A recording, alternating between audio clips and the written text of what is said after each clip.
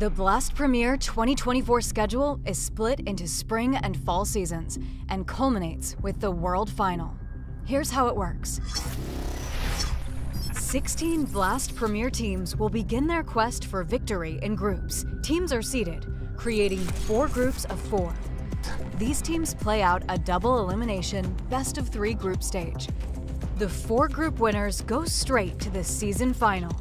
The 4 second-place teams from each group will enter playoffs for 2 places at the season final. The 10 teams that fail to qualify from the gauntlet will be cast into the showdown. There, they must fight to survive in a merciless single-elimination format. They will compete against 6 teams from global qualifiers. This year, each showdown is no longer split into regions, but is a single tournament played in Europe. 2 teams from the showdown will secure their place in the season final to join the 6 teams from the groups. At each season final, the 8 teams will face off in a GSL format, leading into a single elimination playoff bracket with quarters, semifinals, and grand final. The champions of the season finals will be joined by teams who qualify based on their performance in tournaments throughout the year, including the winners of the Copenhagen Major, winners of IEM Katowice and Cologne, and top-ranking teams on the leaderboard. These 8 champion teams will come together for one last clash as they battle it out for a prize pool of $1 million.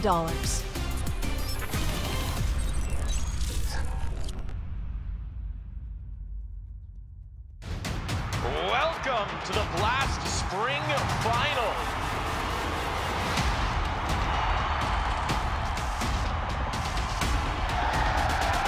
Hell yeah. I'm ready. I'm excited. The stage is set. Who's going to lift that trophy? Oh! What is that? It all comes down to the next 3 maps of Counter-Strike. All right. Okay. And he can't believe it. Oh, my God. So I want to talk about pre-match rituals. Now for you, I know you carry an assortment of gems and minerals. I'm sure you've been asked about it a few times before. Can you just explain to me what the idea behind those is? Are they special to you? Do they mean anything? Are they specific stones? They are specific stones in that sense that they can represent something. Okay. Something can represent courage. Something can represent luck. So it's my wife choosing out the stone and explaining in detail what kind of stone I need to look to when I need to do something. And I think it's just one way to kind of like remind these key things. One of them is about leadership as well, that I have these stones and I can kind of like, if I have a rough time, I sometimes look at them and like remind, okay, leadership, courage, and kind of like push my charm and luck, you know. And I think it's just one way I build up, and obviously when I started using the stones, it went pretty good last year, 2022. So I got more added to the collection now. Nice. What are the new ones? What do they symbolize? I can't remember now, actually. I have to double check again. So for you, it's not so much like a spiritual thing, it's to remind you kind of a symbol of the kind of qualities you'd like to be as a leader. Both things, I would say, right? Yeah. The spiritual, I'm not always that deep into, but I think in that way I'm using is kind of remind myself to leadership is what I need to be. I need to also bring on the table. Yeah. I can have a bad game, but I cannot be a bad leader in a game. That's a very good point. And then courage is just like never really second guess what I'm doing, go with my stomach feeling. So that's kind of things I'm kind of remind myself to kind of do, and that's a good way to, when you get lost in track of your thoughts, then it's good to kind of like blink for a second, look to the right, and obviously also have confetti on the mousepad to kind of remind what we're fighting for. Because losing finals and get confetti in your bag is like the worst feeling ever.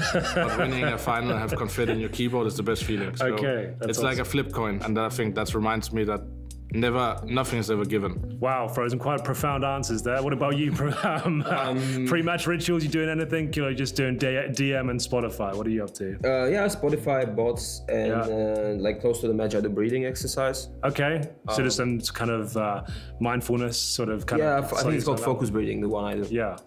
So yeah, I've been doing that for like last 2 years, I think. Seems to be working pretty well. Yeah.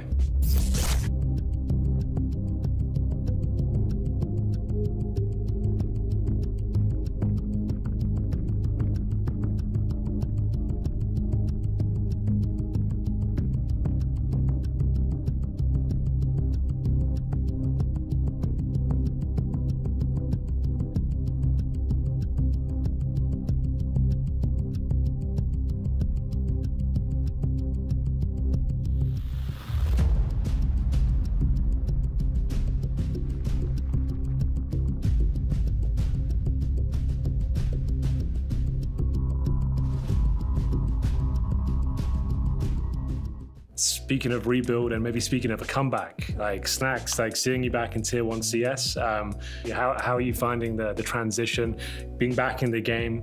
CS2, like how are you feeling as an individual right now? I would say it's pretty good. Like I was playing it with the Polish teams a bit, like probably with like the core of the last 9 lineup as well. So it was pretty nice. Obviously I didn't play in Tier 1 for I think 3 or 4 years. So and I also changed like my role to be an IGL. So but I was doing it before, like VP times even. And everyone had to go in VP, right? Like everyone had to go at one point. Yeah, like, I think maybe not Bialy and Pasha actually. I don't think so. They were like IGLing in the VP, but like me, Neo, and Taz mostly were just like swapping, and I was even sometimes doing like full rebuild of the strategy like in the team. So I would say I like the guys, and the transition to even CS2 from CSGO is pretty nice for me. I like it. Obviously, it's not the perfect game yet, but maybe in 4 years, maybe 7. Do you feel like you've got a fighting chance of making it through this group? I think so, yeah. Like I would say it's a tough group, obviously. Spirit is not in the full power, I would say. It might be okay. Like I don't know what to think like about Liquid. We didn't play them yet. I don't think so. They have any matches online. Obviously, it's something different when you play in NA than in Europe, for example. So it's hard to tell, but I think we have a chance. Like you seem excited, Snacks. You seem like you're ready for this tournament. You actually want to do some work, yeah?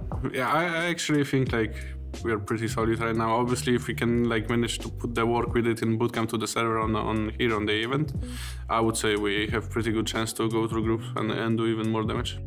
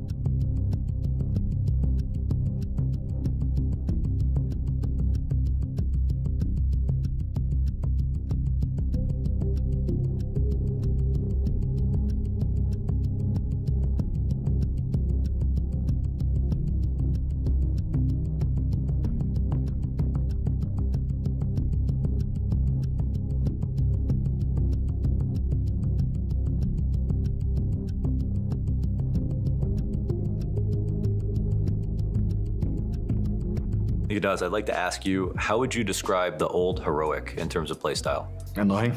Annoying, okay. To play against, I think Heroic was one of the first teams to have that style on CT where they over-rotate a lot, they like re-aggress and find those timings, and I think every team in the world now, all the top teams do it now. So I think they were some of the first guys who did it, and like that's the first thing I think about when I think about the old Heroic. Tessus, I'll ask you now, how would you describe what the new Heroic is like? Oof. Yeah, I think we're gonna find we're finding a mix right now, a balance of being able to react on the information and being able to also keep the old style of like being able to react, but it's in our way, and over-rotating, playing for information, but also having some more like set things and being able to have good protocols. Also did have that in the old Heroic, but we're gonna try to find a mix of everything what everyone likes, so everyone is comfortable. And right now, I just think that you have to kind of play that play style where you are able to react and play defaults, and being able to kind of go back and forth and see the situations in the rounds. What do you need from an IGL to set you up for success as an opera on your teams? I think the most important thing is freedom, that I can do whatever I want, which I feel like I have, so that's really important for me. Also, one of my biggest points when I came into the team is that I want to be able to do whatever I want. I think if you have freedom, then it's like, then you have the responsibility on yourself to make stuff happen, right? You need to make calls, you need to take initiative, you need to help your teammates, you need to make them help you. Like, you need all the resources in the world as an opera, right? And you need to take them, you need to be a bit selfish at times as well. Nikitas, one final question. Is this the best team you've ever played on? I would say so, yes. At least the best team with the best players around me, I would say. So maybe not right now we're the best team, but we definitely have the highest potential of all the teams I've been on. You hear that, Yabi?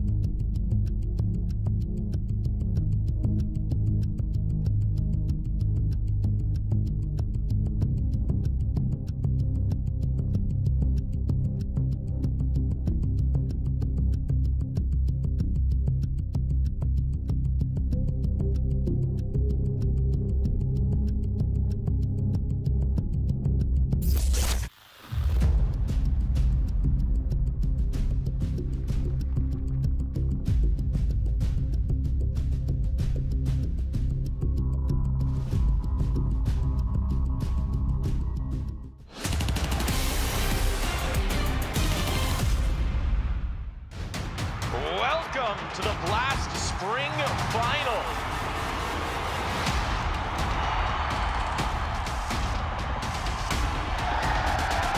Hell yeah. I'm ready. I'm excited. The stage is set. Who's going to lift that trophy? Oh! What is that? It all comes down to the next 3 maps of Counter-Strike.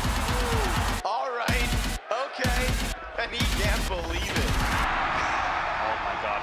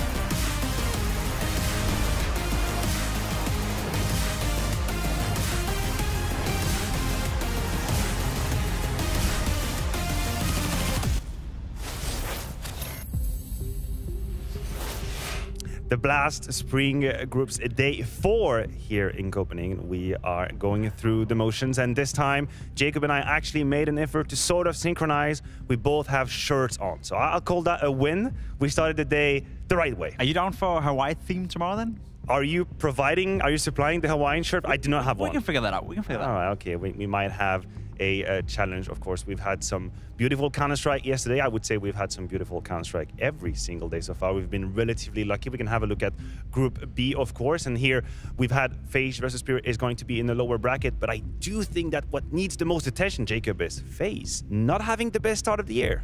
No, not even winning a map against GamerLegion. That was a rough one to watch yesterday. We have high expectations when it comes to FaZe Clan, and we're looking at a team with Frozen coming into it with very, very high goals, high expectations. Yesterday, they didn't deliver, but as we spoke about yesterday as well, we've seen that before with FaZe. Sometimes they come into the season a bit rusty, so I wouldn't be too worried just yet, but yesterday wasn't pretty. We'll have to see a reaction, of course. The format is a little bit forgiving for that. They can still fight back through the lower bracket. Now, we have a look at Group D. This is where, when it comes to lower bracket, Big and Heroic are fighting for survival. But as far as I'm concerned, what really surprised me yesterday is the level of Cloud9. Holy hell, this was a spanking, and I use that term very carefully. They spanked the hell out of Heroic. They spanked the hell out of Heroic. They did. Boomich and the boys played beautiful, beautiful Counter-Strike yesterday. Heroic were never in the match whatsoever. Now, we've been speaking about Cloud9, the lack of an AWP, etc., etc. It's performances like these that will make us, question whether or not we have a point or not. So hopefully they can keep that up. But for now, I'm still on the fence when it comes to Cloud9. Yeah, still on the fence indeed. We don't really know how much prediction, reliability we can put into that. Now, I have an inkling that in our traded play of the day, we're going to find some Boomich in it as well. I know he was in the rankings, and maybe Jacob, you kickstart us. Who ended up number 3? Well, the first play of the day we got is a bit of perfecto. Like always, up for a good player too. He finds himself in a 2v4, and he's just clinical with the AK-47. Clutching and perfecto goes hand in hand, and that's exactly what it did in this round. A nice 1v2 to finish it off. Second, we have Zontix, who quietly had an impressive series versus Liquid. Of course, a losing effort, unfortunately, but in this play on Anubis, lurking at the edge of the smoke with the A1S, and then that third shot is beautiful, snatches the AK, goes for the fourth, and then of course after that I would do exactly the same. Pop flash in front of you, get the third, I would just miss. You called for Boomich, I'll give you Boomich. Another lovely play coming out for Big Boom right here, playing for Cloud9, picking up AWP, getting that ridiculous no-scope double kill, and a third one as well. It looks even better when you see it on his own screen. Big Boom yesterday, maybe here's the AWP they've been needing all the time. It's actually ridiculous. It actually is ridiculous. Shiro could never. Shiro could never. Oh, right. Shiro could never. You heard it here first. I mean, listen, we're going to have to keep an eye on Boomich and the AWP. I'm sure it's going to be a theme throughout this event. Speaking of the event, let's have a look at the schedule for today. We have an action-packed menu coming out your way as we do every single day. 4 games, ending up with Big versus Heroic. That's going to be our last match, preceded by Cloud9 versus VP. Could take a little while. We have FaZe versus Spirit for survival, but first we start with GamerLegion versus Liquid.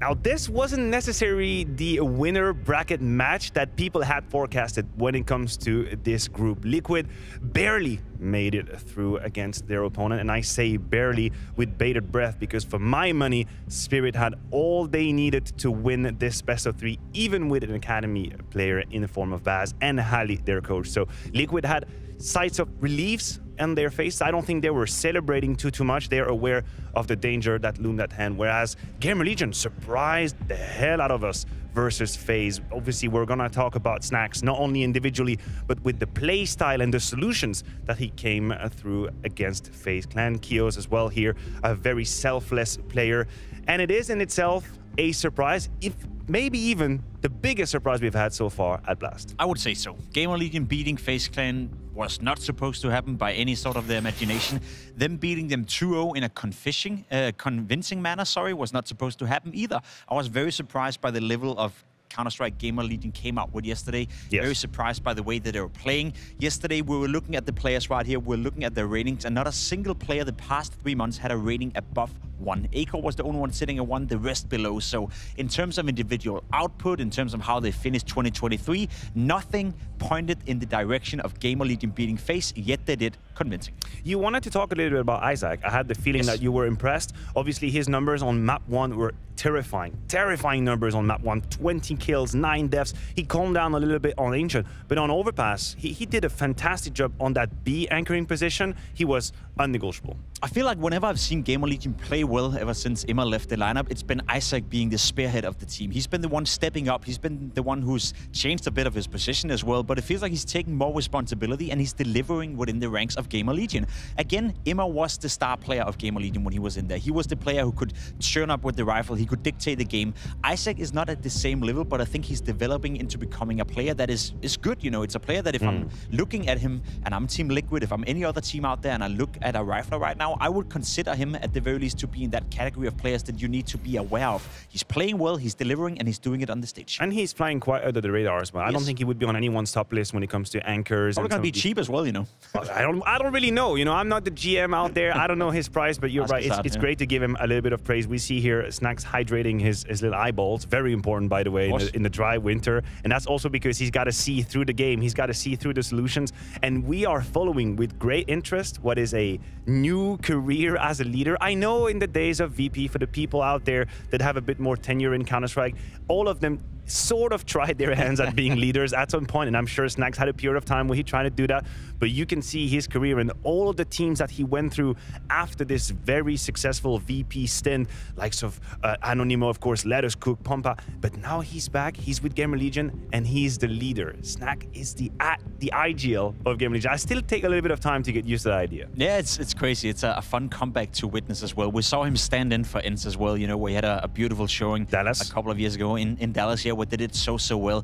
Snax has made a comeback. I know that you look on the team graph right there, and technically he's been active, he's been playing, but it's been at a low level. We're not even talking tier 2 or tier 3 Counter-Strike. We're talking teams that didn't make any tournaments whatsoever. So for him to come back at this level, playing tier 1 Counter-Strike, leading GamerLegion, making them look like a solid team, and beating FaZe 2-0 while having individual output as well, that is just beautiful from Snax. Did you think he would have what it takes individually to still fight? Did you think he would still be up to par? I thought it would have been difficult for him. It would have been tough. I've been slightly surprised by his individual output, and I honestly believe there's more to come as well. I don't think we've seen the best of Snax just yet. He's an incredible talent when it comes to Counter-Strike. Okay, now I'm gonna ask the question in a different way. Is it fair to stare at GamerLegion as favorites versus Liquid? Because I don't think this would have been a statement that made sense prior to their first occurrence in Blast. We would have said, you know what, Liquid, one of the most anticipated roster, super team coming in. They seem to be so on point with like the process and how they want to put the team together. And then suddenly there is that game versus Spirit. And we might be overreacting. There might be a little bit of that. But you also have to treat that result with a little bit of gravitas. Listen, I'm going to be honest. Liquid sucked yesterday. That was one of the worst performances you could have seen from Team Liquid. One of the worst possible outcomes you could ever win a game. And it sounds ridiculous to say, right? Winning is always nice, but winning in the fashion that Liquid did yesterday was just not good enough. KDN, the man in the middle right here, had an absolute horrible individual performance, and that was a bit surprising to me. He's normally stable, he's normally good for it. That's we didn't fair. hear the same sound coming out of KDN either, so there was a lot of red flags yesterday coming out of Team Liquid.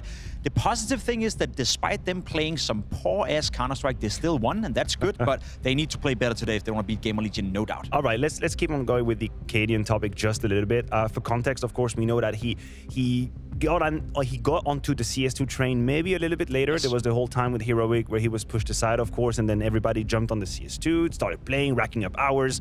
Is that a valid excuse, or do we believe that anyway the performance should and must be already much higher than that? I think it's two-layered. I think that's one part of it. You know, the fact that he came into CS2 a little bit late. You can see his overall CS2 stats right here. They're somewhat decent. Yeah, that's not too bad. It's not too bad, no. His performance yesterday, 39 ADR over 3 maps against a stand-in. That was horrible for KDN. I think the difference is here that he's coming into Team Liquid and he's really being put to the test as an in-game leader. He has to integrate himself into a new lineup. He has to feel Skulls comfortable. He has to cater to Twist, to Nafly, to a lot of different playstyles. So I think KDN right now are taking a big individual hit. I love this camera shot that we're having because we can start to introduce our Skulls topic as well. He's one of the players, let's be real, who in that Liquid roster is entering what is his biggest opportunity ever when it comes to Counter-Strike. As simple as that. We are talking about a potentially life-changing contract that Skulls put his hands on.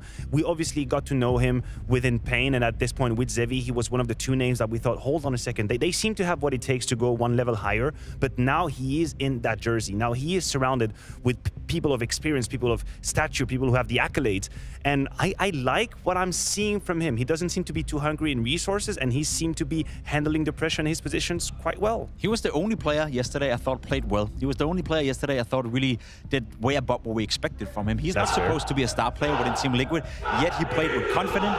He had some massive clutch rounds as well yesterday on the third map. On Ancient, he was the one keeping Liquid in the game. So yeah, early signs for Skulls within Team Liquid. That's been a good signing so far. We have liked what we have seen from Skulls, and we're going to keep our eyes on him, of course. But now, speaking of results, speaking of competition, we have to have a little bit of a look at our predictions. And I have a feeling today is about to be way more debated and all over the place. And here we have it, a 50-50 down on the line. Look at that, Jacob. Huh? We're not the only one going for GamerLegion here. By the way, I made that decision for us. I'll take that hit.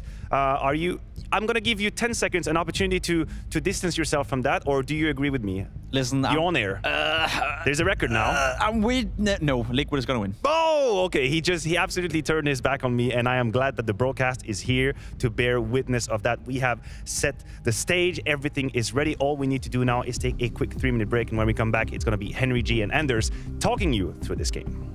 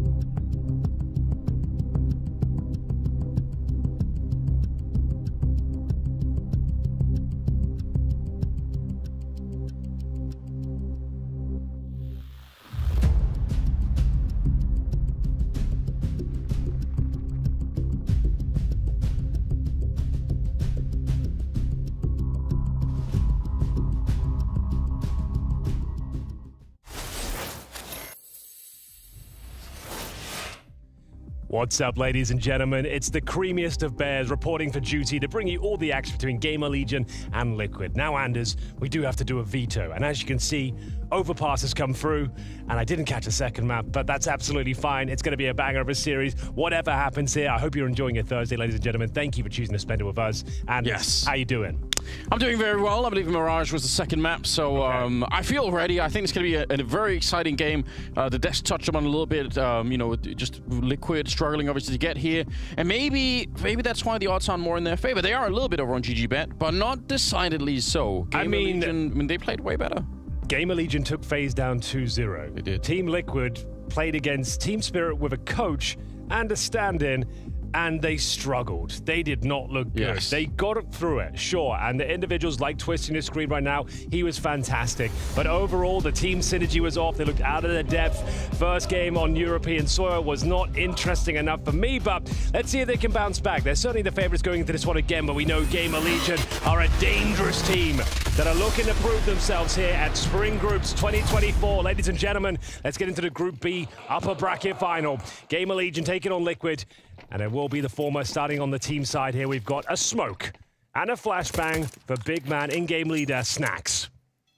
Yeah, but other than that, it's going to be centered around the P250 of Acor, right? He's the one that's meant to go out, hunt, look for a long-range fight there, which kind of looked like it was Snacks in the battle instead.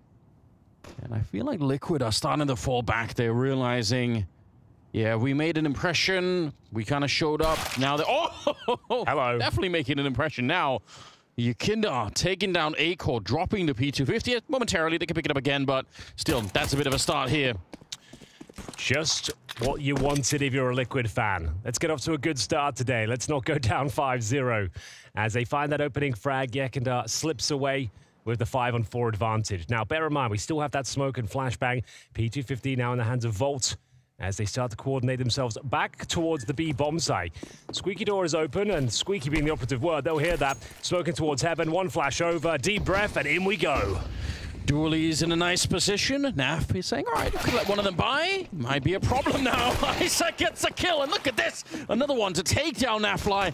It's Yakinda and Cadian left, and just Yakinda getting absolutely peppered in the corner. Ends up going down, and GamerLegion, in spite of the fact that, like you said, it was super telegraphed, right? Yeah. Smoke on top. They definitely knew what was coming. They couldn't hold on. Yeah, great Glock shots coming through, recovering the 5-on-4 deficit. Impressive scenes after Yakinda's lovely shot towards middle, taking down Sniper Acor. It's Isaac stepping up with the entry in the Glock. Kios managing to chime in as well. And at that point, there was no chance. Cadian rotating through, found by Snacks. Yakinda had too many players in front of him, and it's going to be another convincing pistol victory for GamerLegion. Liquid will be force buying in the second, though. Twist with the M4. I mean, someone had to sacrifice their round somewhat. You can see Yakinda has no Kevlar. So he must have dropped over the M4 for Twist, allowing him to get a helmet. He'll be positioned towards long, trying to alley-oop Yakinda behind the rock as well. So flashbang to go over. They are going to challenge this. Twist, a chance to shine. Oh, this is pretty sick, though. I love the fact that they have the M4 and not the FAMAS instead. Snacks, fallen victim. What a slap in the face. You're in the second round, you won the pistol, and there's an M4 on the map running around. That might slow them down. So, it's another 5-on-4, Anders, in favor of Liquid. They've done significant damage to Acor as well. Back towards B, they found great success in the pistol with this approach. Could just be more of a contact play here, trying to avoid the M4 of Twist, but if he's smart, he might be rotating over. Skulls to defend, 5-7, no utility, and here they come. A little bit tricky. Spray is through, and Naf is going to be wall banged down. His Volt actually to get that kill. That's a really good direct punch towards the B bomb site. They managed to clean their way through. Bomb's going to be planted here. They avoid any more nonsense. A really quick rotation as well. Once they realize the M4 is out on long, they just immediately run towards B.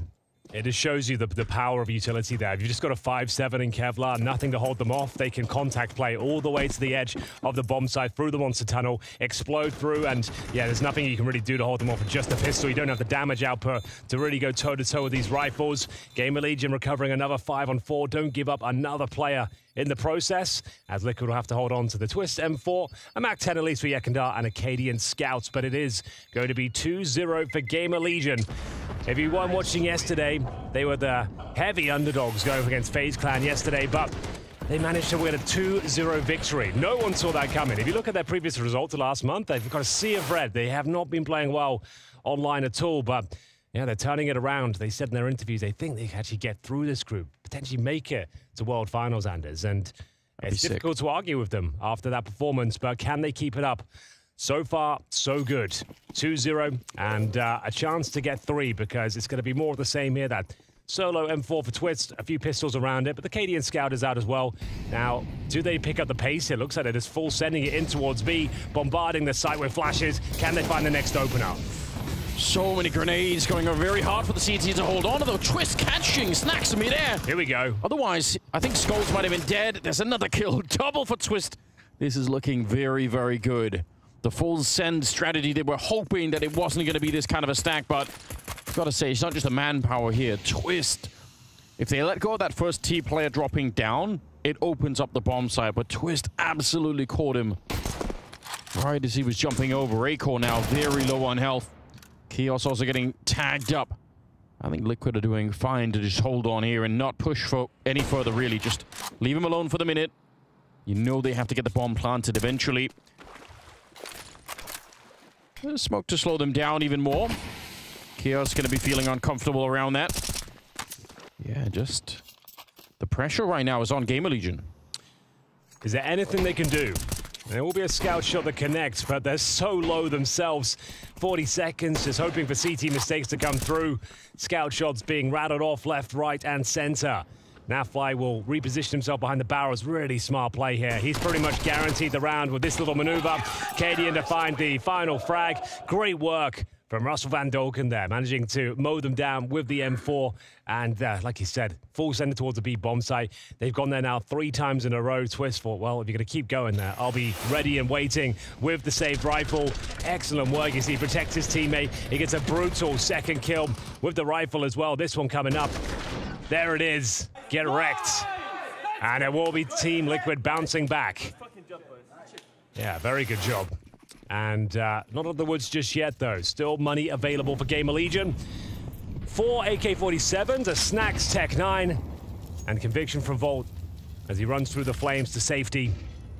We've got Isaac working through that connector. CTs, what a forward setup here. Yakandar is in towards that connector. Backed up by Cadian. Got the Galil in towards bathrooms, but more of a default spread at this point as they try and obtain some sort of mid-control. Yeah, we know Yakandar likes to play aggressively. He likes to be at the forefront to take these fights early on.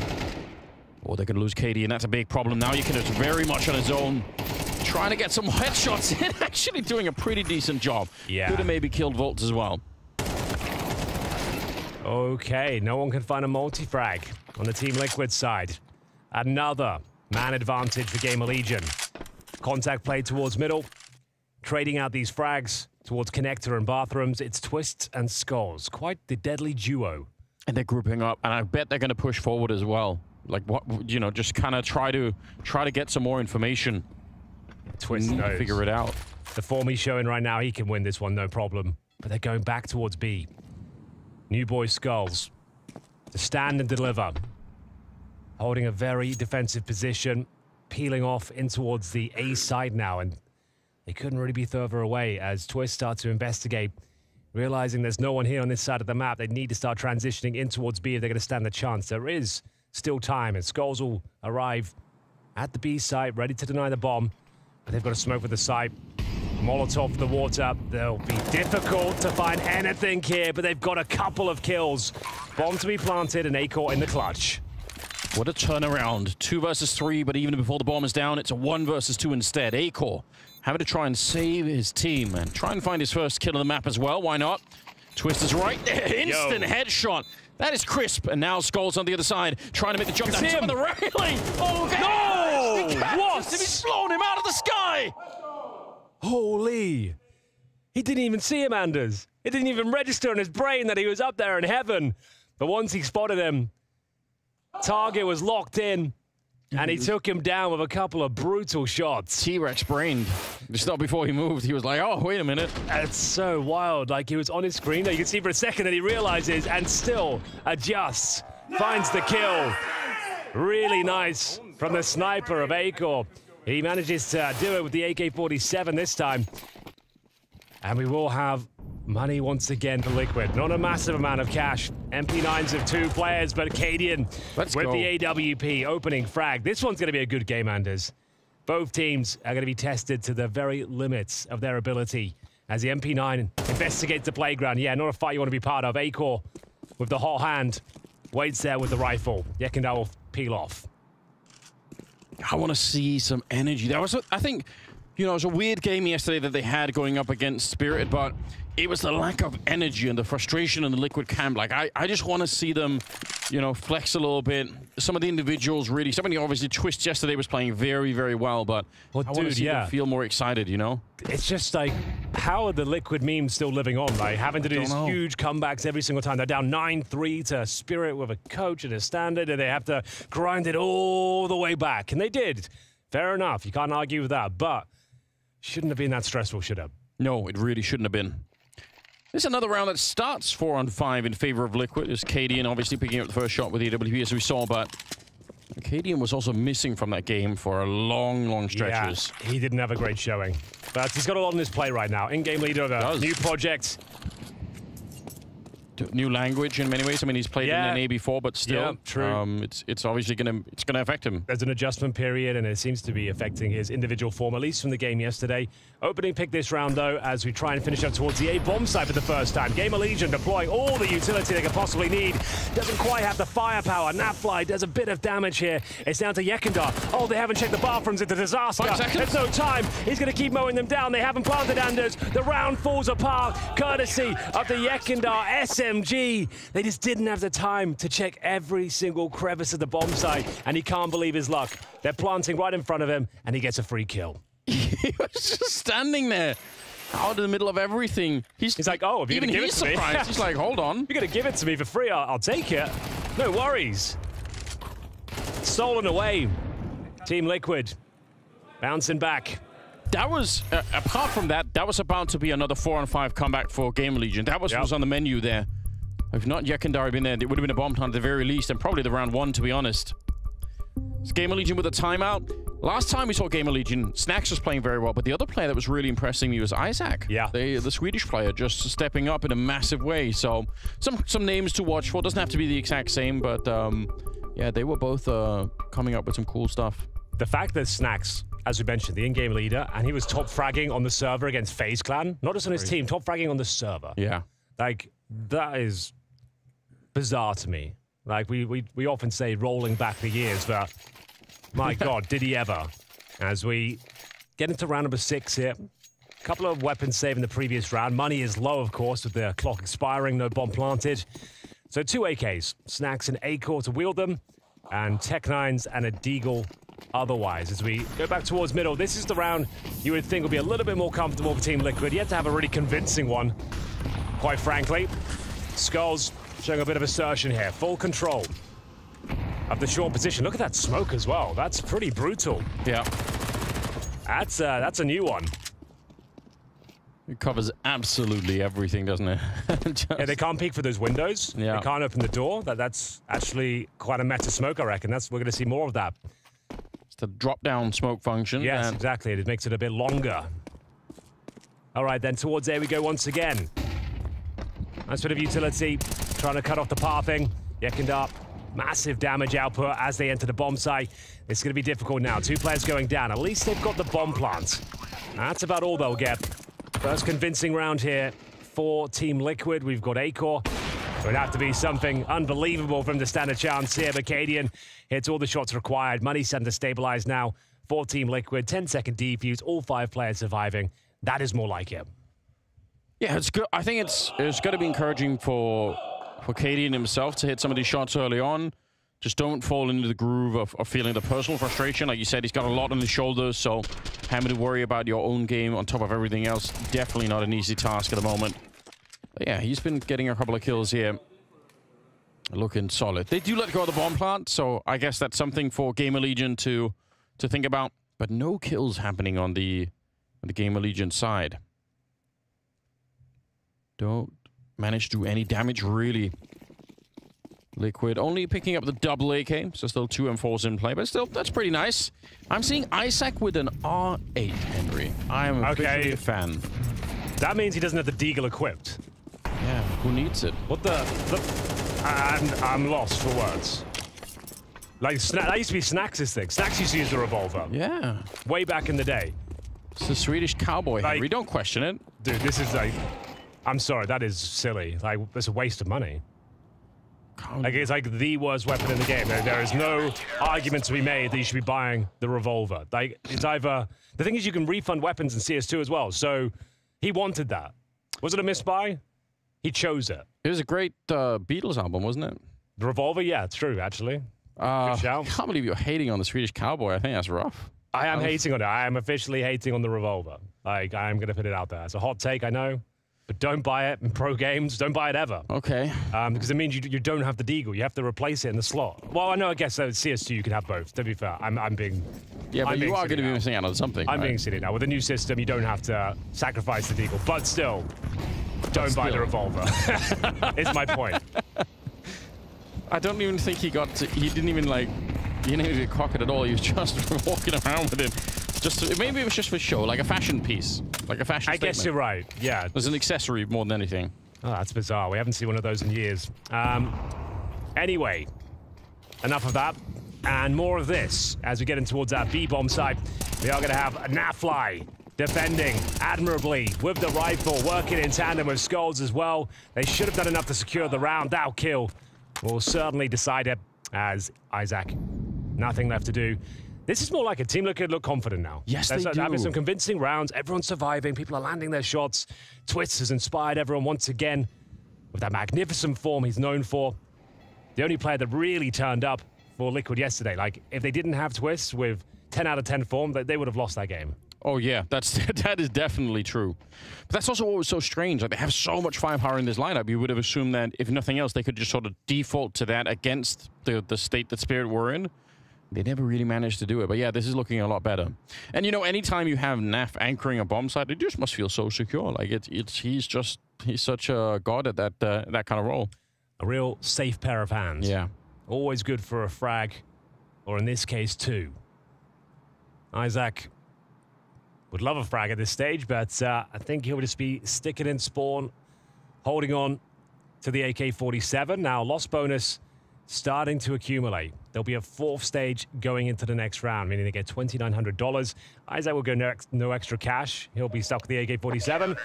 There's the money coming through. You can see it's half-buy territory with, I guess, a hero AK saved in the previous round.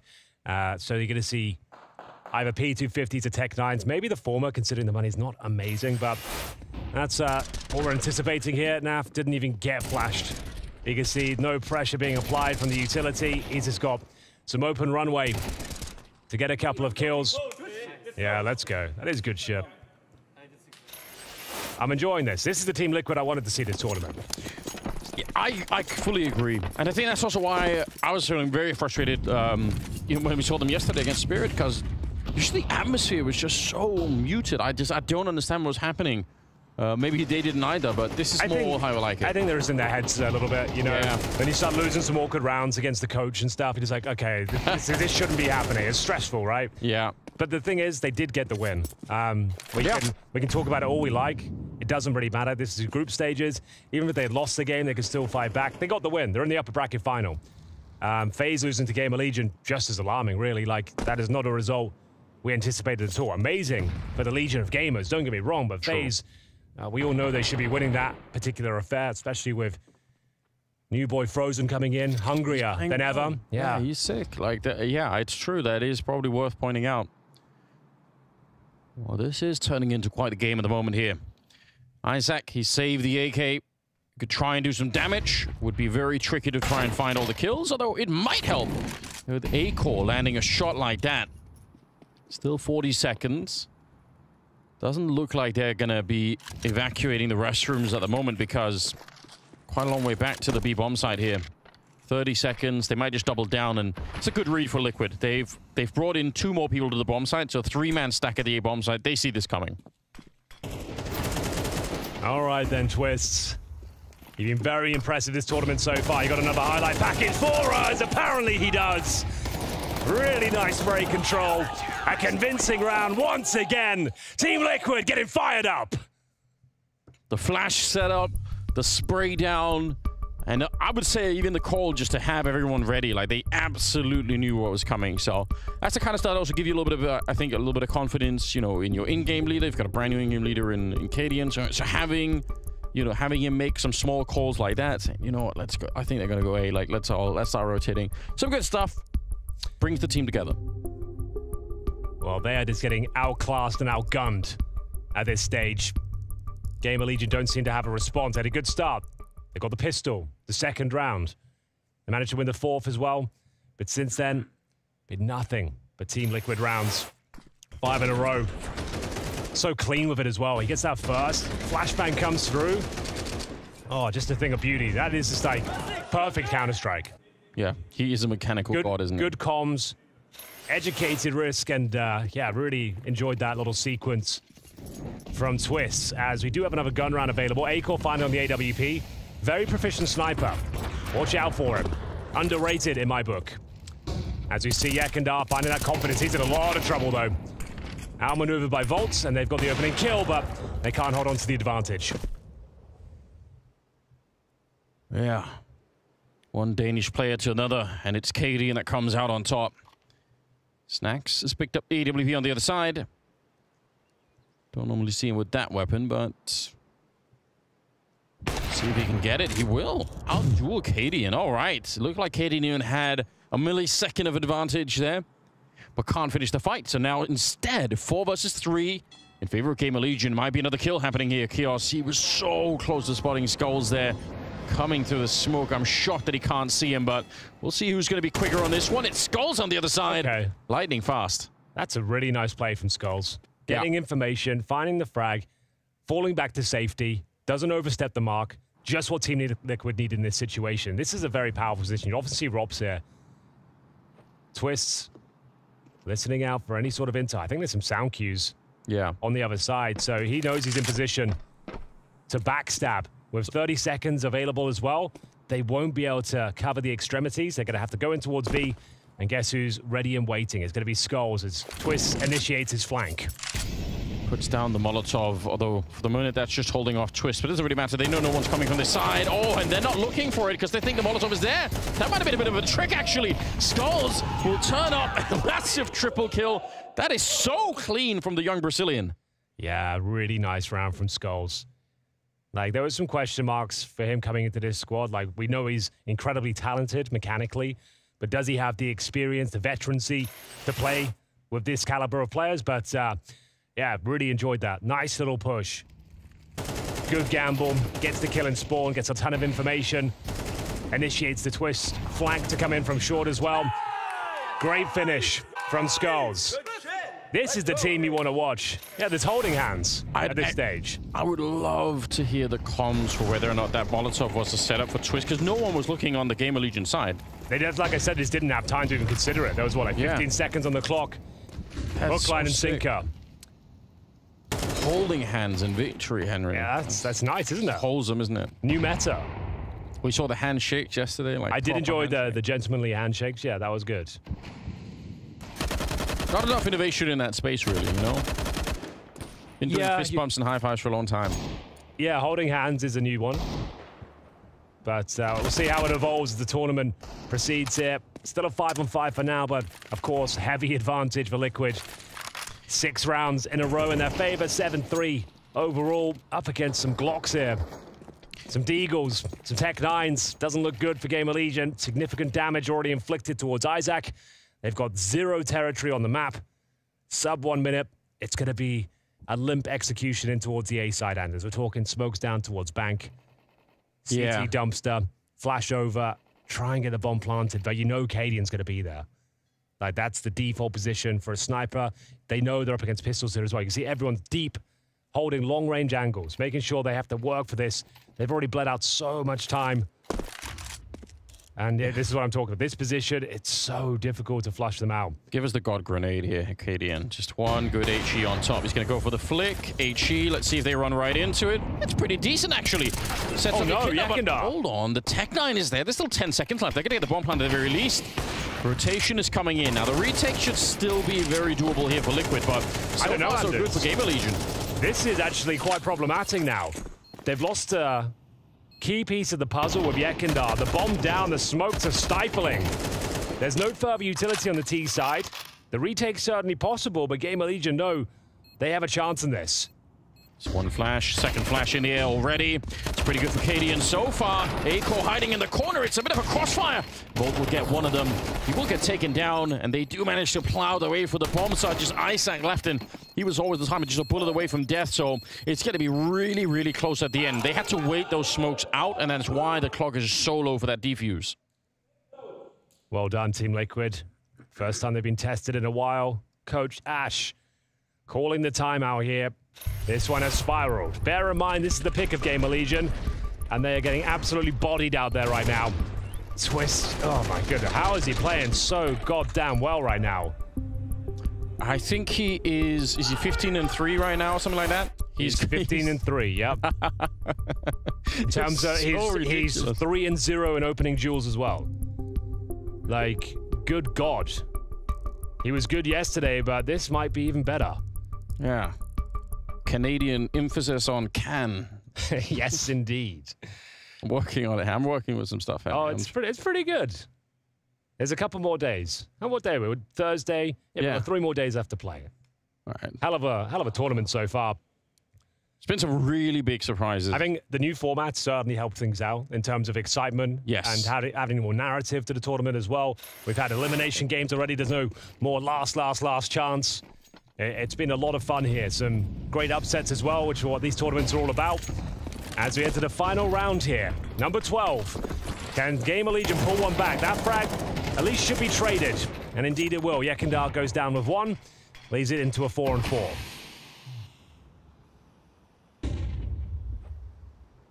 And not bad. I mean, GamerLegion have done a pretty good job getting back into the rounds, even if they lose a ban early on. So we'll see how they do now, starting at a bit more even foot. Cadian missing the opportunity.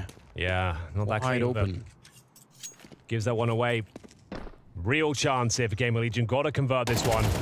Snacks can't hold on to the spray. He's talked about Nafly as a solid anchor, showing us why this stage. Drops himself a defensive smoke. 3-on-3, sub 1 minute. Yeah, Skull's realizing he was vulnerable to that one. Naf almost flashed into the fight, but I think Kios managed to turn around for it just in time. There's a good bit of timing for Twist, and obviously a little burst he's so well known for, taking down a.Core. Volt, in the meantime, secured the other side, but doesn't really matter. The bomb is down here. Going to fake it out. Kios, if you die, then Volt's efforts are going to be pretty much all for nothing here. The flank is coming in. 30 seconds. It's a very nice flank. Kios has actually got away with the bomb as well. So he can actually lock them. If he runs back in towards A and plants, they have no idea Volt is in the backtracks waiting for him. This should be a guaranteed win with this particular setup. They've actually called it perfectly. How did Kios escape? They were right in front of him. You're right, they had no idea. Volt going to get the kill on Skulls, and now Twist. I mean, if anyone could. 1 versus 2 here. Going to set up a really deep Molotov. No, he's not. He's not. He meant to. Grenade going deep. Not going to touch anyone either. And they've planted on the bank side, so just making it very, very tough. He has to expose himself somehow. And running out of time quickly. Smoke's fading. Did, I think, see maybe just the shadow of one of them there. A little bit of wall bang. Does touch him. He's tapped the bomb once, but they know that he's off it now. They've made it pretty much done this. The wall bang is really, really good. And he'll only get the one. Good timing on Volt on the other side. That's one hell of a way to clutch the round there for GamerLegion. I can't...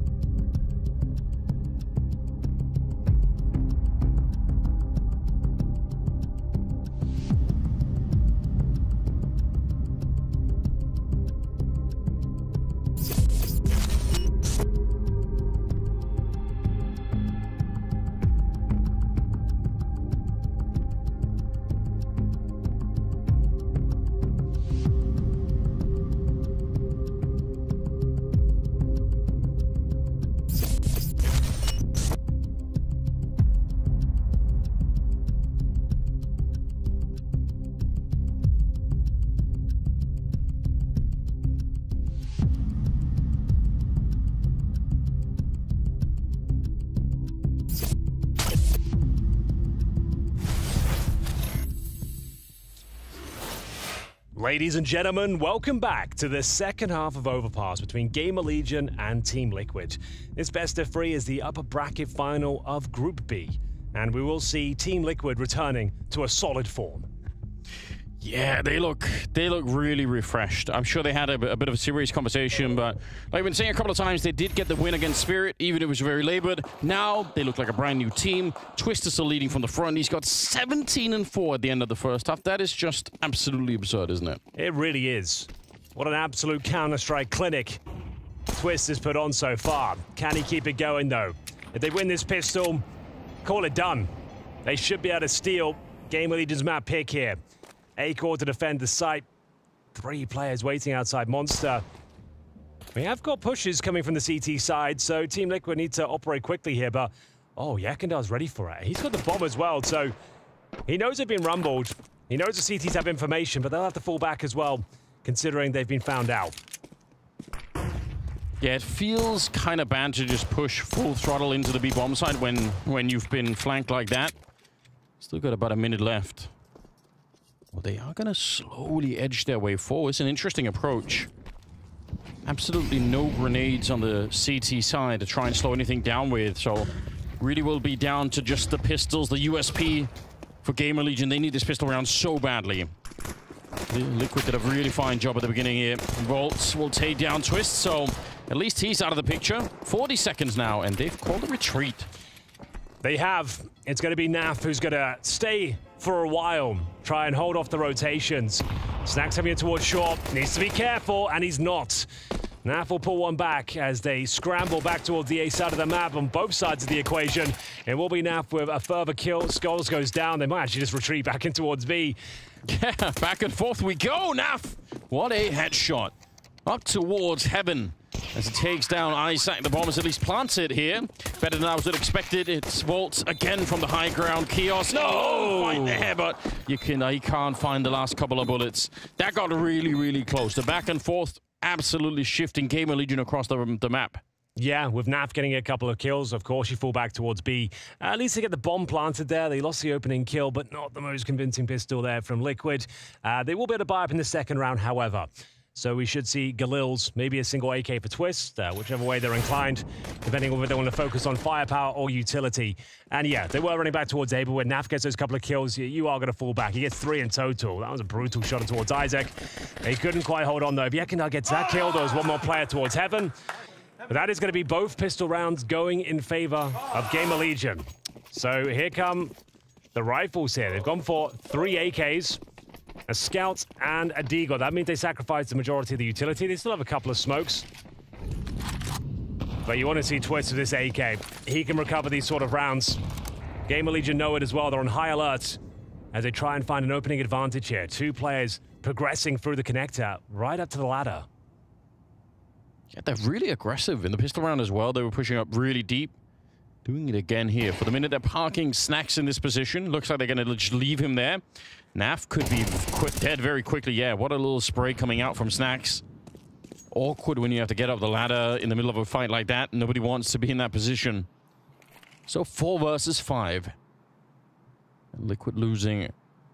Player in a key position early on. Yekindar trying to find the aggressed CTs. Snack's still down there, but he has no idea. He assumes he's fallen back. But no. The pole holds strong in position. Yekindar leading the charge. Tip of the spear. Shadow spotted. Nice boost on the bomb site. Significant damage. No frag found, but that's absolutely fine. The time is so low. There's no utility remaining here. There is a conversation to be made that you might consider a save at this stage. I don't disagree. There's so little time. Yeah, you're really going to struggle. It's still possible, of course, but it's going to be a very, very difficult round to maneuver with. Just going to have to hope this one flashbang you've got is going to do a ton, but here we go. Twist does make it work. They have CT's in position. A 4-man stack at the bomb site. There's a quick flank, but they're hitting so many shots. Liquid powering their way through. Snacks may be the only one that can save this, but the bomb's being planted out of his vision. Kios trying to get close. Skulls will be there to save them, and now Snacks, he's just missed out on the opportunity. He maybe had the surprise against Skulls there. Could find Cadian, at least it's a 1 versus 1. He knows what one of them is. He might know what Cadian is as well. But that bomb is ticking away. Snacks, can he get the swing? He cannot. Skulls is too quick on the trigger. And it will be, against all of the odds, Liquid finding their way to that round. I can't believe it. They had pulled in everyone. They knew Snacks was flanking. They had 4 people at the bomb site with like 20 seconds left. It was looking so rough for them. You had like a scout, a deagle, a few AKs, 0 utility, no map control, and a man down. Like I said, like you might even consider the save at that point. But when you got players like Twist willing to take these sort of duels, working in tandem with Skulls, really excellent showing there. Against all the odds, they win that round. It raises morale. It was looking so grim for them for a second, but that's a massive round to pick up. Double digits looking likely here. Forced buy in response. GamerLegion don't have much to speak of though. Should be a trade for Volt. Bit of confusion in the ranks here. Cadian will pick up a couple of scrappy kills there. Not a done deal just yet, but that kill probably guarantees it. And bear in mind, the loss bonus is going to be incredibly low on the CT side, Anders. They're going to be 10-5 down with $1,900 coming to their accounts into the next round. Full eco. That's huge. Team Liquid know it as well. They've got an absolute free round coming up next. Everyone touted this project as being one with massive potential. And even in interviews, they try to say they don't try to think about the future, like they're playing for now and all the rest of it. But, you know, the pressure is still on from the get-go. You're playing in the Liquid jersey. That in itself probably carries a little bit of weight. And then, yeah, you got this insane lineup that you're building. So it's good to see Liquid starting to feel a little bit fresh in this game. I was really worried that we were going to come in and have somewhat of a repeat performance as of yesterday. That would have been super disappointing, but good to see a different Liquid here on day 2. 10-5 in their favor. Naf getting a little bit warmed up himself. He's up to 15 kills. Yeah, it's great to see. The Canadians out there doing absolute God's work. We're going to see the CT try and defend here. Oof, they've got nothing, Anders. Diddly squat. USPs, naked bodies, no utility. And they have got a kill at least. Can they get a couple? Make things costly. Doesn't look like it. Convincing finish. That was the free round for Team Liquid, as they're now in touching distance of finding their opponent's map pick in the form of Overpass. Bear in mind, it's Mirage coming out next, and that's where Twist even does his best work. That's a real aim duel centric map, and we're going to see him really rise to the occasion as he continues to dominate here on Overpass. Yeah, it's no doubt not going to get any easier on the second map for GamerLegion. 11-5. We're 2 rounds away from Liquid picking up this map, and in quite in convincing fashion. Right at the start, it kind of looked like GamerLegion were out to fight. They had some pretty good comebacks in some of those 4-on-5 where they were a man down, but now that's in the past. Volt's been trying to sort of get them a little bit further. He's got 13 kills. It's not really bad at all. But overall, nobody's able to stop Twists on the other side. 21-6. It's just, they have no way to control him at the moment. Isaac flashed once, but it doesn't matter if Yukinda's flashed. He's still going to get the kill somehow. Pick someone up a kiosk, and they just overwhelm the bomb side. Wiped out on the B defense. Yeah, that's round. Desperately looking for a kill through the smoke. That's the only way they get back into this round now. We need some divine intervention from the heaven position. As we see the CTs retreat, surrender, and hide elsewhere on the map, choosing long as a place of salvation. But that's going to be map point. And I dare say this one's over. It feels that way. I hate to say it. Again, GamerLegion just, I don't know what you do against some of these individuals, right? Now that Naf is also inspired, they're absolutely gunning for it here. 12-5 will be the scoreline. Everything is working, and it's pretty straightforward, right? Some flashes over, just wiped them out of the B-bomb site. They don't really make it complicated, Liquid, at the moment. No. Keeping it simple. Yeah, Ash, some inspiring fist bumps required here. Not really sure there's much left to be done. As GamerLegion won't have much in terms of resources. They did save a couple of weapons at the very least.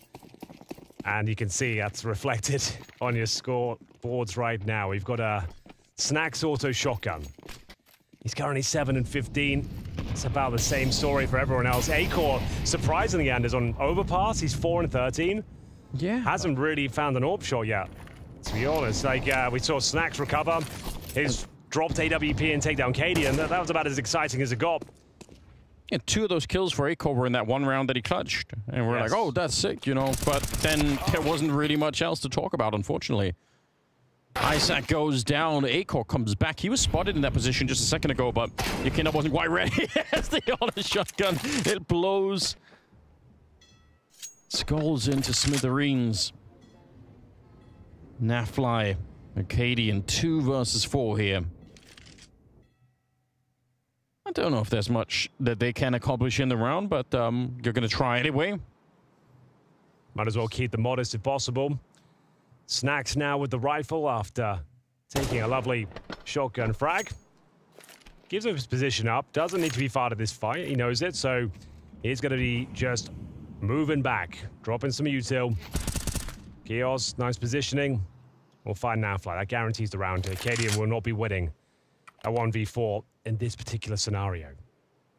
Yeah, especially with the time that's left. If he gets a double kill, I guess you never know. But objective there is to try and find a couple of frags. Keep the CTs modest. Should be money on the T side going forward. I think they had like $10,000 on NAF before they bought into the previous round. So yeah, there'll be cash. Here's the replay of the shotgun frag for Snacks. Known to be a bit of a cheesy player over the years. Yes, definitely. At one point, synonymous with crazy Max 7 plays with the smoke, playing on top of the hut on nuke. Like it's all very interesting. Zeus getting a chance to chime in here. First time out used by Liquid. They haven't really had to use any of them. It's been playing so well for them that they've just kept it going. GamerLegion fighting for overtime, which at this point seems like a crazy dream. Like that's way into the future right here. We have to see a spectacular collapse on the Liquid side to allow that to happen. In CS2, it can happen. That's the thing. Once they get to that 10-12 scoreline. That's where things get interesting. But for now, it is map point still for Team Liquid, of course. They've got a nice full buy, as mentioned. Money was strong. Canadian AWP taking quite a lot of damage before the round really begins, though. Scores down to 57, Yekindar 68. Exchanging utility towards that connector. There's Yekindar throwing in a smoke onto the Molotov, but he forgot the fact that it takes 4 seconds for the smoke to actually put out the Molotov, so...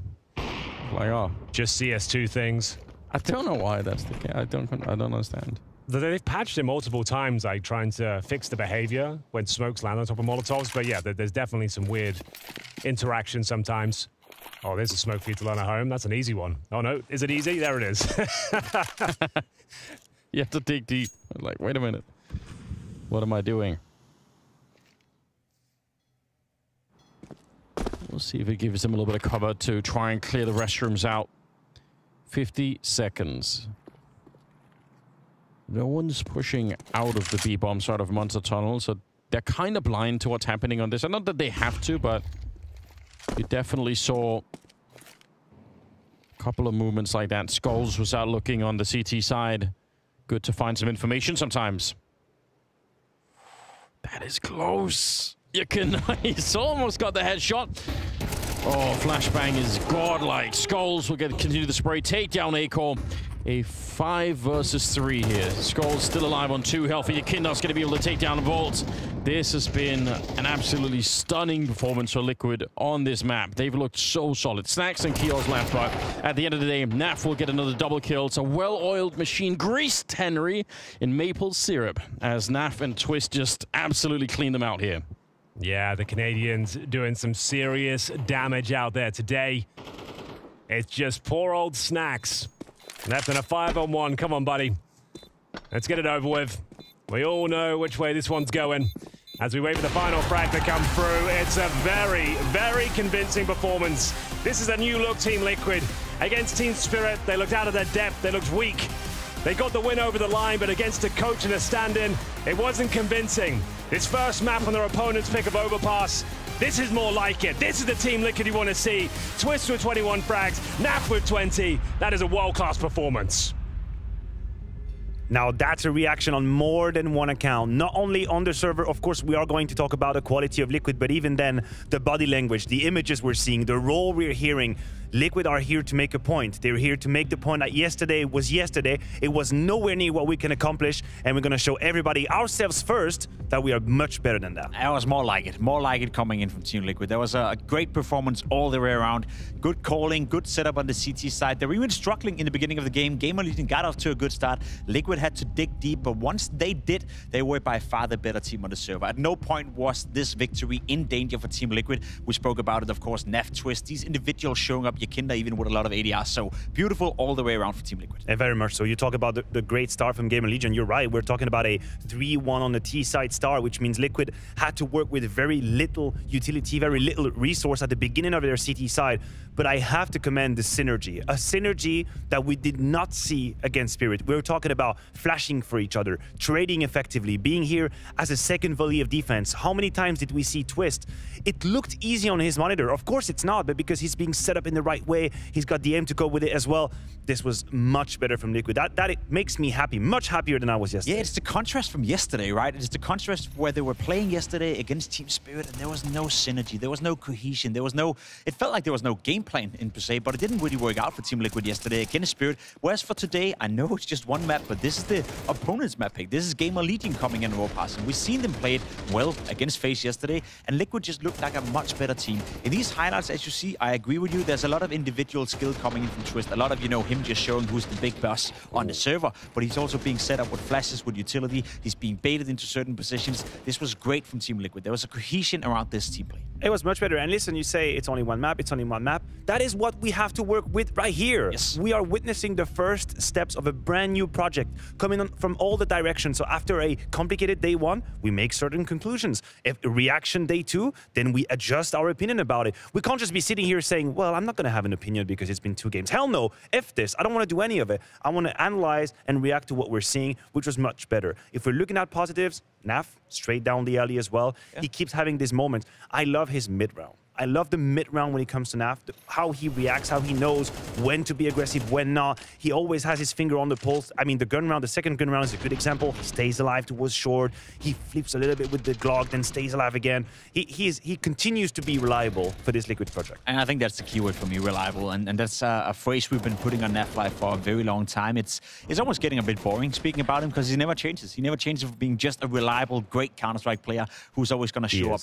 If Nafly is in a team that is functionally well, if Nafly is in a team that has an identity and has, you know, their shit under control, so to speak, then Nafly brings the best out of himself, and we saw this in this game. And outside of a obviously very strong CT side, what really propulsed Liquid towards the victory here for me is round 14. We're talking about a reaction after losing the pistol round. GamerLegion at this point still had a name in the game. They could still imagine a reaction, but this round right here, even though it doesn't start well for Liquid, of course, they get found, and it's technically a 5v3, is all the power, all the individual power coming to shine through to react in this. It's also a terrible round for GamerLegion. 2 players being caught off guard in the open while being up just for a brief second in a 5v3. Then, of course, the retake coming in right here. It's very tough for Snacks to do much. He's trying his absolute best, and the Liquid players are just instant in it. I think, you know, as much as I want to praise Team Liquid for playing well, I think GamerLegion were at least 1, maybe 2 levels below their level yesterday against FaZe Clan. So that's also part of the story. Okay, I know where you're going, and I think you're right. They definitely misplayed this. I still think that Liquid did good at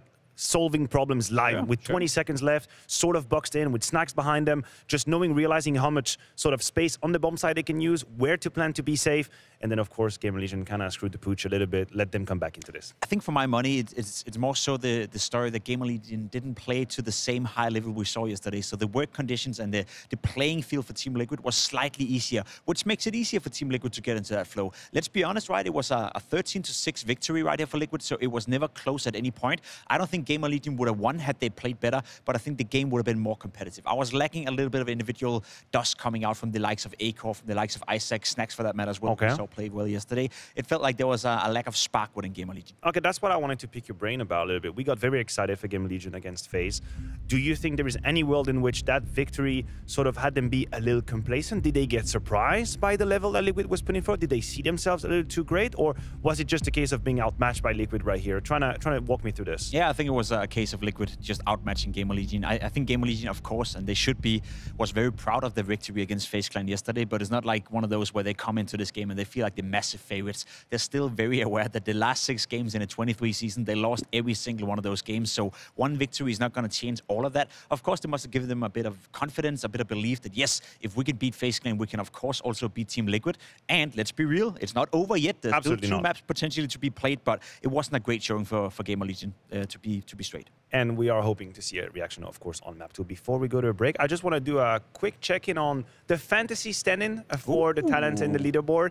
As you can see right there, you have the numbers. You're currently in the 2nd place. Well played to you. I will put the caveat, though, that this is not updated with the map 1 result. And some of us, and I mean me, have Liquid players up in there. I have Twist, I have Cadian. I'm about to bang. Twist is good for you, huh? Yeah. I'm about to get that check straight to the bank, but that is going to be at the end of the series, of course. I'm getting ahead of myself. We still have plenty of Counter-Strike to be played. In fact, map 2 is coming right after this break, so we'll catch you right back in 3 minutes.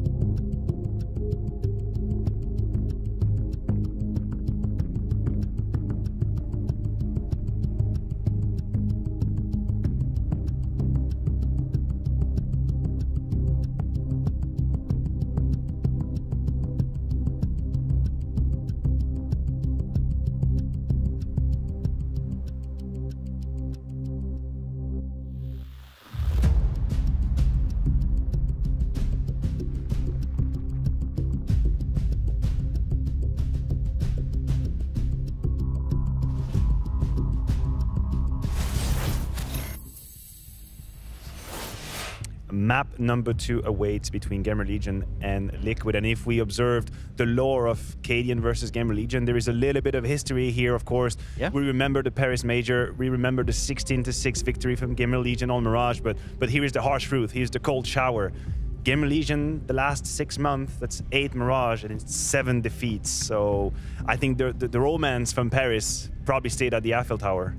I'm going to say something I've said before during this tournament, and I hate myself for it, but I hate yourself too. Absolutely no reason as to why GamerLegion should be able to win this map. One of the main points we brought up yesterday as to why Liquid was struggling was the fact that they were trying a bit too hard to play as a team. They were trying a bit too hard on Nuke against Spirit to be the team Liquid, you know, who tried to outplay their opponent, outposition their opponent, and maybe that was a little bit too soon to do that. Mirage is a map that allows for the individual qualities to shine through. If you're Nef, if you're Twist, if you're KDN for that matter, you can take charge of your own destiny within that map. I think it's a map that suits Liquid well. It suits where they are in their current progress as a team well. So if GamerLegion is not a great Mirage team, as you make it sound as per according to the stats, I think Liquid will be, then why should Liquid not win this map? Yeah, it's going to be a little bit complicated. Now, believe me, we don't have a whole lot of tape when it comes to Liquid on Mirage. In fact, there's just one map that they've played in the process qualifying through the RMR, and I haven't really had the chance to watch that map either. So I'm left with a whole lot of questions. The stats paint a very, very clear picture. There is no going about it. I wanted to quickly elaborate on Liquid, specifically on the CT side of Mirage. I would like to know how you imagine Yakindar and Twist are going to be used. I'm assuming they're going to get the most space. Where do you envision them on the map when it comes to the CT side? Towards that middle, like connector, short area, fighting sort of the middle? Yeah, they have to be in connector. They have to be on short, you know, either one of the two in both places. Then you have Nafla and Skulls on each their perimeter. Yes. And then you have Kaden in the middle trying to be the backup player running around. So I'd be very surprised if that's not the setup. I know Twist at a certain point on FaZe Clan was playing static on the A-bomb side. I don't want to see him go back to that. Involve him, get him in connector. Yakinda on short used to be one of the best players in the world in that position. So I think in terms of individual quality and history from these players on their specific maps, on their specific positions in their careers, Liquid should feel very, very comfortable. Don't forget Kaden on Mirage as well. He lost that map. I know, and I'm glad that you mentioned it because Nav had an interview with HLTV and he said, you know, I don't want this team to be FaZe. I don't want this team to be heroic. I want us to find our own identity and our own Counter-Strike. But I still wonder how much of the DNA of Cadian is going to shine through on Mirage, because this was a very signature map for Heroic in terms of movement, aggression, being all over the place, gambly.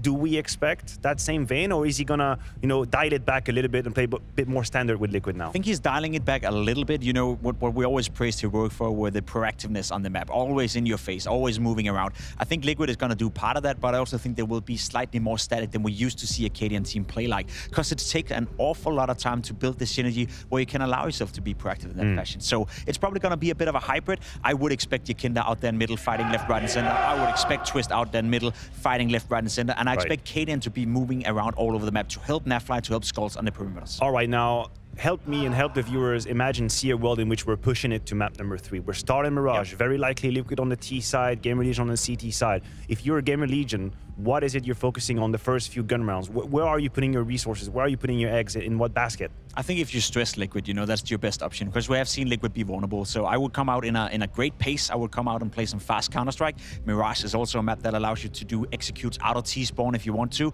We've seen Heroic do that a lot. We've seen Ents with Snappy back in the days do that an awful lot, where you just go straight into an A execute, go straight into a B execute. So if they have something in their pockets that can stress Team Liquid in the beginning, maybe that's a way of doing it. But as I said, I find it very hard for GamerLegion to do much here. A-Core, man of the hour, 8-3P, maybe he can show up, Snacks as well, but honestly speaking, this is a Liquid all over for me. It looks like Liquid are poised to close this 2-0, but we have been surprised with less, and we have had our certainties being thrown out the window a couple of times already in Copenhagen. So another time, Anders, Henry, I'm going to ask you, make me a believer of map number 3.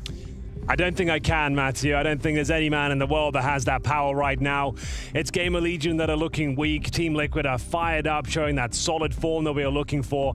And I feel like the power of Twits and Naf combined on a map like Mirage especially, there's just no chance here for GamerLegion. It's hard to really to sell that story, isn't it, at the moment? The odds don't make it any more convincing or a GG bet. It's Liquid. I mean, it was a much more even. I think it was almost 1-2 when we started.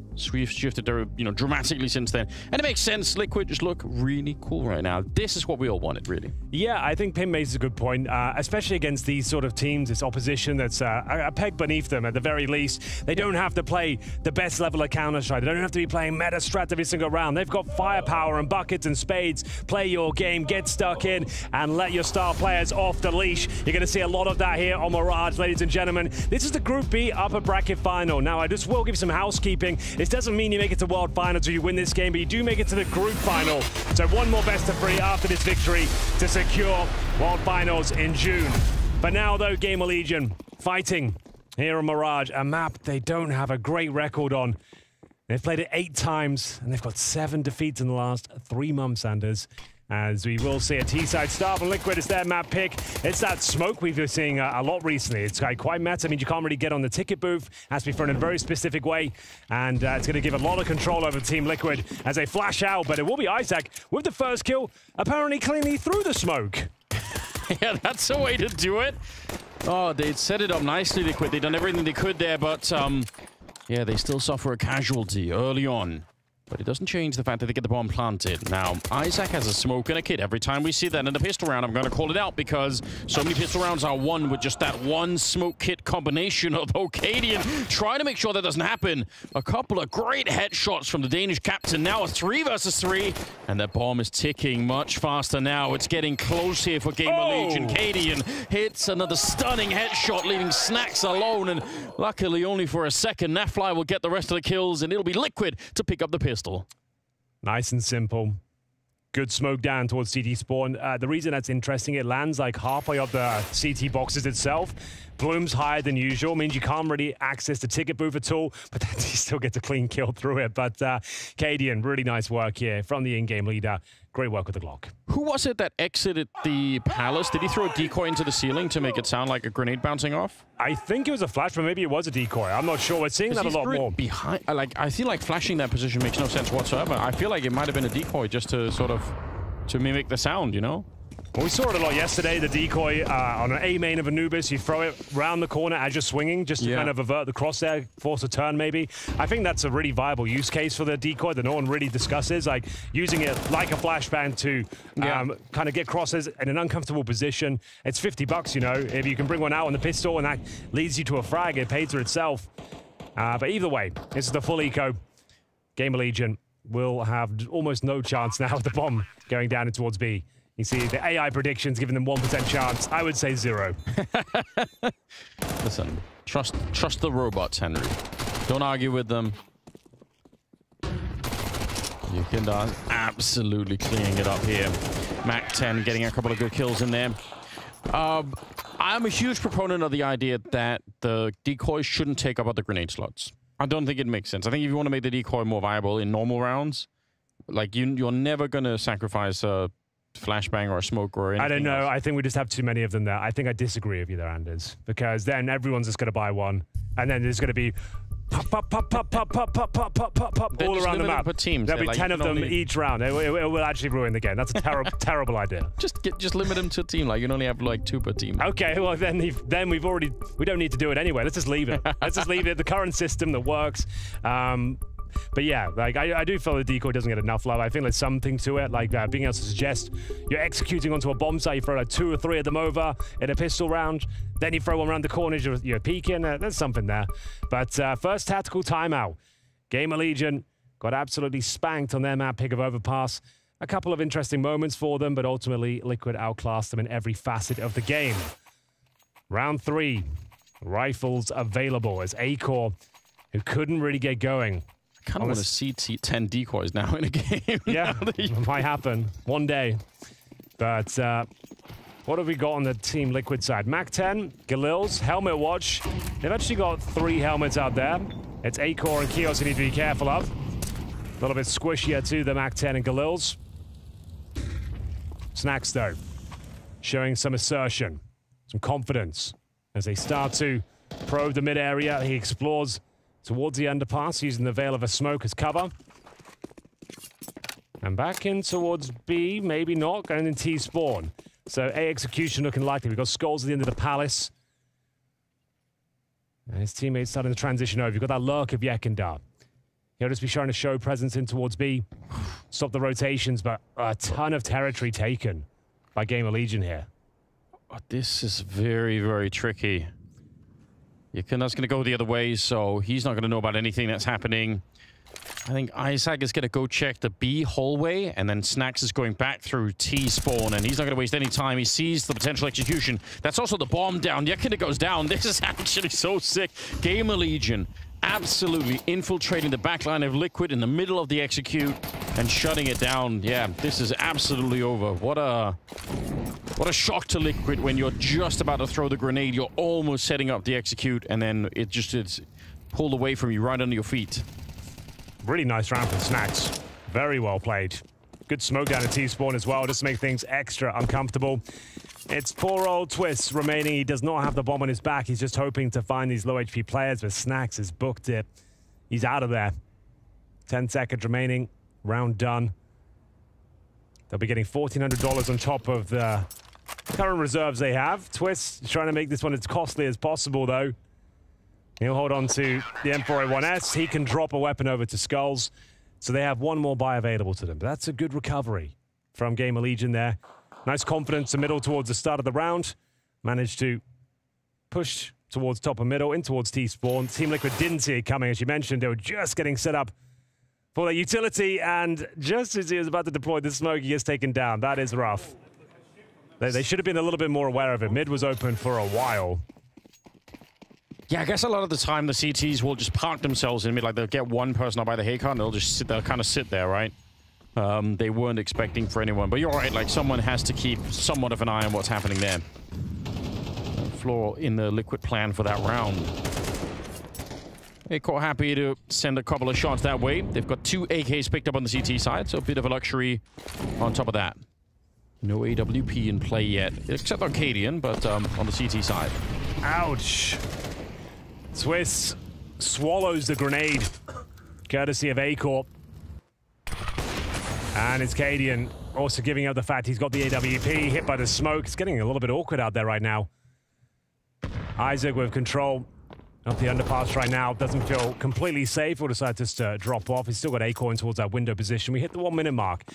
I think it's a similar call to what we saw before. They're going to go back in towards A, this time showing a bit of mid-presence, so they won't be backstabbed this time, but you're going to see smoke down spawn. Smoke towards jungle. They've got very little utility, especially they're lacking Molotovs to clear out the bomb site. This is going to be about the flashes. Yeah. You just want to keep pumping them over. At least they've got like 5 of those. So smoke down, that's the spawn one we talked about. Flash is going to go over. Let's see if they can pull this one back. It's Snacks lying in wait, in position. Starting to mow them down now. The CT's looking very comfortable, especially Acor. That AK starting to sing right now. Quiet performance on overpass, but he's roaring loud and proud as he pushes them back. Liquid's efforts have been nullified. Yeah. And Twist, nothing left to do. He took heavy damage at the start. Cadian will have to hold on to the AWP with 10 seconds remaining. Great defense. And I think, I mean, you know, you're right. It would have been the flashbangs that would have done it. They never landed deep enough. And the problem is, when Snacks is in that forward corner, that's where you need a Molotov. Like, that's where you need somebody to burn him out of it. And they obviously didn't have it, so reasonable idea for Liquid, but in practice didn't work out. GamerLegion, good work. Not a map they usually post good results on, but it's starting to look convincing. Team Liquid so far presented a default back in towards A execution with little utility. Was always going to be difficult. Zeus decides to chime in here. He's speaking a lot. He's got something to say to Cadian. Yeah, he's like, it looks really serious in the moment, yeah. But yeah, he's a strong presence anyway, like a strong character, Zeus. I think the work between the two of them could be interesting. Certainly could be. And with the saved AWP and an AK-47 available, the round is not a foregone conclusion. There is still a fighting chance here. It should be a partial buy, he says, as they fully invest standards. They're going for it. So they've spent every last penny, upgraded pistols, some Kevlar, and this round has to be built around the Cadian AWP. First interaction here, Snacks might get caught off guard, but no, he's repositioned. Doing great work here. Skulls doesn't stand a chance. Down he goes. Yeah, potential for a really awkward interaction there.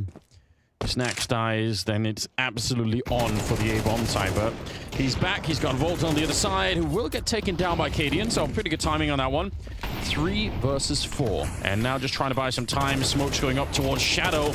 Twists. Yeah, he knows he can't stick around for too long. Snacks gets to live. Did Twist think he'd got the kill already? He got the frag. He thought he had it. It looked locked in. I thought he did as well, quite frankly. And that could cost them the round. Cadian trying to transition with the bomb, but making a lot of sound en route. He will be heard. He will be detected. Does he have the presence of mind to check towards short? Might not matter. Default plant will be possible, but that just means they can get closer and closer and kill him as soon as he gets up this plant. Just like that. And probably a full defuse coming in right now. Yeah. Naf miles away in T-spawn. So yeah, at least they get the bomb plant, I suppose. They got a little bit of working there, but GamerLegion celebrating, and rightly so. 3 rounds for them now. Started to really pick it up on the CT side, so it's better than we were expecting. There was a chance here that it could just be an absolute wipeout for GamerLegion. So good to see them bounce back from losing the first map and now onto a map that they don't feel as comfortable in. Yeah, I thought Liquid were going to dominate this one, honestly, especially on the T side. They'd be dictating the pace, pushing back the aggression, clutching out rounds, but anything but really. After winning the pistol, they've given a 3 in a row. Haven't seen much tactical depth for them yet. It's just been that kind of quite underwhelming A execution, not even a pincer. It's all coming out the palace and the A ramp. I'd like to see a little bit more traditional defaults, go for those connector plays. Take the vision away towards middle first. Skulls. My God. Good Lord, that's a nice shot. He times it to perfection. The pre-fire towards the first box. Kios, did he just get a straight up wallbang there on Twists? I think he got that in the kitchen. Yeah, he did. Must have. He molotovs towards the end and then wallbangs him through the wooden boards. You don't see that too often actually being converted. That's pretty cool. It feels like one of those wallbang positions that should get way more kills, but you're right, in practice, doesn't really work out that way. 4 versus 4. We've got the bomb, top mid. And GamerLegion, not that much mid control for them at the moment. They're a little bit further away. You could see Isaac is kind of on duty, making sure no one's sneaking through the window. And obviously in CS2, you don't have to shoot out the entire vent there. You can shoot through. Yeah, it's one of the headline features of the game. Yeah. The Source 2 engine is here. Scientists have finally worked it out. You can shoot through a vent. And, well, these guys can shoot in the head, it seems, as Kios, Isaac continue to dominate here with the rifles. This is very convincing. GamerLegion seem comfy right now. This is more like it. This is the team we saw yesterday. Yeah. Good on them. Not going to get blown out of the water this time. Yekindar, nothing he can do. Another convincing kill there from Kios. Gets himself his 3rd of the round. Clinical finish. That's more like it. Ash is liking what he's seeing out there. I am too. They're playing with confidence. They're not playing cagey Counter-Strike. They're actually getting information, obtaining mid-control, and backstabbing, flanking, and even recovering these 5-on-4 deficits. This is the wallbang I was discussing earlier. Straight up takes down Twitch. You lock him in the corner with a deep Molotov. Yeah. Then you spam the wooden boards when he's trying to bounce into salvation. And if he doesn't have Kevlar especially, you're going to mow them down. Great round from Kios there. Yeah, Double up setup as well. Oh, you're right. Don't see many of those these days. It's interesting. Yeah, we nowadays, we kind of almost talk about it like if you're really far behind, you're a little bit tilted, you go for the double AWP just as a, you got to try something. Obviously, at one point in time, it was the thing that people did. But the whole teams almost were built around it. Not anymore. Yakindar will take the kill against Isaac, so a bit of a start, dodging the EWPs for now. And some good mid-control for Liquid. Some pretty, basic setup here on the T side. Coming through the underpass, controlling top mid. See if they can find a reasonable path into a bomb site from this position.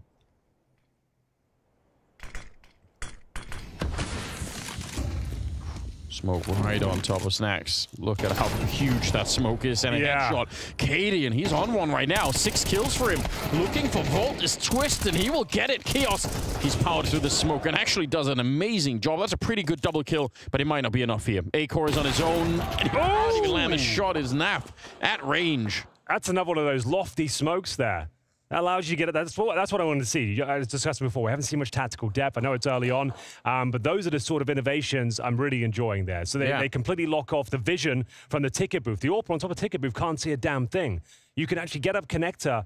That's the first time I've seen it thrown, at least. That's a really cool smoke. Like, that's what we're waiting for with CS2. Like, we're waiting for this to actually start playing the game. We're still kind of playing CSGO right now and kind of we're blowing open the smoke, sure, but we're not taking full advantage of all the options available. We're starting to see them slowly but surely as tournaments develop, and we'll see if a.Core can start to sink his teeth into this series. Nice opening frag towards one of the absolute best fraggers on the server right now, but he's been locked in, and down he goes. Fantastic response. Back and forth the frags go, but it is going to be a solid man advantage for the Legion of Gamers. Skulls helps himself to Tetris. Got Naf to work with, but he's all the way back in T-spawn with the bomb. Does he try and find space and an opening himself, or wait for backup? So much time here. Yeah, Skulls is going to be waiting. Naf, in theory, could land an HE right on top of Ult, and it could be a pretty quick 2-on-3. Hard to throw from this angle. Going to be the jump over instead, and Skulls get the job done. Don't know if there's an easy way for them to get the bomb planted. The problem is they're lacking the smokes, so they're going to have to rely on other grenades, but of course those don't block all the vision. HE, and look at the lineup here. Oh, it's so good to spray Isaac. If he had more bullets, he would have won the fight right then and there. Naf can't land the headshot. Isaac to get the double, and GamerLegion going to get another round. End up at 5-3. Nice work. GamerLegion posting 4 rounds in a row. The streak was broken, but they are back to their winning ways, courtesy of an opening pick from a.Core. And then a nice finish from Isaac as well with the USP M4 combo. Didn't quite deny the plants, so the money is going to be okay, I suppose. But Volt, good work against Yekindar as well. They went for that A split, but he gets a beautiful double kill. It was quite a chaotic round, and this was the close from Isaac. He knew he did enough damage, pulls out the USP, just a couple more shots would do it. Connects them both. And I think he wanted to deny that plant, but we'll take it. As we get into the next round, we'll have a look at the cash as well. The Team Liquid, the loss bonus will be somewhat established. We can justify a bit of a partial investment here. But yeah, this is getting a little bit worrying for them in terms of the third map discussion. We've got an AK for Yekindar. Basic utility, I think this would be the full B set piece. So expect to see smokes down towards the pillars and the window as they flash over. Good flash, actually, very effective, but I don't think they have the awareness to find Kios. He's got great crossfires here. AK-47, huge damage output as Yekindar does pull one back. He gets a double. They needed him to step up here. His partial buy has led them to a 4-on-3 advantage here. But oh my god, so much damage through the smoke. Snacks, he still thinks they can go for it. They'll boost the AWP up. I think they feel like they've done a lot of damage with the early grenades, so they probably feel like some of them have got to be low, and they're not wrong either, but once they don't get the initial spam through the smoke, I guess they realize it's not worth it any longer. They're going to fall away.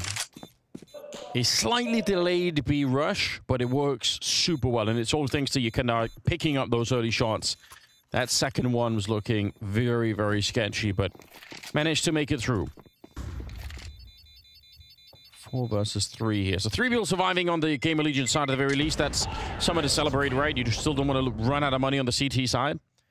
Liquid. It's been a while, but they pick up another round. And remember, they are on the T side. So, you know, even at 4 rounds, it's not amazing, but it's something to work with, right? Great play. Good response. Ash rallying the troops now. It's been a solid performance from GamerLegion on Mirage. After losing the pistol, got himself a 1-round lead here. They've gone back to the double AWP setup. Snacks and a.Core to use them.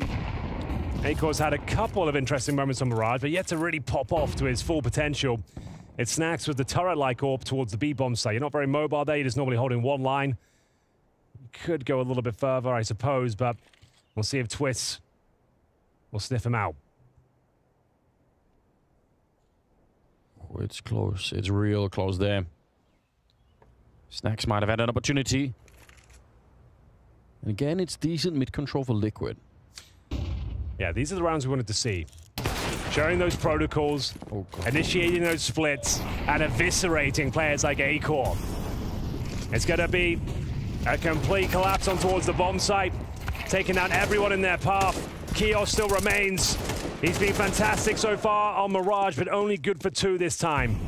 Snacks, AWP, has got a kit. No bomb planted just yet. Smoke goes down towards Connector. He'll have to leap in towards the window. The only chance of winning this one, and still, it's very unlikely. He brings it down to 1 versus 1, but with the pistol out, Anders. Oh, but he runs into Skulls. He needed to find Yakinda first. That would have been it. That is, I think, the second time on the map that I've seen A-Core get out-dueled with an orb at range. Last time it was against Nafly. Yeah, that's really hard to. That's something that'll really tilt you. Shouldn't be happening. Cadian shouldn't be winning the duel. Let's see if we get it from Cadian's POV here. It was a wild shot. He just crouched right into it to pick it up. That's a very close round, obviously, at the end here. 1 versus 2, a little bit low on health. But that's a massive boost to Liquid. Now they're starting to feel that momentum surge back again. Although, Chaos, hold on. Deagle's in play here, and he's found the first shot. Oh, it's a B stack as well. They might be taking the bait. Solid grenade, though. A-Core can't catch a break right now. Max damage, pretty much, on their eco round. You're going to see that mid-control come in once again. They've lost Yakinda on Roots. It was an unfortunate situation. Maybe should have waited for the smoke to bloom before he took the swing, but it's neither here nor there. Skulls needs to be very careful. If he gives up another rifle here, that is a big deal. And he has. They still should be winning this round more or less straight up. There's no kit in play. I don't know, Anders. I don't know. I think you're right. But all it takes is one aggressive maneuver, and you've got 2 players remaining. You've given them guns. And sure, there's no kits, but yeah, it's collapsing now. And it's Cadian who's going to be surrounded. There we go. I don't understand it. I don't know why they want to fight so much. They've got to be able to guess that there's not going to be a kit. You know they're on the other bomb side, more or less. That's rough. I don't like those sort of... need to. When you know you're up against an eco, I don't like those lurky plays. Like, Skull's like, sure, you might be able to get 1 kill, but you just lost everything. If you go down, you're giving up an AK, your teammates haven't got space to pound, instead it's waiting for you to get some intel. I feel like... Absolutely insane kill from Kios at the start of it. Yeah, I told you, man, that one wasn't secure at all. That was pretty underwhelming. A very sloppy round from Liquid by their standards. Yeah, even in the 5-on-3, you're pushing into the fight. Like, that's questionable. 12th round is coming up, Henry. We do have the last of the half here. Orb on A-Core once again. GamerLegion. I think they need the 7th round. Let's go. Let's just go with the B-rush, lads. We can't mess that one up. Get stuck in. And taking a lot of damage en route. It's down to Isaac. He gets the first frag. Now Kios has showed great form so far, trying to hold on to the spray. He's good for 1. Oh, Snacks has been so good, but I think he made a sound cue. Cadian seems more than aware as to where he's coming from. Used the bayonet on the AWP to close things out. And after a blunder in the previous round, it's Team Liquid landing on their feet, finishing the half at 6-6.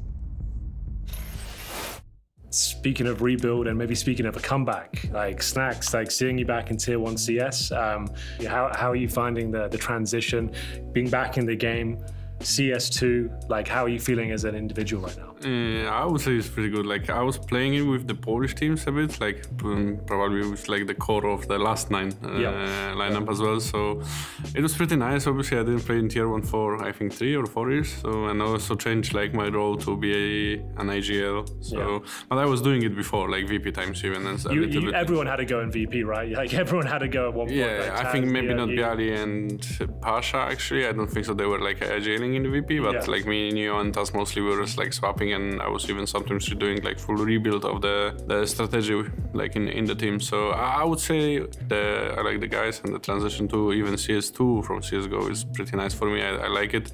Obviously it's not the perfect game yet, but maybe in 4 years, maybe 7.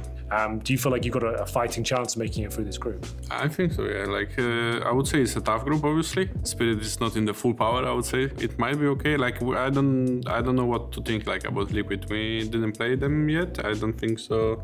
They have any matches online. Obviously, it's something different when you play in NA than in Europe, for example. So it's hard to tell, but I think we have a chance. Like you seem excited, Snacks. You seem like you're ready for this tournament. You actually want to do some work, yeah? Yeah, I actually think like we are pretty solid right now. Obviously, if we can like manage to put the work we did in bootcamp to the server on here on the event, I would say we have pretty good chance to go through groups and do even more damage.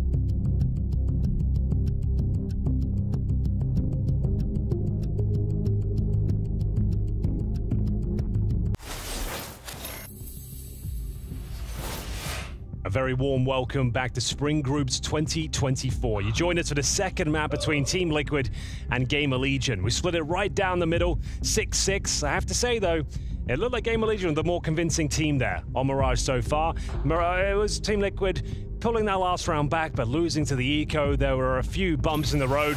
They should be in good stead, though, still, to take this map. There's more than enough to work with here. But, of course, as usual, a very important pistol, A execution to kick things off. As we will see, 2 smokes available.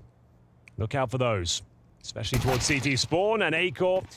Beautiful shot, that PT-50. That's the cue to collapse in towards the site. It's got to feel great for A-Core, getting a bit of revenge into KD and landing the last shot in with the AWP at the end of the first half. That was sickening. So, yeah, he gets something back. They're going to swing into spawn, I believe.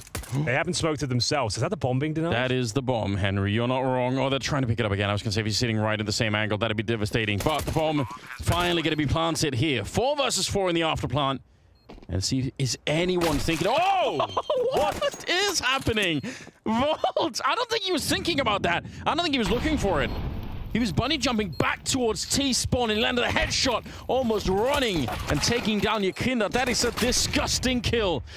Skulls now trying to fight his way back, but only for a second, as GamerLegion will pick up another pistol round.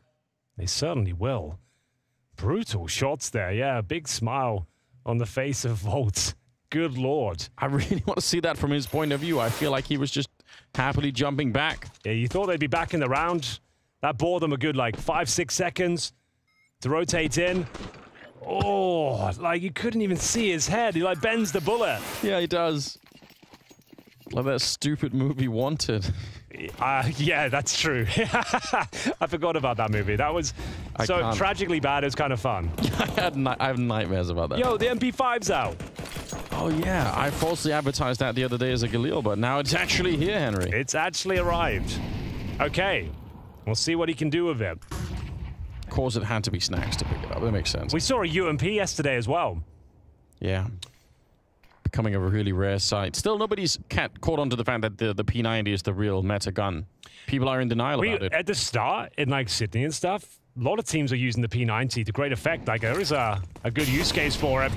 Swiss, on this force buy, has found the opening frag, and the Julies are starting to do serious work right now. They're leaping into the Lion's Den and getting absolutely mauled by Team Liquid. A-Core, the last player remaining. It's a very clean round. Great response as the scout from Swiss opened things up. As you mentioned, fantastic grenade to soften them up, and the Julies doing God's work as they land on the bomb site floor.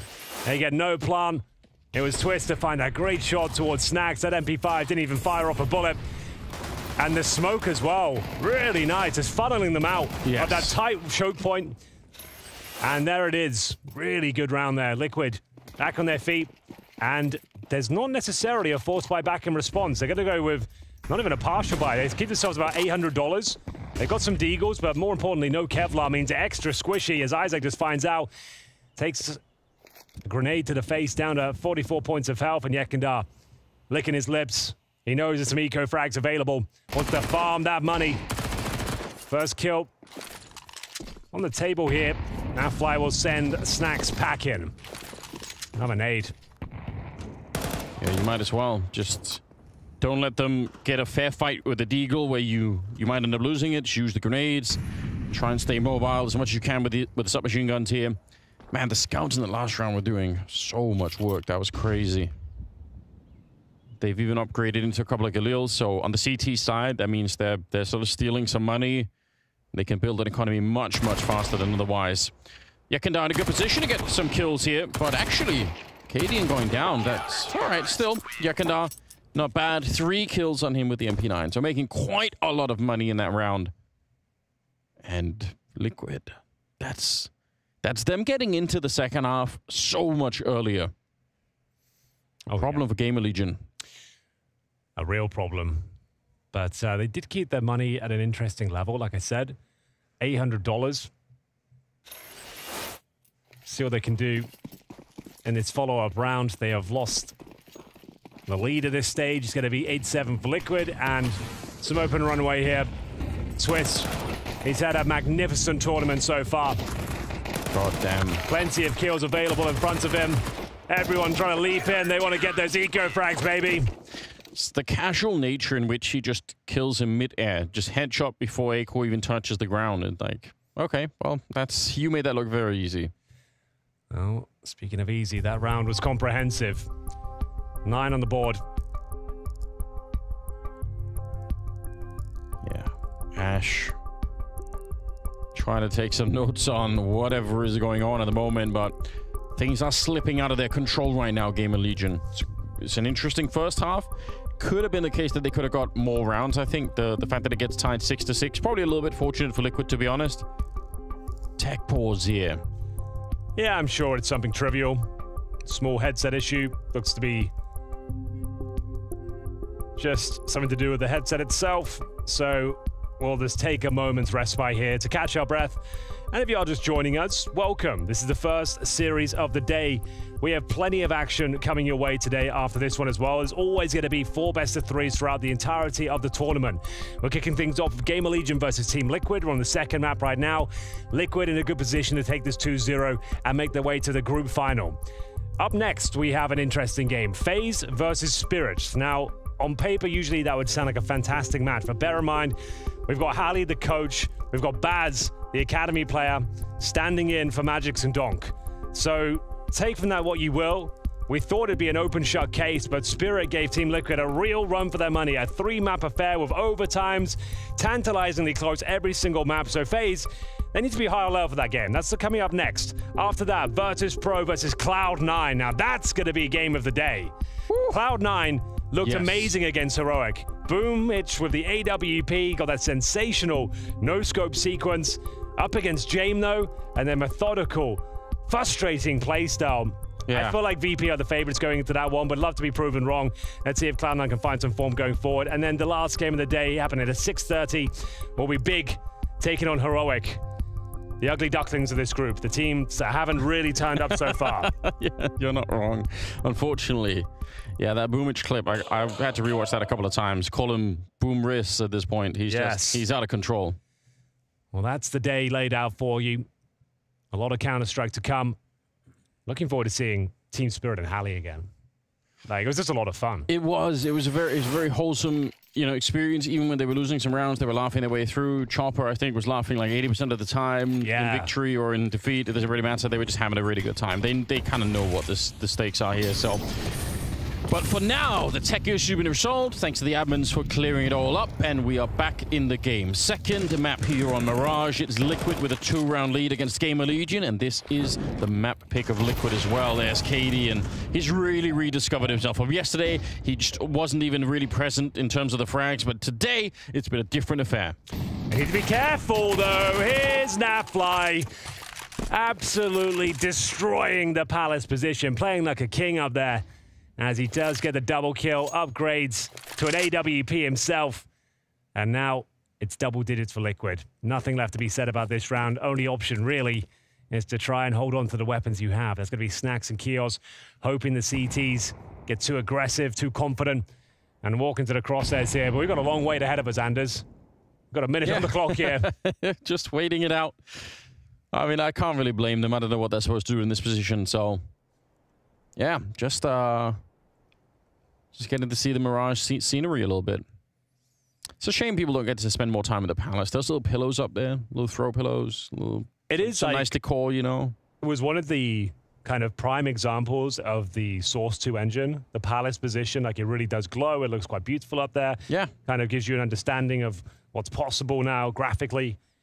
Now we've ported over. We're waiting for some other features. Would like to see some danger zone, you know. I'd like to see surfing work again. Do you know what I'd really love to see? Is them really integrate those community game modes into the client itself. So we can actually have, like we have leaderboards for Premiere.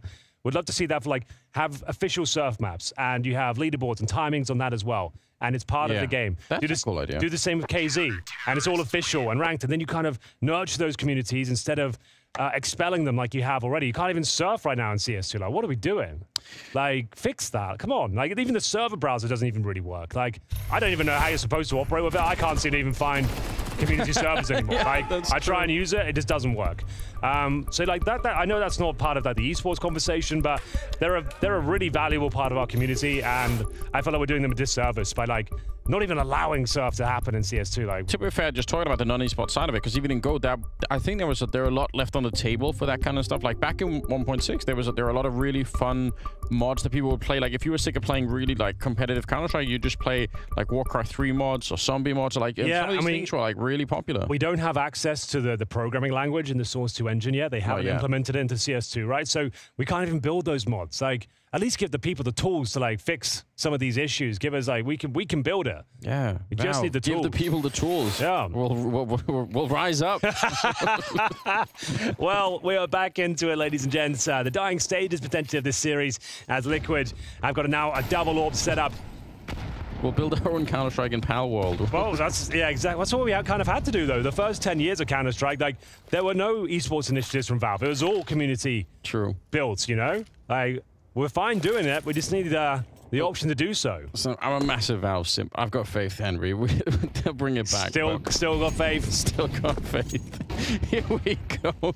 We're leading into it. It's a 3-round lead now. They're on the bomb site, ready to go, GamerLegion. But that grenade blew open the smoke, and just as Snacks walked into it, a bit of a disaster, really. Skulls. Good spray to take down Chaos, and this is falling apart rather quickly. No bomb plant being allowed for. Sure, they stepped onto the bomb site, and they got wiped out. That's the fire I'm looking for from Team Liquid. Convincing rounds, everyone screaming, hollering, high fives coming out, good vibes, great energy, and yeah, just warmed your heart. It's a team you want to see do well, just considering all the history, the legacy of all these players, and the storylines of Cadian and Heroic, and Twist leaving FaZe to reunite with former teammate Naf as well, looking for another Grand Slam potentially. That is a reunion. That's a hell of a reunion. And unfortunately, GamerLegion might have this give up map points, and maybe even series point. But these rounds can work. Like, just when you get a little bit too confident, they start to find some footing. A kill, maybe a couple for Kios. He's been fantastic. The bomb, though, it's all the way in the apartments, or as you would say, Anders, the B apartments. I like that, Henry. You're still trying to own that. I appreciate it. Oh, Ekandar, you're dead, kid. Yeah, they're getting a little overzealous. Like, that's so close. Daydreaming a bit there, but it's fine. Kios, they know where he was. At the very least, he's half HP right now. This one is possible. However, it's unlikely. With the bomb down in such a formidable position. I know he has a minute, but it's such a long time because he can't really run there and run back, right? He has to kind of walk almost the whole way. It's just a miserable position to be in. At some point, you're better off running, even if it's obviously a bad move in a regular kind of round. But I feel like this one could get a bit goofy. I'm not sure how much vision Cadian has on the bomb. I'm sure he's just got a very tight line with the orb. I assume he can see it, but I don't think he hits the shot. Yeah, you can grab that bomb and get out of there now. Okay, well, not the case. Thought he was surrounded. Yeah, if he did just grab the bomb there after the shot, but obviously he thinks he has CTs on the steps ready to swing. Good effort by Kios, but not quite enough, I'm afraid. It's going to be series points. Of course, this is the upper bracket final, so if you lose this one, you go on to play the winner of FaZe and Spirit, which is coming up next. Yes. Likely to be FaZe. That's going to be an elimination game, so that's the one coming up after this. I don't think there's much left to be said in this particular series. It would take 5 rounds in a row of a brittle economy, and Cadian starting to land some serious shots now. Yeah, just the energy is amazing right now. Immaculate vibes, as the Summers would say on Liquid here. Oh, I agree. Couldn't really ask for much more. Yekindar to kick off the proceedings here. In round number 20, Nafly on that secondary orb. Yekindar finds the 3rd kill. It looks like we're all done here. We are now, and it's going to be Team Liquid returning to their world-class form. Cadian showing us he's still got it with the AWP. Another world-class showing from Twist. They've made it through the group. They're in the group final tomorrow. We'll see if they can actually get to the World Finals. After a shaky performance yesterday, this is more like it. Now, I agree with you, Henry. This is more like it. This is the Liquid that we've been sold on. This is the hype that we were talking about. Individual quality, some vibe, some atmosphere to it, some intensity to it as well. And more importantly, Cadian reassuring us just a little bit. This was a good map for him. The Cadian that we know and love. That's the main takeaway for me. I agree, Liquid played good Counter-Strike today. They were assertive, they were hyped up, there was a lot of energy within the camp, but Cadian, who had a rough showing yesterday, showed up today, leading the team by example, calling some good Counter-Strike, and of course then Twist on the first map went absolutely nuclear. This was the Liquid that we were hoping to see. This was the Liquid we were questioning whether or not they'd be ready at this early stage, but I think today was a much better showing than yesterday. And it feels like an accurate picture in the sense of, sure, the T side could be a little bit refined. Sure. And we understand their situation. We understand how far ahead they are in their development path and in terms of strategies. So it was a little bit bulky, a little bit messy Counter-Strike, but that's okay. Just with the power of trading, a couple of individuals popping off on executes. Yekindar had a couple of good cleaning up moment on the B side, but it's already 6 rounds and you move on to the CT side and just the quality of the roster from one side to the other. It gets really complicated to find solutions. Listen, that's the thing, right? We can talk about the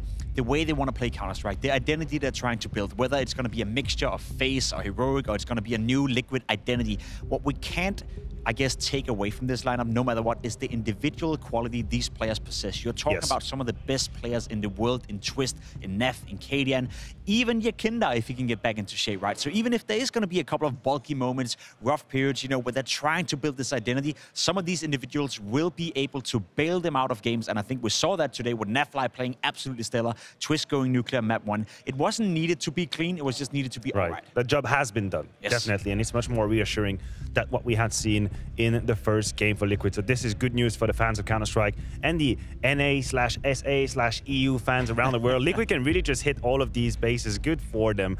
Let's have a look at the bracket. Where does that leave us when it comes to Group B? Well, first of all, that means GamerLegion is waiting for an opponent down there. We're talking about survival, FaZe versus Spirit. That's obviously our next game, but it also means that now Liquid is in the group final. They are one best-of-3 victory away from London. Now, I say it as if it was already done. It's not going to be an easy ordeal. There could be a potential FaZe rematch over there, and the second place is on Sunday. I don't want to wish that for my worst enemy. I think Sunday is going to be hella complicated. But I'm getting ahead of myself. We still have another game to cover. It's going to be a FaZe versus Spirit, and it's coming up after this break.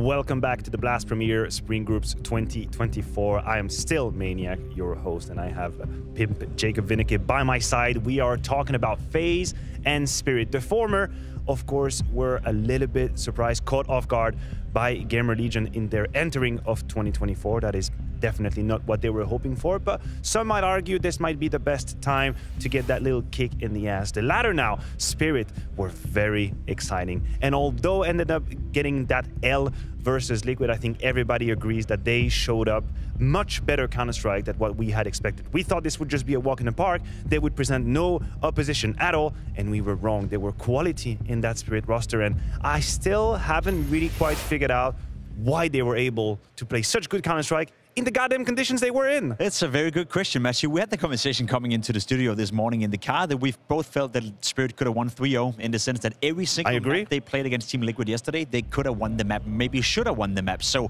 they over-exceeded our expectations tenfold yesterday. Some great individual performance coming in from some of these players. Shiro obviously had it going. Chopper with a fantastic second map. I think he was 23-8 at a certain point on that third deciding map. So there was a lot of positives to drag out of Team Spirit. However, I do feel that yesterday was their one shot at making something out of this group. Going up against FaZe Clan today, that's going to be a complete different game. Definitely much more complicated. I like that you gave a little shout out to Chopper.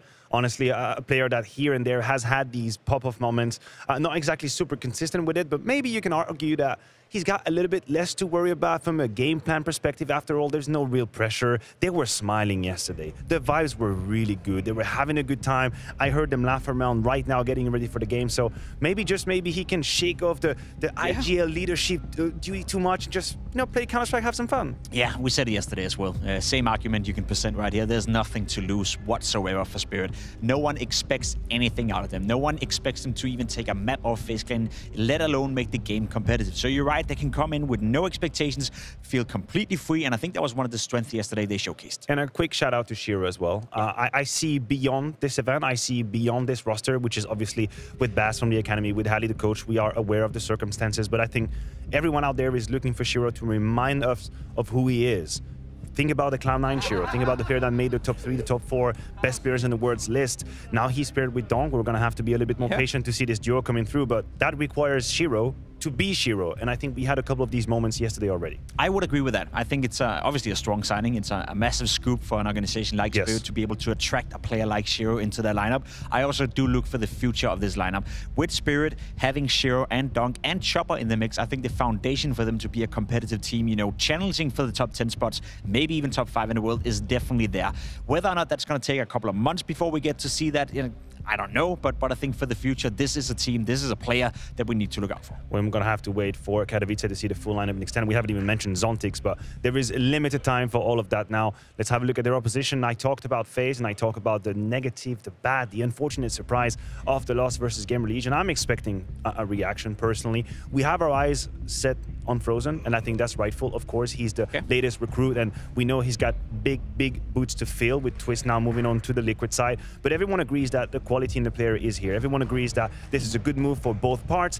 But we have to be honest, it didn't exactly deliver on day one. This wasn't the start we were hoping for. No, no one from FaZe Clan really delivered on day one, I'd argue. Frozen was not playing well, neither was FaZe, and we had the conversation. I think it brought up the argument as well that it feels like every time FaZe is coming into a new season, they're a little bit rusty. Looking through some of the results, they are winning their games, they are qualifying through the blast groups, but they always have one upset loss throughout the tournaments whenever they come into the beginning of the seasons. I think that was yesterday. I agree with you, FaZe were not looking great whatsoever, but I would expect a complete different FaZe turning up today. Okay, fair enough. And one of the themes that we've been keeping an eye on is obviously the adjustments, the adaptations that they have to go through with now Frozen coming in. And that's a topic that Rain answered to James Banks.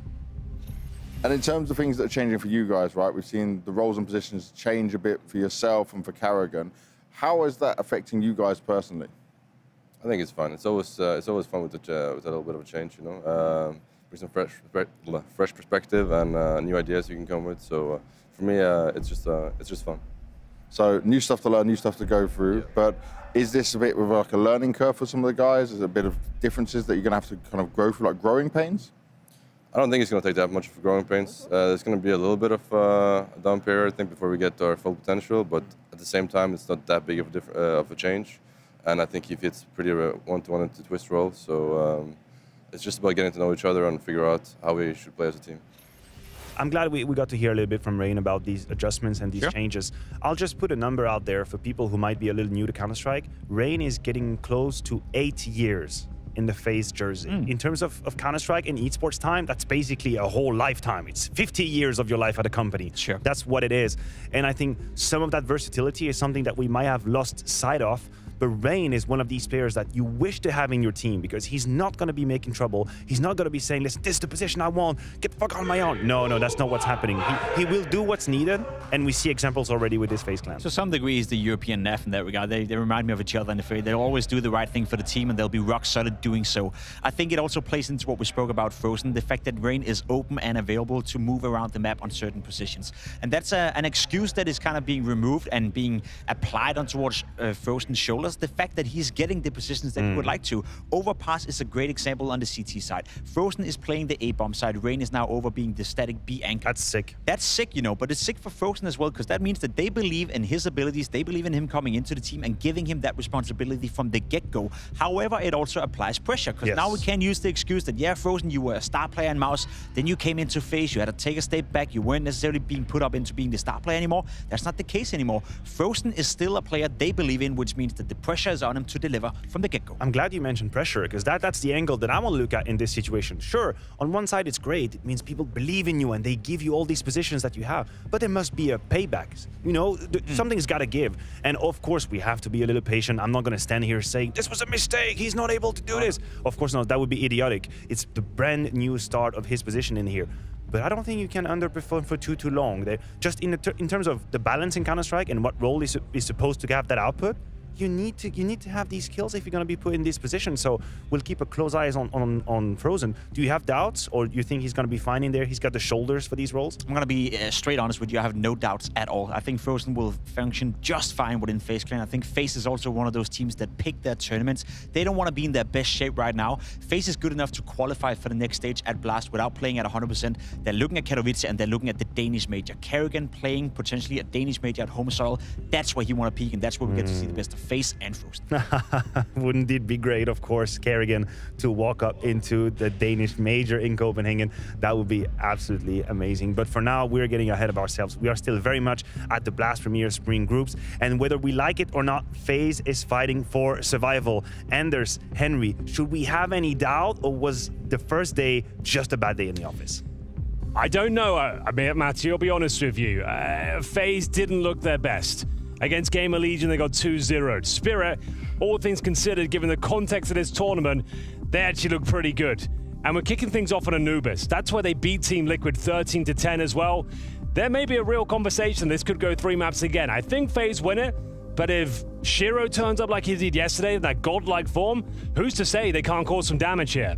Yeah, they're playing stress-free, and you know, there's hard to do any kind of research on. The odds are going to be favoring FaZe. It makes sense. You can see over GG bet. It's not too surprising, but again, this could be a very tricky match for FaZe just because they don't have any way to research them. They're going to be playing against opponents who are going to be laughing their way through, like we saw yesterday. They're in high spirits. They know that, yeah, it's a bit of a scuffed position for them. So I think the pressure on FaZe to make this look really convincing.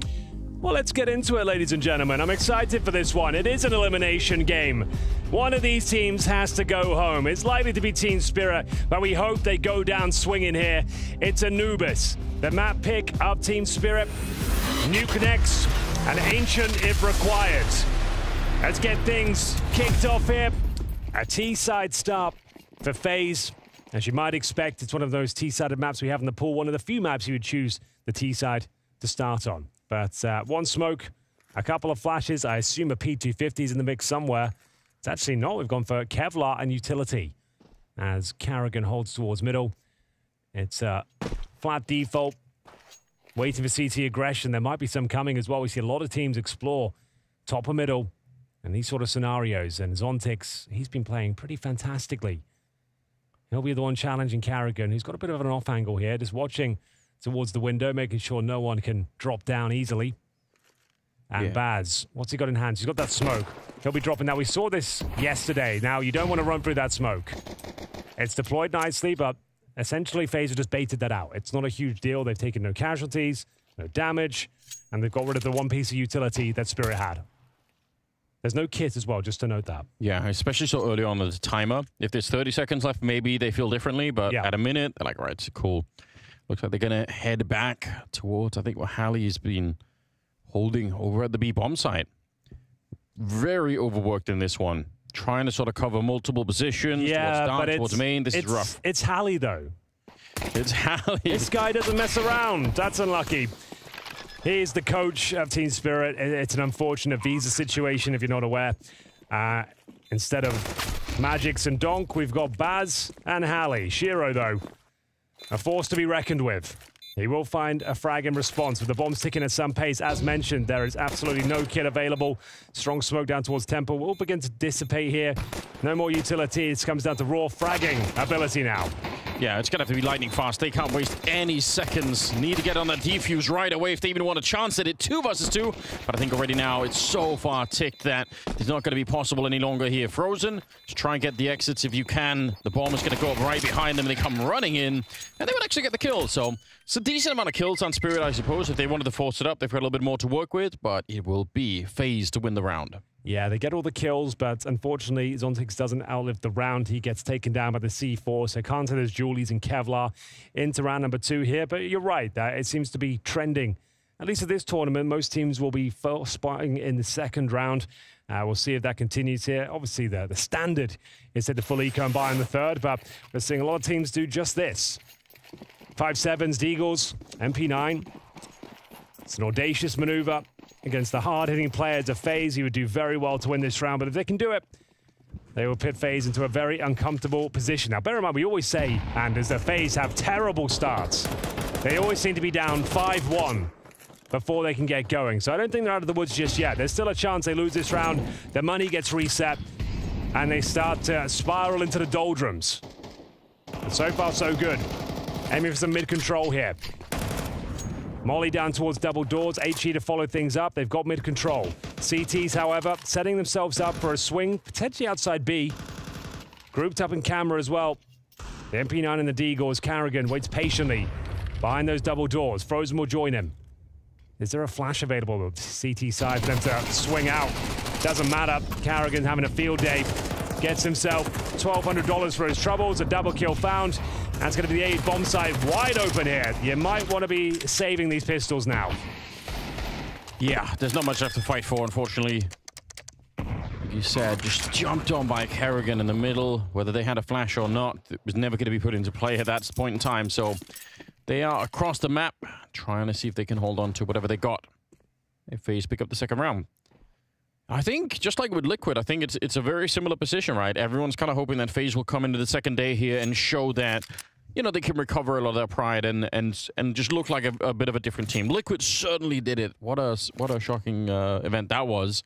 So, just for the context of the group as well, if FaZe are able to win this one, they go forward to the Consolidation Final against GamerLegion. So that'll be a rematch, a chance to prove themselves. That'd be sick. That'd be going down tomorrow.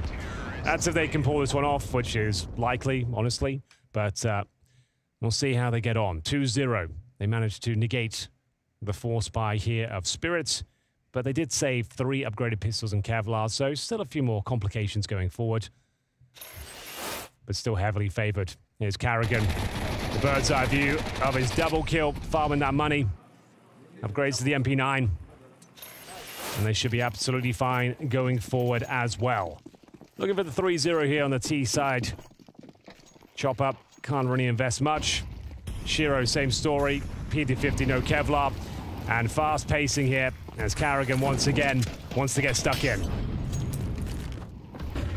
He's putting on pressure. I think this is my favorite version of Carrigan when he has the space to play like this. Oh, hold on. Zontix wants to swing back in. He actually maybe could have almost landed a 2-for-1 there. Carrigan getting surprised in the middle. Shiro allowed to sneak right at the edge of the smoke to bring him down. 3 versus 4. And a man lead here for Spirit. Still, it should be FaZe winning this round, but this is more damage than I was expecting. A bit of an ugly round here from FaZe. Players found alone. No trade potential. Flashed out of position. No protocols in place to survive said flashes. And that's a trade, I reckon, but no, Frozen. He needed a double kill there. Delivers. And they've got the information as to where Chopper is, but still, they continue to struggle here. They can still lose this round.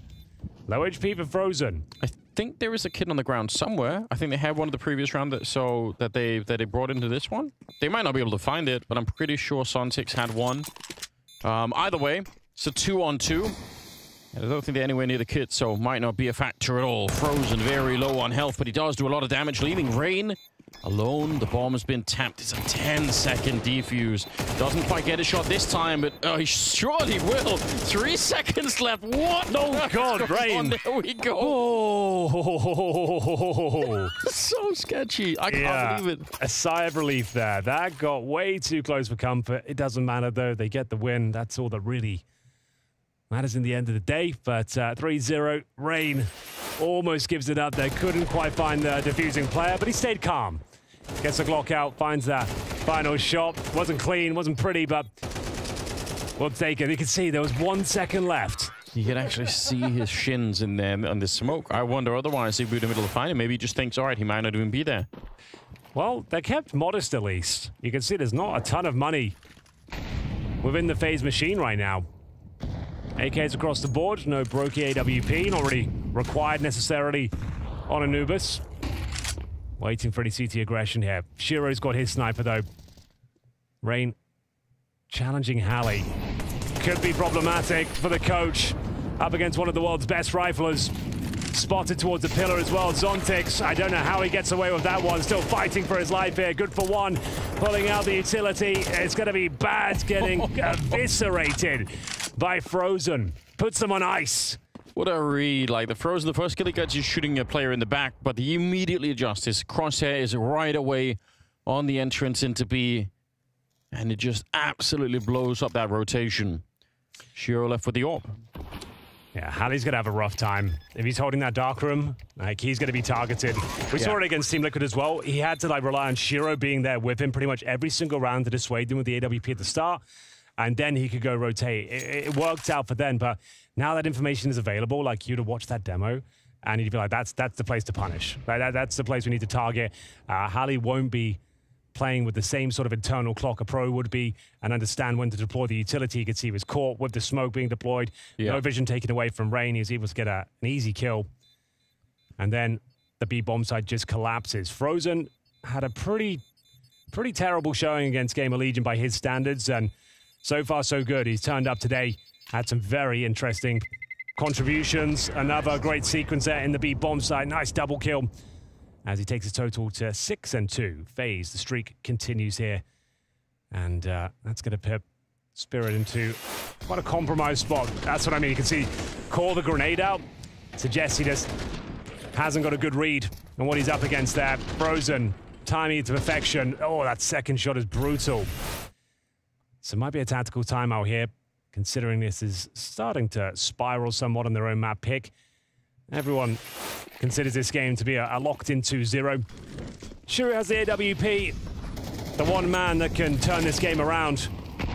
Yeah. I was going to say, typically not the kind of AWP that will be very aggressive in this kind of a round. I feel like he just is a bit more passive in that sense, so not expecting him to run forward. Maybe a Cadian or a Brokey or somebody would. And I mean, you could also defend just trying to save the AWP until the rest of them have rifles, right? Unless you get like a really good setup for it. He is in the middle, so trying to get teamed up here and see if they can push a bit forward. Oh, there we go. Rain out-dueled in that instance. You see what I mean? This bit of Halley on the end of the fishing rod. Yeah, that's good. Why not? And get yourself a kill.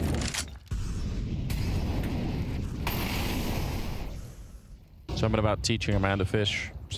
Something there. Some wise words. Oh, nice shot from Rob. Can he get a double? Of course he can. Rob and Cool delivering the goods. And we are going to have a plan here.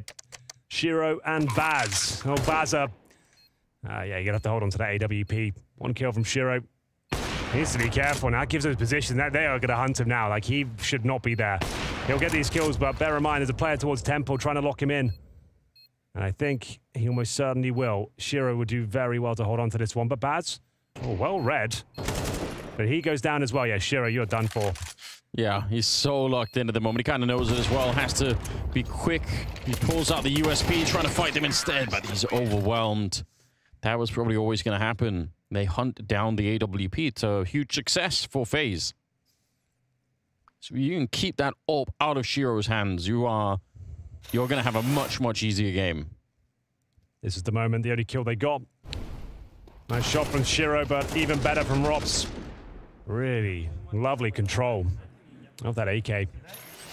Love to see that. 5-0, Henry. T side for FaZe, yeah, sure, but still, Spirit struggling at the start here, struggling with some of the kills as well. Not really managed to get them on the board. Frozen leading from the front as he's a 7-2 scoreline right now. Smoke gets blown open, but Brokey finally with the AWP, unable to find the shot. But it's a common idea now. You blow open that smoke at the B main position. You try and snipe on towards the obelisk. Nobody will find anything here, but yeah, a bit of a slowdown. Kerrigan again in the middle of the forward position. Rain has done such good work here. You can see they've got literally no idea he's in this position. That's so sick, and he's got another flash as well. Chopper finally silences the rain that was pouring down on top of them.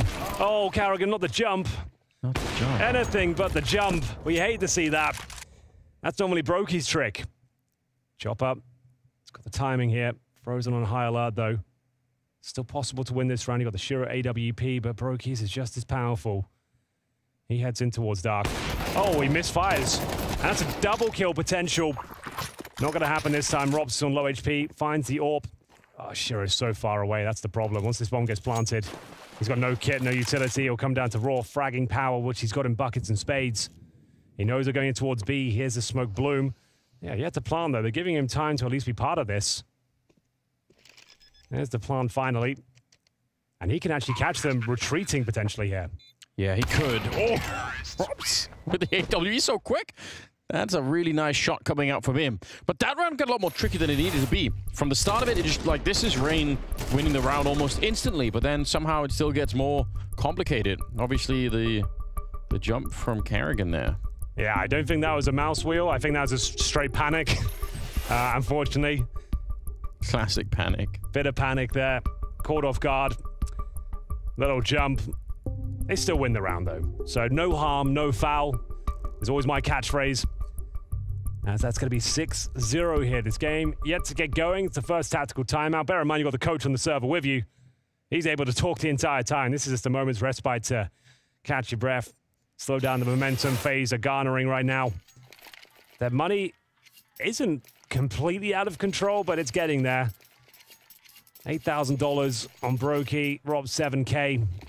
They win this round, which is looking likely up against Pistols. Spirit are in a lot of trouble. So, looking to keep that streak going. The problem is, when you get too confident, you're winning all these rounds, mistakes can start to come through. Maybe a boost behind this smoke. Gonna blow it open for now. Yeah, they want to do it. There's a secondary smoke behind it, so it's kind of hard to blow both of them open right away. Look at Kerrigan walking right through. That's pretty bold. And Brokey, did he even see anything as a blind shot? Come on, man. I think that's round. Yeah, it is.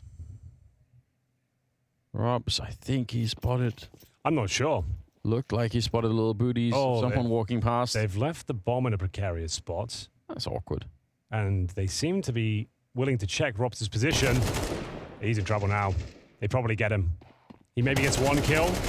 Yeah, he gets the one, but he will be traded out. Yeah, fair enough. Oh, Kerrigan, keeps getting caught with his pants down, his ankles.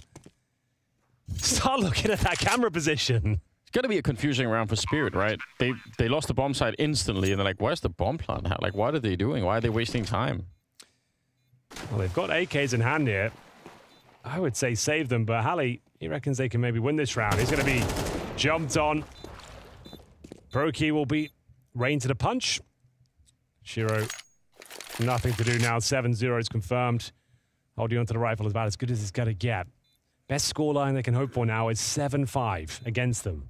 This is, I think, what most people were expecting was going to happen between Liquid and Spirit yesterday, right? This is kind of the scenario we're all imagining. And rightfully so. It's not to criticize Spirit. It's just to say it's obviously a very unfortunate set of circumstances that's brought them here. I'm glad to see FaZe kind of stepping up here. Yeah, it's just a completely random shot. It was Spirit that had that fantastic T side of Anubis. Yeah. They got 9 rounds. It was a 9-3 score to kick things off, and they got the 4 easily after winning the pistol in the second. Got a 13-10 win on this very map. Doesn't seem to be trending in that direction right now. As we get into it, round number 8, all for Shiro. Hasn't had massive amount of impact yet. He's the only player finding influential picks, but nowhere near enough to consider it a round victory. Robs waits for the aggression at A main.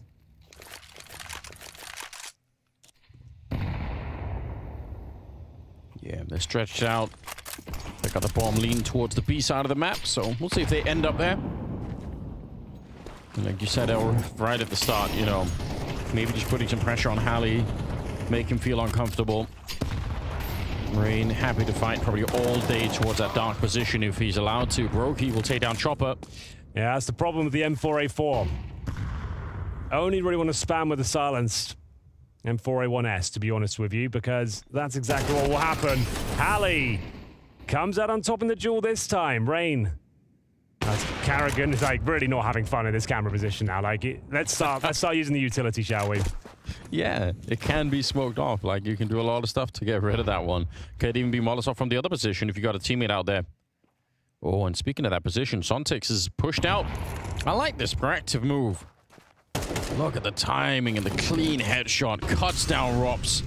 Gotta be careful, but oh my god. Nice. A laser on that AK-47 of his.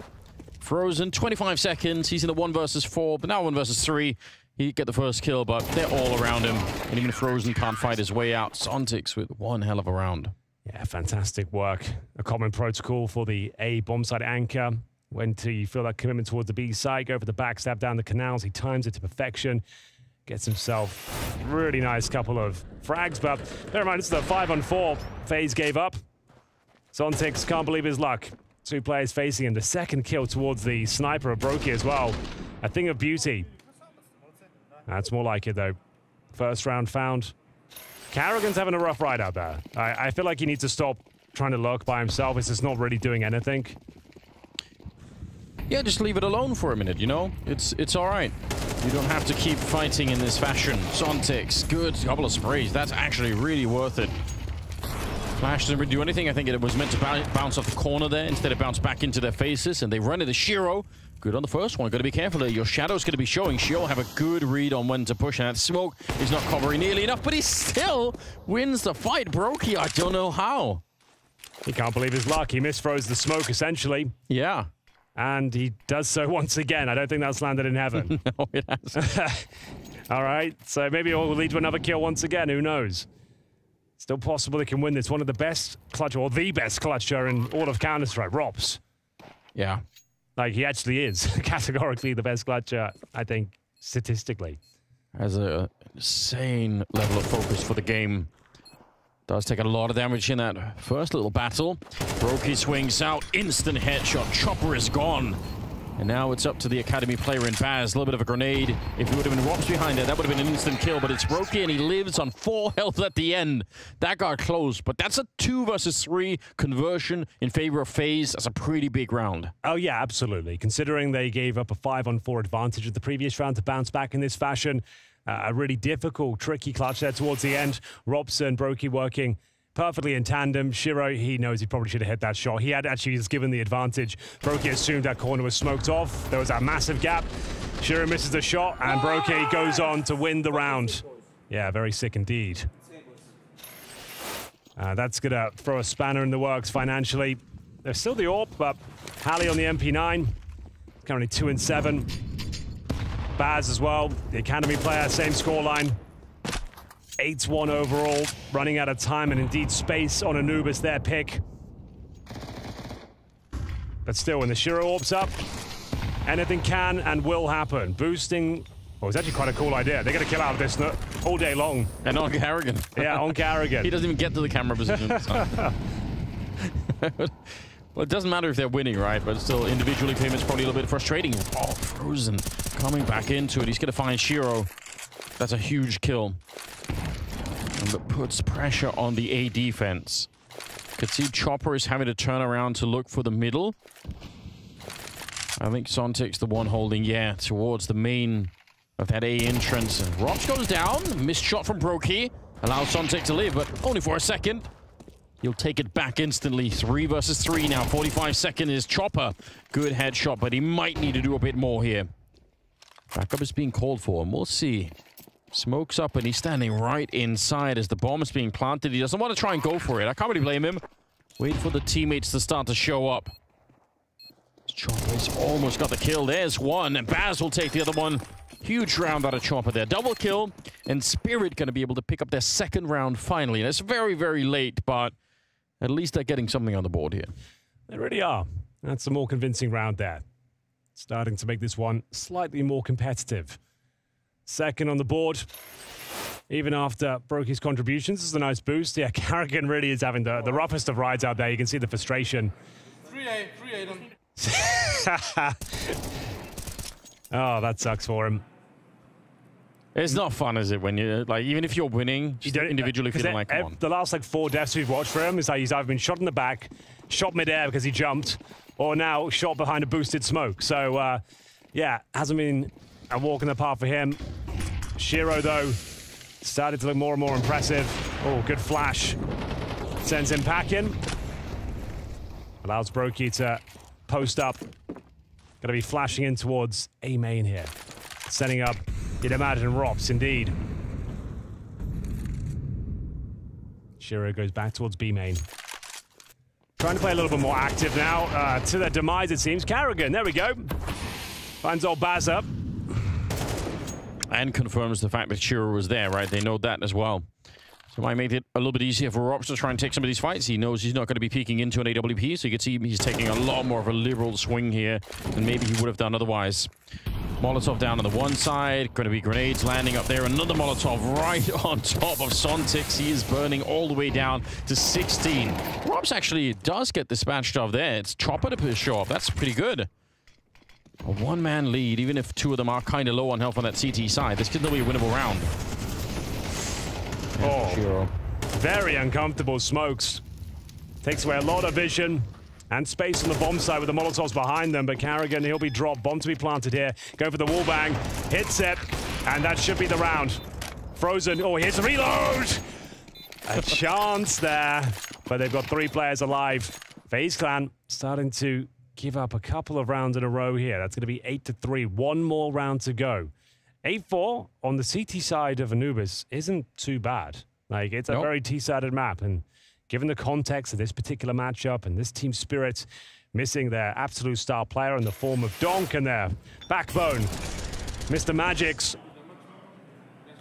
Yeah, you can see this hasn't been like a perfect game from FaZe. So they're definitely outgunning them in pretty much every facet, but tactically, like, a little bit all over the place, like a few mistakes being made, not considering certain angles, and Spirit more than happy to oblige. You got AKs here on the CT side. Final round of this first half. FaZe will be happy with this, even if they don't get 9. Like 8's a solid number.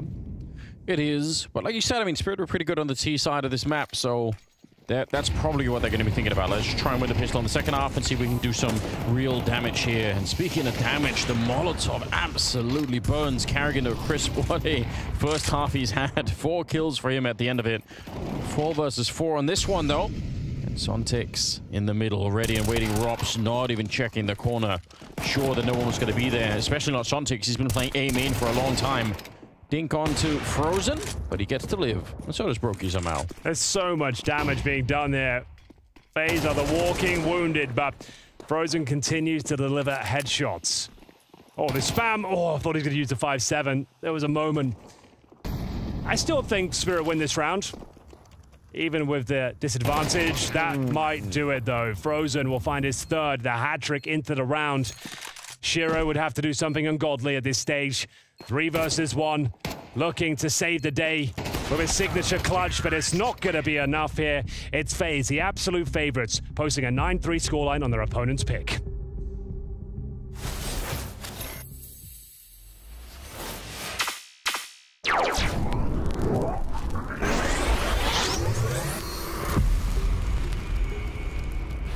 They must get up catwalk immediately. Yeah. 15 seconds on the clock. Cyber's down in CT spawn. I don't know if he could stop the plant with a jump shot. That would be quite something. He's hearing them. 5 seconds left. He's close enough. Is he going to try a jump? 3 seconds, 2 seconds. Oh my god! Oh, you gotta be kidding! Jax is on his own. He's going to have to get at least 2 more kills before this round is even close. And there's one of them hiding inside the smoke. He might be a genius. He's taking down the Sutra, and now the pistol's out. On top of the god!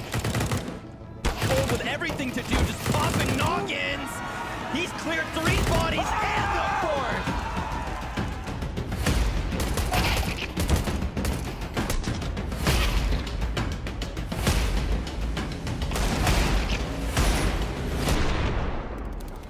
And there's Zipmix over the top. Oh, no way to presets it out. Takes Nexa as well. 1 on 3 now. Nico. The only thing is the element of surprise. Maybe get 1 quick kill. That's going to be the headshot. Yeah, he's being just into that corner all the time. He's going to get 1 more. Oh, tapping away.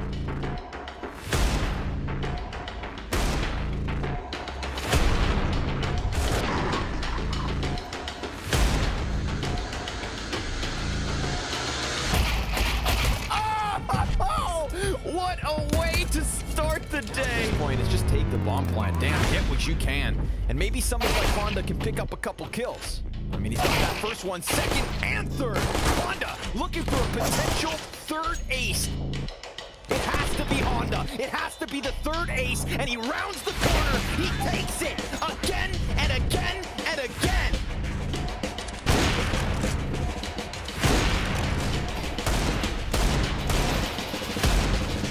He does have a smoke to put it out, so if it spreads, he's in trouble. He peeks into it, does get the kill on Perfecto. A little more damage. Jake has with a big double. That is huge. And they're going to go pick up the bomb, but still, he did everything and then some. Yeah, that's everything he needed to do right there. And, you know, talk about coming alive. Most electronic. Oh, there it is. Double headshot. And it's the clutch. 1 versus 4. And he's going to get a headshot. Follow up.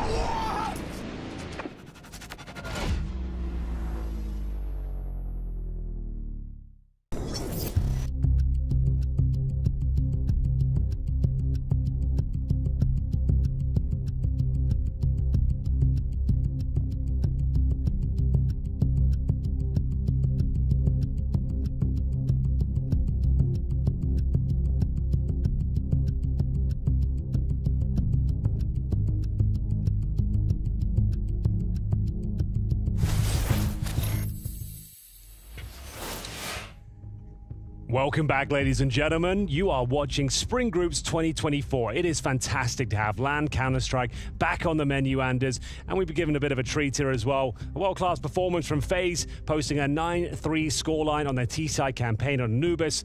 They switch over to the CT Forces to close this one out, which I think they might do.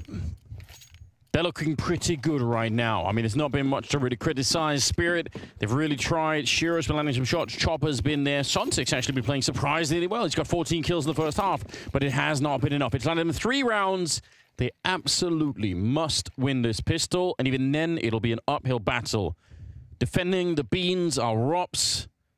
In front with a USP, and right behind him, Frozen for a couple of great headshots. More are coming, though, and he's trying to retreat while landing headshots. He's getting the reload into the very least. There's a quick flank coming as well, but Frozen yet to find some safety. Finally, he's back in a position where he can stay alive for a little bit. Karrigan getting some revenge from the first half, and Shiro can't even plant the bomb. It's not even in his hands any longer. They're running him down. Knives out, Henry. It is a pistol round for FaZe. Well read from FaZe. Double bean stack. It was Spirit to get the opening frag, but Mighty David manages to get 3 huge frags in total. Like you said, retreating to the safety of the bomb site after getting a double kill. He wanted the 3rd initially, but he got flashed off. Scrambles back to the bomb site, denies the plant. Really excellent work there. Frozen turning his tournament around, had a very quiet performance against GamerLegion when they went down 0-2, finding themselves in this elimination game here against a weakened Team Spirit. Full eco with no bomb plant. It's going to be 11-3, certainly. There's the P90, Anders. You wanted to see it. Hell yes. Rain. Happy that he's ran it out. More people need to recognize. It's been a bit of a mean weapon for a long time, but, you know, now, I don't know, it could do some damage. Especially in a round like this, when they don't have any armor. The run and gun, Chomper, don't take it out of commission already. At least let him have a little bit of fun with it. There we go. You can keep shooting for such a long time before you have to reload. You can be really mobile with it. It's just fun. Oh, this might not be fun, though. A chance the Robs goes down. Baz will eventually best him, but only one single frag found on their full eco. That's going to be 11. Now for FaZe, one more for map point. Looking much better. Not a perfect game. Had to rely on some heroics from some of the star players, but that's the FaZe way. You know, they don't play perfect meta CS. They're quite a chaotic, aggressive team. That's what they're known for. Oh, definitely. They're not as like... They get in trouble sometimes for that reason. Oh, absolutely. They're not like meticulous like VP. You know, nothing like that. They're known to be unpredictable and lots of mid-round adjustments. Here come the AK-47s. You can see, though, even after the first 10 seconds of the round enders, we've only got a couple of smokes left on the T side. They blow open a smoke. Doesn't really do much for them, though. Desperately trying to hold on to Anubis if possible, but Nuke up next. It's going to be a real rough one for them. 2-0 looking incredibly likely. But here we go. Maybe there's a way. Two smokes would still remain, a single flashbang. The Molotov, more important issue, you can't flush out key positions like A main or Dark. For example, you're just going to have to take a deep breath like Zontic is right now and just face check it. No resources. And go for that mid control. Oh, this is so tricky. Rob's playing in the corner again. He can't really get Molotov'd out, but the peak, actually, the timing is really sick against him. They lose Frozen as well. But a couple of kills to find. That's a clear A bomb site. They didn't even need the grenades after all. Just the timing on those two peaks was so good. Couldn't be better. There's actually a two-man setup there as well for FaZe towards middle. They had Robs behind the double doors, Frozen at that back wall there. He was watching towards the hut, allowing Robs to focus on the double doors, but as you mentioned, the timing could have been better. Like, ideally, that position Frozen in, you actually want an AUG for that, like because it's such a tight angle, quite long range. If you have the AUG, it makes things a lot easier for you. You'll see that weapon used quite a lot on Anubis. Anchoring A side, playing middle. It's got a very viable use case here out on Anubis, but for now, gonna have to save the P90. And, well, it's done pretty good work there. Can maybe upgrade it to an AK-47. We'll take that. Bear in mind, you don't get the same kill reward as other SMGs with the P90. You only get the $300.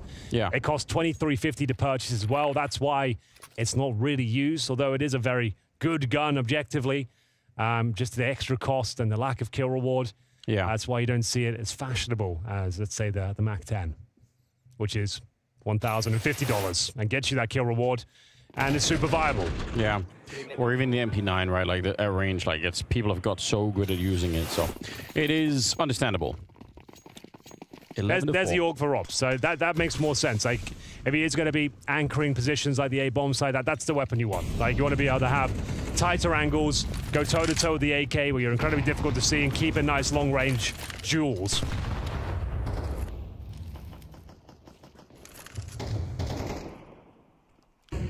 Chopper just in the middle, inside of the smoke, waiting for it to fade. It's got Shiro there with him, so they're trying to, again, open up the middle of the map. There's really nobody defending it at the moment for FaZe. They are inside of the A-bomb site. They're inside of B. They've actually left all of mid open. You can see Frozen is just jiggling this, but it could be a way to get into the round here for Spirit. Chopper's thinking about it. Crosses. I didn't see him. Frozen there, we didn't. There we go, but the AUG in the back line. You called it Henry, they pick it up and it works great. Couple of kills for him, a dink onto Hallie. And a very, very hard round now for Spirit to try and win here. Paz has to stay alive. He's doing any real help and he gets instantly down. Come on, Hallie. Yes, 1 versus 3. He actually does some damage to Brokey. It is not enough. It'll be FaZe on 12. Yeah, there is the power of the AUG. Lovely crossfire. That's a really cool setup. Frozen just watching for anyone crossing towards the temple side and just getting mid-control. He didn't actually spot Chopper crossover, I don't think. That's why he looked like he was a little bit flustered. Had to switch out the incendiary and try and lock them off. It still worked to great effect. They were being pincered, but they handled it admirably. As we now have map point for FaZe. This was the org. You can see him scoped up. Double kill found. Brokey, that was the kill that secured the round. I think Halley had like 8 points of health at this stage, so yeah, nothing he could really do. Not as many smiles today. This is a rude awakening for Team Spirit. This is what we expected yesterday. Yes, it is. So, no choice but to buy, of course. Shiro up against Brokey. Good flash. And a missed shot. Bit awkward. But, yeah, I think if we had to draw it a positive right now, I mean, watching Sontix with this many kills is pretty encouraging, right? Pretty hard for him to play up against FaZe, still getting 16 kills.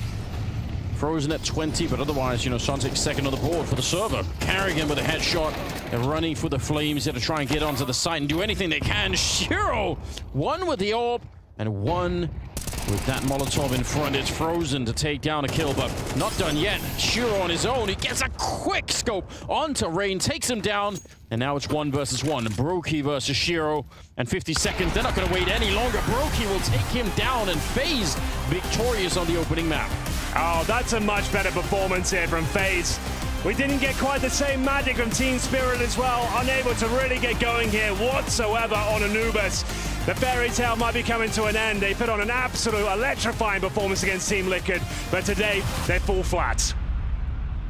A harsh reality like this one is the reason why we got so excited about Spirit yesterday, Jacob. This is how poor and complicated it can be when you have to face an opponent like FaZe with an academy player, with your coach. For Christ's sake, this was not supposed to be competitive, and FaZe reminded us of the differential between the two rosters. Especially on a map like Anubis. I said it yesterday before they went into that game against Team Liquid. I was thinking to myself, with a stand-in, with a coach that doesn't play a lot of Counter-Strike, Anubis is arguably the hardest map in order to get anything going. And I think we saw that in the first 9 rounds. That beginning of the game for FaZe Clan, it already solidified the game. Of course, Spirit fought back a little bit. A couple of rounds in the leaderboard here at the very end of the first half, but I never thought that was going to be competitive. As you said, unfortunately, they weren't able to replicate that, I guess, performance from yesterday, but they also faced a much better opponent in FaZe 2. No, and we're not going to fault them for that. I mean, there are some realities, some circumstances for Spirit, of course. You talk about these first 9 rounds, a very clear focus from FaZe Clan on the B side, and they pretty much did them whatever way they wanted. So it's through Cave, through B. We have to praise Frozen for his lurks. I think he knew exactly when to be activated from that B main position. He was looking for duels. He was given duels. Poor Halley was just trying to find his way and stay alive in here, getting poked from left, from right, from center. It's too complicated for him to survive in that position. It is, and we had the same conversation yesterday. I said the game plan for Team Liquid should be to try to bully the B-bomb side, because it is such a hard side to play, especially if you're a coach and you don't play Counter-Strike. Yesterday, what happened was that Shiro had a fantastic showing on the CT side with the AWP. He was able to shut down, he was able to help Holly on the B-bomb side. Today, Shiro was nowhere to be found, and that made the work conditions for Frozen, work conditions for FaZe much, much easier. He had a rough showing yesterday, Frozen, but on map 1 right here, he was all over the place. Great sign from Frozen, of course, taking charge in this first map. And you mentioned Zontix as being the only one really putting up a fight against the likes of FaZe, and we can maybe have a look at round 90. It tells a story that is both sad and dramatic and also funny at the same time. I'll walk you through this one. It starts with Zontix doing an incredible job as a first line of defense. Shiro finds a kill. It's a 4 versus 2 in terms of virtual, and then there's going to be a miss here through the edge of the smoke, which is supposed to be a sitter, is supposed to be a guaranteed kill for the likes of Shiro. He gets poked out by Brokey, and this just tells me FaZe can do no wrong. Even in a situation where Zontix finds the double kill, when Shiro is here to put them into a 4 versus 2, it still is FaZe's round as a reset right there. Once you win this, I as a humble expert of Counter-Strike, I know I don't have to look at the game anymore. It's basically it's basically over. You're not coming back from this. No, that's what it felt like. You know, round 9 is a great example of everything that went wrong for Spirit, went wrong from the point of the 4v2 and up. I think, again, it's what we expected. It's kind of what we came to expect from yesterday's game as well, which is why it left us such a puzzle that we couldn't understand why Liquid weren't able to do more and do better against Team Spirit. Today, I feel like it's not even Spirit playing poor Counter-Strike. It's not even them playing bad. I don't have a single negative phrase to put on Team Spirit. This is exactly what we expected, and sometimes it's reassuring in life that once you have certain expectations, you're going into a game and you actually get those expectations met. It makes me happy as a humble expert of Counter-Strike. Honestly, I mean, I wouldn't call yourself an expert, but anyway, that just makes me impatient for the real roster to show up. That's what I'm really impatient about. If you think of Shiro, and again, we're getting glimpses here and there, but I feel like there is definitely more to it, more to Shiro than what we're seeing in that jersey right there. But if you think about Zontix as well, what Chopper was able to do on day one, and then you bring Donk, of course, in the conversation, Magix has a glue behind it. There are many, many reasons to be excited for Spirit, and we obviously saw that in Dubai at the end of 2023. They are going to be candidates, but for now, we have to wait and bide our time just a little bit. Now, if we flip the conversation to FaZe, this series is not about establishing anything. It's about reassuring themselves, getting the groove, get a couple of kills, maybe farm some individual confidence rather. And I would say job done on map 1. No further than that? 100%. You can't put a finger on what Kerrigan and the FaZe boys did here, especially for Frozen, who we spoke about had a bit of a rough showing yesterday. Great to see him show up with 138 ADR. That's pretty sick. Magnificent, yeah. Brokey had this wonderful 2v4 where he was the one turning it around together with Rubs, I believe. So there was a lot of positives to drag away from this one, and I agree with you. It doesn't matter whether FaZe is winning big time or if they have a competitive map here in the second one. As long as they leave this game feeling comfortable and then heading into the GamerLegion rematch in the group later on, then it's a job done for FaZe Clan. So for now, the expectations are that if we get a competitive map too, that would be nice, but I don't really see it coming. I know where your heart is on that one. And I think for FaZe, it's about getting a couple of reps in officials. We always talk about the difference between practice, officials, what it means when the odds and the consequences are not the same. Well, it's brand new roster of FaZe. We've barely seen 9 maps with them, with Frozen and Abu Dhabi. So it's time for them to farm some of these maps, and they've done the job here. We're going to be very quiet about the words we use. There's no reason to celebrate, bring out the fireworks. They outclass Spirit on map 1. We're going to take a 3-minute break, and then we talk about map 2.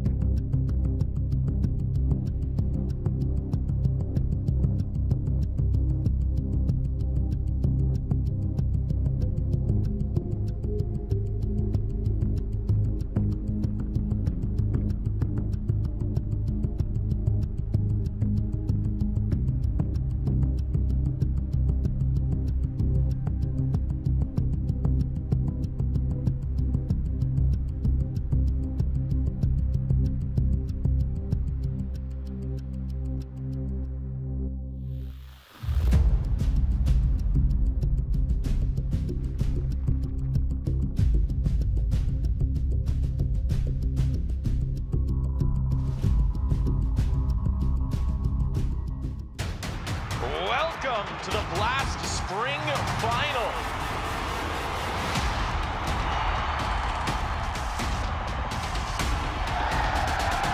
Hell yeah. I'm ready. I'm excited. The stage is set. Who's going to lift that trophy? No! What is that? It all comes down to the next 3 maps of Counter-Strike. All right. Okay.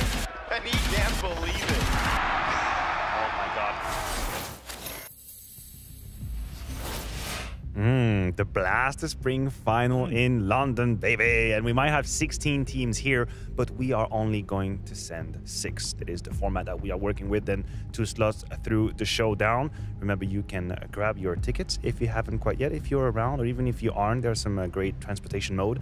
Come by and have a good time with us. Have a good time in the arena. These are the days where my heart beats the hardest in these LAN moments. I just have to deal with this guy over there, but I guess that's a problem that I have everywhere. Arena or studio, Jacob. I guess everyone have that problem whenever I'm turning up to a tournament, so you're all in the same boat, right? I am on the same boat. Yeah, I'm trying to imagine on what situation I would ever be on a boat with you. Maybe we can have a draft in Copenhagen. Who is not having a good time on the river is Spirit, of course. FaZe made pretty easy work of them on map 1. We're moving on to Nuke, and I wanted to steer the conversation towards this whole triangle of Carrigan, Rain, Frozen, who is moving what position where, and how are they trying to install him. We saw them in Abu Dhabi, and Frozen played inside on Nuke, inside on the CT side, and Rain stayed outside. Vitality had a really good time, an easy time handling that defense. Do you expect a difference? Do you expect adjustments to have been made? Or do you think they're going to stick with the same defense, which is Frozen inside, Rain keeping his position as well? I think they're going to stick to the same positions for now. I would have liked to see them change it up just for the fun of it, but I also recognize that Rain is a fantastic outside player. It's one of the few maps where he's been doing so well, where he's come to known to be the secret guy. He's come to known to be aggressive in yard, so maybe it doesn't make too much sense to switch him from that position. But we said the same thing about Overpass and Rain in the toilet area, so maybe they've been into that conversation, maybe they've explored it, but I expect them to keep the same setup for now. However, you know, if you're continuing to struggle on that CT side, let's say during this tournament, let's say during Katowice, that is a potential change that we see down the line. But for now, I'd expect them to keep it. Yeah, we're going to have to see. I agree with you. Rain, very much an expert in that position, one of the most illustrative positions that we've had on with the Overpass, as you mentioned. And also, you have to think about when you integrate Frozen, one of the words that we've heard from Carrigan was that he is demanding. He's got ideas. He knows how he wants to play his game. And there's always this balance where you have to find, well, on one hand, you want to make your new player comfortable and you want to get the best out of him. And I agree. I think this should be a philosophy when you bring in a player of his quality, of his value. But on the other hand, whatever was working for you, you might want to hold on to this as well. So how complicated it can be for Carrigan to say, listen, Frozen, I will hear you out, but you got to step towards me as well. You got to take a step in my direction, and you have to let me tell you as well what was working for us. How complicated can it be? It's super complicated, and I think in most teams, especially at the higher level, it's a give and take. Frozen is also coming in well aware that a guy like Rain in that position has been a monster to be dealing with for a long time. Frozen, of course, when he was in Mouse, played many times against Rain, so he also recognized how good he is at that exact position. So if I'm Frozen, I'm coming in a little bit humble. Of course you can make demands. Of course you can argue that I should be in X, Y, and Z position, but it's a give and take where Frozen has been gifted the A bomb side on Overpass, which I think he's ecstatic about. Playing the B anchor would not be for Frozen. Whereas for a map like Nuke, maybe Frozen can find a way to make the inside position a little bit more sexy than it normally is. Yeah, I'm going to keep my eye on this. I'm going to keep my eye on the duo with Carrigan as well, see how they can handle some of the executes. I think some of the lessons that we learned from Spirit as well against Liquid was that they had a few strategies in the pocket. They have a few executes, even if they play with a stand-in, even if they play with Academy, they have a couple of protocols that they can use to put FaZe in discomfort. And this is where I believe FaZe will come in prepared, because what we did see, for those of you who didn't watch the game between Spirit and Liquid, was Spirit had a great inner execute. That's good utility usage, good spacing, good pacing as well. But if you're FaZe, you're dissecting that, you're looking at that, you're preparing for that. And if you shut that down, as I said in the first game, Spirit does not have a plan B. They do not have a plan C. So if FaZe can shut down the fast T side from Spirit, there should be no problem at all. So we are talking about the inside as a possible point of contention. We are talking about what Spirit can put into the test and see if FaZe maybe can just break a sweat. To talk you through this once again, I send you over to the very, very capable hands of Enders and Henry G. We'll do our best at the very least, Anders. That's all we ever can do. But yeah, the woes will continue here for Team Spirit. Moving on to Nuke. They had some impressive moments against Team Liquid. Remember the upper bomb side with Baz and Hallie? They're actually doing some work out there. Actually looked like it was quite competent. But this could be a different kettle of fish, though. FaZe Clan very well versed on this map, and surely the favorites to go 2-0 and knock Team Spirit out of the tournament. Certainly the favorites according to the odds. Wow, I've got a lot of different directions with that one. But yeah, almost 11-1 over at GG Bet. That's crazy. Yeah. I mean, it's understandable. FaZe look really good. They've rebounded from yesterday. And Spirit, yeah, they were in the same position they were in all along. It's just that for whatever reason, Liquid weren't really waking up against them, but FaZe most certainly are. Oh, absolutely true. Ladies and gentlemen, elimination on the line here. Team Spirit, an admirable effort here at Spring Groups 2024, but it feels like their fate is sealed. I would love to be proven wrong and be taken to the third map of Ancient, but for now, they must bout it out here on Nuke, as we'll kick things off a T-side start for FaZe Clan. And they've already deployed a smoke at the start of the round. Flashbang available. Smoke goes down towards main entrance, I believe. So it's going to allow a bit of control here for Frozen. We'll see what they can make of it. Rops makes his way towards Ram. Nasty headshot at the start of the round, and Hallie's to be baited into the back boxes. Oh, he's got to take his time here. Yeah, this is tricky. You must land the headshot. What a spin around from Karrigan, though. It keeps going. Sontics back in it again. Stunning precision from this player. Frozen and Rain, 2 versus 3. The bomb, no one's picked it up on the T side at the moment. You could see it's just lost towards the ramp. Rain, he was tagged earlier. You said a nasty headshot to bring him down to just 7 health here. So, very hard round to get back into the Rain. Oh, he found the free one. Baz goes down. Huge kill. Brings it a step closer. Still 50 seconds left. And now Frozen has started to get there. He's towards the ramp. He's not that far away. Another 10 seconds. And he'll be able to take the fight. Shiro seems ready for it, though. All comes down to the timings of this one. What a shot. Surely Rain will go down as well. He's too low. And it will be a much-needed pistol to kick off their CT campaign here on Nuke. Team Spirits, nice work. Zontics especially delivering the goods. Crisp headshots towards that ramp room. Hallie did what he had to do as well. As long as he finds that 1 kill around, Anders, that's all they're really asking of him. He took his time as well. He guaranteed that headshot was locked in. Surprisingly, those are the kind of shots that can actually be a lot harder to hit. When in the back of the head with the silent USP, you miss 1 shot, they start jiggling around. It can be a real problem. And mentally too, like the pressure is on, you kind of know I should be getting this kill, like no problem. So suddenly you're thinking about it a little bit more. Here we are. Spirit, keep it alive. Don't screw up around like this. They have almost nothing to work with on that T side. They didn't get the bomb down. They didn't force up into this one, obviously, so they don't have any real weapons to play around with here. Karrigan had the deagle, and it's no more. That could be a really nice change of pace here for Spirit. Even if it's early on, it's obviously too soon to call anything, but just having these early rounds where you feel okay about the whole scenario, probably quite nice. Oh, they've given a plant away, though. That's actually kind of disastrous. How has that happened? Oh, that's going to be really problematic going forward. That's actually a bit of a victory for FaZe. Sneaky Snake? Yeah, that's an extra $800 per player, if you're not aware, meaning they were going to have AKs and compromised utility regardless in the next round. Now they're going to have a full buy. They're going to have absolutely everything they possibly need. I wasn't expecting that. Rob's just sneaking in.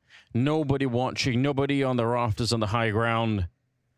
And he's just able to, get that a little bonus for his team. Can actually be quite a huge deal for them. But yeah, still, we'll focus on the positives. Spirit able to pick up the first 2 rounds here, starting on Nuke.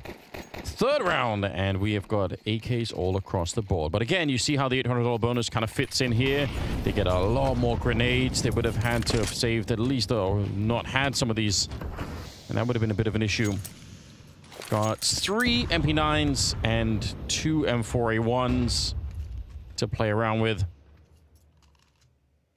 So a bit of a bonus situation for Spirit all on their own. But again, on Nuke, the MP9s can definitely do some damage. So it's not completely crazy. Brokey, that's really close to being a connection, but not quite. Rops. It's actually Brokey to open it up. trying to return upon it, but Sontic shooting him in the back at the same time. So a bit of chaos towards the lobby, and somehow Spirit come out on top. Oh, yeah, they really do, and then some. This is a huge advantage, looking much better already. Grenade has been blown, the double door's wide open. Zontic should go down here, but he's done a lot of heavy lifting already. Bomb to be planted. Frozen to fend them off. Oh, it's Halley. He's making a lot of noise there. That's an absolute freebie. A significant frag. But there is a player behind him as well. That's going to be Chopper, who's on high alert right now, waiting for any further progression from Frozen. Bomb ticking away at some pace. They don't have a kit here, Anders.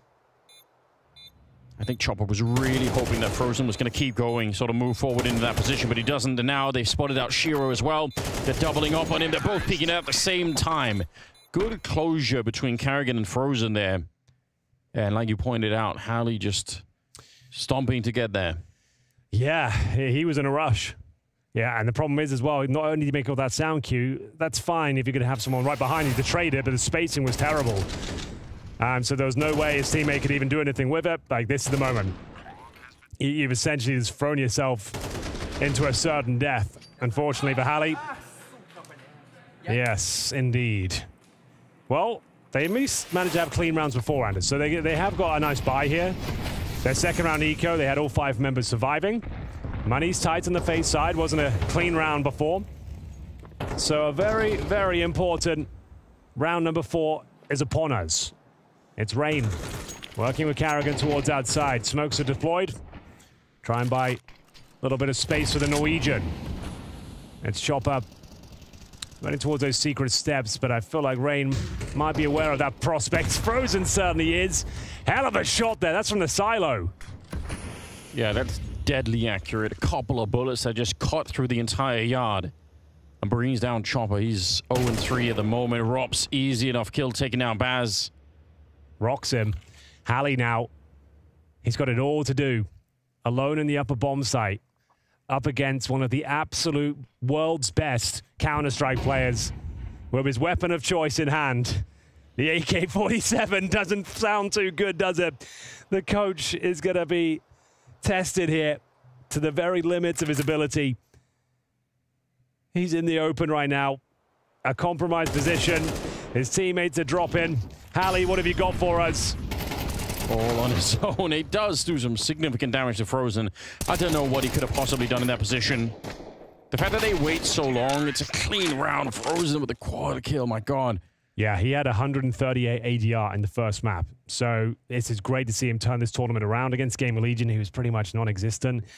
So yeah, this is very impressive. Frozen with a statement performance today.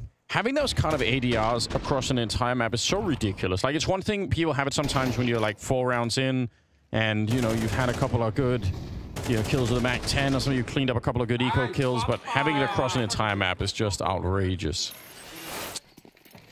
There's David with the hot hand. Full eco here. Yeah. No reason to go in alone, though. It's a ramp stack. Should be fine, but this is going to get complicated. They're going to lose at least a couple of players here. There's the first. Oh, Frozen! Okay. Full ace spray down! All right. Look at a little smile on his face. I'll take it all back. They only lose 1. A full ace spray down there. 1 clip. And, yeah. The prospect, Henry, of having Frozen and Robs on the same team, right, is sickening. Look at this. Call it David and Goliath. Yeah. Could do. We'll see him take his total up to 12-2 right now. After 4 rounds of play.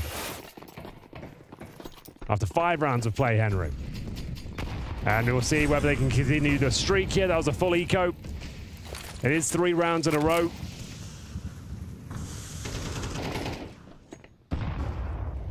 Good ramp control from the CTs here, but it looks to be an upper pounce. Again, trying to punish that fact that Halley is in that position. You can see they're trying to be very active on the CT side. Cause a ruckus. Oh, okay, Baz. Gifted a kill here, Halley, and he gets 1. Oh, they're back in the round. Oh, no. Shiro drops down. Straight into the jaws of FaZe. And that might be the round in itself. They had the first couple of picks on the CT side, but it's collapsed once again. It's down to Zontix and Chopper, the latter of which is in the vents. Zontix found by Rain, who's lurking outside, and that's another convincing finish for the likes of FaZe Clan. Honestly, though, that kind of move from Zontix at the start, I think that's what they need. They need some really wacky Counter-Strike like that, where you're pushing up alone. It's a bit risky, but if you're just playing the standard game, FaZe are proving and have proven already that they are going to be able to win those rounds. So I don't really blame Zontix for trying it. Unfortunately, they can't win the rest of it. Bit of a shame. Otherwise, it was going to be a good start to the round. He's got 229 ADR. Please stop. Make it stop. Yeah, he's absolutely killing it out there. Throws are now at 14-2. And you can see, you think with these opening couple of kills, that would be enough. It was essentially a 5-on-3 at one moment, but yeah, the upper bomb site, they can't hold on to it. Bear in mind, they have got the coach and the academy player in that position. It's got to be targeted. And again, they pins to that position. It's another eco. I suppose you can call this one a partial buy with 3 sets of Kevlar. Nice movement from Brokey. Above the smoke confirms the close range proximities are clear. In towards the hut we go. Baz. It's a sneaky position. And they'll yield a frag. Oh, no one there either. For the trade. Like they seem to find his opening kill every time. Whether they can convert this round is yet to be seen, but they've got an AK now.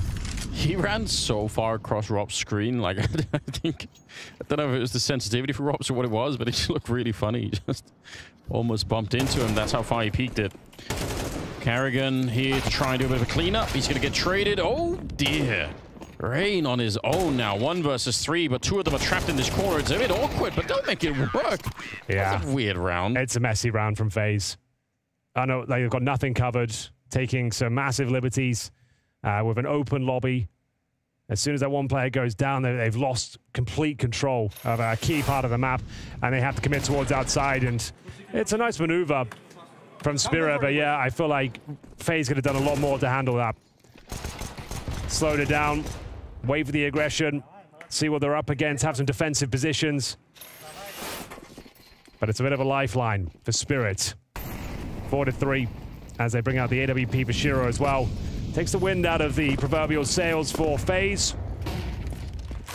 And I think they might have missed the smoke that's supposed to land on top of main, but it does provide cover still. It just doesn't take the vision away from main entrance itself. They're allowed to drop down on main entrance and use it. We'll have to re-smoke it accordingly. A critical round for Spirit especially. CT side here on Nuke. Their funds are running low, and they need to start to string some rounds together here. Brokey just scoping deep towards that. It's a tricky position by those stairs. Now, if he's got the AWP on the side, it's going to be a lot easier. I don't know where the bullet went. I feel like that's a hit. I think it was a miss. I think he knows it as well. Well, obviously, Henry. Yeah. Like, I'm not going to argue with that. You are objectively right. Well, they at least get some control of outside, push the CTs back.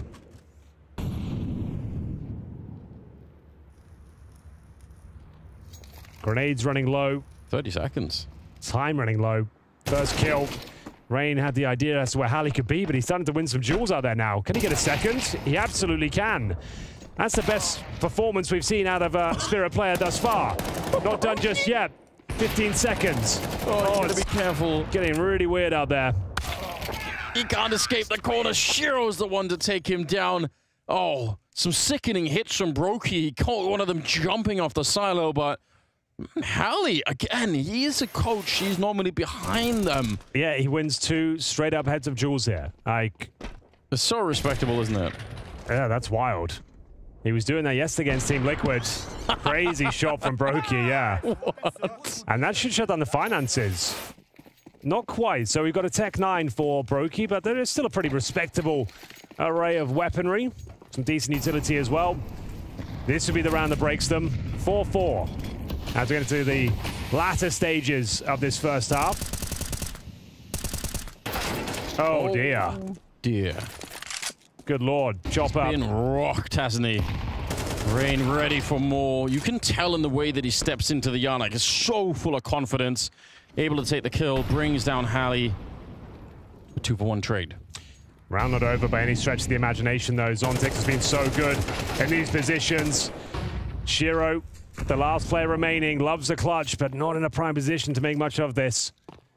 Investigates outside. The problem is, as soon as he gets a kill, which is looking likely here, they will know where he is, but that's not even a factor. He'll be frozen to recover the AWP as FaZe go back to their winning ways. Much better this round. It's Rain that delivers the goods outside. Gets that first kill through the smoke, pops it open himself, finds the second. Shiro takes him down, but they wait for the re-aggression for the CTs and finds Zontix, and it's round over. Oh, that's a nasty one. And then there's the smoke popping open, gets himself the second towards the coach of Halley. And we'll see. Chopper for not really freaking out over that one. That could have been a rage-inducing moment, you know? They've been pretty jovial this entire tournament. Yeah. Like they haven't been too frustrated. I think they understand the context of their situation. Like, no one's expecting them to win a map even, and they managed to do that already against Liquid. You're up against the world's #2 team in the world, categorically. And true, you're giving them a good run for their money, you know. It's a one-round game. Nothing to be too annoyed at. Yeah, and the context is just obviously... It's tough for Spirits. I guess Chopper, on the other hand, he's also an extremely experienced player, right? He's been playing for a really, really long time. So probably has been through a lot of ups and downs. I think not for a long time recognized as you know, the in-game leader that he is. Like, he's one of those players. Maybe it's because of the region. We don't get to see him in enough tournaments, really, that you sort of are reminded. But I think people are starting to wake up a little bit more to his chops, so to speak. Well, they did manage to win Bet Boom towards the tail end of 2023. An impressive performance. That was with Artfrost in the team as well. They've now got Shiro. Certainly an upgrade. But unfortunately, no donk today. One down towards lower. They've got the man advantage here, but bear in mind, it's an eco essentially. They've got an M4. And Rops needs to be on high alert here. Free kill. Brings it back to a 4-4. That should guarantee the round and at least 50% of the rounds available this half. 6 on the board as Rops continues to dominate here with the AK. It's only his 4th kill. It's Frozen that's been taking absolutely everything here. He's up to 16 and 5. Nice. Rob's probably thinking, you know, I can definitely live through this round if I just escape, but on the other hand, like, it's more fun to look for those fights. And like you said, he only had a couple of kills, so 4 in this round for Robs, another round for FaZe, and they take all the rifles away. Oh, yes. That was the eco. Couple more rounds left here. FaZe in cruise control. Been a couple of bumps in the road, but they lost a pistol. Went down 0-2, then posted 4 in a row before Halley woke up and started doing some damage. Speaking of which, the coach has got an MP9 this round. Shiro back on the sniper. Oh, God. I thought he had Shiro hook, line, and sinker there. Tags him. He knows it as well. Blood splattered all over the wall. Oh my God. Sit down. I would say that was a low HP Shiro. Like, an impressive shot all the same, but he had 10 HP, but the double kill delivered once again. Sensational scenes here from Rain, one of the absolute masters of the outer area on Nuke. Now, this is an old classic. This is more of a CSGO maneuver. The smoke's favored. The players sitting them. Now, that is still true. It's just not to the same extent. Still works out for Baz. Yeah, well played. You have to, right? You have to take a risk. Sontix trying to push in on the other side. Oh, Rain. no. I can't believe he did not get that kill. As had his back turned, it looked like it was going to be a sure thing. Yeah, a little bit rushed there from FaZe. Bit of a panic setting in. Didn't see that Baz maneuver coming in towards that faded smoke, but there's at least no CT presence down towards lower. I think they have got a locked-in plant. Baz is arriving at the scene of the crime. I think even worse still, Frozen is alive. It's been very hard to get rid of, so We'll see. We're looking at a 10-second defuse at the moment. They're quite far away from the bomb site when the bomb goes down, so they're going to have to spend the first couple of seconds even kind of getting towards the bomb site. Now, they're Molotoving out the likely positions. No grenades have hit anyone on the FaZe side yet. I think this retake just got a lot more tricky. They've already spent a lot of time on it now. Smoke's going to be set up. Frozen with 1 kill. Kerrigan on the other, and now they can sandwich him in. Kerrigan, great spray. A 2 versus 3, and it's FaZe to come out on top. It really is. That's what you love to see. Kerrigan getting it done. He had a really rough one on Anubis. They won categorically, but as an individual, he was getting caught out. He had some really awkward moments for himself towards that mid area. He was down like 2 and 8 at one point, but Rain certainly not on nuke. He is looking exceptional out there. Kerrigan joins Frozen in the fragging department here. Bomb planted. They win the 3-on-2. Yeah, very good. Nice reactions. Final round here, Anders. Spirits with not a whole lot to work with. The desperate shotguns, the scouts, the deagles, the SMGs, and an eclectic setup. Yes, they got a little bit of everything. I say variety is the spice of life, and I guess we'll see for Spirit if that's going to be a spicy round. For Sontix, it is. He's had some really good He's pushed ramp every time and gets a kill. Like, I don't know how he keeps getting away with it, but yeah, he'll take it. And Rain will take yet another kill. Oh, if he had anything else, Hallie, he gets that frag.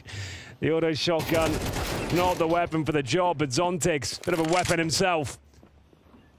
He's looked great. 14 and 7, been a real nuisance.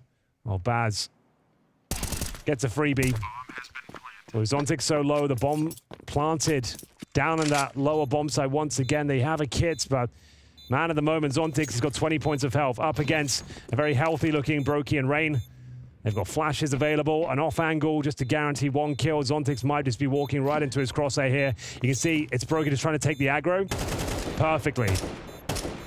Oh, he's only got 4 bullets left, but it does not matter. An impressive performance from start to finish. It's FaZe Clan going 8-4 here on Nuke.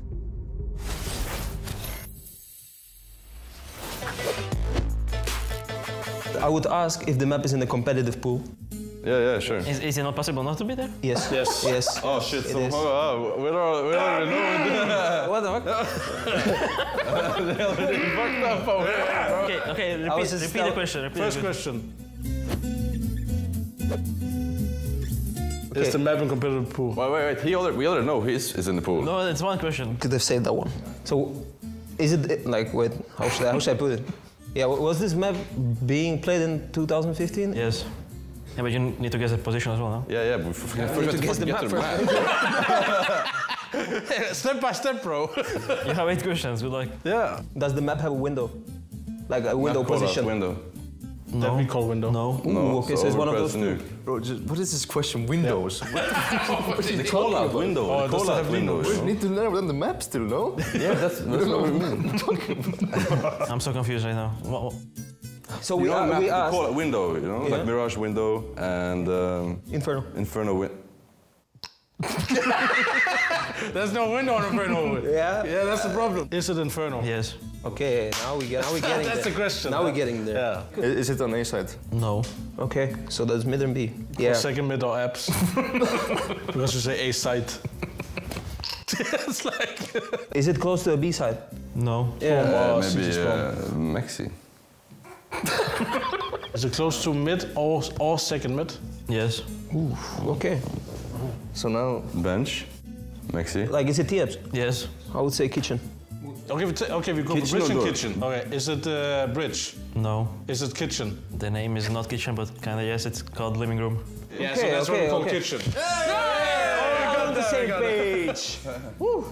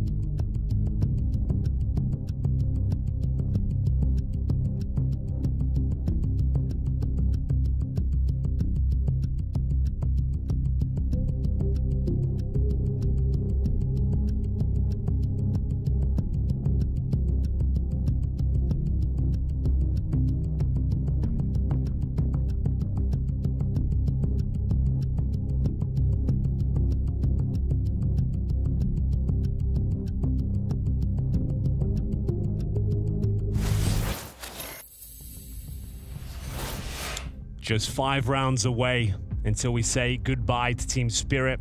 They've put on one hell of a show this tournament, given us some very memorable moments. Yes. A lot to talk about, a lot of excitement, but ultimately, I feel like their fate has been sealed, Anders. It is looking that way. FaZe, they're not really bending, even if they're being put under a little bit of pressure in some of these rounds. I would say on the positive side, like you got to say again, it's a weird situation with Spirit. Son6 individually, I just think it's looking more and more impressive, right? That's a cool takeaway. It's nice to see him individually get a flex a little bit, trying to play up against FaZe. Here we go. A rush to the A-bomb site. Spirit on the T side now.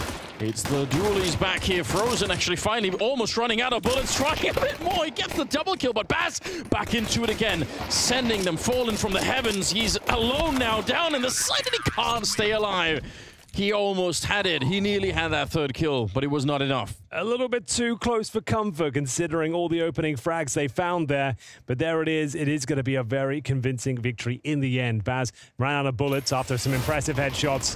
It was all down to the flashbang provided as well. You can see it's Frozen having a field day with the dual elites. Gets up a couple of headshots, and then Baz arrived. You can see he had 8 bullets left, had to try and get a reload in. Shiro chimed in as well, but as he didn't find that instant headshot, it will be ready to close things out. 9-4, and no bomb planted, Anders, so pretty much guarantees double digits at this stage. Deagles, at least there was one for Baz. That's a lovely shot from Rain. His numbers must be up there, yeah, 12 and 7. Frozen stealing the show, though, with 19 kills and 7 deaths. Yeah, Frozen's out of control. And he was on the first map, too. So just having himself a very, very nice day. Don't know if there's anything Spirit could do to stop him in this particular round. Again, if you get a bomb plant down, that'd be nice. Do a little bit of damage here, but it's minimal what you can achieve. Does have a player up there, but Brokey's pretty quick to get rid of him. And somehow still alive. Halley back here, hoping for a deagle to his little collection of kills he can bring back home. Not going to get it. Not going to get it at all, is he? That's a very clean round here. Just a few more to go. And we say goodbye to Team Spirit and hello, the FaZe clan versus GamerLegion in the rematch. The rematch. Yeah. I think FaZe are going to want some revenge. I don't think they're going to walk out of that match thinking that's not who we really are, and we're going to show GamerLegion what it's all about. It was the first LAN game of 2024 for them. Yeah. Understandably rusty. FaZe are a team that are known to have slow starts, not just in tournaments, but just in every single map they play. True. But this is much more like it. Of course, a lot of caveats in this one. It's not a full team. They should be winning this. Zontic spotted him go down the vent. He might have sneaked down after him. It's risky, but that's kind of been the name of the game. He actually decides to just walk right past instead and catches Carrigan. He's so lucky to be alive, and maybe only for a second here.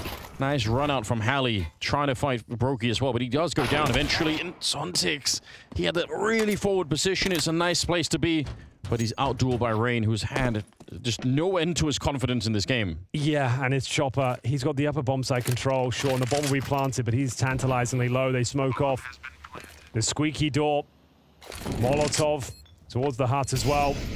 Isolate some of these fights. Chopper desperately trying to get himself in towards salvation of the CT vent. Baz, he's actually been playing very well, but he's unable to fend them off, and it's Robs closing things out. If he wasn't going to, it was Brokey behind him as well. That's 11 rounds on the board now. Spirit get the bomb planted. The loss bonus is accumulating, but it won't be enough for a full buy here, as it's another convincing round. Shiro can feel this tournament slipping out of their hands. And to be fair, it just means they'll be coming back for the showdown. Yes. Like, it doesn't mean the category won't be in London. It's difficult to get through the showdown, don't get me wrong, but with their full team, with Magix and Donk, I fancy their chances. Hopefully they can make that work by then. Yeah, I'd really like to see them there. That'd be sick. Yeah, because I mean, even now, it looks like a really, really fun team, and obviously every conversation these days at some point Donk comes up, so I want to see him on LAN. Not be locked behind the visa issues. 11-4. We can't really talk our way out of it. FaZe 2 rounds away from winning this one. Sitting right near the flames, but they somehow don't burn him. It's crazy to see it like that. Frozen with a lot of damage. Brokey with the early kill here. Spirits making no headway into the bomb site. They've already been denied. Just so many grenades raining down on them. Yeah, they don't inflict any damage. They take a lot themselves, conceding a frag, and the real player that's finding kills. Unnecessary from Carrigan there. Not sure what he was hoping to find. That's more like it, though. Brokey will take the man advantage back. Rops with a heads-up position. Who is it to challenge? Hallie has been winning duels all day. Won't be doing it this time. Rob's one of the masters of ramp. Gets a clean one, and that's surely series point. 4-on-2, Zontix, the walking wounded. Chopper, 3-13. He was posting incredible numbers. I think on Ancient yesterday against Team Liquid, he had like 25-3 or something like that. Yeah, he was wild. It was really, really impressive. But yeah, Zontix left with nothing to do. 0% chance of winning this one. Maybe gets a kill for his troubles. But ultimately, he goes down. And it's going to have to take 8 rounds in a row on the T side of Nuke with the coach, the stand-in, no one really fragging to get us to overtime. I don't have much to offer you in terms of silver linings. Normally, I can romanticize some of the possibilities. I can find a way. It wasn't the push, was it, Carrigan? That wasn't the one we wanted, but it doesn't matter. Yeah, Brokey with 4 kills at the end of this one. Just good work. Good on the AWP. But you're all right. Normally, we're pretty good at lying about, you know, what could be Henry, but I feel like this one's... There's nothing I can come up with here. It's too far, you know. No, you got so much to work with here, so much room. Yeah. That you can afford to be a little bit audacious. Yeah. Go for these first picks. Like, you can afford to give up 5 rounds in a row before it even really gets complicated. They probably win it right here, right now, but it's never normally that easy in CS2. This is the hardest round to find, number 13. A lot of teams struggle closing games out. FaZe not one of those teams, but it just seems to be when all hope is lost, that's when you find a glimmer of hope. Oh, here we go. Onto the side they go. Nice shot onto Frozen again. Zontix in charge of it. He's trying to do it, trying to claw them way back in, at least get them one more round to do a bit of something. Grenade right down in front. Zontix has to run away from the grenade and into rain. It's all on Hallie, the coach. 1 versus 3 to hold on here to the group stage, and it's not going to happen. Robs will take him down. It's FaZe with a 2-0 win. A comprehensive victory here for FaZe. They knew they had to bounce back from their deficit against GamerLegion. It wasn't the FaZe we know and love. And Frozen had something to prove today as well. He wants to show he belongs in this team. He wants to show he's still a world-class player that's competing at the very top. And the numbers he put down today certainly suggest he's on track to do so. A day in the office, a walk in the park, whatever idiom you would like to use for this occasion, but FaZe get the job done cleanly, properly, with authority as well. There's nothing much to celebrate, but this is great to see a reaction not only from the team, but Frozen leading the charge with a marking performance. I agree with that, especially considering how they showed up yesterday against GamerLegion. It was very important for FaZe to get started, I guess. Get started this season, as we have spoken about the fact that they sometimes seem a bit rusty coming out of break. That was not the case today. As you said, Frozen was all over the place, playing a fantastic game of Counter-Strike. They beat Spirit very convincingly. At no point was there ever any doubt this was going to be a 2-0, and the game itself took an hour and a half. One of the fastest Counter-Strike games I've ever seen. And we've been honest throughout about the circumstances of Spirit and where we set our expectations and how we celebrated the matchup against Liquid and how tense it got and much more entertaining than we thought. And honestly, even in this game, Spirit did try. They had the aggression, they had the assertiveness. They tried to find Robs a couple of times towards HUD. They tried to be aggressive and in FaZe's face. They didn't just lay down and wait for the game to be over, but there is a harsh reality, and it is what it is. The difference between the rosters is not something that we can mess with. This should have already been the case versus Liquid, and FaZe reminded us of how it can look like, and it's leaving us with not much to talk about in terms of the depth of the game. It was very one-sided. For this game, yeah, there's nothing to really drag out of it, so to speak. Again, I want to focus on Spirit's performance yesterday. I want to focus on what kind of attitude they came in with. They were not afraid to play Team Liquid yesterday. We had the conversation. They could have won that game. Today, there was no chance at all. At no point point did it feel like Spirit could do anything. If there's anything, we got to give it up for Suntix, sorry. Putting up 180 AR in a game where you're getting absolutely destroyed by FaZe. That's impressive. Shiro had a couple of moments, but apart from that, Spirit with 2 standing and a coach playing, that's not a point of conversation. That's not a topic I want to dive into. No. I'm excited to see Team Spirit when Dunk is re-entering that roster and when Magic is with them again. I think this stat is really showing us the main storyline as far as Spirit is concerned, is that Zontix seems like the real deal. I mean, 2 days in a row. When you're going to be in a team with Shiro and Dunk, your name is never going to be the highlight of the newspaper. That's just a fact. There is a pecking order. But honestly, like what he's being able to put through, even through losses and with the positions that he's playing, like we're talking about anchoring on the CT side and all, he's legit. He's legit as hell. Like I've bought into the Zontix train throughout these losses and these maps because I think in a very complicated situation, he put up a very good effort, a very respectable effort. Yeah, I would agree with that. There's no doubt about it. You're bringing it in here, right? The positions he's playing, the anchor roles, especially on Anubis. We've seen him play that map twice where he's been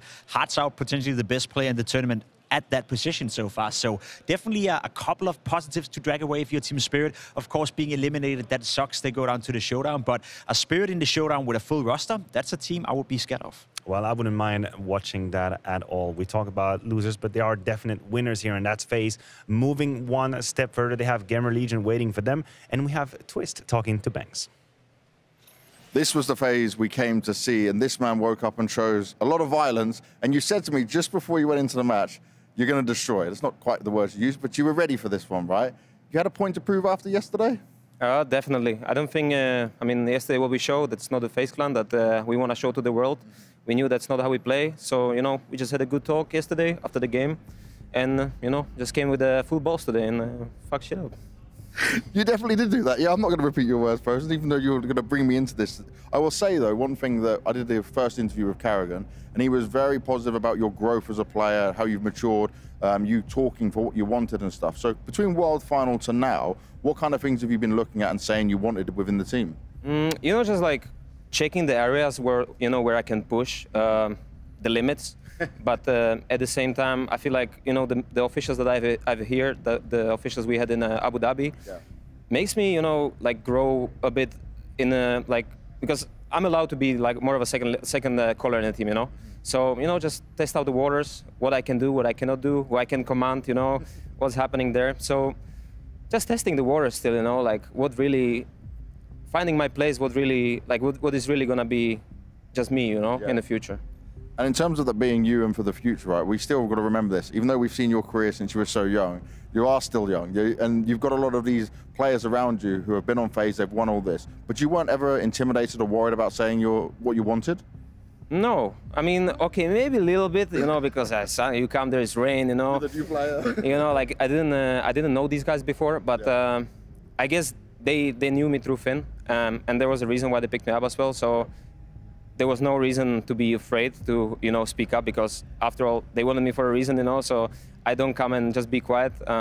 Yeah, I mean, you know, I'm a vocal guy, so I'll just say what I want to say and how I want to be things done, and yeah. And then it gets done the way it's supposed to be done.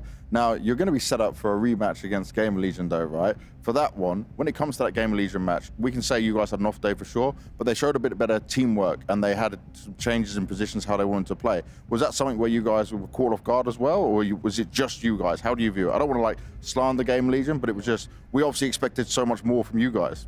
I think they played well. They had some good reads on the maps. I mean, overpass, I think that was more of our fault. That, you know, like if you look, like we just rewatched the game and it looked terrible. You know, like the end rounds, missed nades and everything, facepalm, exactly. Like overpass, I think it was definitely not the FaZe clan. And on Ancient, I mean, towards the end of the map, I think they had good reads. They were moving good around, and you know, after all, like every side we went to, there were already 3 or 4 there. So it kind of felt like they were reading us. But just by rewatching the game, they played well. Don't get me wrong, but I think we also made them look very good with the way how we played, you know. So I'm looking forward to play them again, honestly. And talk about your integration into the team now. This is only the second event, but obviously expectations are very high. Where do you guys discuss as a team and say where you need to be ready or where you want to be ready at this stage? Because obviously you've got Kato, you've got the Mage, everything's all coming up very soon. I mean, goal is to make it through the groups, you know, and yeah, the focus is going to be on Kato. Here we just, you know, play match by match. We cooked some things in the break, so, you know, we just we're just testing the waters again. But yeah, the goal is to qualify here, and for the rest of the year, just destroy. So avoid the showdown. Avoid the showdown, definitely. Avoid the showdowns at all costs. They don't want to play any more events because they've got enough to go through. Let's see how it goes going in the future. Thank you very much, Mr. Frozen. Thank you. Thank you, Frozen, for the wise words. Of course, not Twist at all. They might have powerful set of hair, and they might have played in the same jersey back-to-back, but this was definitely Frozen, mea culpa on that one. And great to see his mindset about joining FaZe, because I don't think it's that easy to just put on the jersey and be like, yo, this is what I want to do. I think you have to have your head set on your shoulders to know your own limitations, but also what are the responsibilities that are coming to you and what you have to demand in order to perform. To use his own phrasing right here, test the waters. I think that's exactly what he's doing right now, and he's not afraid to test the waters. He's not afraid to go out where he perhaps gets a little bit knee-deep in. At a certain point, Frozen during this game was absolutely fantastic. They pulled off a 2.02 rating, I believe, according to HLTV. Twist could, of course, never do that match despite them looking like each other.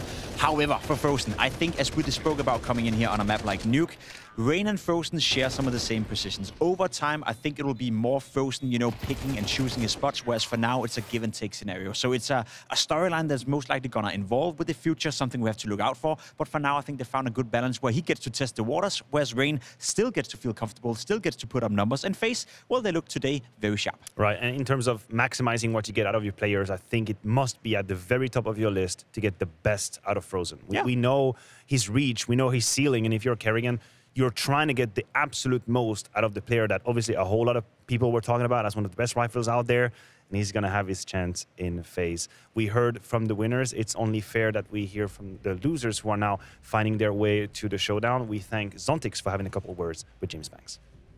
Spirit will here be eliminated by FaZe, and certainly a tough game. Zontix, I want to kind of just look at this for you guys. Your expectations would not be high for this event, considering you don't have two of your players you want to be with. But would you say after the Liquid game, you felt like, okay, maybe we can do something?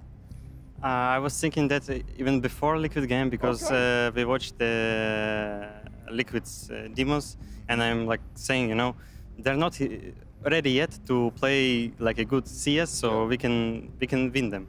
And to be honest, we lost our game against them because it was our first Ancient game in this roster. Like, we haven't even practiced this.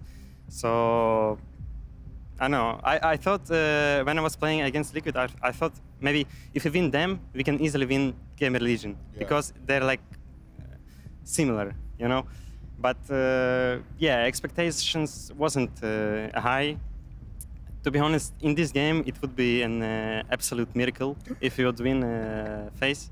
Okay. So yeah, this is it's like they have one of the best players individually in the world, and they're playing together for 4 years, like their core. Yes. So there's no chance. There's no chance. So that one you understood, right? FaZe was a more realistic game. Let me look at the fact that with the Liquid match I saw, even when you guys lost, you were still smiling. It looked like a lot of fun. But does it hurt that you're like, we could have done it? It was so close. Yeah, of course it hurt, but we could have practiced a little bit Ancient at least, and we would win this game. But we didn't have any expectations. But yeah, we thought like we can win. And after we started losing rounds on T side on Ancient, we was like a bit tilted, Oh, really?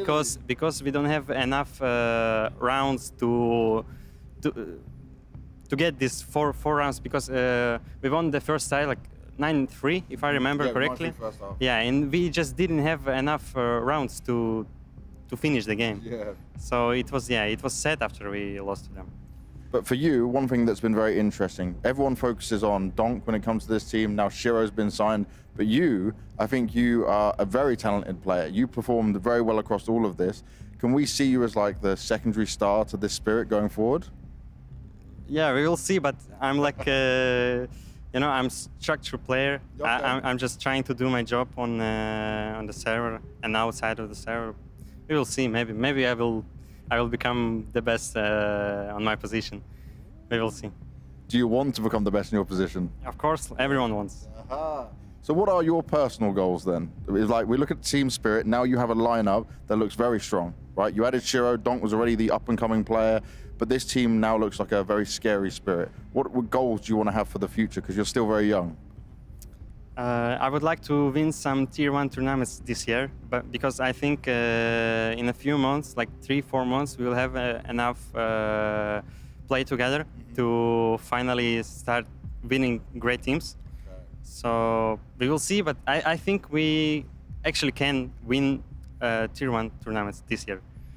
Well, let's see if it happens for Spirit this year. Let's see if it happens at Blast as well. Thank you very much, man. Thank you.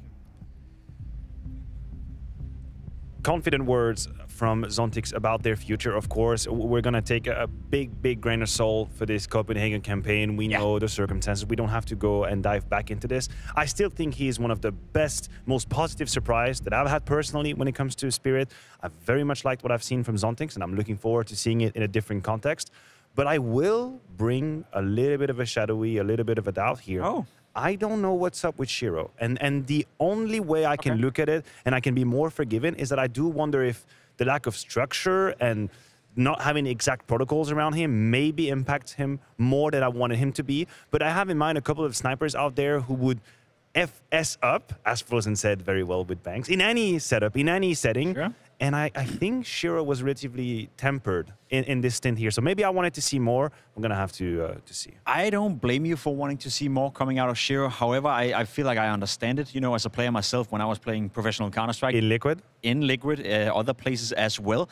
If the team structure wasn't spot on, I couldn't perform. I was not good at playing pucks. I was not good at playing. So that's what happened. That's what happened, you know. I was not good at playing in an environment that didn't feel comfortable for me. If the player next to me did something I didn't understand or I didn't count on, so to speak, I would instantly perform worse as well. And that's the player type Shiro is. He's not the AWP that is creating the games on his own. We've spoken about that many times. He's a very defensive AWPer. But when he's in a system where he's allowed to step into the pocket and then, you know, throw the ball, as you may say in the NFL, that's when he delivers. So when he's a stand-in situation like this, it's not really going to work out for Shiro. Had it been Monesi, a player that creates the game on his own behalf, he probably would have fucked shit up, as Frozen said. Jacob, on my heart, I'm not ready for that. And this is a family-friendly show. Jesus Christ. Is it though? On that note, we're going to have a look at the bracket. He's unhinged, of course. It's past his bedtime. It's 3 p.m. right now. We have Liquid in the grand final of this group, of course, but that sets us up for a little bit of a rematch. It's going to be GamerLegion versus FaZe. I do believe this happened on Friday, so we're going to have to be a little bit patient, and I'm sure FaZe have a bone to pick in that situation. Here are some of the matches that you still have ahead of you in this 4-meal course that we're offering you here at the Blast Spring Groups. That is going to be Big versus Heroic as the last game, and finally Cloud9 gets to play one more game. So that's it for us. We're going to take a little bit of a break. I'm going to make sure this guy gets some water, and Tech Girl and Bubsky, we'll see you soon. Actually, extended break.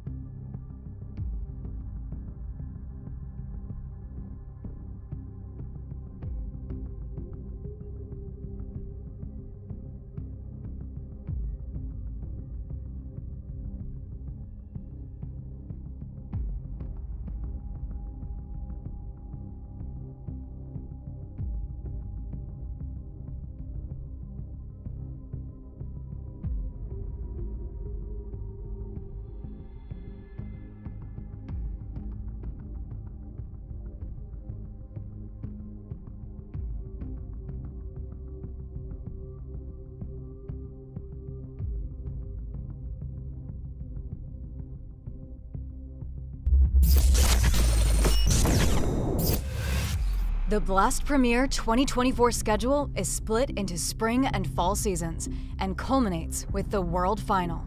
Here's how it works. 16 Blast Premier teams will begin their quest for victory in groups. Teams are seeded, creating 4 groups of 4.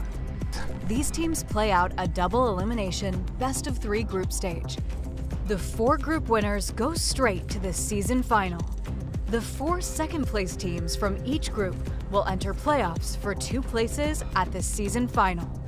The 10 teams that fail to qualify from the gauntlet will be cast into the showdown. There, they must fight to survive in a merciless single-elimination format. They will compete against 6 teams from global qualifiers. This year, each showdown is no longer split into regions, but is a single tournament played in Europe. 2 teams from the showdown will secure their place in the season final to join the 6 teams from the groups. At each season final, the 8 teams will face off in a GSL format, leading into a single elimination playoff bracket with quarters, semifinals, and grand final. The champions of the season finals will be joined by teams who qualify based on their performance in tournaments throughout the year, including the winners of the Copenhagen Major, winners of IEM Katowice and Cologne, and top-ranking teams on the leaderboard. These 8 champion teams will come together for one last clash as they battle it out for a prize pool of $1 million.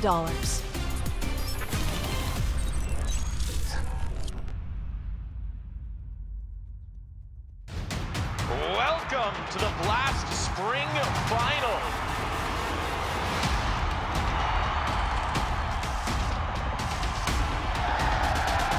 Hell yeah. I'm ready. I'm excited. The stage is set. Who's gonna lift that trophy?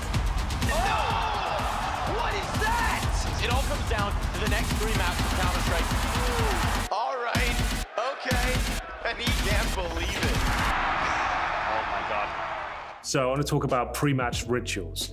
Now for you, I know you carry an assortment of gems and minerals. I'm sure you've been asked about it a few times before. Can you just explain to me what the idea behind those is? Are they special to you? Do they mean anything? Are they specific stones? They are specific stones in that sense that they can represent something. Okay. Something can represent courage. Something can represent luck. So it's my wife choosing out the stone and explaining in detail what kind of stone I need to look to when I need to do something. And I think it's just one way to kind of like remind these key things. One of them is about leadership as well, that I have these stones and I can kind of like, if I have a rough time, I sometimes look at them and like remind, okay, leadership, courage, and kind of like push my charm and luck, you know. And I think it's just one way I build up, and obviously when I started using the stones, went pretty good last year, 2022. So I got more added to the collection now. Nice. What are the new ones? What do they symbolize? I can't remember now, actually. I have to double check again. So for you, it's not so much like a spiritual thing, it's to remind you kind of a symbol of the kind of qualities you'd like to be as a leader. Both things, I would say, right? Yeah. The spiritual, I'm not always that deep into, but I think that way I'm using is kind of remind myself to leadership is what I need to be. I need to also bring on the table. Yeah. I can have a bad game, but I can never be a bad leader in a game. That's very good point. And then courage is just like never really second guess what I'm doing, go with my stomach feeling. So that's kind of things I'm kind of remind myself to kind of do, and that's a good way to, when you get lost in track of your thoughts, then it's good to kind of like blink for a second, look to the right, and obviously also have confetti on the mousepad to kind of remind what we're fighting for. Because losing finals and get confetti in your bag is like the worst feeling ever. But winning a final and have confetti in your keyboard is the best feeling. So okay, that's it's awesome. like a flip coin, and I think that reminds me that nothing is ever given. Wow, Frozen, quite profound answers there. What about you? Pre-match rituals, you doing anything? You know, just doing DM and Spotify. What are you up to? Yeah, Spotify, bots, and like close to the match, I do breathing exercise. Okay, so just some kind of mindfulness sort of kind of... Yeah, I think it's called focus breathing, the one I do. Yeah. So yeah, I've been doing that for like last 2 years, I think. Seems to be working pretty well. Yeah.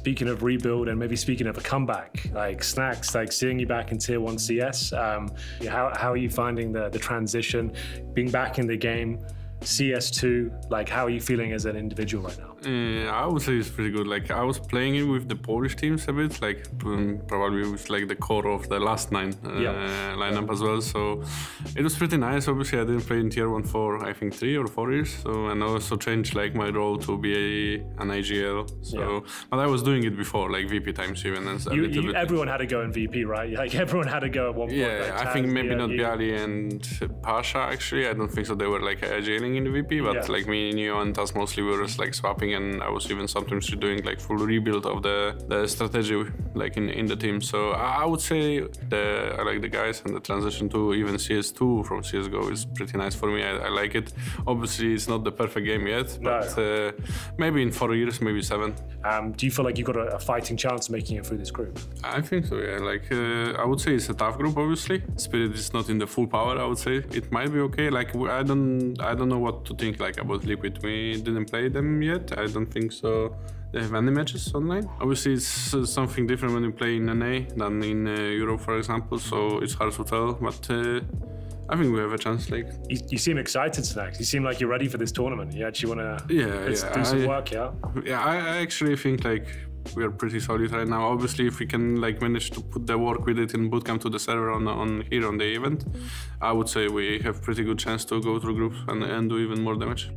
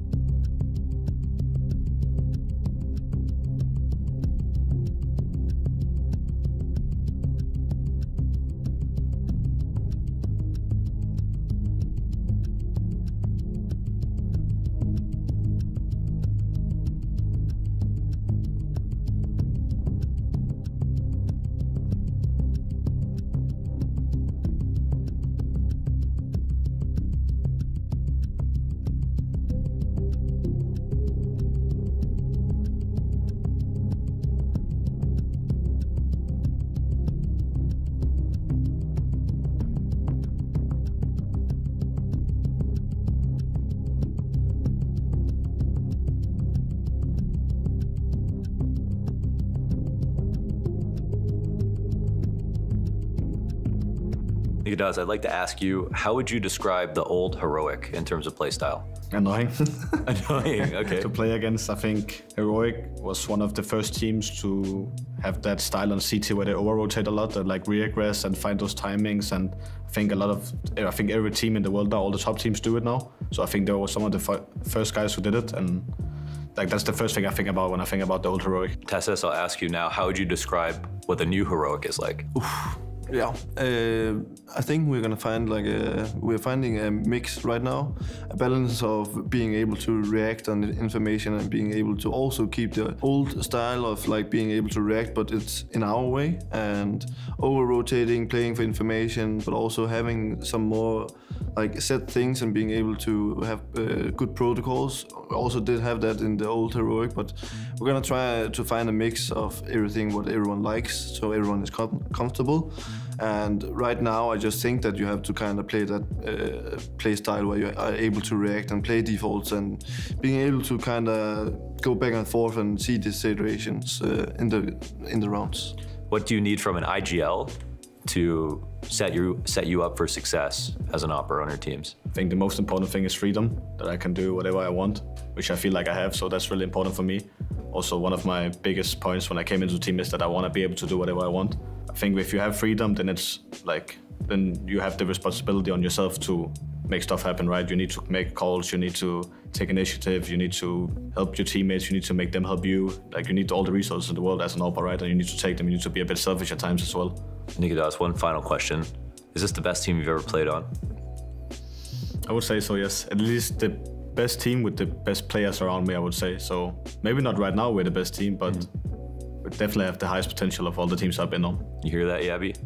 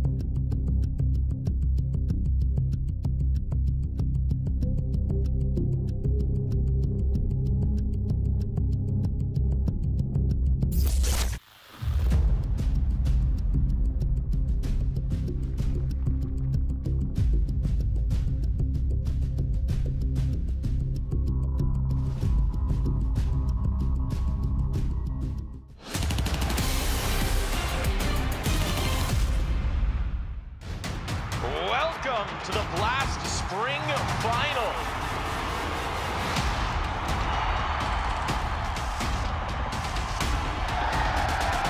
Hell yeah. I'm ready. I'm excited. The stage is set. Who's going to lift that trophy? Oh! What is that? It all comes down to the next 3 maps of Counter-Strike. All right. Okay. And he can't believe it. Oh, my God.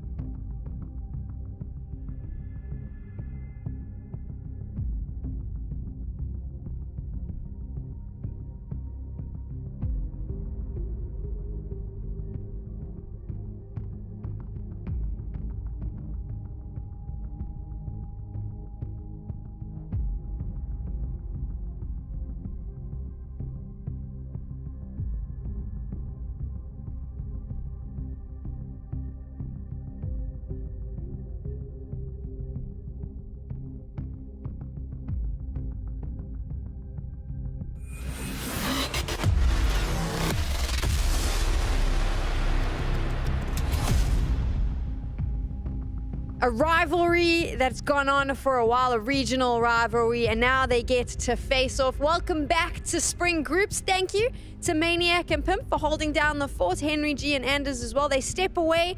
I'm in the mix with Babsky, and we've got Scrawny and Launders ready to take over in-game. Welcome to it, this group's winner match. Right now, it is Cloud9 up against Virtus.pro. Such an interesting matchup because on one side, you have Cloud9 with these very unique roles that they play in game. On the other side, you have VP with this unique play style, a conversation that we always have when we watch them play. Since they won the major, since Game Time became a thing, it is always about the unique play style of Virtus.pro. Babsky, break it down for someone who's never watched Counter-Strike before. Why is it so unique? I mean, I think it's mostly due to Virtus.pro way of playing. They are a very unique team, as you said it. I think it's the story between the tactical team and the more individual-based team. I think everybody on Virtus.pro is a fan of James' way of playing, but on the opposite side, Cloud9, they're playing more freely. They have the players and the quality to play a little bit different. How did James find 4 players that were so willing to adapt to his style? Because that doesn't happen often. Yeah, I mean, he took some of the players early on. Fame hadn't played in many other teams before coming into Virtus.pro. Fleet had only been for Force for a little bit, so it's not going to be that complicated to make people buy into a system if that's all they know. A player like Norbert, Mur, not necessarily players that people would hype up, if you like, at one point. But for some reason, in this system, it's working. It's James Time. Everybody works in James Time for some reason. They've changed quite a lot of players, but I think they work extremely well together, and I think that trio, as we discussed before, Fleet, Fame, and James, is certainly one to look out for. Why do you think that trio works so well? I think when you see James with the orb and the way he is able to play the rounds slow, I think it really buys into what the other players want in some way. I think Fleet and Fame, they could also play in other teams, but they're so zoomed into the way they're playing currently that I don't think they want to change. Many players joining Virtus.pro with a lot of experience would be like, this is wrong, we should do it differently, but I think they buy very much into it.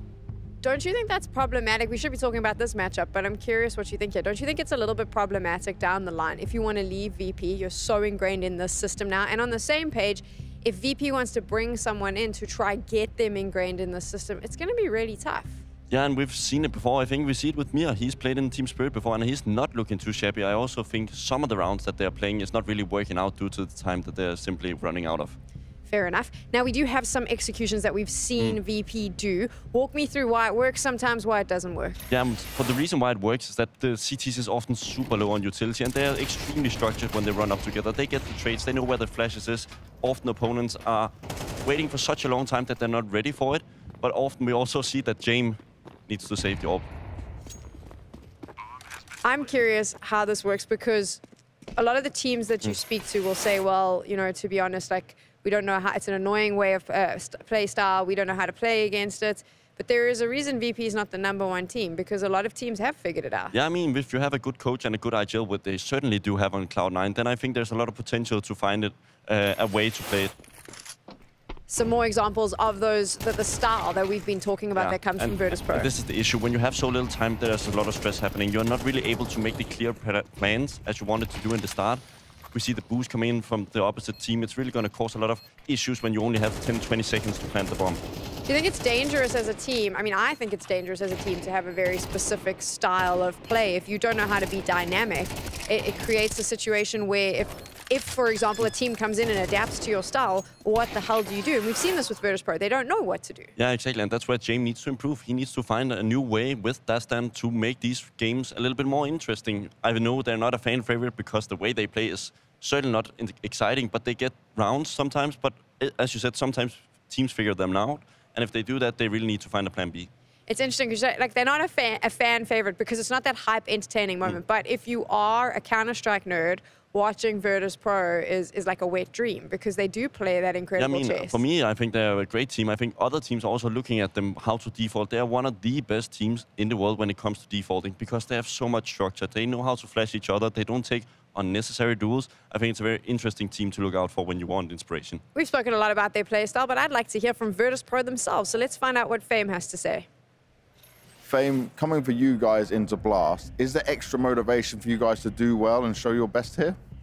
Yeah, as I said to you, it's no more excuses for us. We just need to perform, we just need to play good. And I think our goal is to win every match we compete in and to play on the highest level. Yeah, that's it. And let me look at the VP style of play. We talk about how you guys play, but it's such a unique style. Do you think there is a reason other teams don't try and copy you? It's only you guys that play this way. I don't know.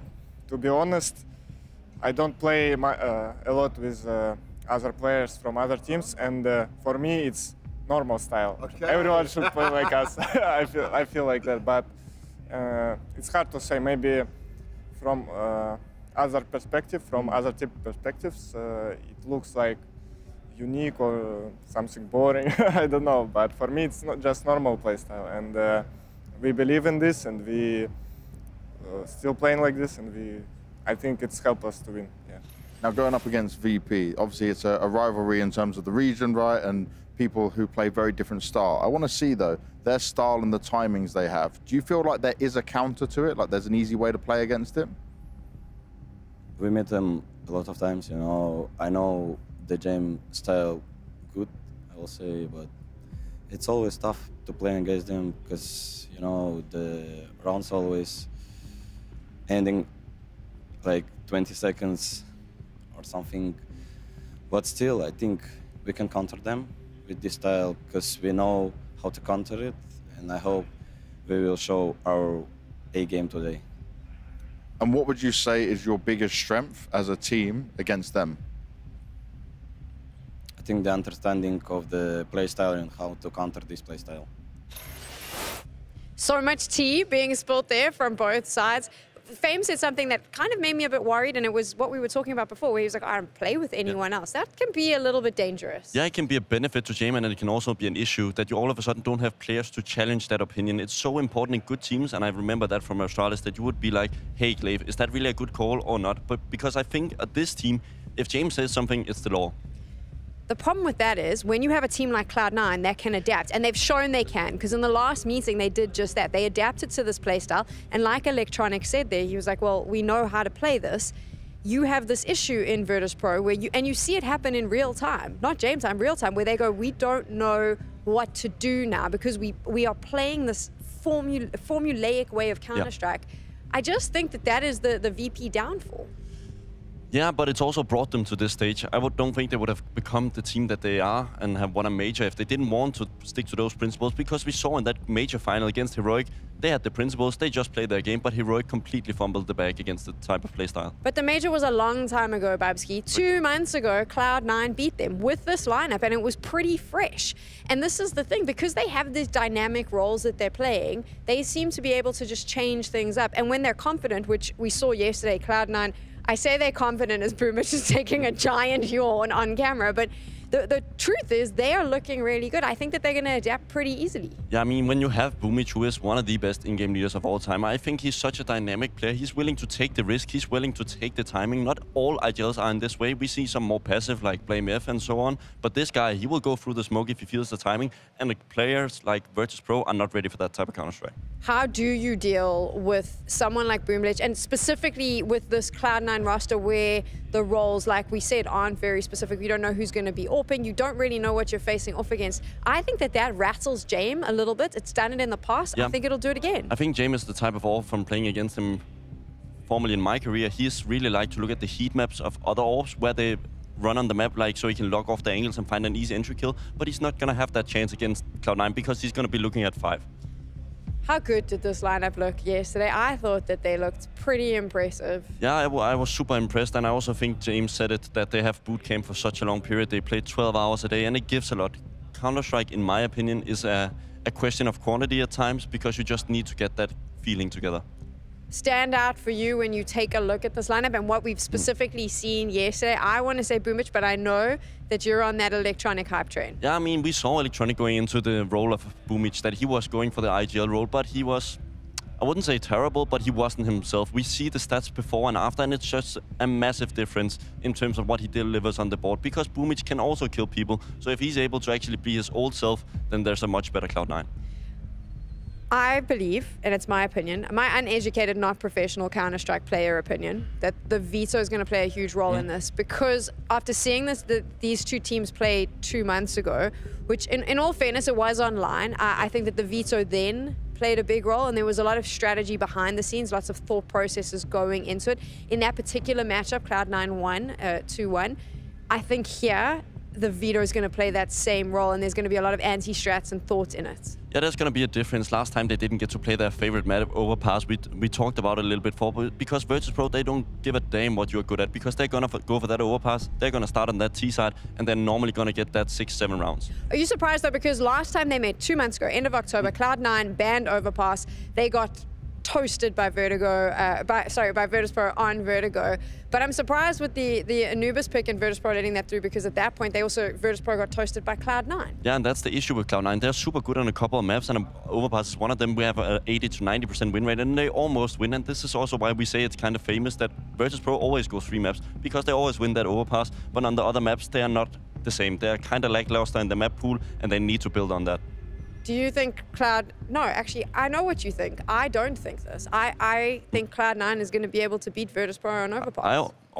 Okay. So I think that they let it through. I think that they're ready. They've got an 80% win rate in the last 2 months. They've been boot camping 12 hours a day. They said themselves, they know Virtus.pro. They know how they play. I think, I mean, the stats say otherwise, but hell, I'm just going to throw it out there. I think Cloud9, they let it through because they believe they can. Yeah, I mean, other teams have fallen in that trap, trying to go for that Overpass and let it through, but I think it's a little bit of a mistake to think that you can anti-strat your way off Virtus.pro. Obviously, there's going to be a lot of demos and quantities you can look at, but when they have such a dynamic playstyle on the Overpass, I think it's going to be hard to find the specific way to do it the same time every time. I was always curious 2 months ago when they did let Vertigo through. It was an interesting one for me because Cloud9 looked horrific. So it makes sense, obviously, that it's gone now. But if we had to wrap this whole thing up, when you take a look, I believe in the Cloud9 hype. I think that they're going to shake things up and scare Virtus.pro. For you, are you with Cloud9 winning this? Yeah, I'm for the Cloud9 train. I think they impressed me so much yesterday. I think Heroic played some rounds good, but the individual quality that came out of some of the players from Cloud9, I was so surprised. I was devastated when I heard Shiro was not going to be a part of this roster because it made so much sense on paper. All of a sudden, he's out and he's on Spirit, and he's been kind of average, and they've been playing better than ever. So it's such a weird situation. And on the side of Virtus.pro, though, obviously we've heard from them yesterday. They've touched on it a little bit today, how important it is for them to be here for spring groups. I think Dustin was saying for him as a coach and for his team, the more they can play, the more that they don't have to grind all the open qualifiers, it's so important. So they're going to want to be sticking around. Yeah, I mean, it's a deserving chance. Virtus.pro have always been a part of the top, and they're kind of the team who are the ones you have to beat if you want to make it deep into playoffs. I think they've been very consistent. They've missed a couple of events last year. They didn't go to Cologne, but they're also having a harder time getting the points because they were not invited to many of the Blast tournaments. So I hope they're going to build upon what we've already seen in 224. What we saw yesterday with Cloud9 is that they're quite dynamic, they're quite fast-paced. Virtus.pro, of course, it normally takes 18 hours to get through a map. How does Virtus.pro handle the fast forward that I think Cloud9's about to bring? We're going to hope for Flame and Flit to have a good day because individually they can actually match some of the players. Flit and Fame is not equally as good as Exile and Electronic, but they're up there. They can still have a good day and do it difficult for these players to have an initial good game. It's going to be really interesting. I can always say it's interesting. Of course it's interesting. Counter-Strike is always interesting. I got to come up with a new word, Bubsky. Help me out. Fascinating. It's going to be fascinating. I think that's even worse than interesting. This is why we don't cast in-game, because our vocabularies are weak. So Scrawny and Launders can do it instead. It's going to be stupendous. Sam. Stupendous? Yeah. Maybe exhilarating? Yeah. Titillating? Exhilarating? What do you want? What do you want tonight from Virtus.pro versus Cloud9? What I want is, like Bubsky's just mentioning, strong showings out of Flit and Fame and the Rifleman of VP.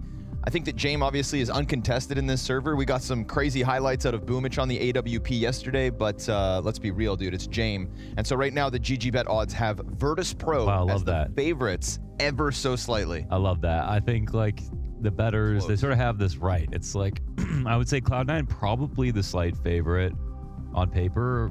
I think they got better players probably on average, but VP are a better team and they have a better IGL op, and they have that situation sorted out. I can see this definitely going either way. I mean, I don't know. No one feels confident about this. Even all the interviews, Hobbit yesterday, Electronic today, they know that VP are incredibly tricky to play against. There's no hiding that. Everyone knows that. I think what we have is like this perfect storm, much like the Astralis versus Vitality game. Right now, this C9, with the level we got out of their retakes yesterday, with the amount of clutches they could pull off, those are exactly what you need to fight fire with fire when it comes to VP. They may hit your bomb site when you don't expect it. They may whittle things down to the final few seconds, but the protocols for Cloud9 to deal with problems yesterday was their biggest strength. If they can put that forward this evening, then they can definitely keep VP on their toes. It's a shot to the group final that's on the line tonight. Like subjectively, they've had the best retakes. Objectively, they probably had the most clutches of like any team so far we've seen to start the year off. So from the team perspective and individual perspective, there was something to think about after yesterday's game. So we got Virtus.pro playing Human Centipede here up bathrooms, and they have made progress.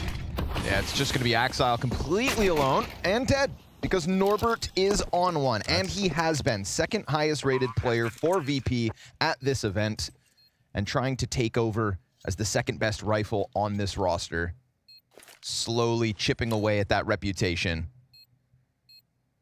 And it's such a unique story of a player who gets to leave and be given a chance with transparency to reinvent themselves. He won't find anything more than his one, but the players in sight still hold this back. Boomich, great chance here, and just the last couple shots, all he needs to get this evened out. Jame leans back, finds the head of Boomich, and Electronic with Berettas, time ticking, desperately needed a kit, doesn't have one. This is VP to take T-side pistol. Yeah, nice try. Great shots from Boomich, who was a standout player yesterday. There was no denying what we saw from Boomich was like the best form that we've seen from him. He said he's been putting in 10 to 12 hours a day, And he said that sort of timidly before the game started. I'm sure he wanted to let his game speak for itself. And then when he hopped into server, well, he dropped 30 kills. He looked sharp. He won a 1v3 on Mirage. You couldn't, if you hid the name tags, you almost couldn't tell that it was him. Nice. I mean that with all due respect. When he was playing on Navi 2021, he was clearly the one who had the messiest mechanics, even though he was clearly an individually talented player. Before joining Navi, he was a star player, obviously. I think we're just seeing him get back to that and yet still maintain as an IGL. A classic tale of somebody who has to step away from the top level of the game and then come back. So it's nice that it's better than ever. Norbert's in that same boat. Better than ever. And we are talking about a major champion in Norbert. Couple pistols found out by Jane.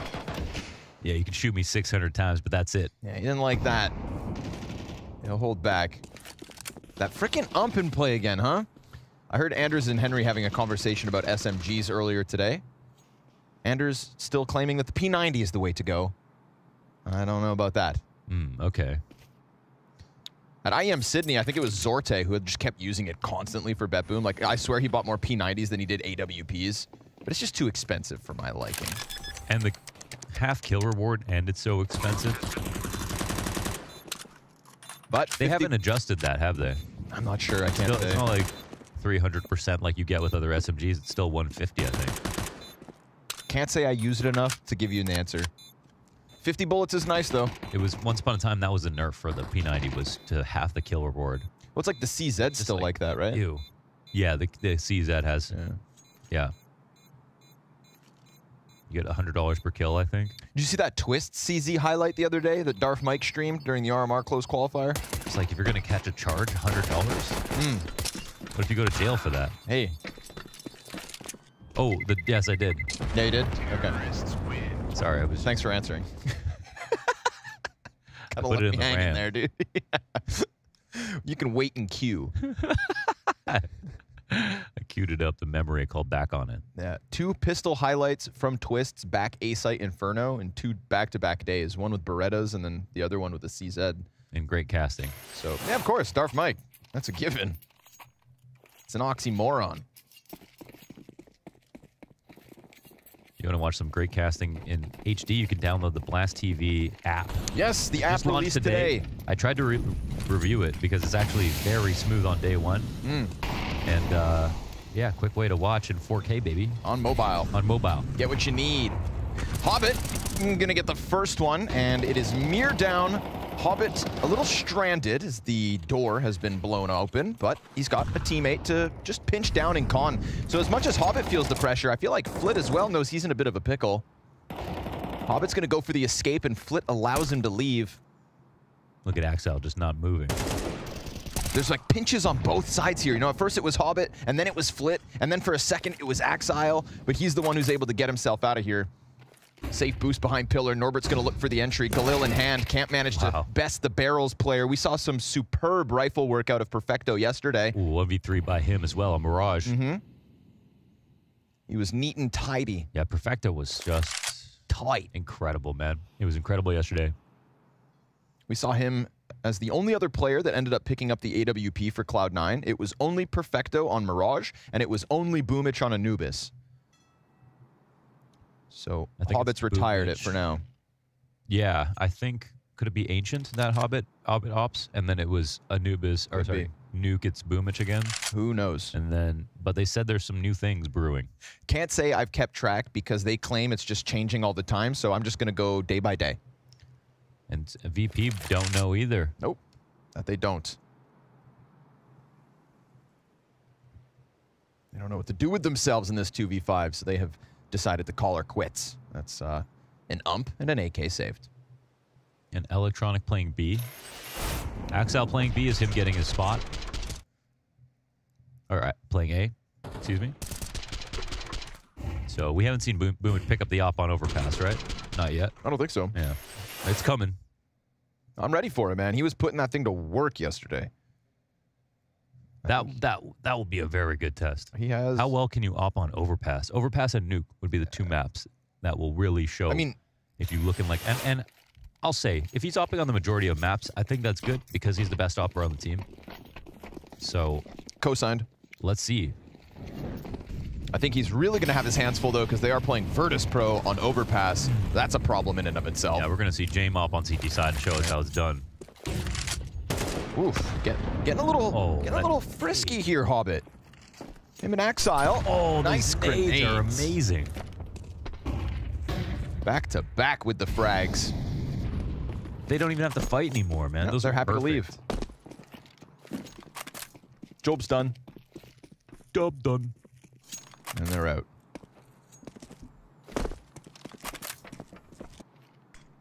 Electronic in the pregame interview with Banks saying, you know, we know how to counter this style from VP. Ooh, that's, oh my that's god, 3. these nades are so beautiful. 3 for 3. Alexi B. El Dante. Alexi B is grinning, inspired by the Cloud9 nade usage here. 3 players tagged for 50 health off 3 separate nades. Will it all be for nothing? Norbert's on the attempt to the entry again. We've got 2 players down in the water, and Norbert finds his. Axile is able to trade it quick. Perfecto sits back in the corner. Heaven player looks to come out through that smoke, but the bomb plant's still going in regardless. And they can lean back on those half HP bars. 2 players smoked out. They'll have to reroute or boost.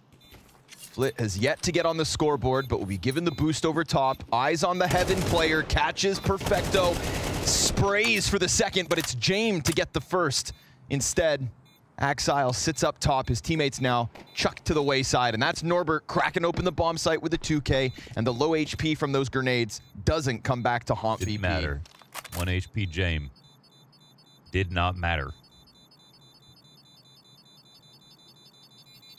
Well, that's the slight injustice of the day. There will probably be more because we're casting Virtus.pro. Who knows what else they're going to get away with? Robbery? Usually. Robbery, yeah. I feel like people always say that, you know? Like, why are so many people getting away with robbery nowadays? And murder. The majority of murders in America go unsolved, you know? Yeah. So... not just America. If you're thinking about it, odds are in your favor. You ever think about it? It's ever on your mind? Sometimes. It's on James' mind right Depends on the traffic, you know? Yeah. That's the only moral reason. Yeah. Road rage. I respect all humans until they're behind the wheel of a car.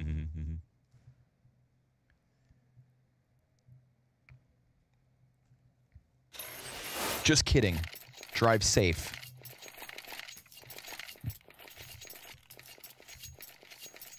Little 3-1 lead as VP overwhelmed that B bomb site. And what's nice is with even all that nade damage, I mean, Cloud9 made the right call. They had that B site stacked up. You had 2 water, 1 support up in Heaven. They were good to go. Plus they were softened up, but Norbert hits hard. Axile the solo M4. While Connector's Molotov, they feel like they've got a little room to wiggle within.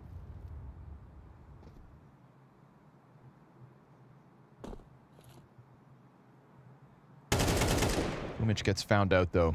There we go. Flit starting to get activated. We've really come to expect great things from him in recent months. It was Blubsky who tweeted out earlier today, just talking about like the fundamental core of Virtus.pro and how they are one of the more underrated rifle cores of the entire scene. And I do think they go underappreciated because they don't get the invitations to events like these until 2024. Yeah. That and they don't really have, they don't have the top 20 presence besides James. I mean, there was even an argument for him in 2023. It was just because of what you just said. Yep. A lot of like online stuff. Yep. No, they're the masters of their own realm. The internet. It's a dark, scary place. That single M4 also looking scary. They didn't check the corner. Pistols coming out. Great spot for the 5-7. Hobbit double.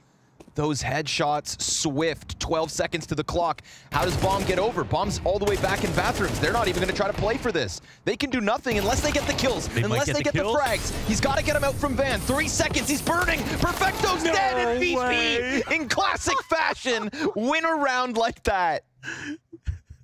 Of course. Electronic in the interview before said it might come down to like 20 seconds. Haha. It comes down to 3 seconds, 2 seconds. Oh my God.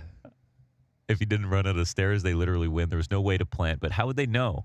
If he's back on Dumpster, it's over.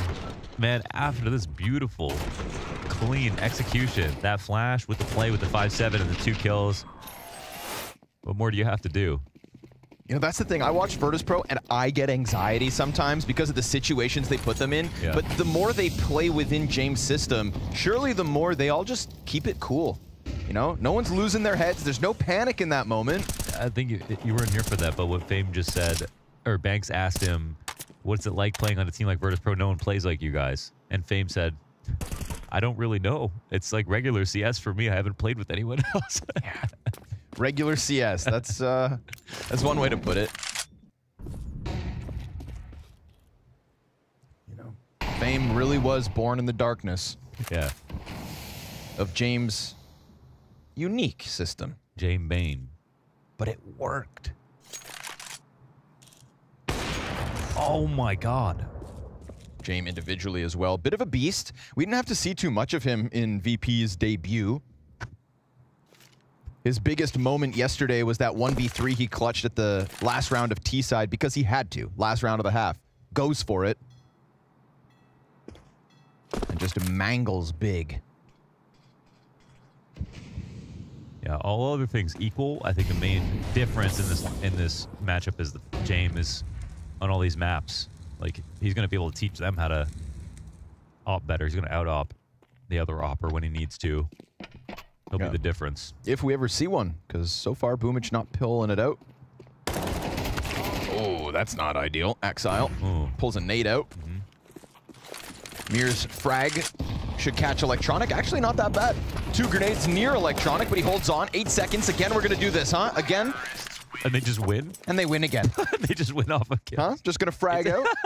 Oh, 7 seconds left. Let me press W for the first time in the round. Every CT in the right site, yeah. And they never react. How do they never react? They don't. They really do believe it's normal. I can't. I struggle to believe that. Like, I mean, Fame plays so many pugs that he sees what non-Jane Counter-Strike is like. He also didn't used to play like this, yeah. So he changed. He knows. He's seen it, you know? Yeah. And yet every day when it's time to practice, he crawls back into the chamber that is. We're in Copenhagen, but that is Stockholm Syndrome. But if it works. You know, I think the beauty of it is that they're willing to lose a round from time to time because of this system, and they still roll with it. You know, it's like it's the margin of error. They accept it.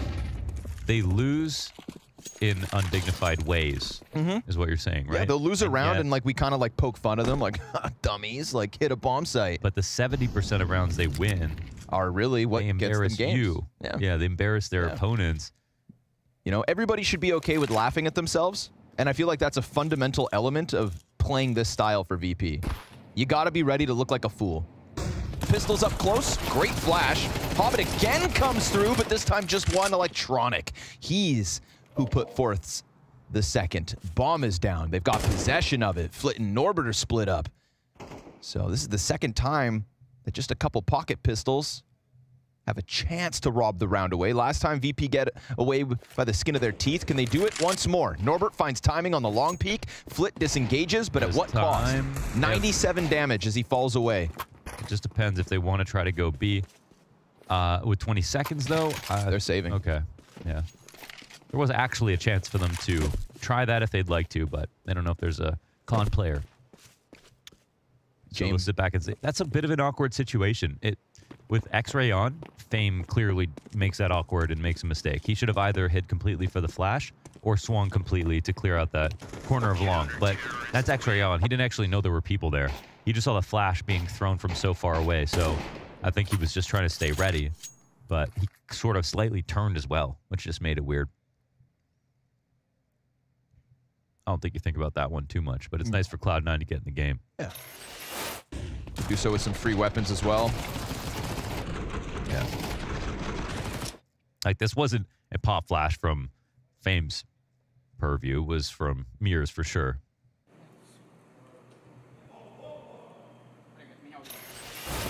So calm, though, so calm. It takes way more to shake them. They thrive in the chaos. But it is a great chance for Cloud9 not only to get their own money up and running, Boomich now on an AWP, but you've got all the cash of Virtus.pro on the line here in round number 8. Quota secured, though. VP 5 rounds T-side. Yeah, that's a really good start. No, I mean, this is very impressive considering Cloud9's form.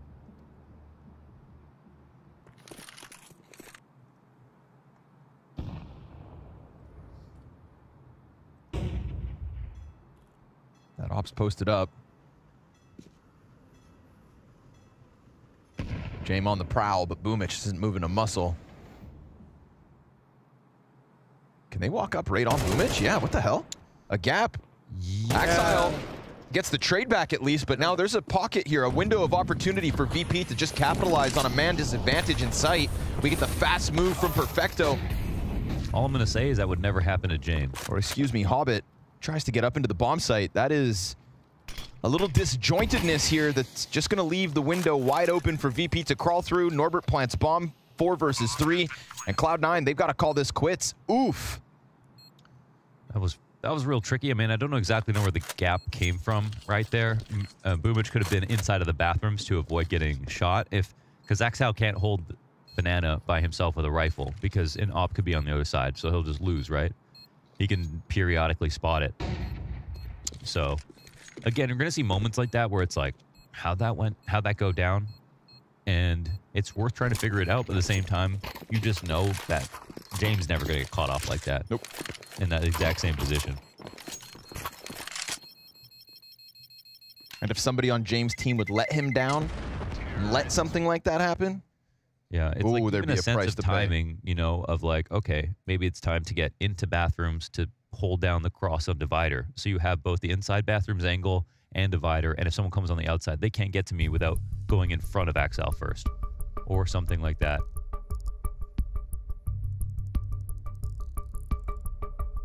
Shame for Cloud9. This one slips through their fingers like that, though, because that was the best chance they were going to have at keeping Virtus.pro off this super successful T side. They have a 56% win rate on the T side in Overpass. What's the best team that you could make if you combine these two? If we combine these two, Jame. Flit. Electronic, Perfecto. Yep. Flit, Electronic, Perfecto, Jame. And then one left. I know, and that's a tough one, right? Like, the brain says Axile, obviously, for his ceiling and what we've seen in the past. I'd say he's got the highest ceiling. But I'm going to What do you want to say? Norbert. You want to say Norbert? Yes. Over Axile. Because of the 10 players like in this server, yeah, he is the prime example of being cut, growing as a player, and coming back better than ever. I've not seen Axile return to form, but I've seen Norbert do it. And that's the kind of mentality and human being that I want as my 5th. At the beginning of 2022, you said that Grim is a better player than Elige. I said that Grim was making an argument to be the best American player in the world at the start of 2022, and that was true at the time. After IEM Katowice in 2022, when Complexity almost made playoffs, that was a true statement. As a statement? I would not make that statement today. As a statement. And excuse me, Maui also said Patsy was going to be the best entry fragger of the year. Maui's not always right. Okay, everybody wants to say cultural this, cultural that. Maui Snake claimed Patsy was going to be #1 entry, and he had the worst year of his life. Yeah, I don't know if that's a good standard for you, Connor. You know, Maui Snake. We call that a deflection. Axile trying to deflect these nades, not going to happen. They find him. He thought maybe he'd get cheeky, but zoned by the Molotov, forced into the smoke. They pop it open with a frag grenade. That's CS2, baby. Axile didn't have a damn chance. Cloud9, their chance is getting thinner as we go 7-2. The unstoppable force that is Virtus.pro on Overpass. I'm surprised maps like Inferno aren't doing a bit better right now, considering the new smokes. Inferno sucks, dude. They had like Mahone just made that video on the history of Banana, and it's such a great time capsule for the whole meta of utility usage on the map. Great way to learn. Because, like, I always think, like, new viewers look at Inferno and see Banana and they think, wow, that's a complete mess. Like, there's no thought process. Yeah, sure. Explains this. But when you see how simple it started out and it's actually iterations of years of thought processes all compiled onto one another into today's meta. And then you just get a few different combinations. But it's a shame to see the state of Inferno right now is that it's not fun to play Banana, even though the smokes should make it a bit better. Oof. Everything's just too narrow. I think Sponge tweeted it 2 days ago or something. Like, just make everything wider. Make the entire map 20% wider. That was how it felt in old Inferno and CSGO. Yep. Everything was so cramped. Claustrophobic. Yeah. So, it looks pretty. There's that. The new smoke metas are pretty cool from CT Spawn. Like the half mid smoke or like the top T ramp smoke from CT Spawn. That's a CS2 change. That's nice. I'm all for that. You know, there's been some good things to come out of new Inferno, but just, make it a little wider.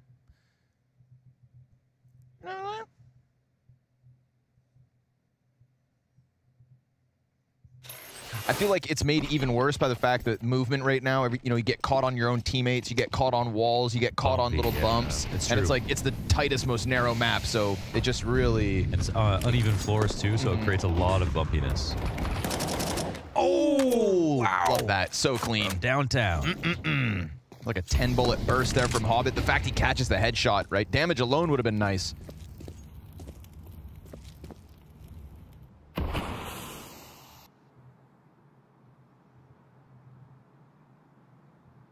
Two-thirds of VP are currently negative in their kill death, despite winning 7-2. This is what VP do, right? They put rounds on the board.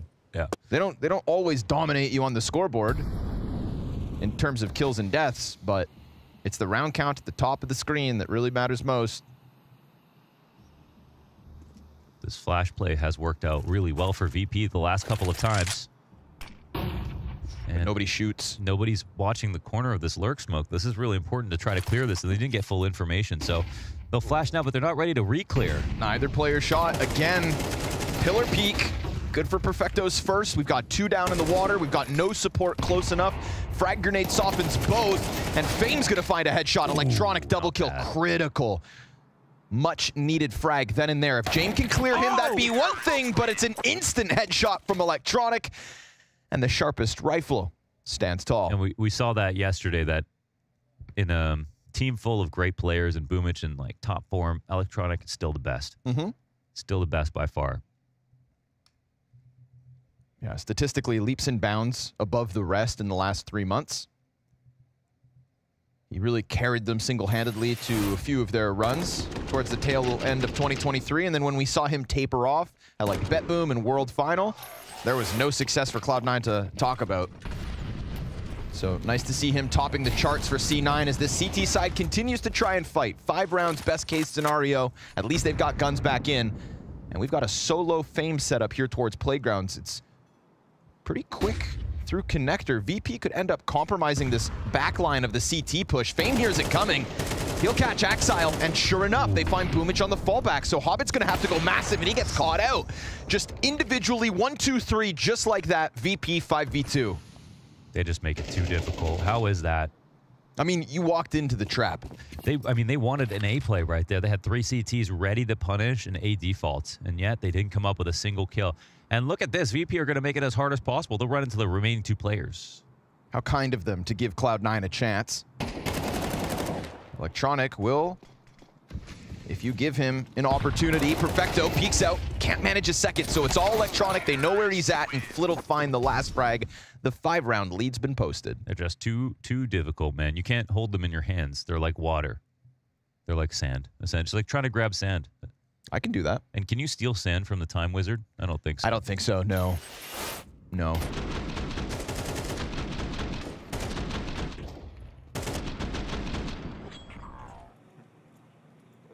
A mythical beast, that Jame.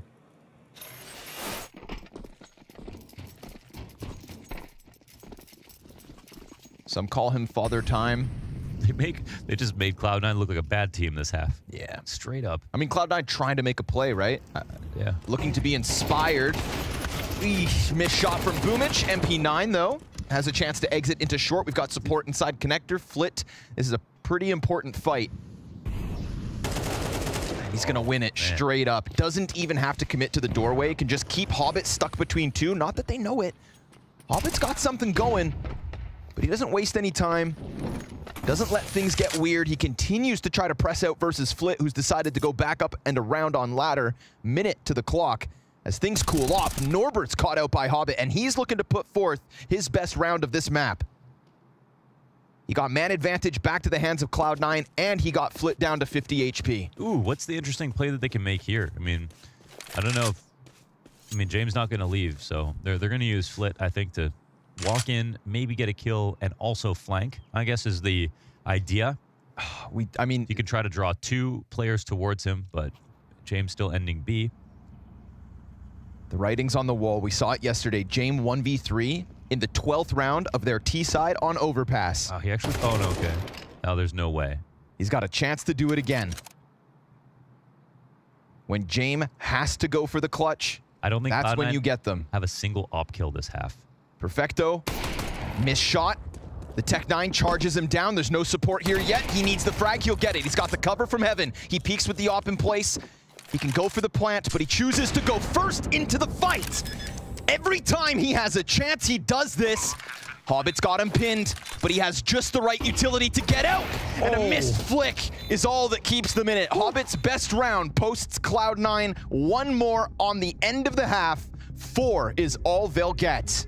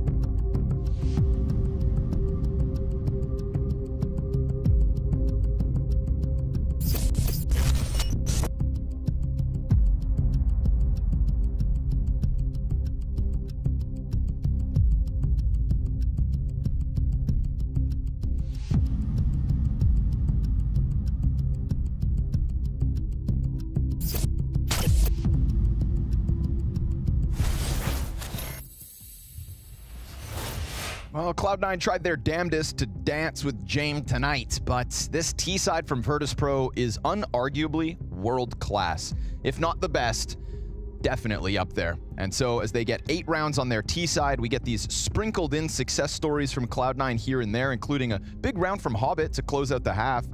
His impact from Connector certainly felt, but I don't think we had a single op kill from Cloud9 throughout that half. I'd like to get the Bubsky Sam verification after to find out if that was true, but it didn't. It's thinking about every time they had an op.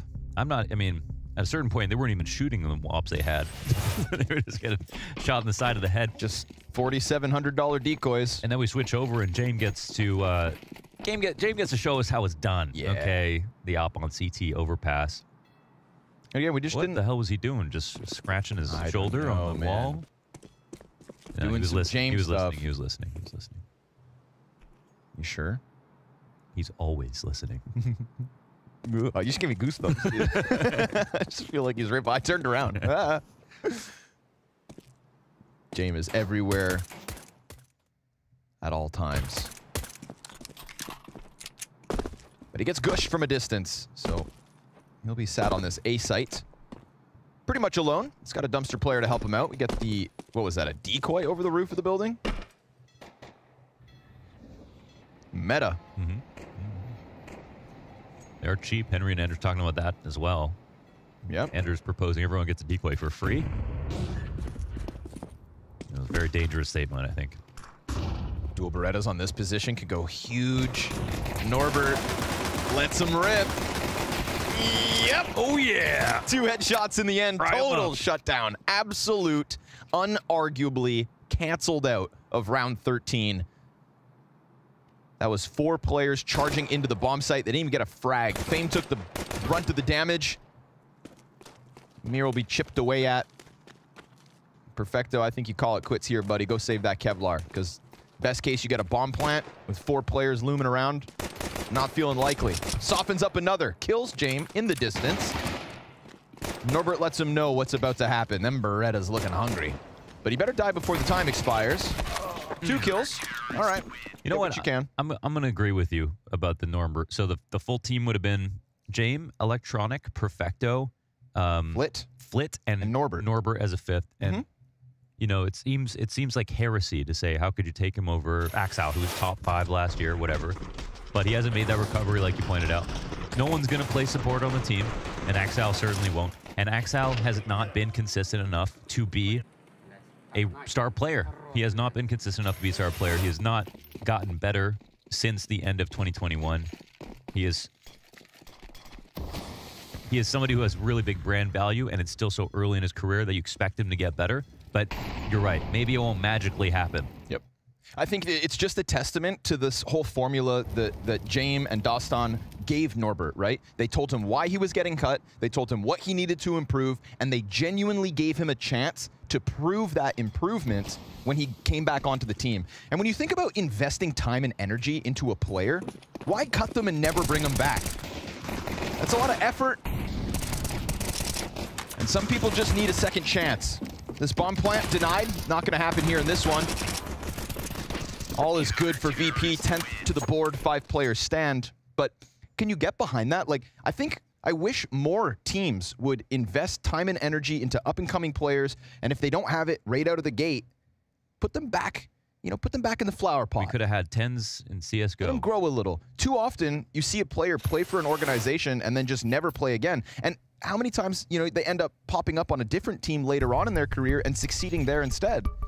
Why would you try to craft? Twist was a good example of that. Like, a lot of pro players didn't like playing with Twist in his early days when he was like the up-and-coming pug player. Okay. You could see the uncut gem, right? And in the player that he is now, looking back, but a lot of players around him didn't see that. And if they didn't give him a chance, and if he wasn't able to play on Team Liquid, we wouldn't have had 2019, okay? Never forgetty. Yeah. So, yeah, it's very true. But like, you know, all that time and improvements, and you see the player that Twist grew into while playing for Liquid. And then when he went to FaZe, Liquid sat there thinking, oh shit, what have we done? We built a monster It's going to play against us. You know, and now that he's come back to Team Liquid, well, luckily all that FaZe time actually ends up maybe paying off for them. Yeah, that's their compound interest. You know, that's why I love back. like career players. Like Sumdai Young on Team Spirit was just there for so long. Players that become synonymous with certain organizations. But look what happens. SDY leaves Spirit. Look what he's done for Monty. Another great example. It's a great story for Monty and a team that definitely benefits, but Spirit are the ones that invested all that time of Chopper's, you know, kind of guidance into SDY. And now, for the time being, who's the better team? Yeah, that's another great example. So that's what I loved about Norbert's journey. Truly reborn in Virtus.pro because they were transparent and honest with him. And those are two things that are so valuable. And in today's world. Oh, James. Wait, what? That frickin' ump, man. You'll get two. Fame up on bathrooms. It's just a heavy setup inside of the bathrooms. And with Hobbit not having the bomb, there's not much legs on this, so he's got to double back. We're seeing a lot more umps.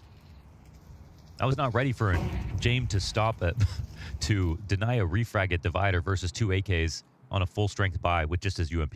Yeah, baby.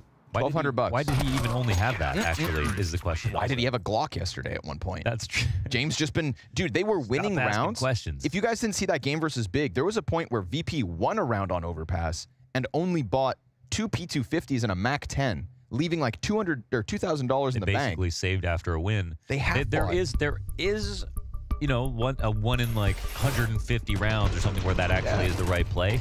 But yeah, they're good at the math. They always know how to spend a little bit of money and still be totally fine for their future economy. They're good at math. They are good at math. And you know, the play that they used was just a literal all-out hold WB rush.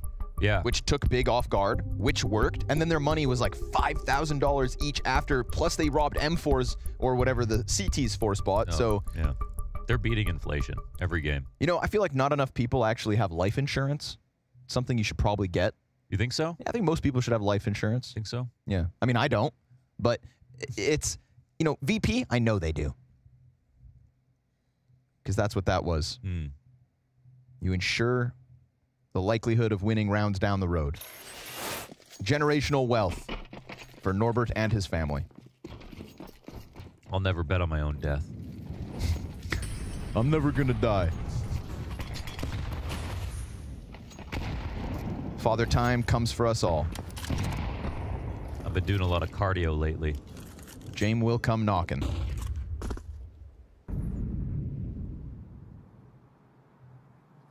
If you heard a knock at the door, you look through the peephole and it was James, would you answer? I would scream. You can pretend like you're not home, but he knows. Yeah, that's the thing. C9 have a very open route towards this A site, but because VP didn't get the rush they had stacked B for, again, internal timing of Virtus.pro is usually to a T. We're gonna get the runaround bathrooms. Easy pickup for Fame. Axile's got nothing to offer here. Players stranded out in the open, so slowly but surely, 3 players fall. And the lesser weapons of Cloud9 will not be enough to keep VP off at 12. We really do have to have a conversation about Virtus.pro being the best overpass team in the world. They have had some really great maps, and I think in the terms of modern meta, they've actually brought CT setups other people use more than I've seen from other teams. I haven't seen them really permeate into the meta in the same way. One for Electronic, all they'll get.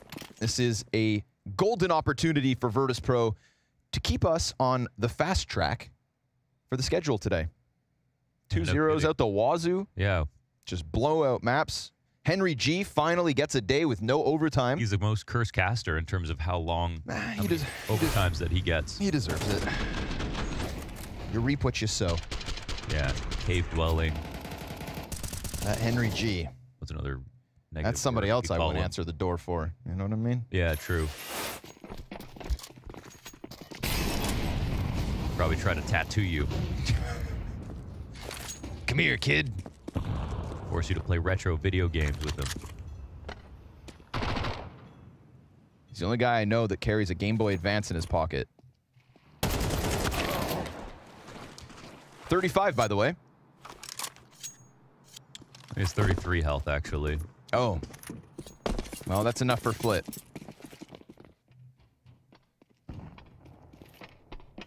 VP just 4 steps ahead of the game every single time. Look at Cloud9. They're scared, Mo. They know they've been outclassed on this map. They have categorically lost this game. They've got no big op presence from Boomich, who actually is about to end this map 2-12 or 13. Yeah, bad go of it from Boomich, who was so good yesterday. But yeah, this is a team thing. You know, this is a team thing for sure. I mean, him not being able to op is something that lost him rounds on this map. So I think that they deserve to be criticized for this whole op thing until it changes, unless they fix it, obviously. I mean, then they could laugh at everybody else if it works.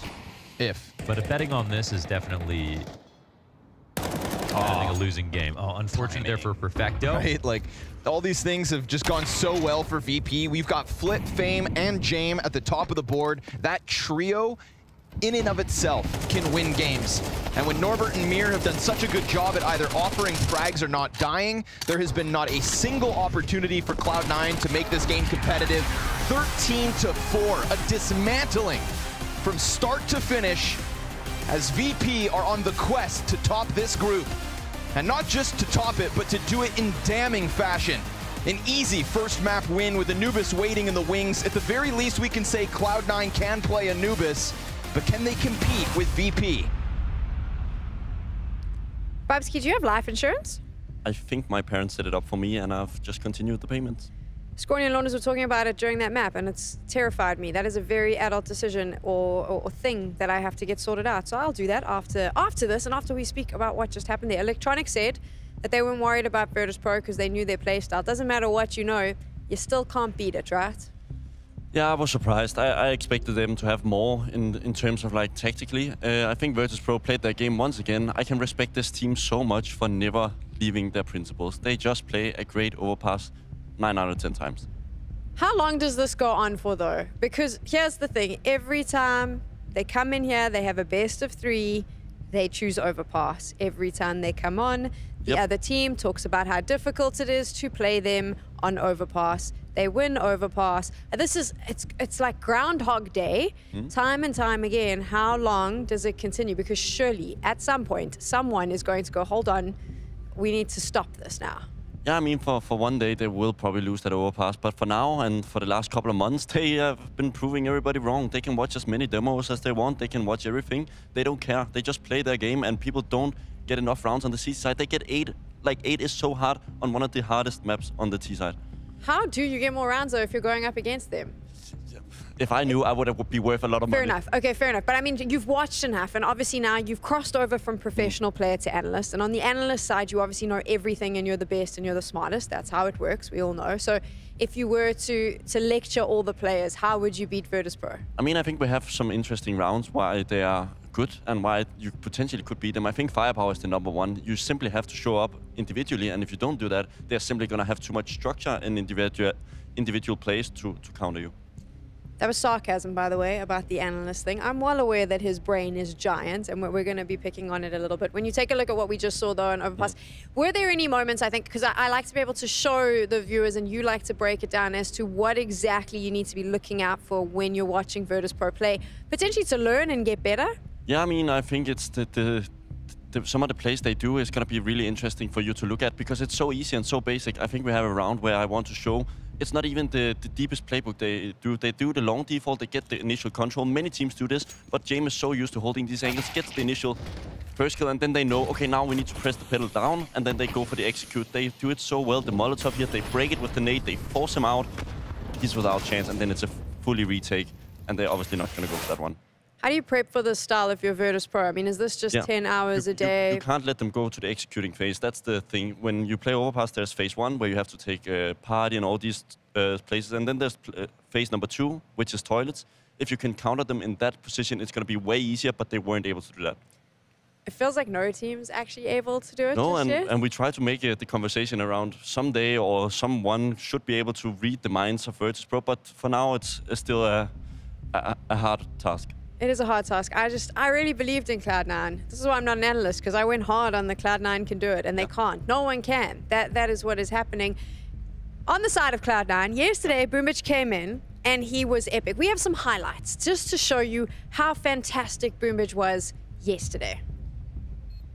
Yeah, I mean, he was the difference maker in many of the rounds. Heroic played a decent game on Overpass, but they lost so many clutches, and it was due to this guy and Perfecto. They played lights out, and they made it really difficult for Heroic to get anything going. Why was he able to do as much as he did? Was it because it was just a weaker opponent, would you say, because Heroic gave him space? I think he's very much of a confident player because he plays this initial style that reminds me a little bit of Kerrigan. He's so up in their face, goes through the smokes. He's not really afraid to make an unorthodox play, but when it goes bad for him, it also looks really bad, which it did today. When you talk about today, yeah, I mean, you say bad, we've got highlights. They're highlights. They're a whole highlight package of Boombridge. It's coming up right now from what we just saw on Overpass. And obviously, again, some more sarcasm. A whole 2 kills. And it even starts in the pistol. A rough day at the office for Boombridge. I mean, he's obviously known as one of the in-game leaders that can actually kill people pretty often, but this was not the case in this game. He can kill people twice in the map. Yeah, and one of them was the pistol. That's actually brutal. Such a confidence hit going into the second map, and especially when you're going to be the focus point for map number 2, which is going to be Anubis. Do you think that that also played a role in the fact that Cloud9 was struggling so much? Because I think that if Boombridge is not firing, we saw this yesterday when, like you said, momentum, when he's like super happy and he's getting those kills and he's doing those big moments, the team seems more confident. It's almost like the moment Boombridge couldn't get where he needed, the rest of the team fell apart. Yeah, I mean, you can feel when an IGL is faking that he has confidence. I remember playing with Glaive, he even told me, if I don't have a good game, it's going to be more rough to get those good plans and have real confidence that it's going to happen. So I think that was the same case for Boombridge. Let's wrap this one up when you take a look at Overpass. Do you think that Virtus.pro is just so damn good that Cloud9 couldn't find an answer, or did Cloud9 just not deliver what they needed to? They didn't deliver on the CT side. You can't allow Virtus.pro to get that much space on an Overpass, and 8 rounds is simply too much. They do have another opportunity, though, to make it happen. We're going to Anubis right after this.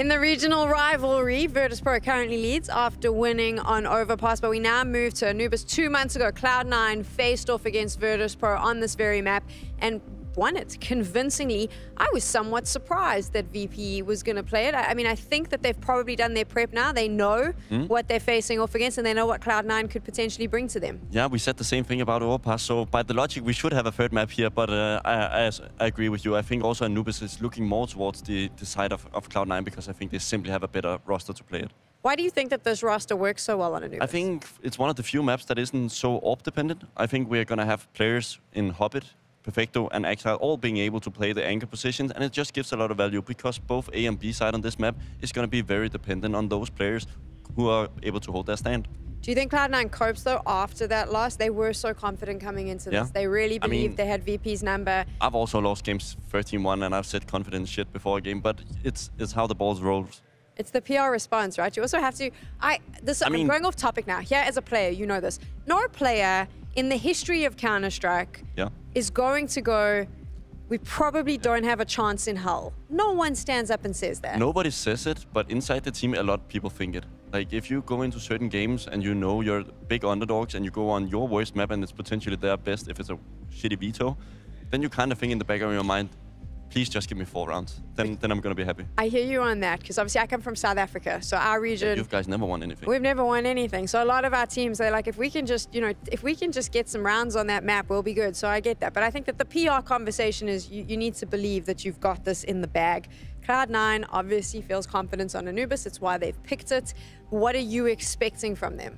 I'm hoping to see Electronic in a more dynamic role. I think he will be more decisive in wanting to take over the game. I think he is the one player to look out for because the guy to the right, Exile, hasn't been the same since 2022. He was the number 4 player in the world. He's an exceptional talent, but we haven't seen that guy since. We've seen a couple of moments where he's been great, but last year he didn't even make the top 20. It's a pretty big downfall. I'm curious to see what Virtus.pro brings to the table because I got to spend a lot of time with them last year. I interviewed them a lot for various shows. And one of the things I noticed about Virtus.pro is when they are not playing well or when there's any sort of weird argument or dynamic in the team, they show it on their faces. They look really miserable, they're really down, they give one-word interviews. Here at the group stages, I haven't seen this. Virtus.pro is smiling. They are making eye contact with most people. They want to talk, they want to chat. There seems to be a positivity here. And I think that that also plays a big role in that mental space. If VP's feeling this good, I actually think that they may be in contention to take the whole damn thing. Yeah, I mean, also from my experience as a player, it's always the first event of the year. You have that fresh energy, you had that vacation, you had the time to be with friends or family for once, and then all of a sudden you're back in the game. You can never be more motivated than the first tournament of the year. Is VP able to adapt their playstyle on Anubis if Cloud9 brings something that Jame might not be expecting? This is what I hope for VP. I hope VP will transition into a better team, and by that they need a bigger map pool, so Anubis here is the first step for sure. They've been playing a lot, and I know if you speak to them, they'll tell you it's been like probably... Cloud9 said they're doing 12-hour days. I'm pretty sure VP is doing 12 as well. VP is definitely matching it. So maybe 2024 is the year of a deeper map pool for them. I mean, if they're practicing so much, they probably need to let go of the overpass practice. They have it all the Stop ABCs. playing overpass. Give us something new. Yeah, I mean, but it's going to be equally boring mostly on other maps, but I think they can make it work. It's just about finding the right rhythm. Do you think that they are going to do this at 2-0 to obviously wrap up our thoughts as we move into Anubis, or is it going to 3 maps? I still think Cloud9 has the quality that they need for going for 3 maps here. Babsky says 3 maps. Let's find out. Yeah, let's find out, shall we? I think that when it comes to Virtus.pro and Cloud9 and how many hours they're putting in practice, the thing is that Jame has more than 24 hours in a day. He's the only player who has that advantage. And so when he rewinds time at the end of each practice day, that is why their overpass is untouchable. And that's why I actually anticipate Anubis going VP's way. Yeah, so he can sleep for 16 hours and then whatever he wants. For 4 hours, read some books, and still play CS for 16 hours. What do you think about this? I think this is, now it's clear, yeah. I mean, after the first map, it was like tight odds. Now we're talking about 3-1 because VP were so good on Overpass. Yeah, it's true. Cloud9 were fantastic on Anubis. It's going to be better, for sure, for Cloud9 on map 2. Yeah. But is better good enough? Well, I think it's good enough to get the game competitive because when we started this series, what we praised about C9 yesterday were their absolutely fluid cerebral retakes and clutch ability that we Insane showcased retakes. versus Heroic, right? Those retakes were phenomenal. I mean, the utility usage in the retakes, the timing, nobody was getting caught with a nade in hand. Everybody had guns up, ready to go for C9. So when this game gets tight, when Cloud9 do step it up from overpass, don't be surprised. But Virtus.pro, I feel like, have shown up here in Copenhagen and are wasting no time on their run to London. So let's find out. It's a spot in the group final. Ooh, wow. On the line. Perfecto goes 1 for 1 on the USP. That was beautiful. See you, Norbert. Barely any decibels in this round. Just one silent USP shot to the dome.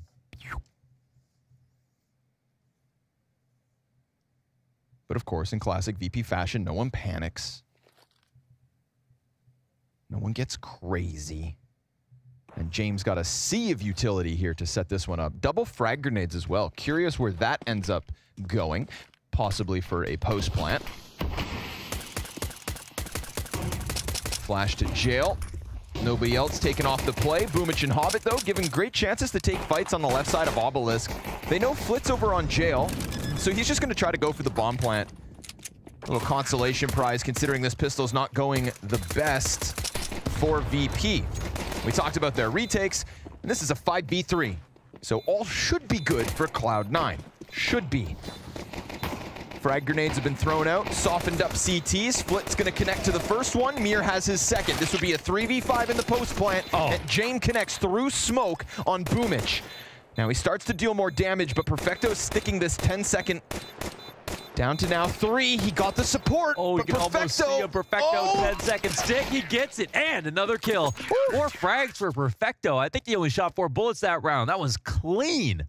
Love that, dude. James finds 2 through smoke. That headshot on Axel, he knows he's got to run through. Couple bullets left in the magazine. Perfecto steals the pistol, but still 3v5. VP just kept them on their feet. Yeah, seriously. But yeah, every kill right there was nasty from Perfecto.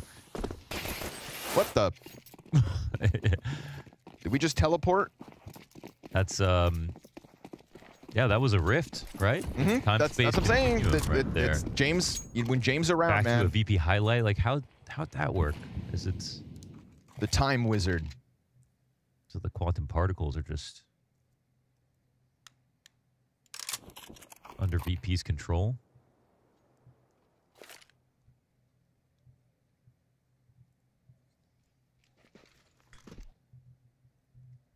They can spin them up or spin them down, whatever they want. Versus this buy up. Oh, they'll make some more magic happen. That's a great flash. And Electronic gets caught in transit. We got Axile in the corner jumping out to help, but Boomich got the job done. It's losing camera and the A-site that causes a problem. Oh, Perfecto looks so clean in the pistol, but dies out to Norbert. As bomb will not be denied. Norbert's got a little control. They still have one so late on bridge. Caught. Nicely done by Axile. This Hobbit right here. Oh. Flick gets the headshot. Good control of the Galil. So now Boomich on 20 HP is not ideal, but he will still bring one with him. We've got James down to 6 health, sitting on the site. Wait, Flick needs to be here? supportive, and James just doing a great job of getting away, but he can't run forever. Such little health on both these players. You know Flick could end them. And it's Axile with the kit, down to 2 seconds. Flit's got a swing, gets the diffuser off, but it can be picked back up, and there's still enough time. Boomich was dodging bullets that entire retake, and it comes out better for Cloud9. I think that was a good play from Flit, but I think, well, we saw the HP was so low, but clearly he needed to clip one off right there, and then he could have done almost whatever he wanted to and won that round. So, well, a nice try for VP, who had a very annoying post-plant position where they were so late coming up bridge. They had all these players on site spread out in awkward positions. They made that difficult for Cloud9 to try to figure out, but what do we get? 2 retakes to kick off Anubis. Just like yesterday, Cloud9 are winning very difficult rounds, and now versus arguably a more difficult opponent.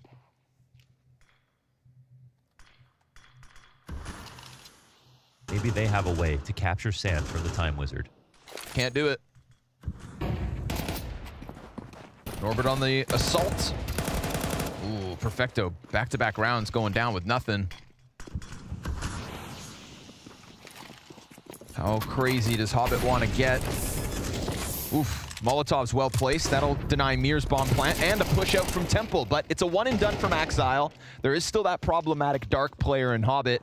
They could just throw the bomb over, but they choose to cross. A critical mistake. Fame exposed to Hobbit now. No more smoke for him to really work with. He's got his own. Stay alive, not die in this spot, because they can all plant for his position. I don't know. He's being pretty active. Stuck in the corner. Electronic presses up along the wall, and Electronic even gets Norbert off the bomb plant. 1-2, just like that. From a 3v3 to a 1v3, and then they smoke off James. Holy hell, Cloud9, it's not a retake, but they've managed to just push VP back out of the site. That's the thing, that even when it's not a retake officially because they don't have the bomb down. We saw Cloud9, remember on Mirage? They were also sort of starting the retake before the plant would go off. I mean, when the site was decided, when the bomb was in the site, they said, all right, let's keep applying pressure. They did such a good job of that.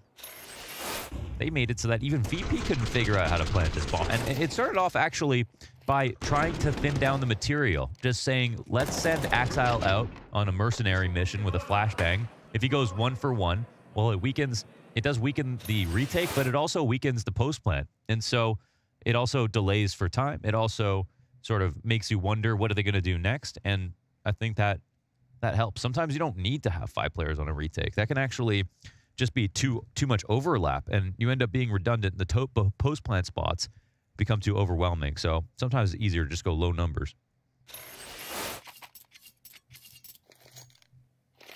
I think Flit also falls victim to his decision to just try to cross the open lane. Like just crossing in front of Long. That's a spot you can chuck the bomb. You can do it safely without exposing yourself. And had you done that, that's one extra set of eyes to maybe keep Electronic off of that forward push. So. Oh, that nade again. Sick. They were softening up all of Heroic's approach to the site yesterday with that. VP gets a taste of it as well. This is one of the spots where Axile was like not so great yesterday, actually. He was on B site. Like retakes ended up being good. And he was good as a rotator, but not so much as an anchor. Yeah, it felt like the best A defense was actually coming out of Boomich and his off. But Axile, little jiggle, catches Flit and sees 2 more. So numbers confirmed. VP outside of the A site. They got nothing else to work with right now, but they've got a minute to try and change that. Luckily for them, CTs haven't gotten too aggressive anywhere else. Not even top bridge control. They haven't taken a peek. No glimpse, no gander.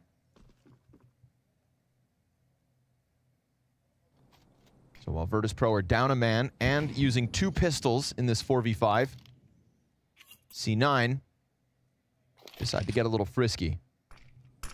And honestly, a B flank here just ends any chance of Virtus.pro winning the round if they decide to push. This is one of those rounds where VP could actually just call it quits. If they're not feeling it, if nobody kind of opens the door for them. You know, they'll keep an eye on it up until the final 5 seconds, but look at this long flank. Look how much this just dooms them. One of the guns goes down. They're going to have to try to burn the smoke, and everybody just gets messed up on the approach to the site. That is C9 being steps ahead of VP. And it is not easy to get steps, multiple, ahead of this team. Yeah, that was containment. And that's, again, what C9 were. I mean, they're just good on all fronts. They've been trying to make this Anubis thing. Like, they've been trying to become the scariest Anubis team, period. And there have been moments where you see it. Yesterday was one of those moments. Oh, since the inception of this, you know, including the 2 Navi players of Electronic and Perfecto, it's just been C9 want Anubis. Yeah, like here's this new roster on this org no one expected us on. We're playing CS2. Screw it. Let's make Anubis our home turf. Oh, it's hard to ignore it when it's the best map in the pool. It's a great map.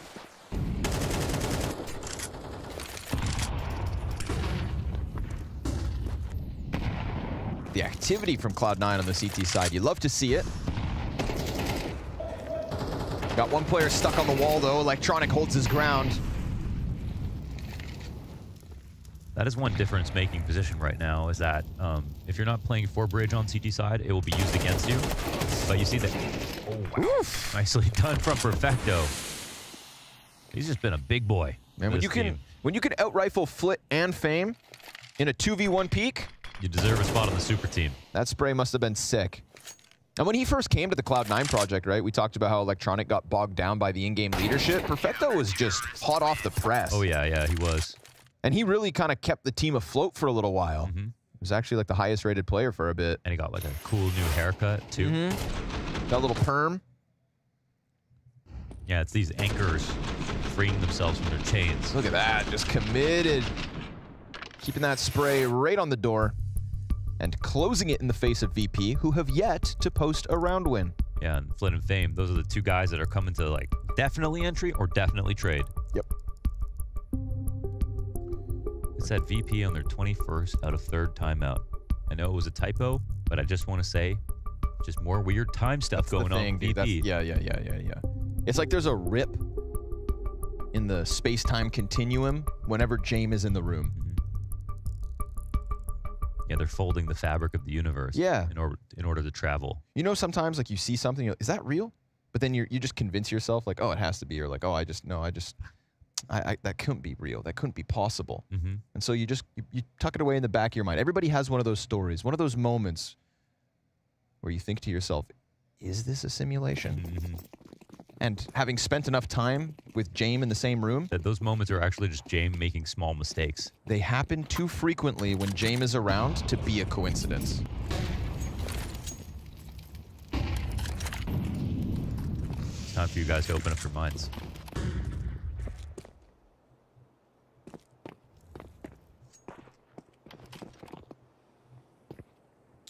And open up the iOS Blast TV app where you can watch this game for free in 4K. Is it on Android too? I don't know, but I just downloaded it on my iPhone. Oh. So I know that for sure. Well, Blast TV. On the road.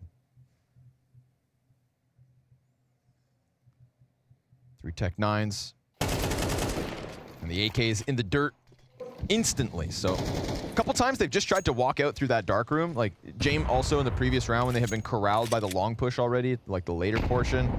Just like trying to walk out with no announcement, but easy pickups as far as this B site's concerned. Honestly, it feels like that door is closed. Any success that they've had in getting into B has never come from dark in these first 6 rounds. He who solves CT Anubis owns Anubis. Get to work.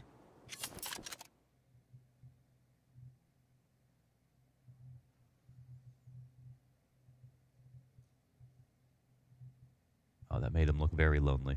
Got a confirmation. The Blast TV app is available on Android. There you go. As it should be. As it should be. For the pores.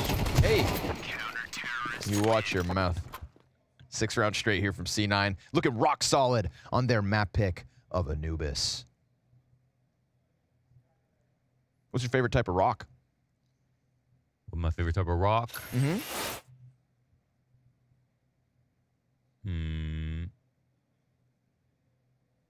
Favorite type of rock? I actually... Nope, not very well versed. Let me try, I'll go with volcanic. Oh, that's a good choice. That's a good choice. Very porous. Yeah, porous rock. Yeah, it's got holes in it. Speaking of pores. You can like scrub yourself with it, right? Yeah, in the sauna, actually. So, okay. What's yours? None of your business. Okay. Limestone. Because we're on Anubis. Well, you said rock, not stone, so. Ooh, not today, buddy. Is that a little... I mean, it's confident. Axile trying to get aggressive. You're up 6-0. I guess you want to kind of keep up the pressure that has gotten you this far. But this is one of those moments where VP were just very content to wait. You know, you're making a move at a minute 20. VP still haven't finished their breakfast at a minute 20. Good Molotov placement. That'll force Flit off his preferred spot. And again, feels like Dark is kind of closed for the time being. Another one. But Flit will patiently wait.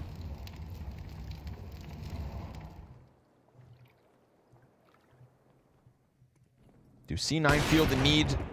They're making so much activity. I think that op shot had to go in because now they know that it's Wait a second. Okay, never mind. I thought, wait, what? What is happening? How did they all rotate A? They just give up? It wasn't Jane with the op, so they didn't know, or sorry, with the bombs. They didn't. That's crazy. They just what just happened? I don't really know. I don't understand. I thought they would be positive that it was going to be the B site.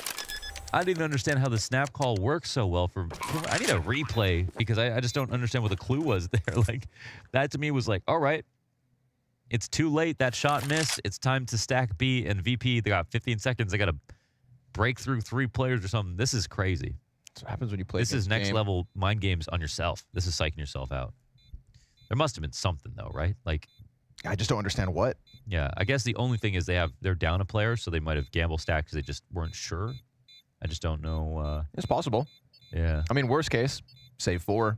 Everybody's already got $9,000. Cloud9 are in a great place to just keep the round wins coming. But yeah, that was an aberration. I really have no idea what just happened there. Bizarre. Never do with these guys.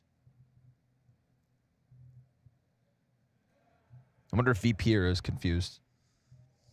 Yeah, they would never admit it though, right? For sure. Probably doesn't even occur to them. James probably giving them credit. 50 seconds. He's like, oh yeah. 50 seconds, and then they take that shot in mid. Mir's running around with the bomb, and that's all we're allowed to know. We're not allowed to know more than that. All we know is that VP got their first round. Okay. You better believe they're going to get it somehow. Weird one. Although I'm not inspired, I don't feel like they did anything special to earn that. I hope you're impressed. I almost feel like it was kind of just given to them. Didn't even have to kill anyone, really. C9 handing out a freebie. Little charity for the Time Wizard.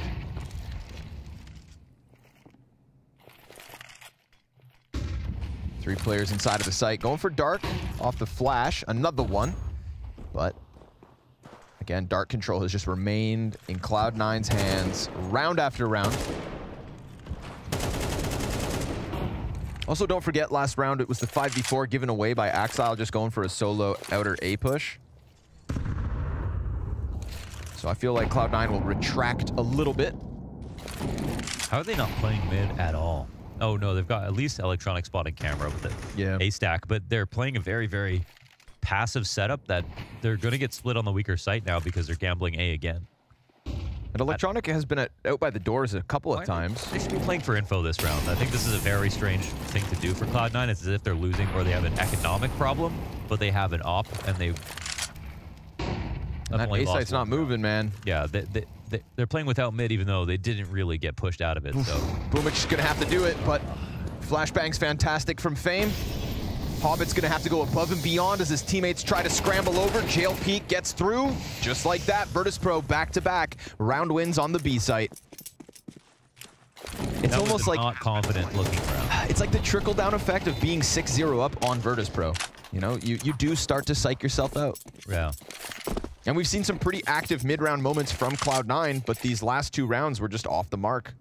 And this one had no activity whatsoever. You're just getting scared because things are going too well. Like, yeah. Hey man, as if there's cosmic karma. Not everyone can handle success. Yeah. So, well, Cloud9, hopefully some of these guys definitely have seen it. A lot of it, to be honest. But not together. So that's the point. And not versus VP. Not versus VP, yeah. You know, I think if you beat VP, you are not the best team in the world, but you feel like the best team in the world in that moment. I feel like it's its own game sometimes. It's its own game, yeah. It's not. You know, you could be winning versus so many other teams, but then and then you get a draw versus Virtus.pro, and you're like, ooh, we have to do that. I'd say like Heroic and VP were 2 teams that existed for a long time within their own meta. No one really played like them, and they found success. And then the pinnacle of which was like the Rio, major finals where they both met each other, I guess. I feel like playing Virtus.pro is like going cave diving. You know, you could be the most athletic person in the world. You could be, super successful, super fit, ready to go. You're on top of the world in the Counter-Strike realm, but then you gotta go cave diving. Where you can't see a thing. And some people just get psyched out. You know, physically, physiologically, you can all go cave diving. But mentally, Not all of you are made up for it. It's a dangerous sport. Yes. Don't know which way is up in the darkness underwater. You go digging through those caves, you're gonna find James.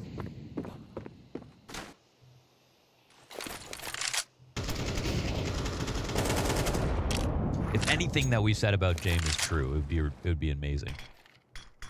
But all we need to get is one right thing. Just one.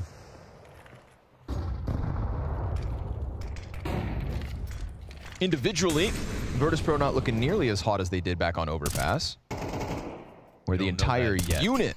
The thing is, Cloud9 really beat themselves last round, and this is weird again. And the round before that. Because this round, they're also not playing for Bridge. And I was just about to talk about earlier, you know, Electronic playing really forward in front of the door and taking that open fight, and how important that is these days, because if you don't fight for Bridge, it gets used against you. But now they've opted not to fight for it, and there's not even anyone from VP up here. So what we've got is a stack every round, as if they're losing. Yeah, they've just changed sites as well, from the 3 stack on A last round to these 2, and that nade's perfect. Right on the feet of Axile for a third of his health. Fame's not going to let his guard down, and Electronic's got nothing really to offer. If he can hold on to control of storage, then maybe the retake could have come through, those retakes that we're praising, but these gamble stacks have now allowed VP 3 rounds straight. Why are they gamble stacking? Have Virtus.pro been running down Bridge? Have they been like forcing them to play back in spawn and the rotating? They have been throwing. Amir has been throwing an HE grenade and a smoke grenade at a minute 15. Gambling addictions are real. Gambling addictions, yeah, that's true. And we don't always talk about it. Yeah. I mean, what the hell is going on here? Check in on your friends. What is going on here?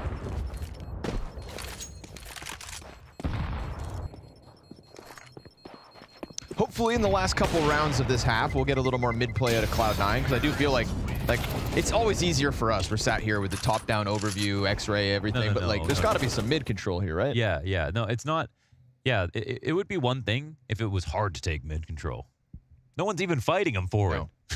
It's just like the only thing VP did got mid, they flashed through the window. Munchausen syndrome or whatever, where they're making up ailments for themselves. Like, oh, mid's a huge problem. Like, it's just been haunting us this entire half. Like, there's no way we could do anything about this. Electronic's like, guys, I can't hold this on my own. There's just no one there. This isn't a one-man job. There we go. He's going to window. So at least if it's an A split, you have a third guy. But at least if it's a B split, you've got a third guy. Yep. And maybe you can even full flank if no one actually pushes, because they haven't been. And if either site feels squeezed, you've just got an open avenue to rotate. But Hobbit just gets blasted by Flit. Finally, an easy entry frag going the way of Virtus.pro out from Dark. Felt like that was shut down early. Electronic presses across the bridge, catching Mir and Jane, who dinks him with the pistol and bests him with it.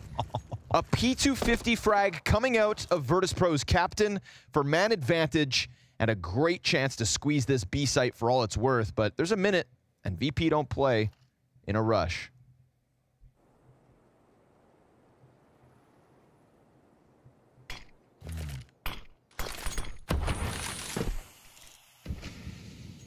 They get the second to last smoke out of him. It's time for Boomich to step it up if he's going to be picking up this op, because he has been all half. And now the fight is coming to him. Flit on an off angle is going to be ahead of this. But if they can both get into Dark,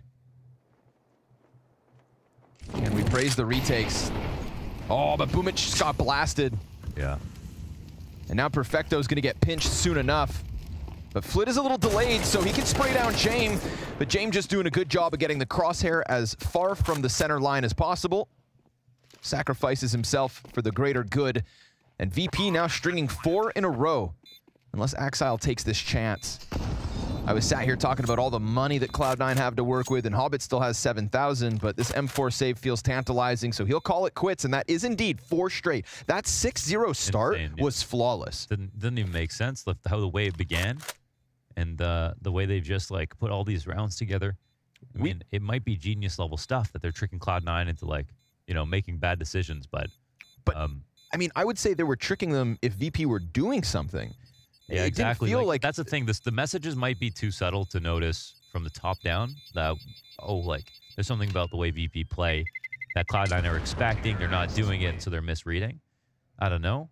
But what we can say is that when they watch the demo, they're going to feel stupid. You know, they're going to be like, okay, well, I mean, the answer is very transparent here. Why did we stack A? Why were we playing scared when we were up 6-1? What were we actually worried about? The lead is going away. They're down a map.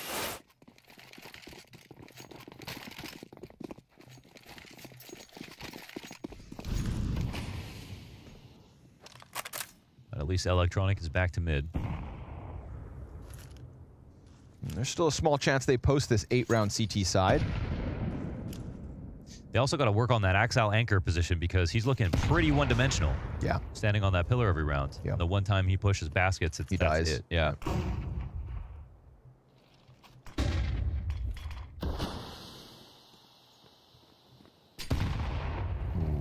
Nade just ahead of the push. Norbert keeping an eye on it. Doesn't want anything to do with that fight. They'll call Jame back, and we do get Mir flooding out middle. Oh, Axile. Caught again, thinking he could just cross out. Flit, traded, Electronic. Nope, not a second. Mir's gonna hear that rotate in through camera. He's got the back of Boomich turned to him. Boomich dives the site. Mir creeps in, and I don't think Hobbit's gonna get out from storage in time. He actually just runs the rotate full blown, and Mir hears that coming from a mile away. So this is Virtus.pro again playing with all the information. Boomich is in this bomb site, and they damn well know it. So they'll take their time, wait for the smoke to fade, and then squeeze him. But a missed shot's gonna cost him his life, and it's gonna cost Cloud9 a 5th round. VP post another. Might have the odd map here or there where the op goes crazy, but that's it. That's not enough to be consistent at this level. Get an op or Cloud9. It's not funny anymore. I'm sure it doesn't feel funny. Specto out of it. 5 in a row from Virtus.pro. It's like Bubsky said yesterday about that, yes, the op is not as strong in CS2, but it is completely overblown the amount that people are saying is not needed. It definitely still is.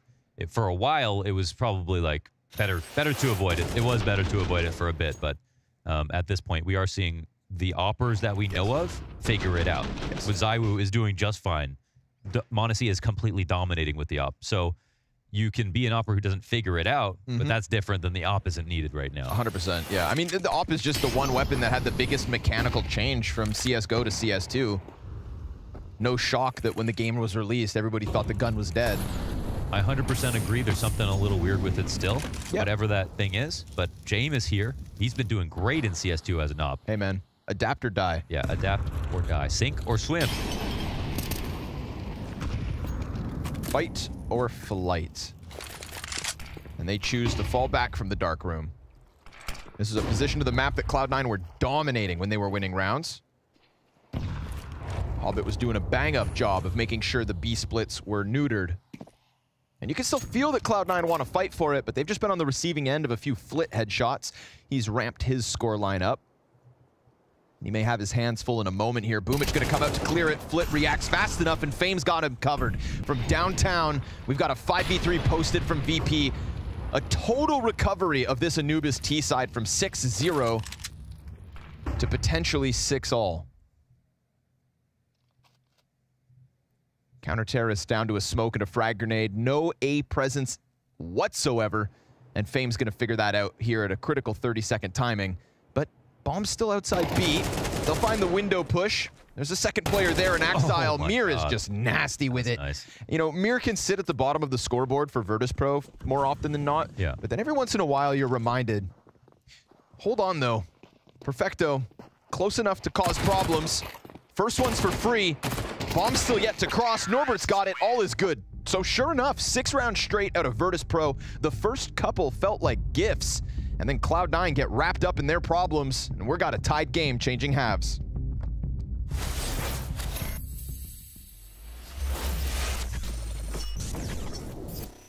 Apex drawn out, in with another kill. ZywOo traded back. Cadian, the one-man army. 2 kills already to his name. 3 kills already claimed. And a 4th could be had. Ooh. Oh my God! Cadian from start to finish with bomb. But here comes Dupree. Quietly, creeping, lurking. And Cadian saw a sliver. Oh my God! Oh my God! 1v5! And now it's Dexter alone back here with the Glock, and they're all coming for him. 1 versus 4 as he takes down Brokey. Another 3 kills to find, and he's getting a little bit overwhelmed. But look at how he's isolating the fight. He gets 1 more. And now the question is, can he find a bullet on Wops? He's right around the corner, and Dexter's hunting for him. The tables have turned. It's a 1 versus 4 clutch for Dexter. m0NESY alone again. 1 versus 4. And there's no reason they should challenge him here. They have him locked in. Yes, it's on him to get to the bomb site, get the bomb down, and FaZe should have the discipline to not face this. Rops has an op in cave, locking him in. Brokey has an op on the cross. Yeah. Oh, good bait out of the shot, but there's one on catwalk. Oh, that's quick. Oh, that's quick. Another one baited out perhaps, but Rops is moving up. m0NESY's aware. 17 seconds. It's absolutely no way. Oh, he's back in the middle. No, it can't happen. Surely not. 10 seconds, he's backing off. Rops, can he catch him? There's a little peek, a little shoulder showing he's back at the bomb site. And at the very least, he's going to get the bomb plant here. Rops now out in the open. He's in a dangerous position. A little bit of a random Molotov. Misses the shot, and m0NESY, the clutch of a lifetime! I can't believe it! Simple catches OC immediately, and Electronic also shines. Nitro, it's a good chance. Oh, and he gets 3 on Arch. Oh, he gets them all. 4 for Nitro. As the quick trade of Bit gets him back into the site and pushes all the pressure to m0NESY. That was a key frag from Alexi. He took out ZywOo somewhere. Spinks nearly won that situation, but now they get comfortable into cold. Bit secures his fallback. m0NESY's gonna give himself the flash to work with, and now he knows. Bit just fired off a shot. It's a warning as to what's to come. Oh, m0NESY gets the first. Smokes keep them back. 25 health for m0NESY. Each other with no vision to this site. If he secures 12th off this, then that carry back in Copenhagen means nothing. He hears it. One drops, he's aware, he's on presence and sharp, and as he peeks wide, he gets them both! A taste of the full English! A 1v3 from m0NESY for map points! Oh, eat it up, all that black pudding, baby! That's a round to remember for m0NESY. There's one thing we know, it's that Virtus.pro, well, they are eternal. Jame will find a way, like the sands of time slipping through your fingertips. 6 rounds straight from VP. After Cloud9 on their map pick, we're looking rock solid, looking capable enough to stop this Virtus.pro hype train.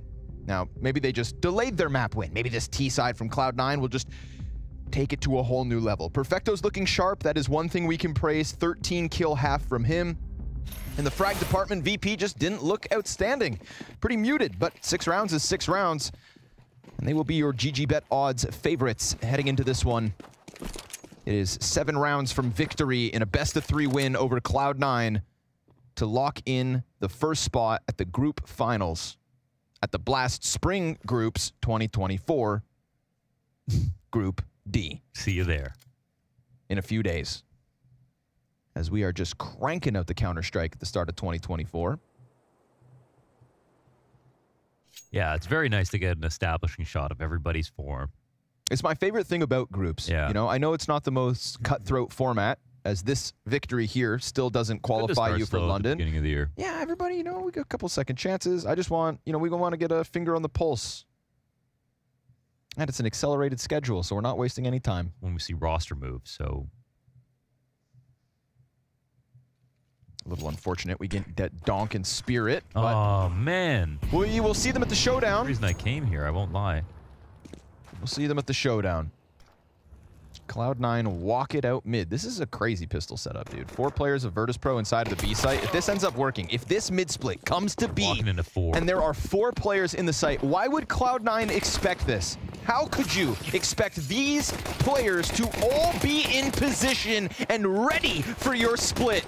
Perfecto catches one to keep it even. Dark player's gonna be essential, but you've got Flit in a clutch with Perfecto facing him. Ooh, it comes down to the wire, but C9 battle back. That was a lot of rapid clicking of mouse one there from both teams. That were they knew what was up as soon as they saw that there was a crossfire. As soon as they exited onto the site, it was a split. But one thing that's I think cooler, actually just talked about this in a video I recorded, is splitting through spawn instead of splitting this way, because like that crossfire, for example, wouldn't have been possible if they had split through spawn. And it doesn't actually take that much more time. And you're not going, once you've already broken through mid on the split towards B, you get into spawn, you're not going to normally see CTs there. So I think it was Big who tried that yesterday versus Cloud9, and the split looked great. It was just the retake that was incredible from Cloud9, but I think the strat, there's some merit to it.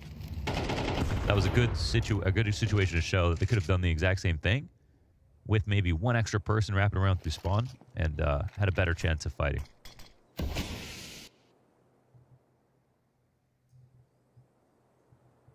Yeah, that exact round was actually one of the more beautiful retakes from C9, that 2v4.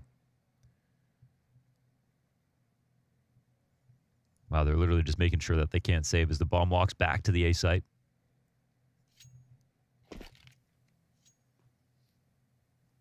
Who's got the money makers? Boomich, Axile. They're both heading towards this B site. There is flesh to shred, like a rotisserie chicken. Here they come, feeding frenzy. Nicely done. Piranha's in the B site, cleaning up shop for Cloud9's 8th. So that's both pistols, that's 2 conversions, and a 6-0 start to this map. If I were to tell you all those variables, you'd tell me this is an easy game for Cloud9. Plus T side, yeah. You'd think it was all smooth sailing from here on out. I think they definitely should unironically close this game out now. Should. Yes. We shall see. Doesn't mean we can't be frustrated about the way in which VP made that comeback, but I mean, they did their job. Oof. Big nade damage on Boomich. Poor guy, down to 46. But Mir may be caught off by Electronic already crossing to the doors. Things slow down. Now it feels like anything's possible.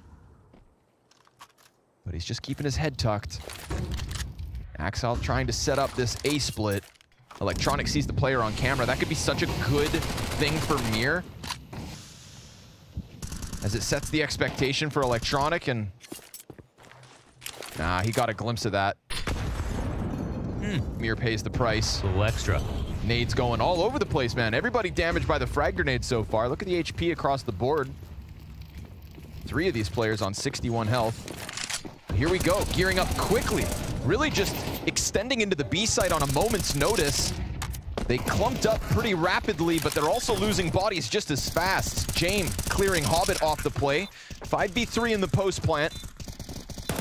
We praise Cloud9's retakes. Let's see if they can hold on for dear life. Mir, instant headshot to Electronic. Galil for Axile's not ideal, but him and Perfecto both making it work. Low HP. Oh, yeah. This would be the 1v4. Axile, so close. But Jane makes the difference, as he does. And the 9th round's added to the board. Yeah, we were watching him kick it up a gear, but there was no real way to close that out with how close all of those CTs were. Excuse me. Forgot which side we were on. Nice try for Axel, but look at the damage it's done before the bomb even gets planted. Great target selection here from Axile. I think he worked the cover great, but extending out for that close kill did expose him to the last player. They were just layered up too well. Yeah, there's too many of them. Nothing bad about what Axel tried to do, but a great retake here from Virtus.pro.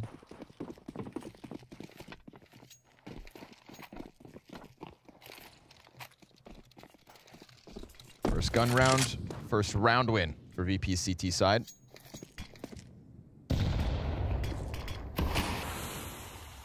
They're waiting for somebody to go into that next gear, even as they added all those rounds to the board. It's not a frag fest for Virtus.pro. Doesn't need to be. Virtus.pro already know what's up. They got Mir coming in through camera, a fourth player into cover mid. Jame in the site, nades coming down. They're coming through the smoke, but the kills are all Cloud9. Both of them in an instant. Those headshots swift. It was great utility usage coming out of VP on the hold, but Cloud9 in the carnage. Shave 2 off the site, and that, you know, will lead VP to a save. Excellent double entry. Everything was correct from VP in terms of their rotations, and they did a good job of trying to soften them up as they entered.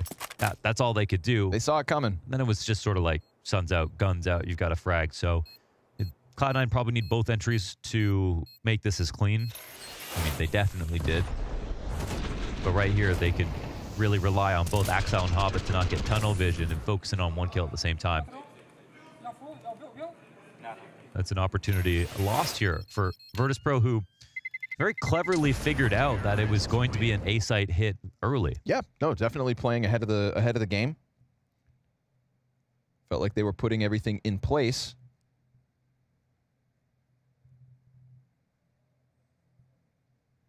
I know Jame refuses to do these English interviews, even though I know he can speak English, but I would just love to have a conversation about what happened this map. James' MVP interview at the IEM Rio Major was one of the best of all time. One of the best of all time, for sure. It's me. Yep. It's me. MVP of the Major. James doesn't lose in Brazil.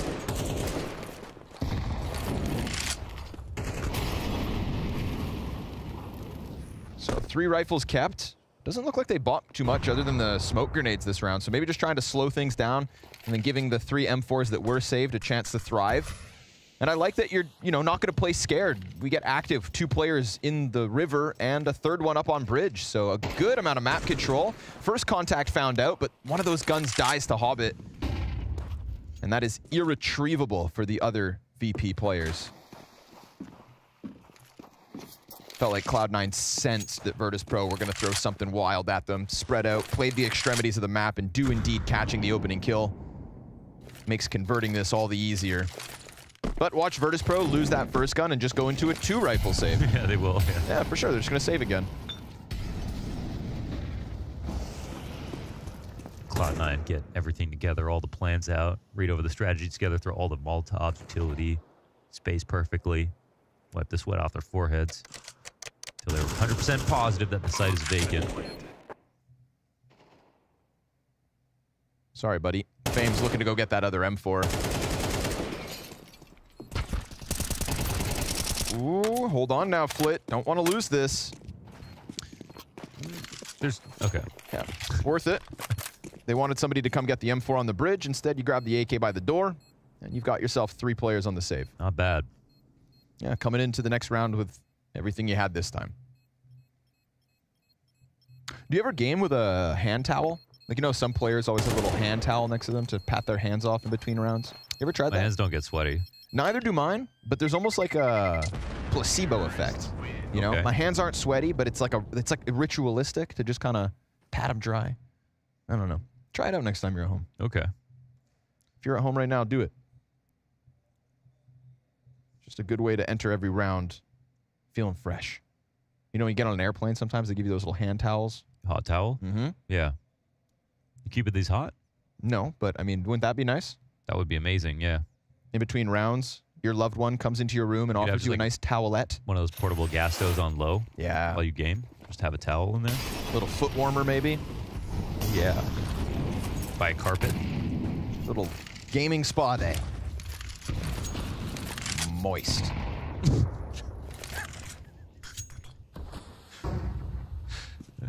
Nothing wrong with that word. All right. We're going to keep it simple, huh, C9? You're going to try to crank that dial on Jame? You think you can just crank this? No. You're not getting in for free. It'll cost you at least 1 ticket. And Electronic has his punched nicely shot back by Boomich. The only player who's able to move forward with the death of Electronic. Electronic dying created space even without a kill. And Boomich makes the most of that. Axile lurking out Oh my God, is he gonna get caught?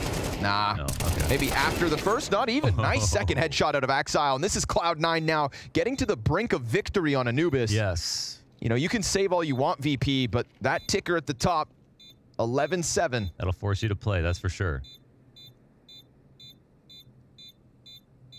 I love the lack of fear from Boomich there. That was heads up. As his leader dies in front of him, he just slams himself against the wall on jail. Yeah, what's the worst thing that happens in like pugs? When someone gets opt and everyone slows down? Yeah.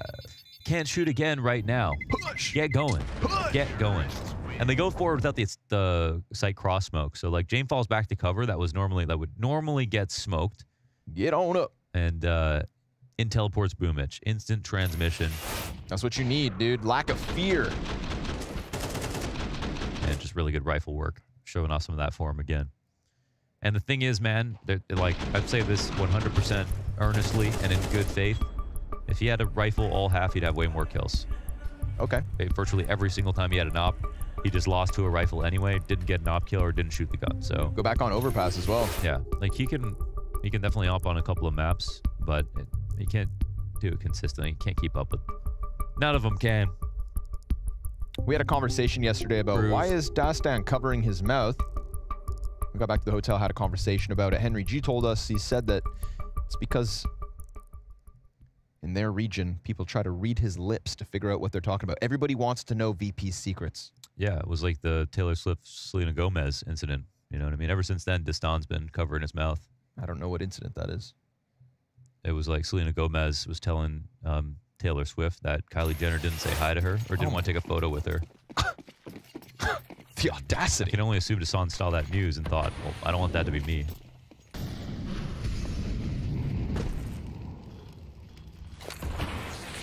Yeah, that's recent world news, by the way. That just happened. Wow. Yeah. Sorry, how'd I miss out? Easy pickup for Flit there. Poor Hobbit didn't think that peak was coming, but you know, sometimes this is the beauty of VP now being against 11 round wins. When you start to force VP's hands, the more active decisions, the nothing to lose Virtus.pro is a scary one. See, this passive setup is so much better than Cloud9. So we have the op on camera holding in through mid and not actually leaving camera either.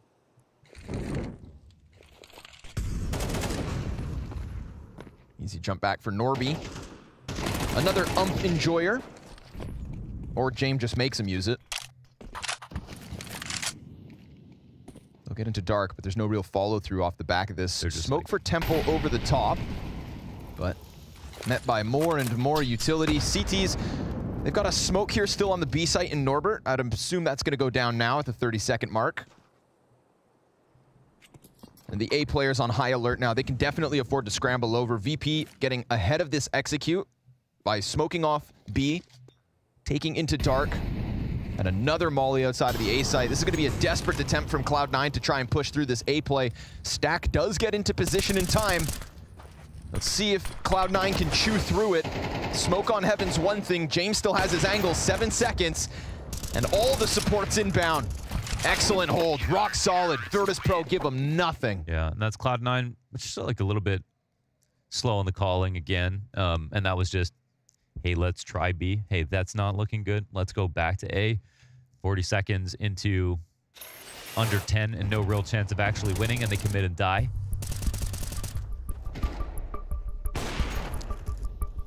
It's almost as if they've been coerced into playing like Virtus.pro with none of the tools. None of the same Riz. Thinking they were going to get into that A site's a little bit egregious. Seriously. Like, comes at a cost as well. As all things do in life. Nothing's free except CS2. That's okay. No. No, it'll cost you your mental health.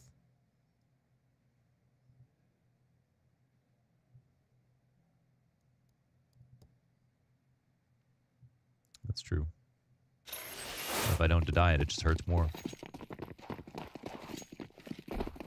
C9 got plenty of guns, though. So Just foolish to ever assume that the game is over before VP have 13 against them. Truly one of the teams that believes every single time.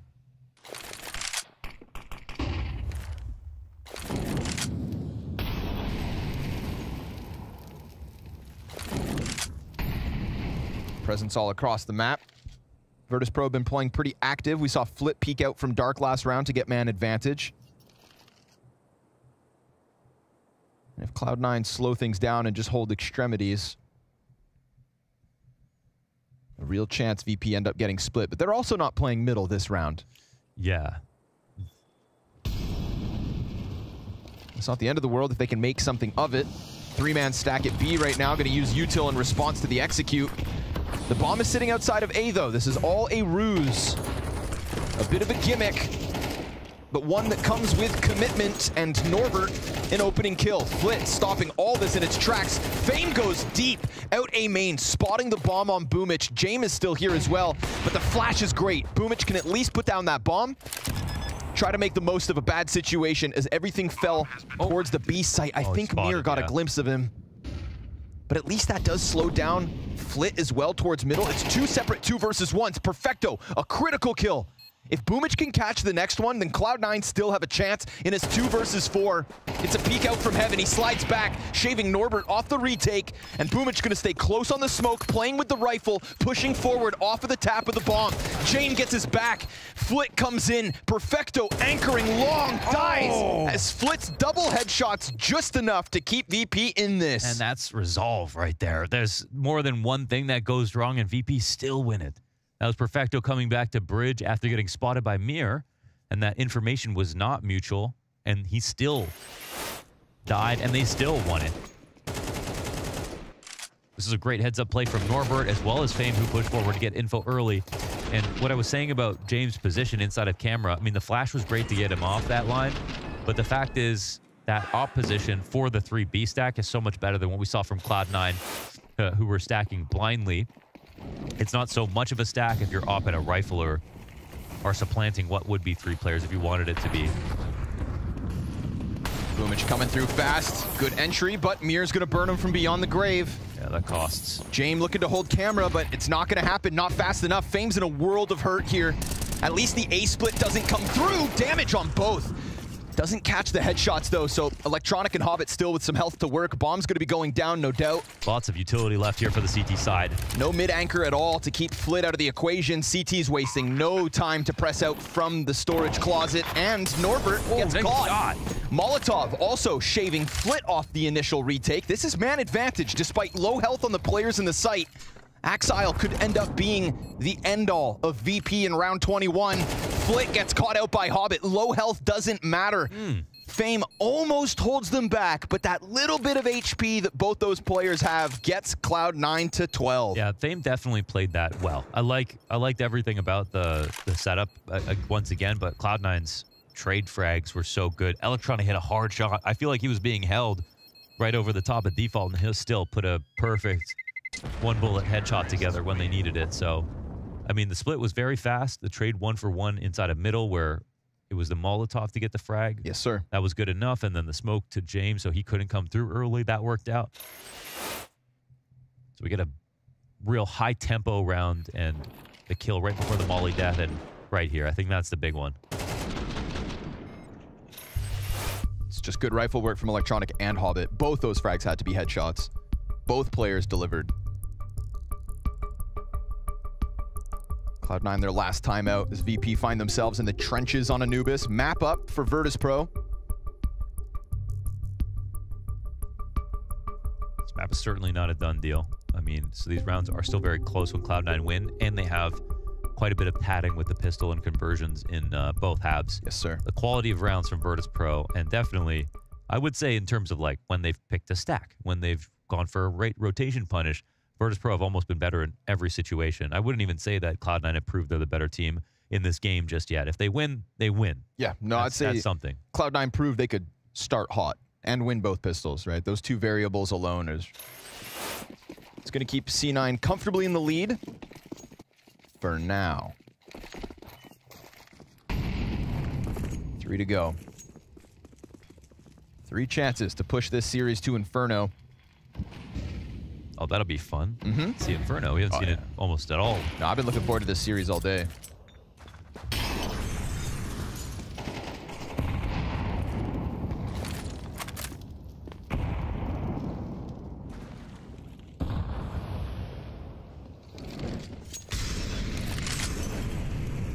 What risks can VP afford to take at this point?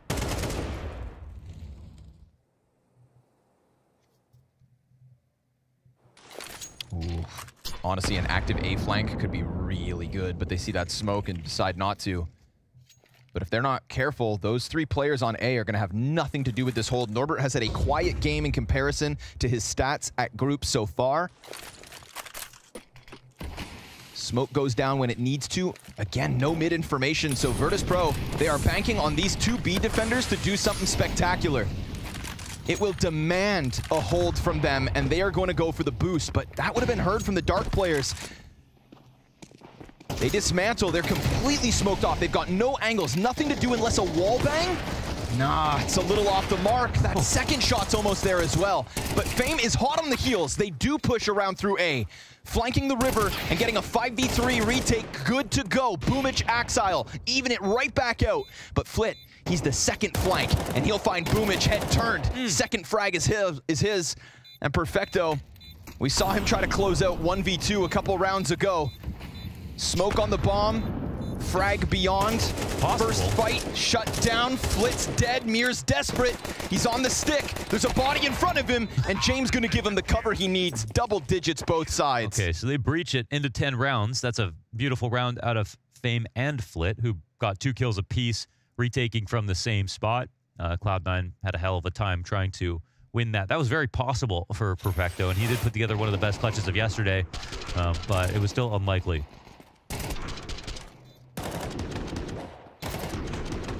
I guess, you know, I mean, Cloud9 definitely had a blind spot there inside of E-Box.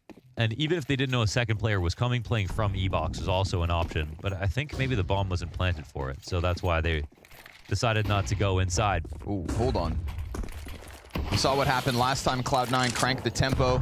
That fast mid play into the A split, net them their 12th win. They get turned away. James given an angle, but has to forfeit it. Goes back in. Ooh, dangerous game from James. I don't think he saw anything. They are up close and personal. There could be timing, but they respect him. Baskets push. Still a full default here. Bomb drop, or sorry, bomb on Hobbit going Fame's towards fast. B. Fame's fast on the flank. That's 2 players back turned in the river. A third, maybe. He disengages, and this is problematic. Cloud9 know they're compromised. They've got time. They've got time. They don't have time to spread the map again, though. They're going to try to get in. Still all the original defenders in position. James just getting out of dodge as the smoke fades, catches Axile. They'll put themselves in a post plant again. At the very least, looking to just hang on for dear life. Hobbit, great headshot. Mir gets clipped over the side of the obelisk. He's going to extend, doesn't get a second.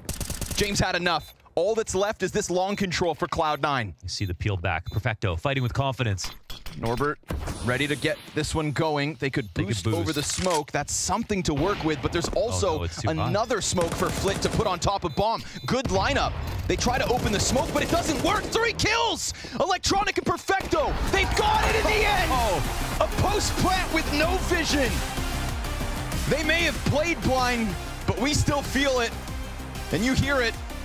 A win in this best of 3 to extend the game to Inferno.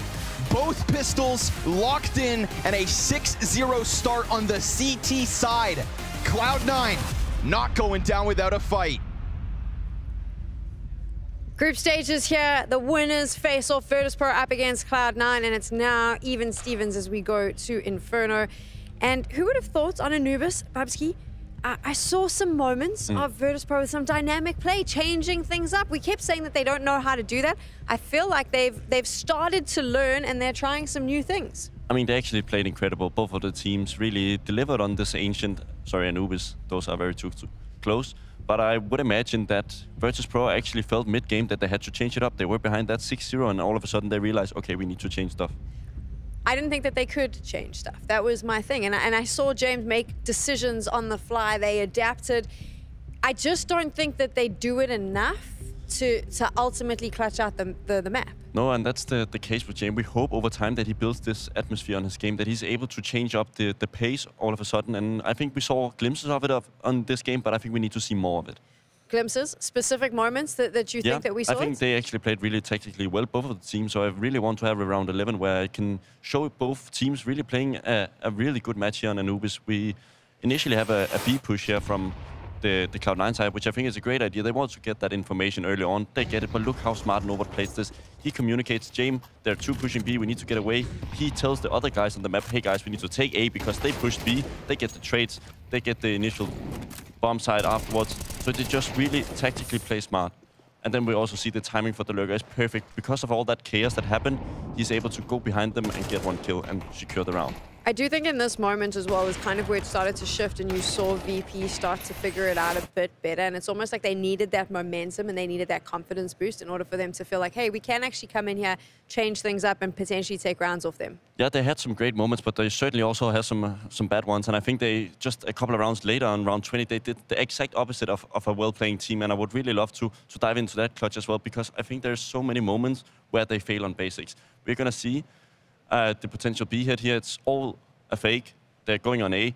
They get the B side pretty easily, but they go through the smokes, get the kills, and then we have all this of a sudden 5v2. But look at the rotation. It's so bad from Virtus.pro. They get the side. James gets flashed. It's a good one from Boomich. But look at the guy in the middle, how much chaos one guy is causing. He sees him in the start. Why is he sticking around for this guy? Just leave him. Everybody on the CT side is looking for that lurker, and it gives the amount of space that Cloud9 needs to win the round. Or they don't win the round, but they could easily have won the round.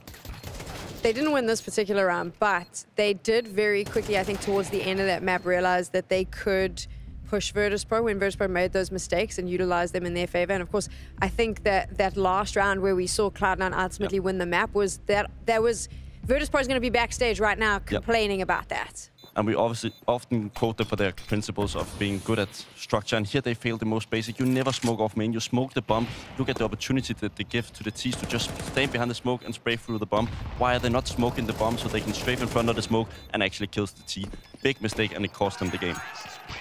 I got the impression there that it was a bit of a panic. It was almost like they knew that if Cloud9 won that round, they won the map. And it felt like they reverted to very basic errors in a sort of panic of we don't know what to do, which is that adaptability we keep talking about. Sure, but a team of this caliber should be able to take a deep breath and be like, okay, guys, what is the smartest play? We have a retake here. We have 20, 30 seconds still. The bomb has just got planted, and then they smoke off main instead of the bomb. It just cost them so deeply. I'm pretty sure they feel the same way. They should have known better. Yeah, they know instantly. When they start shooting through the smoke, they knew, what the hell did we just do? We just lost the game. You know that's the conversation happening right now. There'll be a couple of arguments. On the other side, though, Cloud9, we've spoken a lot about Virtus.pro's mistakes. I think Cloud9 looked really solid. Yeah, I mean, Perfecto, it's hard to have any criticism of this guy. He delivers almost every time for this project right now. I think he's really, really valuable. On this anchor role, he's just so solid. So rarely that we see him give the entry kills. We've got a bunch of highlights now on your screen, which just showcases what a great job Perfecto was able to do on Anubis. As a whole lineup, do you think that this is working for Cloud9? We obviously spoke a lot about the different roles and how they're changing it up. Yeah, I was scared with the Cloud9 roster when Shiro left that they didn't have initially enough firepower, but with the rise of Perfecto in this lineup, I think they all of a sudden have, because Hobbit and Boomich is not going to give you 30 kills, but all of a sudden we have a guy like Perfecto in his prime again. Were you happy with Boomich, though? I mean, I still feel like he's a little bit demure on the server right now. I mean, he creates space, and sometimes it works, and sometimes it doesn't. We have some maps where it works better. I think Overpass is certainly not one of them, because it's so structured. Those maps who are less structured, I think Boomich can have a better way of trying to go through that smoke, catch the timing, be in his prime in this way. Are you happy with what you're seeing from Virtus.pro? Do you think, I mean, they are a major winner, so I always think that that's, and people can say what they want about that major, they still lifted the trophy. So they are a major winner. Are they showing signs of being able to compete with the top teams? I just worry, my opinion first, is that when I look at them on Anubis, I just don't know if they're as well-oiled as they need to be. Yeah, for me, the issue is the map pool. They certainly can play an overpass to a very good level. the world's best in my opinion, but the rest of the maps is looking not lackluster, but they're kind of on an equal level with some of the bottom teams at this tournament. They really need to find out a way to copy some of the things they do well on Overpass to other games. How does that work though for a team that plays as much as they do? Yeah. They say it in all the interviews. They're constantly playing deathmatch. I think I actually spoke to you backstage about the few times I've been at events with them. If they're prac rooms, they are normally the first players into the prac room early in the morning, the last ones out at night. I've watched them physically be removed from a venue because of how much they're playing. What are they doing though? Because the map pool's still not deep enough. Yeah, but it's the kind of same thing. If you go to a test and you don't know the answers to the test, it doesn't matter if you have 4 hours or 10 hours. So somebody needs to come into this project and really give their learnings. Is it the coach? Is it going to be James? Is it going to be a 5th guy instead of nobody or me at some point? I'm not too sure, because they need to find a way to build their map pool. Do you think James would listen to someone else, though, coming in and giving the... Because I get the impression that this is not a democracy. I think it's very much James says this and off we go. I also think it's James land, and I don't think the other guys have too much to say, but I hope with a guy with a lot of experience and potentially also some trophies in the back could go into a team and be like, this could also be better. Potentially. Probably not. And I don't think we're going to find out anytime soon. I think Virtus.pro is sticking with what they've got, and they are going to continue to stick with it as we move to Inferno right after this.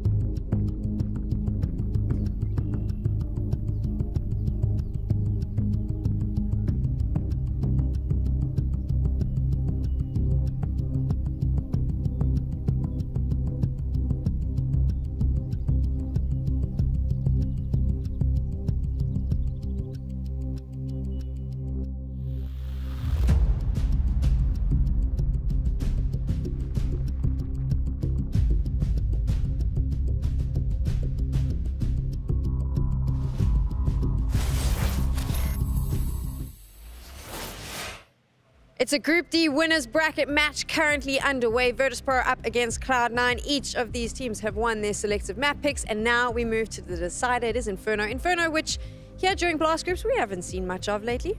No, it's a very much middle ground for many teams. Many good teams are good at it, but they don't want to pick it because they always have that one better map.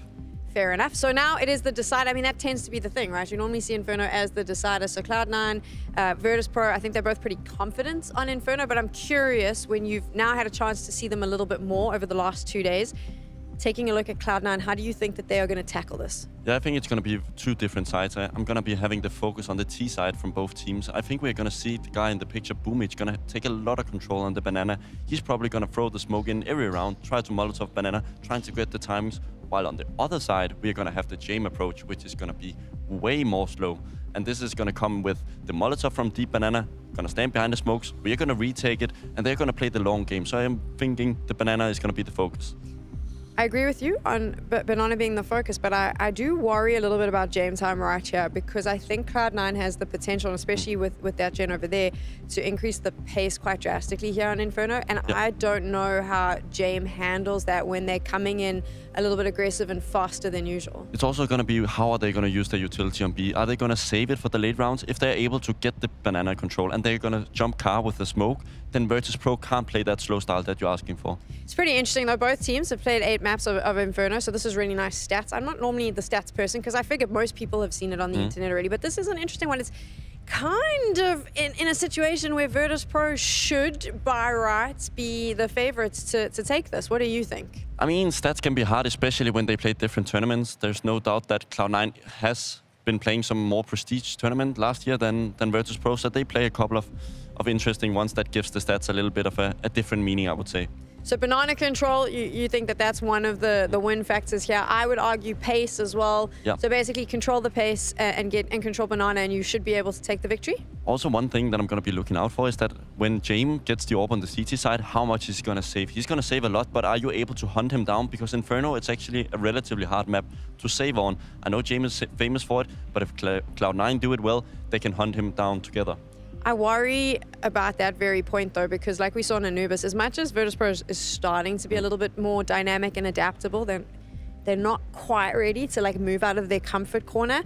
And now you're going to be in a position where you have got some aggressive players who will, I think, will chase him and are going to try and stop that. We heard Electronic at the start. He said, we know how they play. We know their style. It's going to suit Cloud9 to kind of get a little bit in their faces. It's also going to be a very deciding CT side because, you know, if you lose 2 players on B, it's just an instant save. We're not going to see the rotations coming in as much on Anubis. You have that safe path behind the CT area and you can get into the sides. But in Inferno, you kind of have to be there already.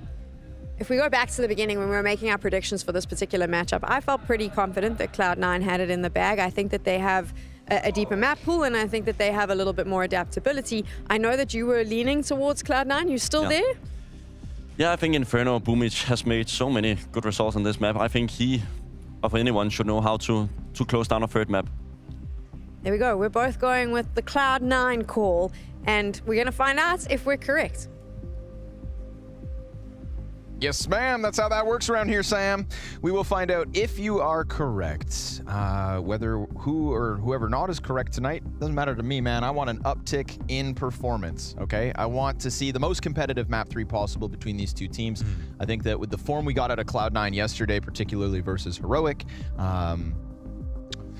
give me a little, give me a little whooping, maybe. Maybe put VP in their place. I think Cloud9 are going to win. I think Banana's going to be a problem for Virtus.pro. I think that they are now ever so slightly the GGBet odd favorites, but I mean, you can't even separate these two. So yeah, I think Banana could become problematic for Virtus.pro. If I see a Cloud9 win condition, it's the fact that Boomich is not on the op. Yeah. You know, he's not on the op. He's going to be in Banana. He's going to be doing his thing. And you said it back on Anubis, right? When he's got rifles, or if he were to play with a rifle all the time, he could legit just post better numbers. He'd be better, yeah. So let's see if he can do that here on Inferno. Let's see who picks up the op on Inferno. Not an op-centric map. Let's see if it's not even a problem. But at least Inferno leads teams to save. VP already love it. They love that. That's why they should be thriving here on map 3. Yeah. But the thing that's been great about VP in CS2 is that you just can't save as much because there's not as many rounds. Fair. So they have to participate more, which is great. No more sitting in the back of the class, VP. It's time to raise your hand. Get up front, take some notes. Whatever the hell you've been doing back there, keep it at home. I don't know, I'm going to take VP. I can see this argument for the CT side of Cloud9, but I saw a lack of composure on that last map that made me worried about the IGL. Not even the op anymore, the IGLing. I feel like Jame was just way ahead. He does every step of the way. I don't really have faith in Cloud9 in terms of decision making as a team last map, so maybe that changes. But James loves to get weird. Also, was that when we talked about the Dream Team ended with 3 players from VP. Yeah, true. Yeah. James loves to get a little weird on Inferno. I've seen James crush souls on Inferno. Single-handedly destroyed Movistar Riders on that B site, yes sir. The clock is the friend of Inferno. And James is Mr. Chronological. Little mid-push. Scares Cloud9 for the second. They've got to make sure that's all clear before they decide to go any which way. Sure enough, both teams retreat in a 5v5. Yeah, make sure he's not down in underground. You never know where the pesky CTs get off to.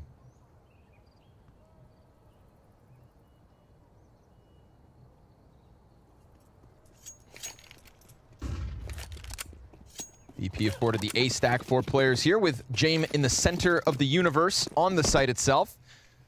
Cloud9 just decided they're not going to waste any more time. It's just the flood. 5 forward between short and apartments. Stack in the right position for Virtus.pro. This is back-to-back CT pistol rounds where they have the right pieces in place. It's an empty gun for Electronic. He's desperate. But just like back on Anubis, they stack the right site before Cloud9 commit. Every stack was right. Every stack was right. And Cloud9 got plenty of stacks wrong. That's for sure. Cloud9 can still win pistols despite that because they do have the firepower. They did really great on pistols yesterday in their best of 3. I think they won like, did it go 3 maps even? Versus Big? Versus Big? No, sir. 2-0. So it was just, I think they won 3 of 4 pistols. What he said. Careful. You don't know what Norbert's saying. It's Norbert, though. If it was someone else, I don't know, man. I'd be more concerned. Like Deston, I think he swears a lot. 3 UMPs. This is definitely a cultural thing. Virtus.pro. It might just be a meta thing now because we're seeing it more. Like it was like a few years into CS:GO, people realized it shreds armor. It was actually pretty good versus armor, and then they nerfed it pretty badly. But maybe there's something about it now in CS2 that works. James got that 2K inside of bathrooms. Yeah, they've made it look good. Yeah. Norbert's made it look good as well. It might have some interesting stats now that work out for it. It's what, $50 less expensive than the MP9? It's kind of small. You can put it in your pocket. Norbert hanging onto the pit. Smoke in front of the pistol that comes out, but Axile not given a chance to get a frag. And everybody just kind of leaves Axile dead alone in pit. They'll find Flip bottom middle. Fame delayed his peak. His ump's not looking as straight as the others. I think one of the problems with it, definitely low ammo. Yeah. And weird spray. Yep. That's the thing. And less bullets than the MP9. So it's $50 less expensive. You get 5 bullets less in your magazine. It shoots slower. And the recoil is pretty crazy. Yeah. And the nerf was in CSGO was that it stopped doing so much damage from range. Before that point, it was really good. It was really, really good. Yeah, I love the ump. There was Stanislaw, who's basically championing the ump, jumping. It was Inferno. He was playing on balcony all the time and using it. Oh, quick burst out from apartments. But it's going to get cleaned up nice and easy. Mows him down. Few seconds there left. Cloud9 find no footing in the second round of the map.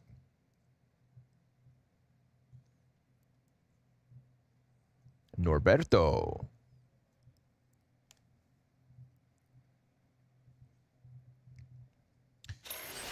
Virtus.pro like the calmest team that actually win.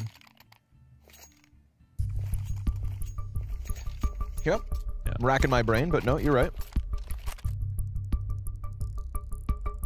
I would say Ents was up there. Once upon a time. Yeah. Astralis was pretty calm, even when they beat Vitality the other night. They didn't get too crazy. I mean, again, VP's still the calmest. I'm not challenging that. The Vice actually talks in the middle of games and stuff. A little bit, yeah, but VP don't do that at all. Versus Astralis, they kept it in their pants, man. I think that's because Blame F. Remember Blame F's lesson that he learned? Vitality? Yeah. Yeah. Remember Blame F's lesson that he learned versus Complexity? That was funny. Last year. Yeah. I don't think I've heard. One time he's really. I haven't heard Blame F talk smack since. Yeah. He's like, maybe this isn't for me. Maybe wait till it's like 1 round next. Yeah, until you win. 2 rounds? Close it out first. Because I've heard a few Blame F pop-offs. Man's got a little base. It's got a lot of base.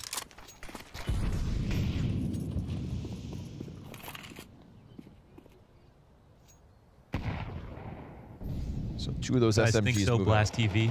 Cloud9 are going to just run away with this. Who walks away with it? No one's running. I think Virtus.pro win this map, but... Let's find out. I can't see the future, man. I think the odds are very, very reasonable. Very reasonable.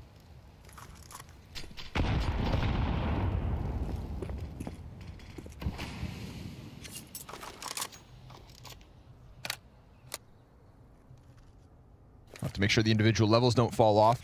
Cold start for a few of these Cloud9 players. Although only 2 rounds deep. But what is this, dude? Where's the B defense at? It's definitely a good time to go here. There's only also those UMPs that are coming in. So smoke comes down, but Cloud9 will be going through this in a second. I mean, they're going to walk into a completely open site. What is this? Okay. I mean, James already pushed through Hall, so now they're all going to start rotating. But Fame's saying retake. They're running in. Smoke's about to expire. I think they got like 7 more seconds on this. And Norbert's the 4th player to come through CT, so that Molotov's going to be a little late. But because of the hesitations of Cloud9, I mean, they could have hit this 10 seconds ago. It was smoke. Boosted up. Flashbangs are fantastic. Molly lands. Oh, it's kind of ugly. Boomich has to plant. 5 seconds left. Flit charges him down, but he's behind the pillar of the fountain, so he'll get away with plant. And a smoke out of the tees. Ooh, that got crazy. Yeah, Boomich is low. Round is not over. Norbert's got the kit. Playing out from Coffin, waiting for James to slowly work his way up Banana. Norbert worried that maybe he's getting flanked, but they're both right here, ready to hold him. Instant headshot comes out from Axile. Beautifully done. That's enough to turn James away. A frantic moment on the front of that site. If the ump spray was any better. He can get them both killed, so he's going to chill for a second. I don't know if he times the swing properly. Oh, yeah. I don't know if he gets a gun here. Boomich is good to go. James with that UMP, yeah. I mean, they fully respected the smoke that brings it down to 15 seconds. It was thrown at 45, right? So, or it was thrown at, or whenever it was thrown. But it was coming up around 15 to 17 seconds. It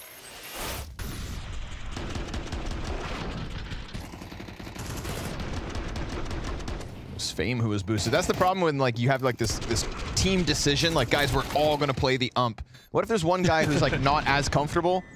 You know, 3 out of the 4 say, yeah, we'd love umps. Oh, what do you think I mean, MP9. I think most people would prefer an MP9 over an ump. I mean, in that category, what other guns do they have? I guess I was wondering. What do you mean, sorry?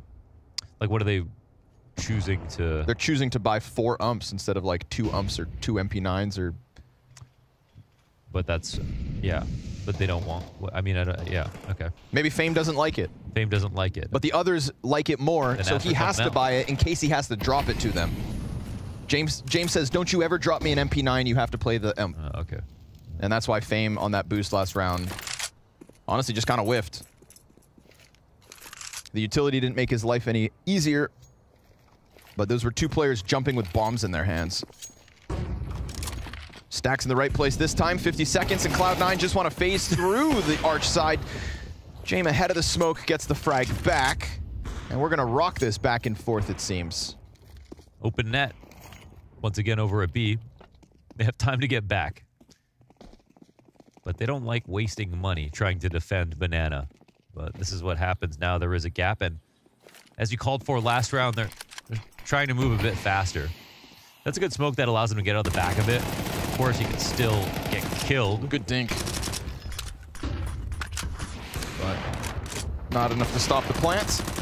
Yeah. 2 full retake setups with umps, no grenades. Nothing magical happens here, and well, that's why there won't be any retake.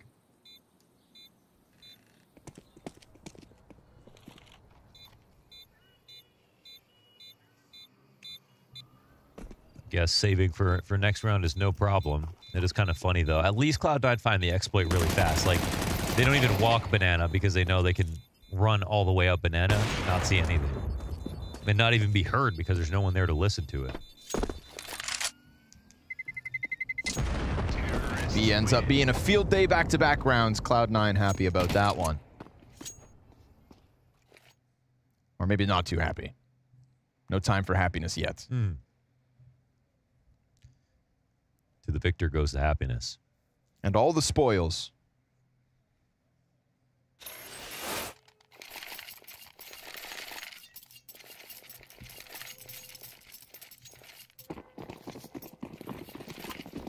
Perfecto top in the charts last map. Nice to see him having a solid game on Anubis. Up there early here for C9 on map 3. Boomich looking for the gunfight.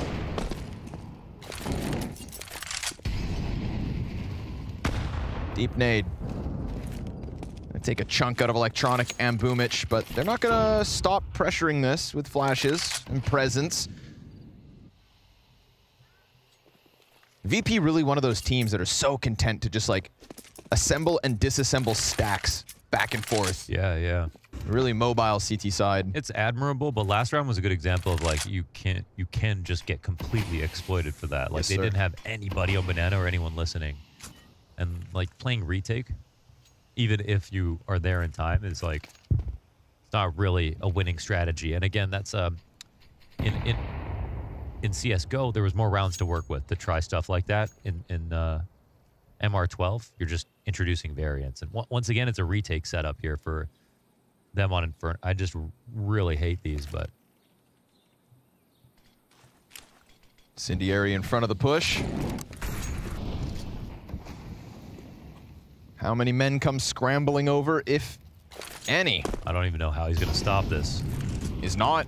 Molly burns out. Flash over Coffin already. Now he's just down to the frag grenade. He could open the Coffin smoke. But Electronic's going to have cover of this. He'll go for the spam and almost kills Boomich. But again, just a free bomb plant. And arguably a free round win. Yeah. Yeah, I mean, I don't want this to be a flirting versus harassment situation. So I will say, just as much I was criticizing Cloud9 on Anubis, Virtus.pro, what are you guys doing? They don't have a lot of utility because they didn't full buy on everybody this round. So if they wanted to say either we win on A or we give it up, fine. But I think they could have still, you know, had a better chance of winning without even sacrificing everybody. So, yeah. But it's a 24-round game. VP know it, and Jame plans accordingly. The lead, however, slides the way of C9. I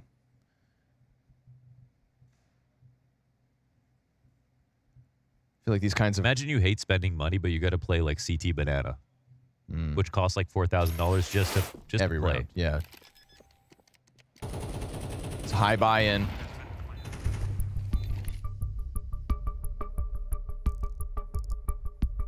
Yes, the Boomich bomb plant replay.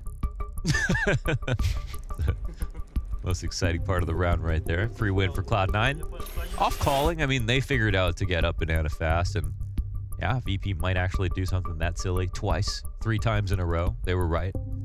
So let's see if we get an evolution of the game plan here from VP. Let's hope we get an evolution from the game plan of VP. Please. For their sake.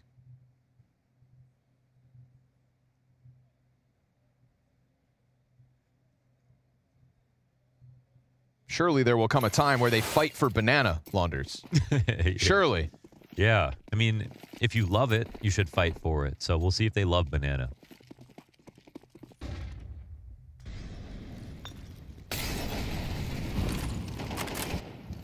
T's smoke it out themselves.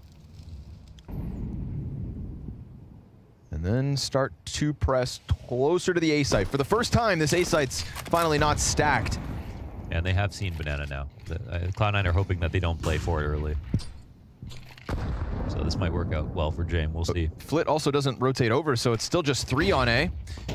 They come through the smoke. Mir's going to get nothing done. Oh, damn, dude. This setup's compromised. At least the Moto smoke's down. But James gonna feel this pinch coming through, and a missed shot could spell disaster for him and the defense. He still manages to recover with one, but everybody else from C9 punctures through into the site with the plant. And those B defenders, who were a little hesitant to retake or rotate even after seeing Banana was open, they kind of lingered around in the construction for a bit. There's that. I think also round's kind of done if Mirror doesn't, you know, do anything right there. Like that was such an like. I don't like to zone in too much on like individual decision making, like how he wanted to take that gunfight, but that had to be the worst option for what information he had. He was in a position to peek after the flash as soon as he heard it. He was in a position to fall back early if he knew that they were going to pop through the smoke if he didn't want to fight. And he was in a position to get to like library or use utility instead of fighting.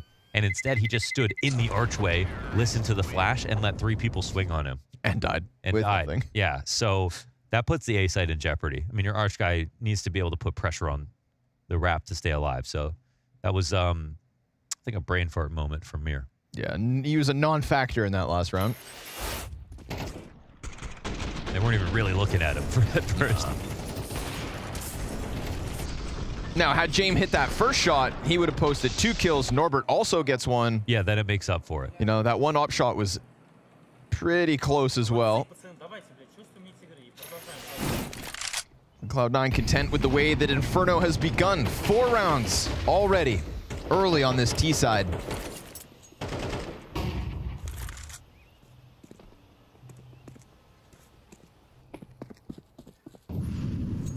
C9 may get caught off by James now, offing towards B. That allows Mir to be the dedicated A site player, and Fame will take over Arch instead. They're going to leave James solo by the looks of things. Now that makes sense because he can play late round banana control where a rifler can't. That's a team ollie. Oops. Wasn't me, says Hobbit, knowing that it was. Well, James can't help, but he can't allow all 4 of his riflers to stick together here to fight. Mir's nade, huge damage. Ooh. Huge damage, 114 damage off 1 frag grenade. Take the kill though, any day of the week. Sets him up. Hobbit's gonna stay lingering in the arch. Peek around short side, just plays right into the crosshair of Perfecto. And that's gonna keep Cloud9 gunning for this A site. 25 seconds. 5 versus 2. It is only pit control. They're not getting the rotations they want. Boomich is in the B site, so now they just have less players to attack here. Just got to get past pit. They fall down onto Fame. Norbert, can he do it all alone? 2 kills, and that bomb's got to cross, and the Arch player can't help him. Oh, yeah. James won it in CT. Norbert had a chance, the slightest chance to do it all, but instead, Cloud9 posts 5. Yeah, 1 more frag is what they needed. At least Cloud9 had numbers in that situation, but that's kind of funny. They had Boomich running up into B, realizing he could fake for sure, but like there was no rotation coming. I mean, the thing is that the 2 players on A were stuck in pit, right? There's no way for them to actually rotate if they wanted to. Yeah. So they had already taken over Arch. So maybe it was sort of futile to just say like, let's pretend it's B right now.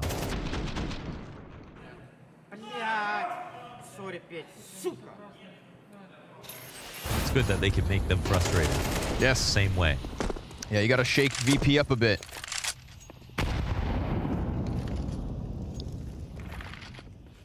Feels like at the moment, Boomich is just out calling James.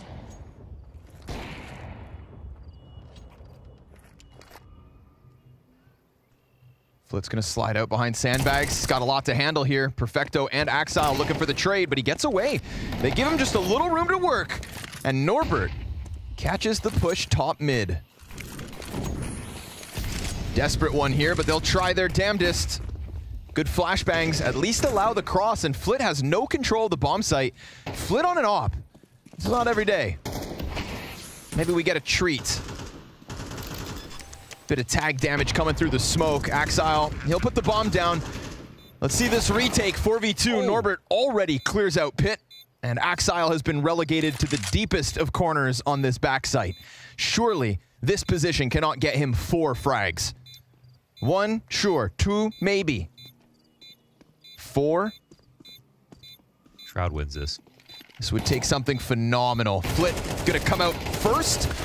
Nearly a second, but that's all they're gonna write for this one. Cloud9 down 2 players before they even get the plant. At least they get the plant, but it is VP's third. Yeah, that was something good. I mean, last round wasn't really a calling problem as it was individual, right? Because they had 4A. And they also, yeah, like Boomich running into B side and dying, didn't actually change the map at all. But they had the kills.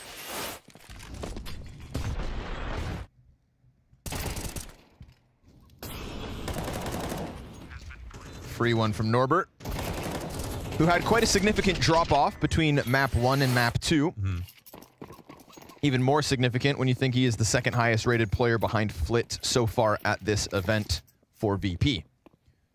So nice to see him back at the top. 8 kills.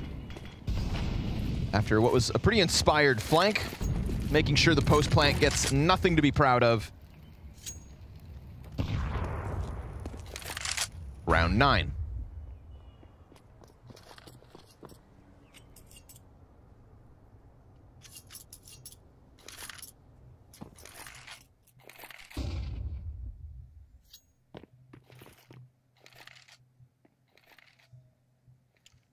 Once again, 4-1 versus the A hit. This is what you want as a CT. Oh, those dinks. Even as Mir's blinded, you just hear them. You just hear those dinks racking up like a slot machine paying out. Damage at an all-time high towards Pit and a smoke in front of him. Sorry, Hobbit, your luck's just run out. What was the slot machine called? Barry's Belly Busters or something? Lucky Larry's Lobster Mania, baby. Right, yeah. That's a classic. Larry's treated me well over the years. First time in Vegas like 3 months ago. Dude, me and I get to, so we go to the esports awards. I meet up with Maui Snake before you got to the city. Yeah. And me and Maui go out for dinner. And then he's showing me down the strip. You know, he takes me to the Luxor, takes me to Caesar's Palace after we walk by, you know, kind of the strip and whatnot. Having a good time. And we're walking through the sea of slot machines. And back in my younger days, I used to hit up Lucky Larry's Lobster Mania after waiting tables. Oh, it's not a Vegas slot machine. No. So I used to play that back in my hometown. Okay. Back at Johnny C's. Okay. There's one slot machine for the whole entire town, and we used to hit that bad boy on a Friday night. Burn through all your tips, all right? I see Lucky Larry's, my first time in Vegas. I say, Maui, hold on. I got to play Larry's. I'm in Vegas. I put in 20 bucks, and in 5 minutes, I walk away with 150. Oh, my goodness. Oh, my God. So that was the same machine from Same machine. Same machine. You got to meet Larry one day, man. It was literally a machine that said Vintage Games. That's so cool. Lucky Larry's Lobster Mania. That's so cool. Really lucky. Hopefully, I mean, they must be taking someone's money. Yeah. They've been in business since you were a child. Yeah. All the people around that machine, they're all losing. There's more losers than winners in Vegas. Lucky Connor. That night.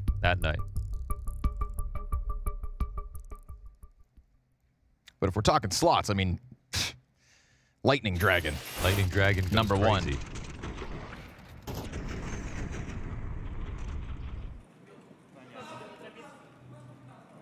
It's okay, Perfecto. It's going to be all right. 5 rounds to the 4 of VP. Nothing to be ashamed of, but it is money on the line this time, and they opt not to buy on Axile.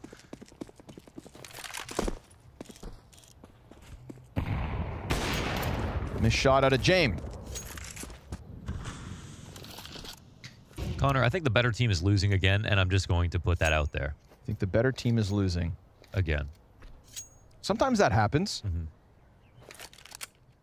Anytime I lose, that's what I tell myself. But they're also only losing for now. Indeed. Norbert's looking ready to go. Just got to deal with the Glock. I will also say, though, I think James, as a caller and an individual, has been standout compared to everyone else. But some of his teammates are not actually making all the best decisions. So there is that sort of weird duality as well. Anyone you want to throw under the bus? Mir. Okay. Yeah. That was fast. So. Anybody else? Axel on B on Nubis. Okay. Yeah. Norbert from Pit again. One of the most improved Pit players in the world. That's true. Makes it look so easy. That's 2 assists for Norbert, 2 frags for Norbert. This entire round is based on Norbert. Nice shots from Perfecto, and we got great things from him throughout this series. So burning the pit player alive could have set up a beautiful 1v5, but it's a fast flank to deal with him. Nobody can stop Norbert. And Norbert is somebody that I don't have anything bad to say about him, really, in terms of decision-making. And nor Flit or Fame, actually, in the series. They've got some really, really tough trades. I think they were a huge part of the map win in general. Norbert has improved so much as an anchor on B-side on Overpass, as well as a pit anchor on Inferno. And that was the... You know, he got memed after the Rio Major for winning. Oh, Norbert won a Major. Norbert won a Major. That's funny. Then he got cut. But then VP actually started playing worse. They brought him back in. And the anchoring on CT side, I think, is what he definitely improved on the most. Oi, James gets away with a quarter health. Norbert's going to be queued up. Oh, takes a bunch of damage to Boomich.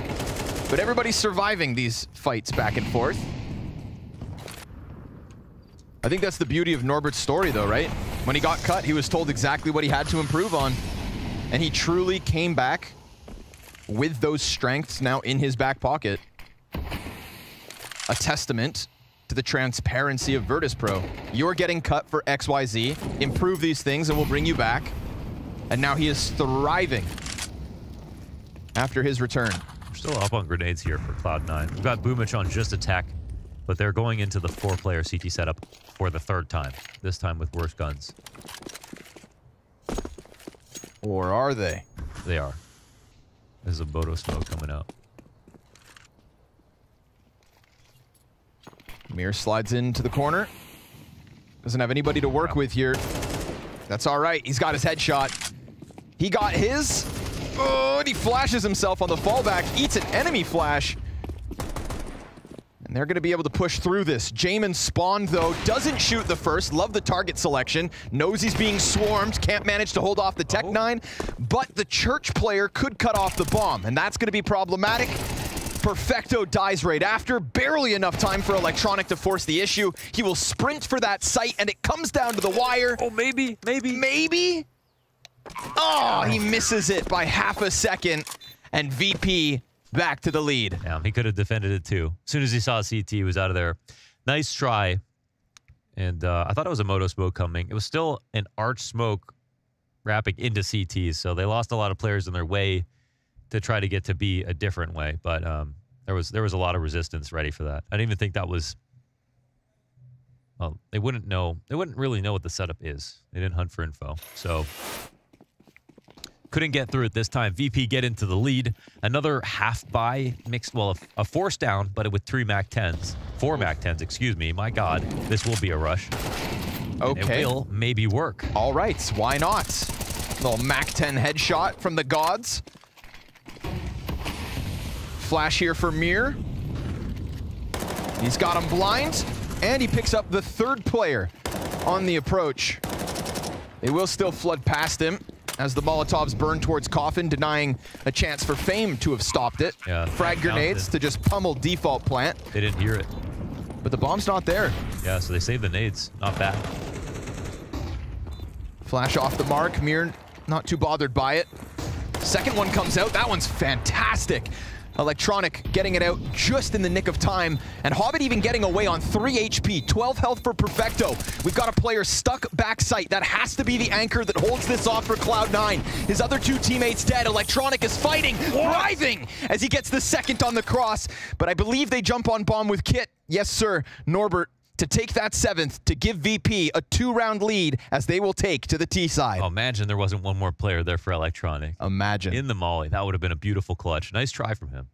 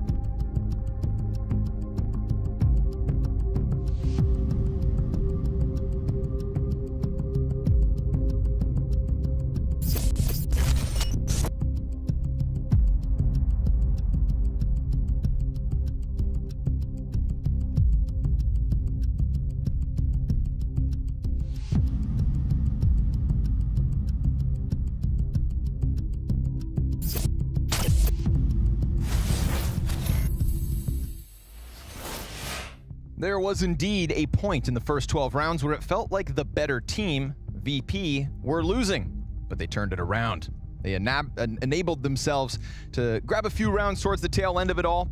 Cloud9 trying their damnedest, but just couldn't lock in a few of those post plants. So some missed timings, missed stacks, etc. at the start of this half. Kind of reminiscent of like going back to Anubis, where Cloud9 left the door open for VP in the second half.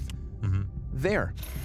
It's a 7-5 lead, but it's a T side that lies ahead of Jame and his merry men. The odds are now even.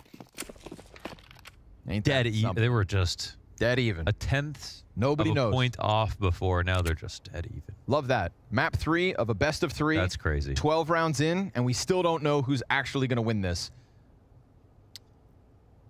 We got everything we wanted from this series. Still a little more runway left to go. Smoke flash for Boomich. Teammate boosted. The entirety of Virtus.pro gunning for this B site.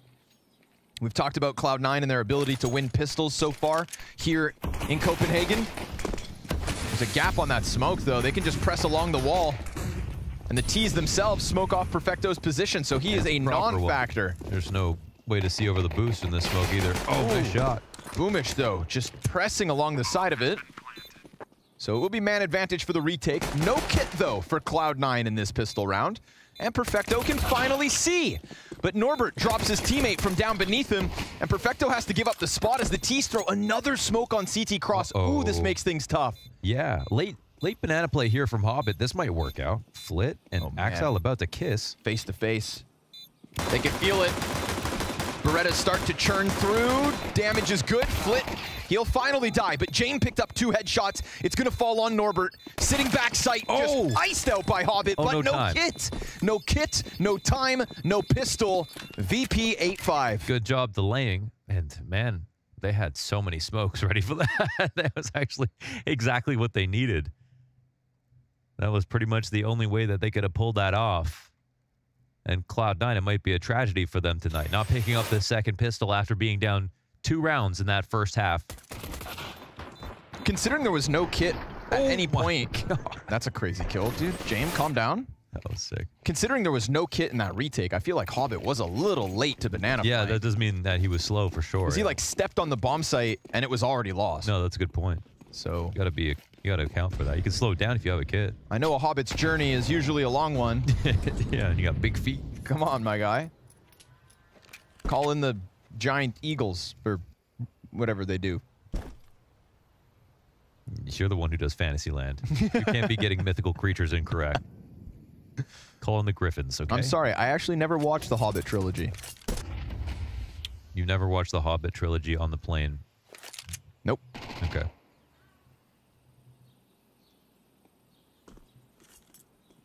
Don't worry about it. Did you watch Lord of the Rings? Of course. Oh, okay. Of course, of course, kinda- of course, okay. of course, of course. But you never watched Game of Thrones, actually. Nope. Which I know that kind of gets the last couple seasons. I heard it ends badly. It ends badly, but it's not all about the ending, okay? People get so obsessed with the way shows end. It's true. A lot of great shows have bad endings. You know why it was bad? Because your favorite show ended. Of course it was going to be bad.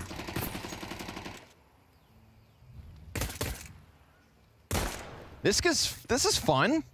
Let's see what happens. Come on. Do something. They just smoke it. Like, come on, VP.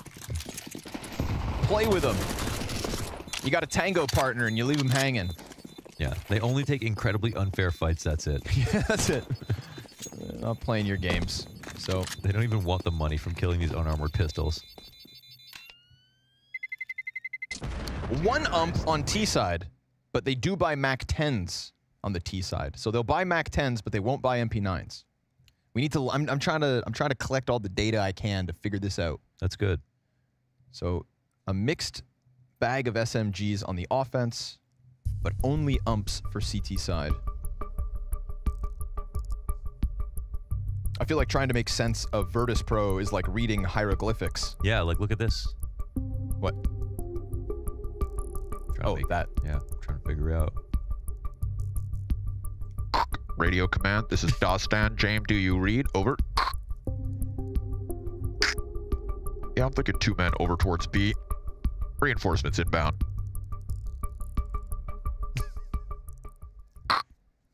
Just perfect American accent. Imagine. Imagine privately.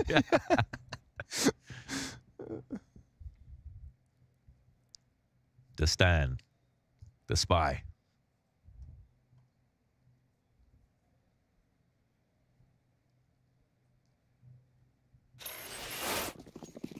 Let's see what the call was.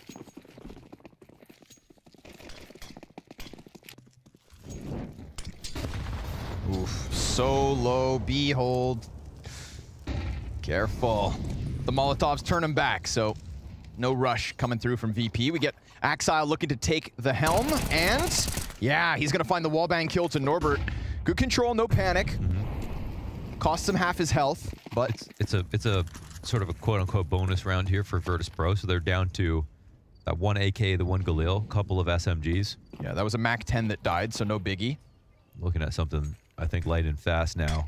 But that did just enable Cloud9 to go for the 3-player B-stack, and Boomich playing in front of the site in the open caught him off a little. Perfecto finds Fame with fire. And VP have a difficult choice to make. Do they just ram their heads against this site and hope that they break through it? I think their style would be to, like, save a little bit, just wiggle around, see what happens, poke it, pretend to take it.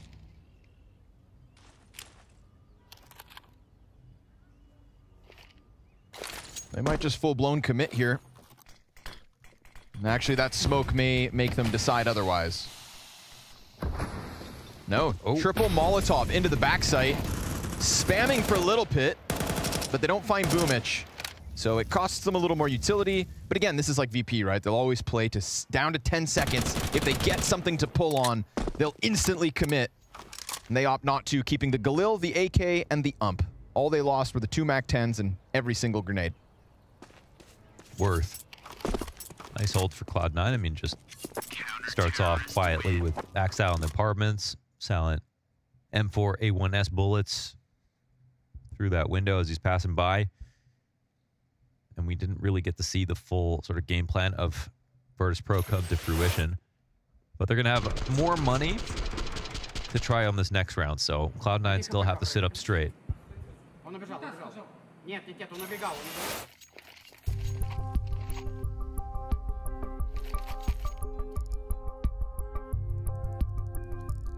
Only got a pistol in the hand at James, so what's on the ground? I guess he had, I think he dropped a gun over to somebody, so I'm not sure if he got a good one. Would have been an UMP. Would have been an UMP, okay. Technical pause. No talking.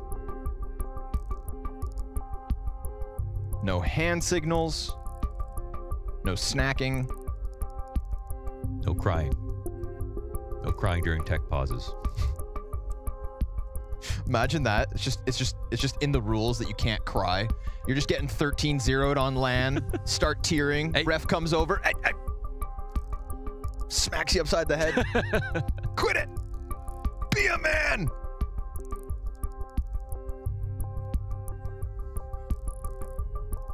I bet you we could sell players tears for a lot of money. Yeah, like the Beldafine bathwater type thing. Something like that. But like with like what? Whose tears? Like imagine Nico after Paris. Oh my God! Ooh. Why would you do that? I like Boston tears. Oh my God, Boston tears. Cadian after Rio. Oh my God! Ooh, wow. Bottle him up. Honestly, I think you have a business. Yeah, I just have to find a way to extract them. Okay. Well, they're not looking. Skadoodle after Cloud9 I'm not won crying, the major. You're crying. Now those tears. That's happy $1 million. At least we got some happy. Yeah, $1 million tears. idea. You could retire off this business. I'm telling you. Yeah, but then what I would do for fun? Now he snakes haters. He can sell their tears. They're a dime a dozen.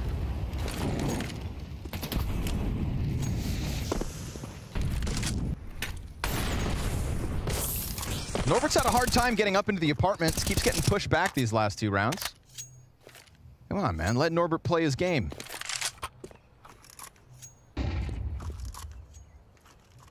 He's the best performing player in the server. And that is really truly a testament to his improvements. FaZe, oh, he's found Sanctuary for now. Ooh. He's getting toasty, but he's hanging on. He's gonna get a 10. And he's got banana control before the CTs realize timing here could catch him if they're not too careful. Oh my god. Perfecto stands in the open. And now FaZe, you know, he's gunning for the site, but he does catch FaZe with a grenade in hand. Jame is with him. It's a 4-player pack looking to push into the B site. Boomich blinded, set ablaze. And Electronic's gonna push through. No one's watching. Oh, Electronic! He gets 2 at least. But at least Jame is able to take over the bomb site. Can they actually go for this? It's a little bit awkward. This would take a lot here for both Axel and Hobbit. We've got one smoke. They could use it for CT, maybe for the plant. Hobbit's looking around. Oh my god, what a place to hide. Beautiful cover from Norbert, but the nade almost kills him. But he still gets away. They have CT smoke. There's no chance to fight back into this. No retake. This is for 10 rounds. Can Virtus.pro pull this off right now? Is there any way for Cloud9 to, I should say? No, I don't think so, man. They don't see the possibility. Even with a smoke for Axile, could have taken Banana out of the equation. But it looked like a really good timing there for Electronic to push through. Because they were about to jump on Boomich. But Boomich doesn't get a kill. He eats the flash. Yeah. The nades are perfect. It's actually FaZe who finds the perfect timing. It's in transition. You know, they were just trying to get into a new setup in the B site. Yeah, it felt like, you know, if he could come through and they were at least 5 feet further back, he can choose his targets, but he comes out in the swarm of T's. Yeah. Like walking through a pack of gnats. Yeah, he tried to find that timing. It was close. It was close. It was worth a shot, I think, for sure. Could have been a round-winning push. It was this, basically, though. That, look at this. They're just too close. They're just all on him. And Boomich couldn't get his one when he was top oranges. Yeah. They were just all up in his business. Cloud9 can't afford close calls. They do have a couple of timeouts left, using one now.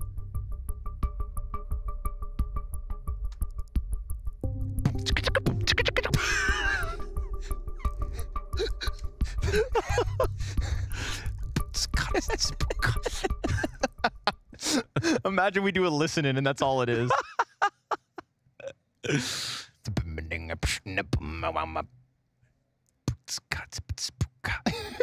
Go.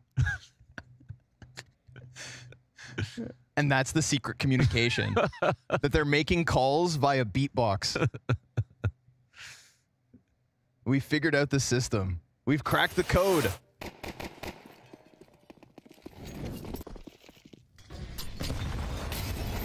Another fight for Banana setup. VP's T-side thriving. It looks like Norbert can finally climb through the window. I hate this setup. Why? I've seen this setup fail every single time. At best, it's 1 kill. Yeah, but it's CS2, man. You can shoot between things. Let's see if it works. Ow, ow.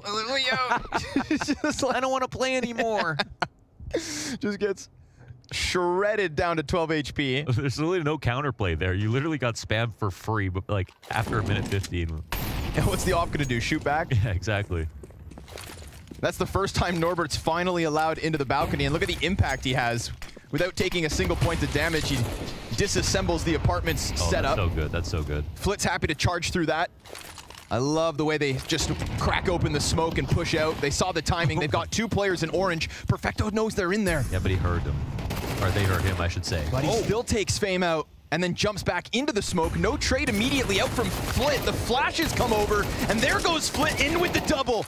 More damage as well to the cross, but Norbert hasn't committed yet. They want to think about, Norbert's right, they can't go back to the other side of the map. This is actually the best place to go. Plant can go down. Electronic swings out, doesn't see it quite. Okay, hanging on for dear life. That same fountain saves Norbert again, just for an extra second. Good spam from Hobbit, making sure that he clears the board. We were talking about Mir's shortcomings on the CT side. And he's going for good cover. If he wants to put his name up in lights, now's his chance. 1v3 from backside, 2 players tagged up, and Hobbit's not coming in with the kit. So these 2 players on Coffin are soft. And Mir, first one, free. Second player, instant trade. Electronic gets on it. He's got himself a kit as well. All's good. It's Cloud9 7th. Oh, it wasn't perfect. He actually could have if he got that second kill, then he could have played time. I mean, almost guarantees winning that.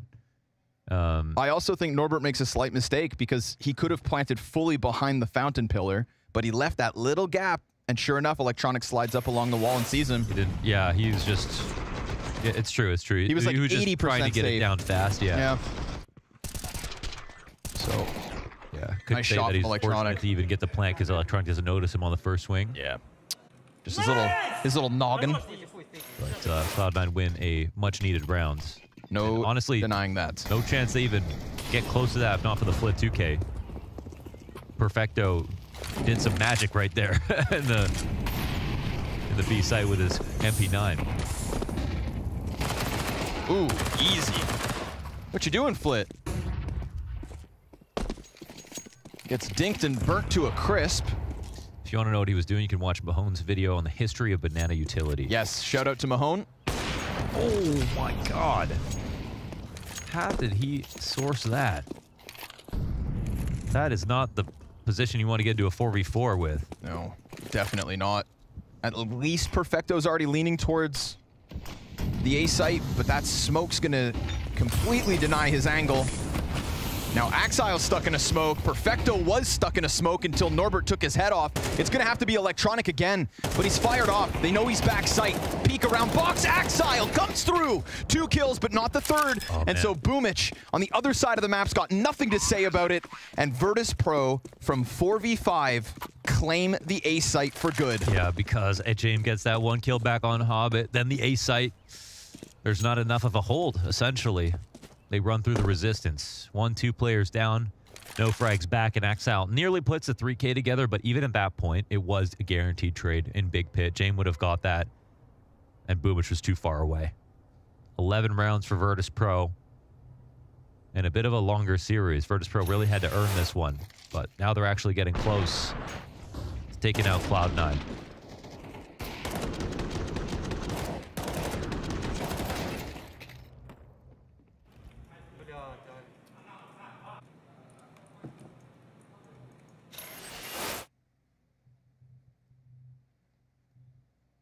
Man of the hour, baby. Norbert. Norby. Taking up the space that Flit has left for him. It's not every day you see Flit sitting at the bottom of the scoreboard and Norbert with more than double his kills. But that is what has happened here on Inferno. It's been an uncharacteristically slow series for Norbert coming into this. 17 and 24 across Overpass and Anubis. It's just a fourth quarter player.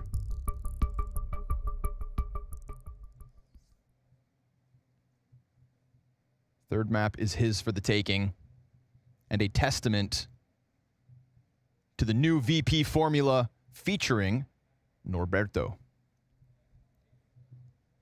Again, we were talking about a player that in this weird way was kind of laughed at by this entire community when he had a chance to hoist his major trophy. It was kind of like, Norbert, major champion? And that huge question mark has turned into an exclamation point. He is undeniable, as they are 2 rounds away from dropping Cloud9 in this best of 3 and locking in a spot in the group final. London on the line. Wait, why does he only have an MP9? Jame has $3,000. What just happened? That's what I'm saying. This is another one of those Wait, buys. Mir only has an MP9, or Tech 9. We saw something like this yesterday in their opening game versus Big. They'd win a round and then half buy in the next, just guaranteeing a bunch of money. Yeah. That's just crazy math to be able to do that. And if it splits on 1800, as long as it works. Man, and the CTs just don't have that much to use to fight back against this. They definitely don't have the utility to fight on Banana. They can pretend. But Hobbit doesn't live long in this spot. He's opping right now on this angle. He needs to do everything. Oh, and they just missed him, but second player is going to crouch into the scope, and Hobbit gets away. This buy is the equivalent of life insurance. Counter-Strike edition. They can come through. Still no utility to defend this. He's got to hit his shots. Flit. There's another one. Down to 9 HP. Boomich. He saw that second player, but he doesn't wrap through. Oh, Norbert comes back in. Not working with the best of weaponry. We get the quick chase up Banana, so James not feeling confident. Mir repositioning for the bomb plant. Now his hands are busy, and he's not going to get out of dodge. Hobbit swinging with the op for 2 kills and keeping Cloud9 in this. That's a nice round out of Hobbit. If that boost got assembled right over the half wall, he was dead. So he needed to be as deep as he was to take down the first player in the totem. And now we get to see he got away. Point of this half buy, right? This is why they didn't come in with the full purchase, to have money for this next round. So what does it look like from VP? Yeah, that's the part that's sort of like, are they doing math to be able to full buy on this next round, or do they get another half buy and then they can buy again with their loss bonus? That's the part that I feel like they're thinking about the game a little differently than some other people. Yep. Because they do multiple, like, sort of 3 buys in a row, or 3-person buys in a row. Yes. Yeah, so it is that. It's going to be no op, which they don't necessarily need, but the utility that they need, and 3 rifles. So a trio of AKs in 2 rounds. It does Leave it to VP to play unique. Does put tons of pressure on the CT economy. I mean, never you get a round where you're just guaranteed to have 5 alive at the end and don't use any utility. Ooh, oh my God, Flit you can't die again. like that, Boomich. You've got to be safer. He did this to Perfecto once, and he's going to double down. Perfecto loses 2 teammates, neither of which able to post a frag. But there's no panic. VP don't come clambering through. They're just going to hold back on Banana for the time being. Comfortable 5v3 to secure a 12th round win. No fast rotations just yet, but no plans to re-expand here for VP. Maybe just a re-aggro onto the B site after some time. At least he picked up the smoke. And I mean, I think that Perfecto, you know, is of half a mind to say, well, we don't even have odds to win on the A site. I've got to kind of hope. Yeah. Like, he can't hold B by himself. He will not versus 5. Yeah, he knows it. Though right off the losses, give Virtus.pro a 12th. So it is as simple as giving Flit an AK, letting him peek on B. Yeah, last time it was Perfecto, and timings happen versus players who peek the top of Banana with the rifle. If you don't think there's an off there, for example, it's going to happen sometimes. But so far, VP are the only ones getting anything out of that. Flit at the top of mid, or at the top of B, getting this kill. And that's a sloppy shoulder peek from Boomich as well. It doesn't look like it, but every little bit matters.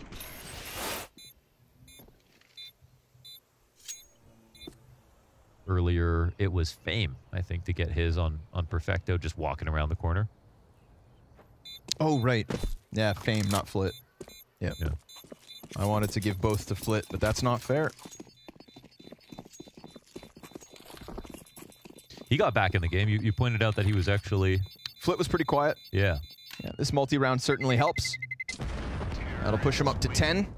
Passing Fame on the way, but still nobody can touch Norbert. 17 kills. Can only be seen from the top. That's Norbert's view. He's in the penthouse, baby. Poppin' Champagne.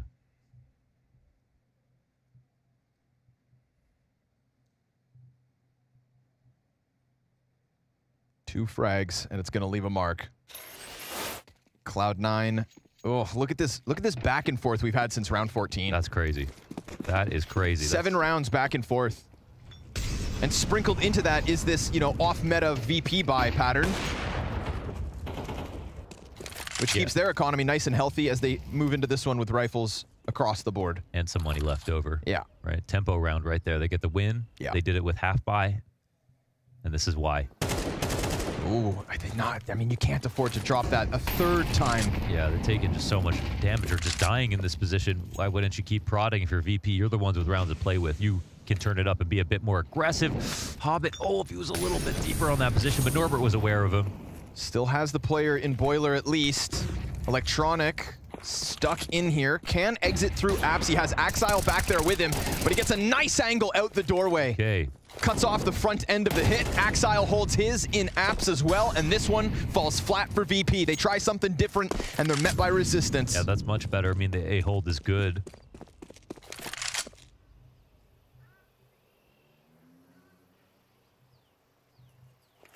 I mean, this would take an abject failure by the B side if, you know, a walk-in ends up ruining their day.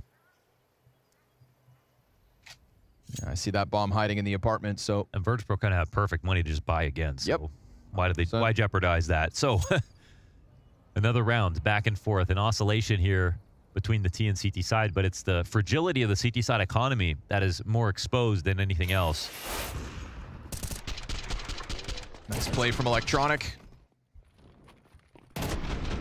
Felt like it was pretty important. Axile won his duel as well. Really did shut the door on VP here in round 21.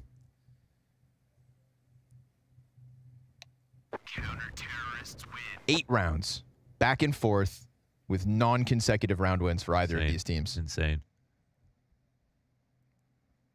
Cloud9 need to change that pattern right here. Now. If they get 2 in a row, I'm going to stand up, because... if not, this series is over. It's over, that's true. It's literally life or death. They cannot get on the merry-go-round anymore. And a nail-biting best of 3 as well. But again, James comes through with just the P250, so it's all right. Yeah. 4 rifles. It's a little less ridiculous than coming in with 3. They'll get flit all the way back. Boomich looking for that chase, looking for an opening kill. Cloud9 looking to stamp their names across banana control. Wall bang again from Norbert. We've seen him get damage with it, but not this round.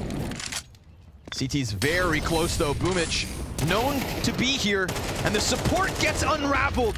Fame and Flit, a kill apiece. Again, it is these two who have been successful in opening the B site, and Perfecto is gonna have to now hold on for dear life.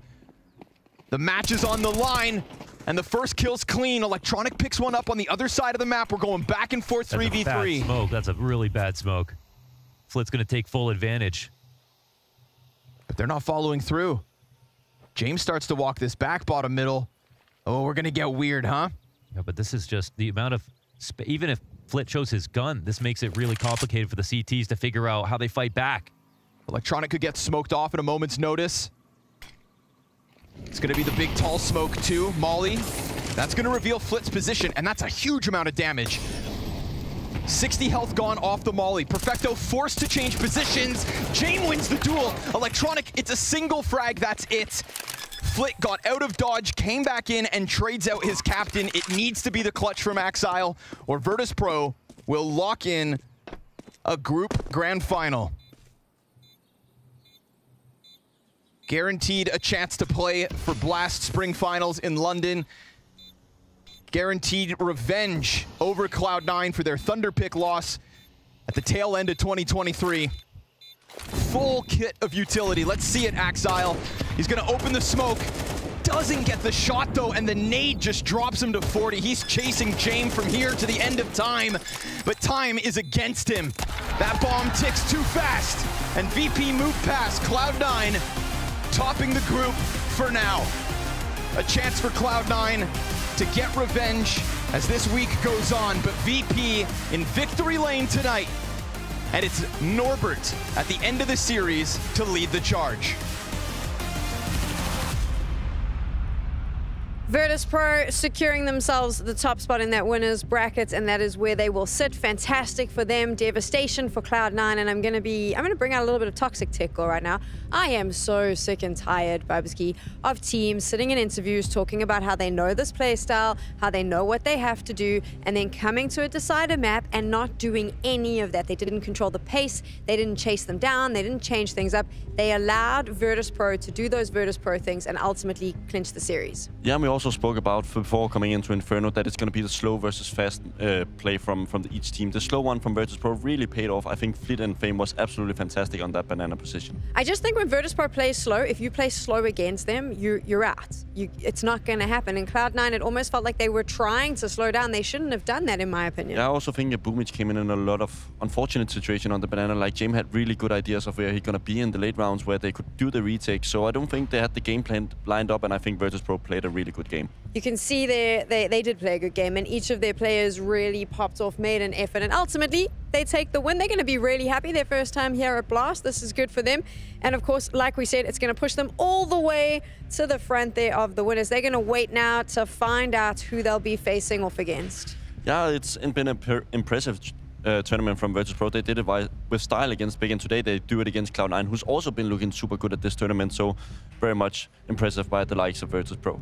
Virtus.pro is going to be happy. Cloud9 still has a chance to keep playing. But there is one more match where one of those teams won't have a chance. Heroic up against Big. One of them is going to be going all the way down into the showdown. And of course, you have a chance there to see some of the scores that have happened so far. No big upsets, but this one's going to be interesting because I don't think there's a firm favorite in this matchup. No, they've been looking equally worse. That's the thing. I had big expectations coming into Heroic, coming into this tournament, but I've been disappointed from day one. Hopefully they're going to be able to turn it around. We'll find out why Bubsky's being so disappointed after this.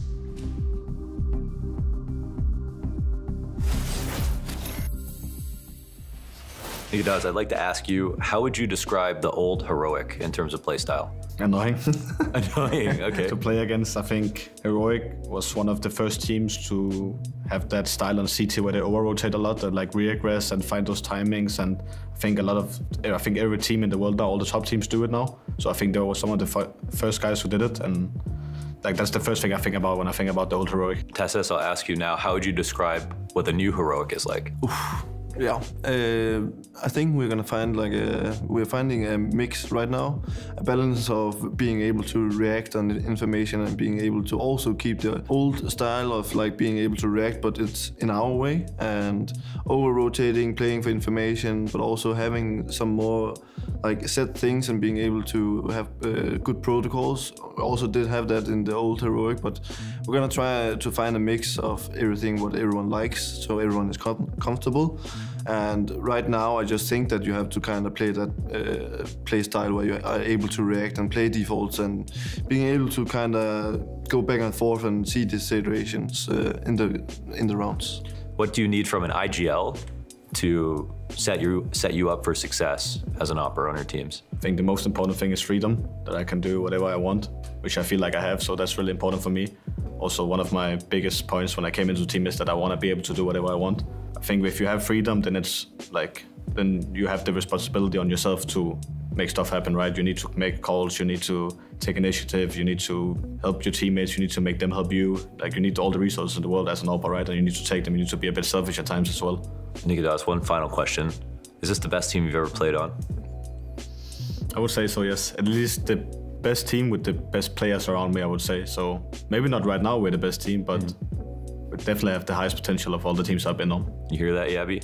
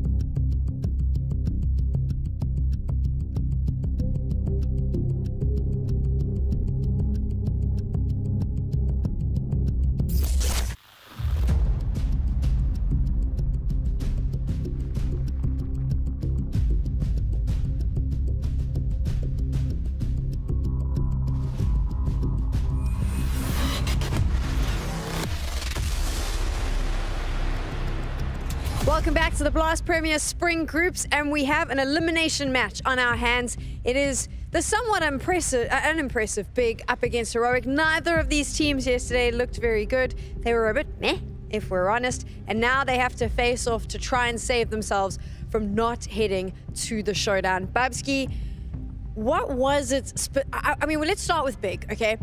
What was it yesterday that they just weren't able to get right? They weren't able to get the individual level down. I think they lack in that aspect, and I think too many players carry too much responsibility. And here I'm definitely looking at the Tapson and Crimbo combo.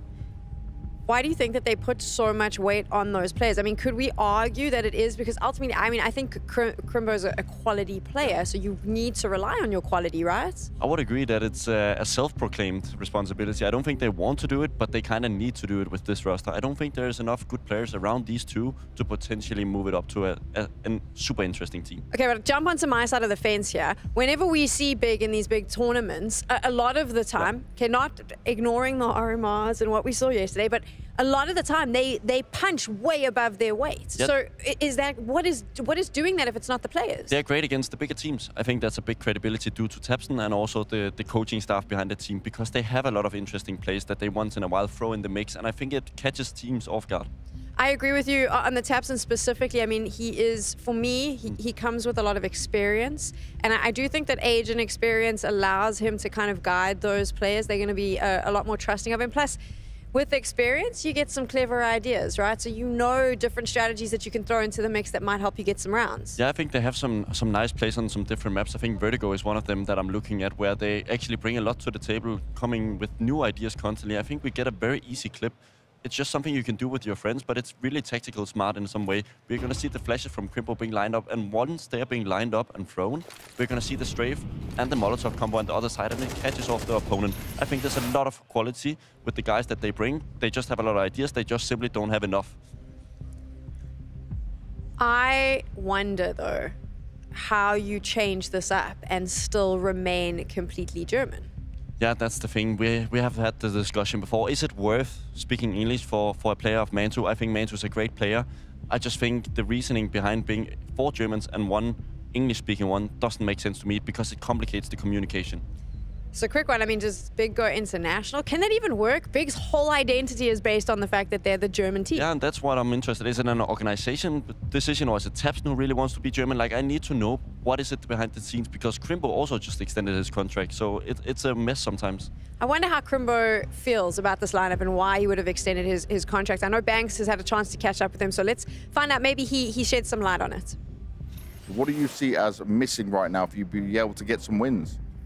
Yeah, I mean, it's like right now it's a bit of a weird phase. I mean, sadly we didn't qualify for the major second time. I mean, it's really important, you know. The majors, like, for me, it's everything. It's like, it's not like, maybe not prize money stuff like this, but it's like just for the, you know, it's just a huge like loyalty event. You know, it's the major. It's you get your own stickers and stuff like this, you know. So it would be really wichtig if we get the max win again.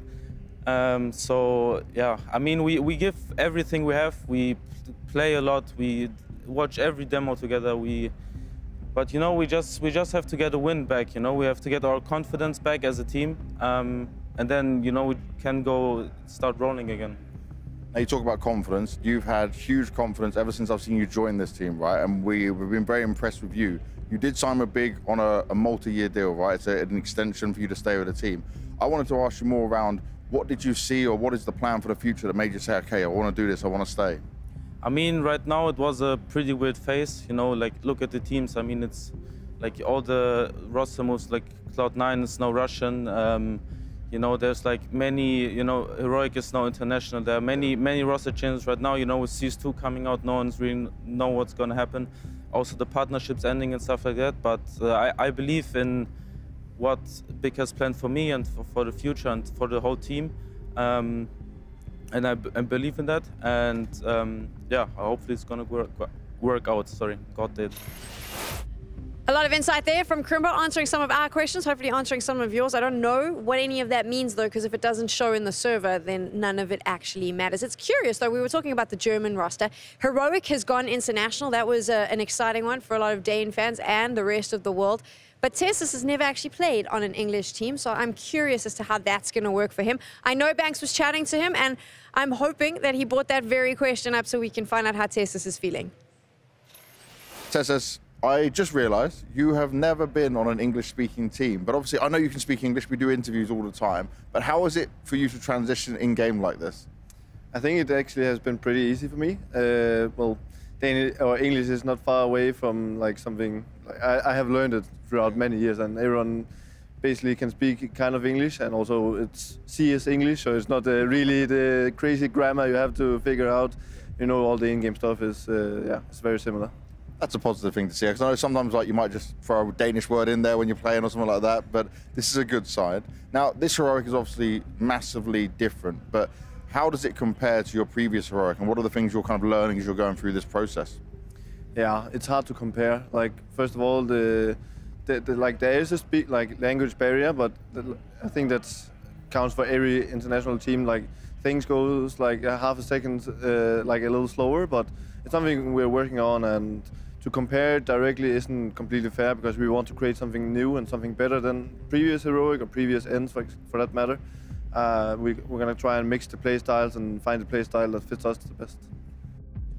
It's like I can tell the future, or alternatively, I stole James Banks' notes and read all his questions before he asked them. Who knows? What we do know is that this roster on paper looked good, and then yesterday in the server looked crap. Yeah, we've seen decent performances from the likes of Heroic here. I think they have an interesting roster. I think we're going to look at to the left first. I think we're going to bring up Tessus. He's actually a really underrated anchor. He had a lot of playoff runs last year, and I think he did well. I think he played his role. I think other players like Stavan and Jabby didn't live up to the potential in some of those games, but I think he was there in most of them. Then for the next of him, he was used to having Shush by his side, and he's stuck around as well. And I think he's just as valuable, if not even better. He was in contact with Astralis, he was in contact with different teams, but he stayed for this project, and I'm not so sure it's the right call. I like that you've shared that, because a lot of people were pretty negative about these two players staying with Heroic, saying, oh, well, the rubbish stayed at Heroic, and I thought that was extremely unfair. Yeah, I mean, I'm also a Dane, right? So I would be biased, you would say, but I think they have also other interesting players than these two. I think Nats in the middle is one of the best riflers. Rookie of the year as well. A lot of pressure on his side. He's going to have to perform because he was on an ins roster that was working fantastically. Notes for me is such an incredible player to watch. I also think he brings a certain positivity to the team, which is really important, especially if you're coming off what happened yesterday. You need someone who can bring everyone up, who can bring that positive attitude, and that is something that he's renowned for. I don't think that the mental game should ever be underestimated in these cases. No, I don't think so. And there they only have a very inexperienced IGL. They have Kyksen behind them. He's not really used to being in teams where he has to perform. He's been in Apex, and that was a great team. They did well at some events, especially the Major, for example. But he's not been doing this consistently, and I hope with the likes of Saw behind him that he's able to help out. I'm going to be really tough here, but do you think Kyksen's a little bit out of his depth having to IGL for this team? I think he's the gamble. I think he's the gambler of the team with Nikodas. Those two are going to be the ones to watch for me. If they're not able to make their roles work, this team is not going to go anywhere, because Shush and Tessus is not going to carry the games. Nerds is going to do his part, but what about those two? What about those two? Hopefully we'll find out as we get into game. This is it. It is all on the line. Big is facing off against Heroic. Yeah, damn right they are. Big and Heroic locking horns for elimination here at the Blast Spring Groups 2024. Scrawny and Launders, one more best of 3 tonight, Mo. Yeah. This is, I think, the tale of two teams who need something right now to be proud of. Obviously, Big have missed out on the Copenhagen Major. Our GG Bet odds favor Heroic, despite this being a new team who have quite openly just stated that, like, this isn't the most important event for them. They got to the RMR, which they had to pull off. They need to do well at the RMR. They want to obviously get to the Major, which is the big fish for Heroic at the moment. We are giving Heroic the excuse that this is a new roster with some risks, as Bubsky just put it. They can't even beat a team that didn't even qualify to the Major. What are they worth? You know what I mean? That's fair. That's fair. You could argue that they've already beaten bigger teams than Big. But Big's struggles as of late have unfortunately been quite real. I think we talked about it yesterday, not to beat on him. Frustrated, yeah. But Tabson has, unfortunately, had a very rough month. Did online. Individually yesterday, had a great second map on Vertigo. And considering that's where this series begins, I would love to see Tabson hit the ground running this evening. That almost made it worse, right? Because he was good, but they still lost. He was so frustrated. They lost in tilting ways. Yeah, so many of his deaths. First of all, you're playing VP and James, so you're already tilted. And then, like, I remember like that one particular... That was the irony, too, that even though he played well, it was a couple of, like, really tilting deaths that he had near the end. At the hands of James. Nasty. Nasty stuff. Aye, Captain. I think, sorry. I don't think I think this is the IGL I would have gone for, too, if I was Heroic. Like, considering the field of potential options. Sure. Yep. I mean, I don't know how much. I mean, he's an international option. He's an international option. And a lot of the other IGLs are all was like trending in the right direction. Mm-hmm. The other IGLs are basically unattainable. I mean, I don't know who else they even had to really pick from. I remember we were having this conversation, and it wasn't even about Heroic. Just one day, a few months ago, it was like, who's the next big IGL that's coming up? Because we were looking at Mao's and Shuhei's success. Yeah. And remember you and I, like, we eventually landed on Kicksan, and we're like, yeah, I guess it is him. Because he is kind of good, too. Like, he is actually, like, can play.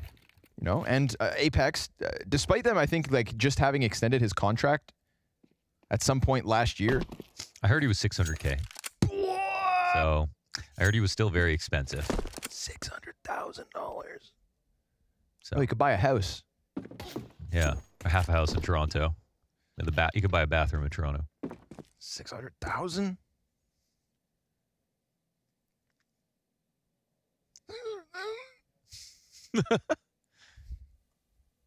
Why'd it get so quiet in here all of a sudden? Yeah, so quiet, so awkward. Jesus. Somebody make some noises. Any DJs? Where's Heavy God when you need him? Heavy God. I can't believe he was just what a fun guy. Can't wait to see more of him. So quiet, so painfully quiet right now. Thank God somebody did something. Oh, could hear myself think for a second. Yeah, let the demons in. Knock, knock. Little woman. It's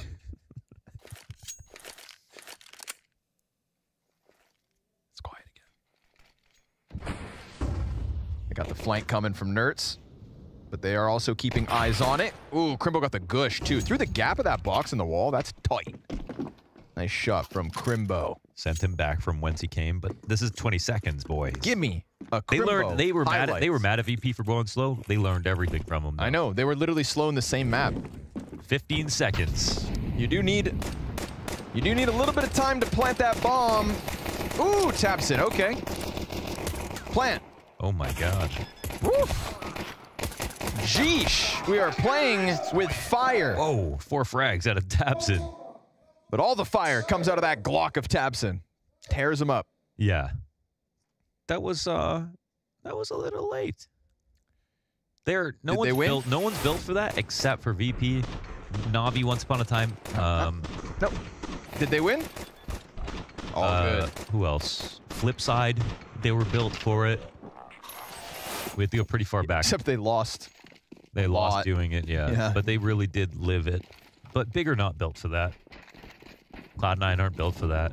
But it does seem to be contagious for some reason. You play VP once, you start thinking you've got extra time in each round. Like, oh, maybe I can do this too. But unless you have a Time Lord, it's going to get sketchy. Could come back to haunt you. That round didn't. Nicely done from Tabson.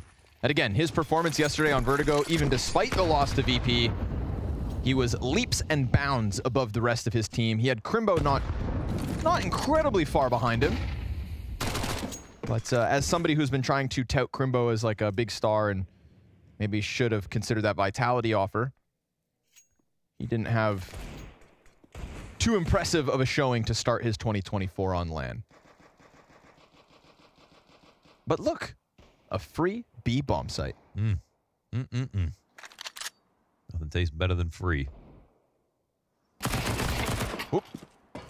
Process, you know that's a jump scare. Yeah, it's not a normal position to find someone in. Is it just me, or did the numbers on the bomb become bolder? It looks like a different font. Oh, we need to see them again. I need to see them again. Next bomb plant. And I know they changed it for CS2, but I feel like Blast just like doubled the thickness. I don't know what kind of wizardry our people get up to. I wouldn't be surprised if someone in production is well-versed in witchcraft. Like seeing the numbers on the bomb in-game? Mm-hmm. I've never looked at them ever. At the little LED screen when they're punching in the numbers? Never looked at it before. That screen right there? It does that? No. I didn't even know it does that. It does this too. Where'd it go? I actually didn't know that. Next time someone plants. The asterisk that goes back and forth, was that in CSGO? That I do not know. Whoa. You live and you learn. Yeah, that's crazy. Loser of this match goes to the Blast Showdown. It's not loser, man. It's lower. Nope. I don't sugarcoat. Lower of this match, okay? Learner of this match. The learner. Okay. We don't lose, we learn. Well, you can do both. Oh, Jesus. Okay, Tabson, let's go, baby. Dude, I think he's looking to shake off the slow start to the year. Damn, Blast TV voting for Big to get eliminated. I'm quite surprised that so much stock is being put in a new team. Wow. But I had Big for this one, personally. Yeah. I have Big, but not by a lot. Okay.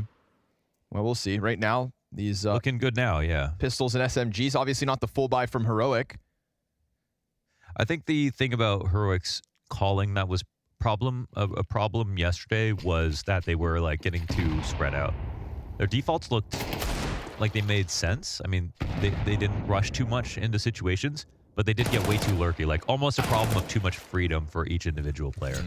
So I think Kixan needs to know when to rein it in, but he does have a lot of work cut out for him with this brand new roster. It's very different than his old. For sure. I would think that, you know, hoping for Kixan's sake as a lesser experienced, still fresher faced IGL, I think Saw is actually going to be instrumental to the shaping of this roster. And I think Kixan would be the first to admit that. That, you know, obviously you look at what Saw was able to do with Snappy and Ents. Kixan's not going to say that he is better than Snappy. So more of that does fall on the coach as time goes on. Heroic are actually starting to put up a fight in this round. A couple kills off a Deagle, a pistol, an MP9. It comes with a cost this time, but Big will still take their sweet time and win out by the end. I really hope for Big's sake we get a better showing from Sin and Prosus tonight, because there was a clear gap between them and the rest of this team. Yeah, they were making really poor decisions, and I actually rate Prosus as a player. I've seen Sin play well as well, but they were looking like they were looking like rookies, which they kind of are. But it's been over a year, right? And we've had lots of exposure to them in the Academy League, so it's not like they won't get better, but I mean, also just think of that, like all the Academy League stuff that Big invested in them with.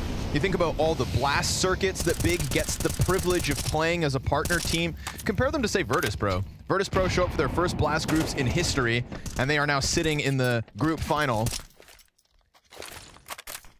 You know, Sin and Prosus have been exposed to the experience of Tier 1 LAN.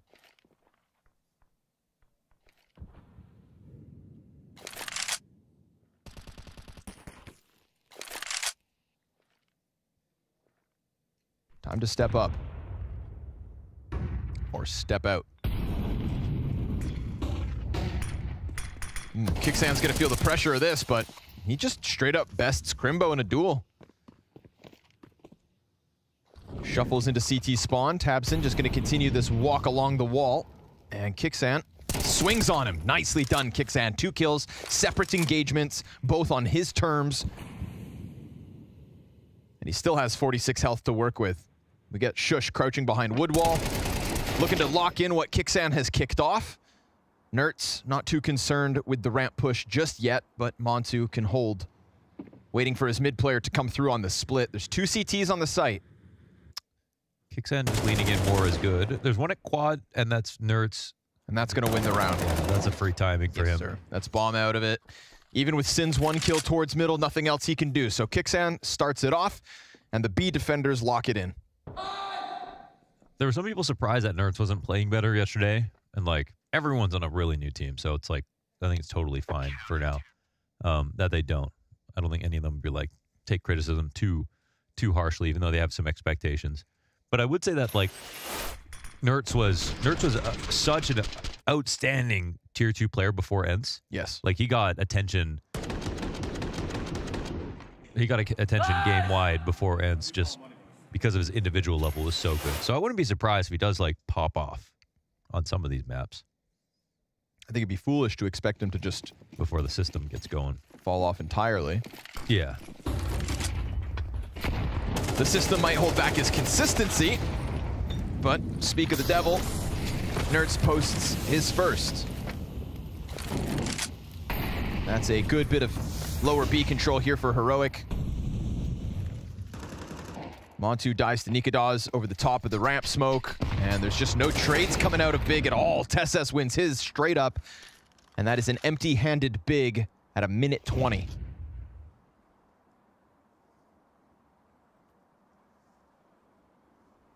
Yesterday, Big definitely struggled on CT. But they needed to pick up the floor, really. It was a lot of bad decision-making. They just made so many mistakes. Which versus VP, it's okay, but not... They can't look like that here. Versus Heroic.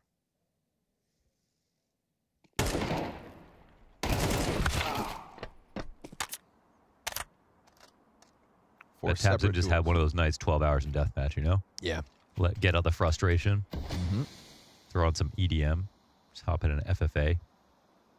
And DM. Yeah, I did what kind of like EDM. What kind of EDM did? 8 a.m.? No, EDM. You just said EDM, did? You wake up at 8 a.m.? Okay. Me and Maui had this argument the other day. Well, we didn't really have an argument. Maui had this argument discussing different types of... Maui was yelling and I was standing. So I got out of bed and Maui was yelling at me. Looking in the mirror, but I still felt like I was a part of it. Okay, what was it? Whether or not EDM is actually a genre of techno. A genre of techno? Yeah, or is it just an all-encompassing title for electronic music? I mean, my first instinct is to say it's all-encompassing. What's the counter? But it's actually both. Because it was born of that there is techno? nowadays a specific type of techno music that can be classified as EDM specifically, which would be a more pop-esque, generally approachable style of electronic music. Almost the word has evolved. Yeah, exactly. Okay. I don't know. I haven't thought about it. Doesn't keep me up at night, but that is interesting. Is it? No. Yeah. No. Yeah, I realize that. Sorry, everyone. Let's get back on track. Hey, this looks like a Virtus.pro buy. Except it's all the money they've got. Big trades just haven't really been there, to be honest. Even last round. Single deaths, one after another. 4 in a row. None of them had trade potential. So we'll see what the tethering looks like in a very critical round for this T-side early. Your 3-0 lead is on the line.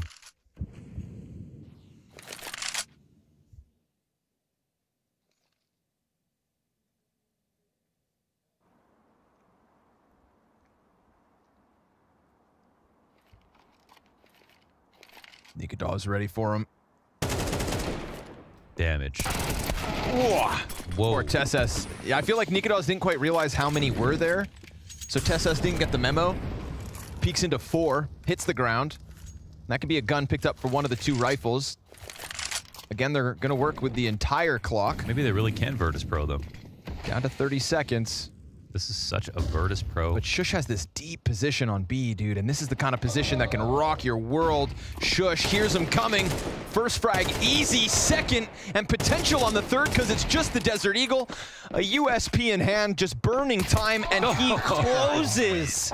Shush almost started running forward into that pack right before they got there, but instead he is the end all of Big Clan. Yeah, because they are trying to VP it right now.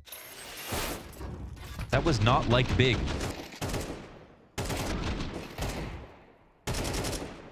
The only difference is VP would have killed Shush, right? Surely. But even though Shush won't be like carrying this team, I think he's definitely inspired and motivated and getting a lot better. And really, I think he's going to have a great year. I can feel it. He's been looking really good in terms of improvement. Well, I mean, I'm glad to hear that. Second best anchor of the year last year, so. Because I was concerned that, you know, of all the pieces of Heroic that have kind of gone their separate ways, that TeSS and Shush just kind of got left behind. And there was no knowing what kind of a team or roster the organization was going to be able to put together around them. I feel like if you're Heroic, you want to keep them the same way you would have liked to keep all 5. Or 4, depending on who you believe. But, you know, I think both Heroic and ENCE were put in a spot at the end of the 2023 season where they had to scramble to put together a roster for the first half of this year. That nade is massive, and it will make everybody's life easier. That is Kixen with 3 assists off 1 frag grenade. But yeah, I see what you're saying. Oh. I do see what you're saying.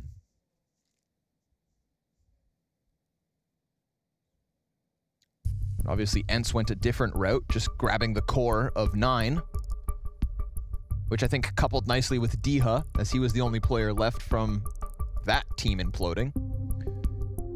And Lucas, the Polish 5th IGL. Yep. The honorary Pole now. Honorary Pole just sounds so funny. If I had to make an all-Polish roster with ENCE, you know what I do? I do, but go ahead. For dramatic effect? Yeah. You take the core of 9, you add Diha, you cut Glaive, and add Snacks. And you got a fully Polish-speaking ENCE. ENCE. And Snacks, who is proving himself of value in GamerLegion in his new role as an in-game leader. Not that I want to take him from GamerLegion. Not that I want to cut Glaive, but I'm just saying if we need a new 2024 Polish powerhouse. So they would have sold JL, Imma, Kixen, and then Snacks. Yeah. In the same year. Cashing out. Just saying, if you need to do it, if you had to do it, you could. Yeah, it's pretty amazing how we can just talk about Snacks as just like a very good player right now, and not someone who's like, he's kind of like a washed up, pretty good, like veteran player who could like bring something. No, he's like really, he's good, really good. Sin's got the trade going, or rather gets going to the trade. But again, it's a separate individual fight from Big where there's no trade potential. They're gonna walk around short side, no trade potential. Peek off of Crane from TeSS in the middle of it just makes this job even harder for Big. And tabseN looking for a thread to pull on, but they've fallen back into the more comfortable positions. There's enough utility for them to do as they have been, which is like this late exec onto the A site, just going for the plant, playing down to the last 10 seconds, but it's not like they've got the numbers advantage nor the health advantage. So there will most certainly be a defense in place to deal with this. And Nikadaz shaves Montu off the play. 4 versus 2, Crimbo and tabseN, the pieces you want in a clutch, but not with the time that they would hope for. tabseN trying to chase down the player on site, banking on his teammates. Sure enough, tabseN brings one down, but it's 5 in a row here for Heroic. A bit more frustration now from Big. I think this is like the guys moving a little slower now. Like, I think you pointed it out. No trade potential on some of these peaks into not much map control. I mean, what's really compelling about this round is maybe Sin opening it up for a second, but after that, it's just a slow death. It's a heat death.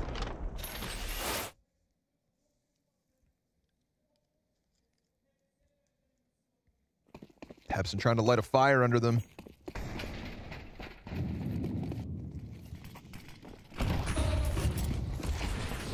Oh, nicely done. The pace on this one's aggressive. And that's an M4 for Prosus. So just taking the A ramp by storm off of a flash into Tech 9, and now Big are going to go back down into the... Yeah, they have a timing to go B because they have sandbag clear. Yeah, back into the dungeon. So it'll take at least 15 seconds before the CTs are brave enough to go back for a short re-clear unless they stack blindly. So Big are just going to take this timing. And they have nades to set up as well. Oh my god, the CTs are, I think, privy to this game plan and are pre-moving without clearing this out. And Shush was very good for the hold last time around. Kixan's trying to set up a flash for him to hold top stairs, but it comes out a little early, and then Prosus, boosted in middle, manages to take another player out of this round. Nikadaz, missed shot. tabseN tries to move past into CT. There are layers as they go back. Nikadaz, though, cuts off one end, and here's this scramble. He's going to jump onto the CT ledge? No. Peak door? Maybe. Utility comes over top. Oh, that's for the plant. This frag grenade's going to be destined for Montu as he tries to punch in the digits. Nertz. Oh, wow. That's a spam. Through He got blocks. Nikadaz, that's 3 kills on the round. Keeping them in this as Big had a 5v3. But he'll still die to Crimbo. Nice Tech 9 peek on the side of it. Nertz looking for his with 7 health. It is not an ideal round for Heroic. They know it's not short in just a second, and then... But they're floating right now. Oh, another Tech-9 shot. Killer. Shush tries to charge headstrong forward now. He's got the kit on him, but time is of the essence. And it is beautiful positioning from Montu to wrap around and close it. Big with lesser weapons, just pistols. Finish off that 5v3. I really appreciate that they went into mid and then did the boost on top of the B split. When they ran back, of course, it felt like Nikados was going to catch them. And anybody could have won that round in the end, as we could see. But shout out to Nikados for his 3K and a lineup on the spam. He had that ready before the sight hit even took place. Oh, that was a different one. Right through the middle of default. That's just insane. Well, you love that little lifeline here for Big Clan.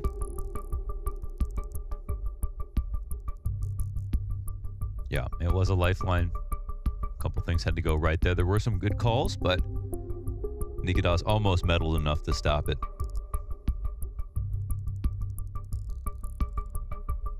But this game feels like pretty close. I don't think they're that scared of each other. Maybe Big a little bit more scared because they have less to sort of like go off of in terms of what kind of team Heroic are going to be.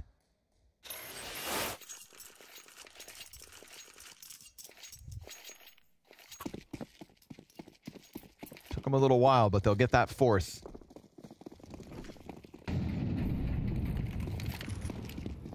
tabseN always leaving options open.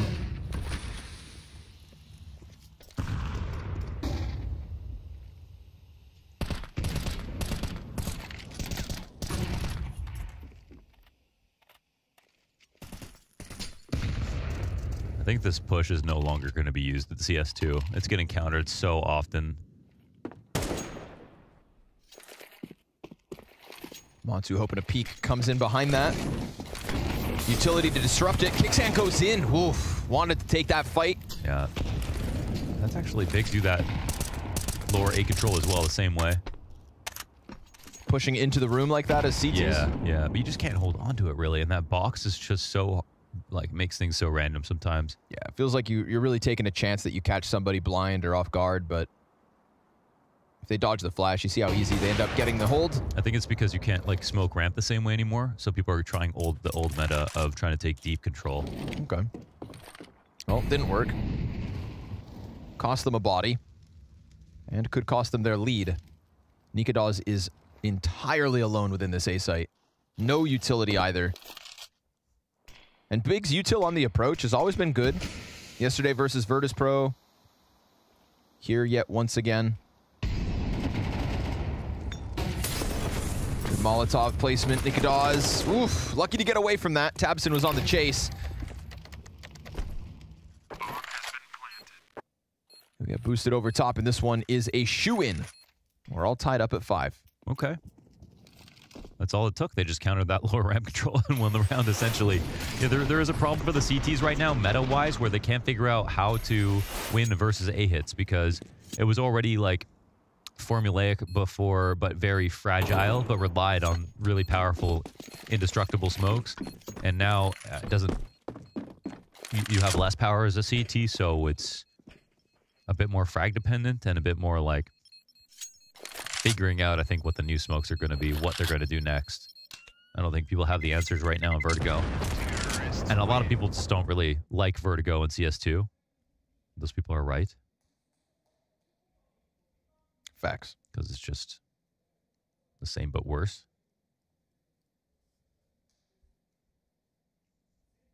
It's okay.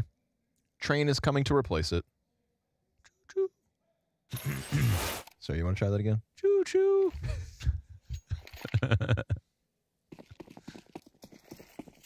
Because you know there's that really big patch coming next week. A really big patch coming next really week. Oh, yeah. You week. weren't supposed to talk about that, dude. What do you mean? I thought they... No. They're not released. Oh, my... Forget you heard anything. But just don't make plans for next weekend, if you know what I'm saying. Choo-choo. I love how the CSGO Twitter tweeting NT is like grounds to believe that this next update's gonna be huge. Oh man, we're all so desperate. Here comes the hit for Shush. And he's got a teammate to work with. Nerds just had a vision, a slight second of vision. And he sprays Sin out of the round. Damage has been done here to Big, but Moses, nice press along green. Nikadaz picks up the slack. Montu's got him slain. They know Nerds is there. Third one could be found as well, but the grenade is fantastic. And you push Crimbo into a clutch. I said he hasn't had as much impact as we'd like to see, but these are Crimbo's sorts of moments. Definitely, with this time. The thing is, they know where he's coming from. But as time goes on, the uncertainty creeps into the brains of Heroic, and this is where Crimbo can thrive. Oh, he's missed the timing. Like, surely just get shot on the side here. TeSS, yeah, I mean, he hunted for him. He was right that he was there, but couldn't get the spot off. So Crimbo goes down, and yeah, he wasn't taking over yesterday. He's not been too hot so far at groups.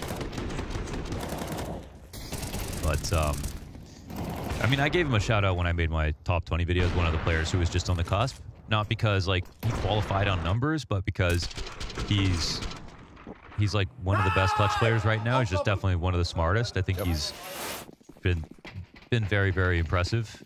And, you know, he might not be like a Monacy tier or something, but like in the next few years, we'll have to see how good he can get.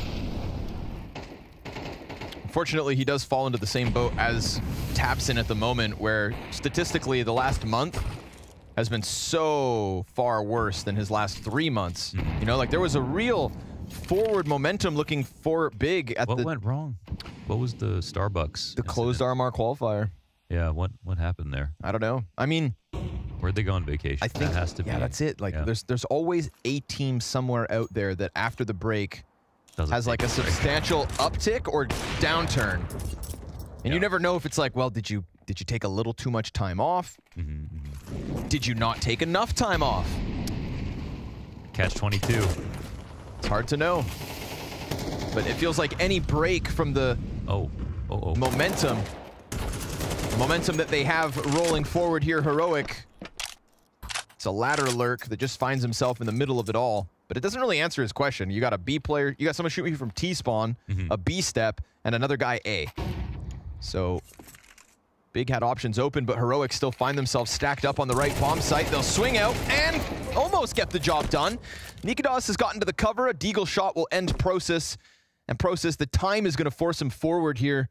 Shush is running over as quick as he can, but Nikadaz's Deagle draws the line in the sand. And that's all we've got for this one. Heroic's defense holds strong.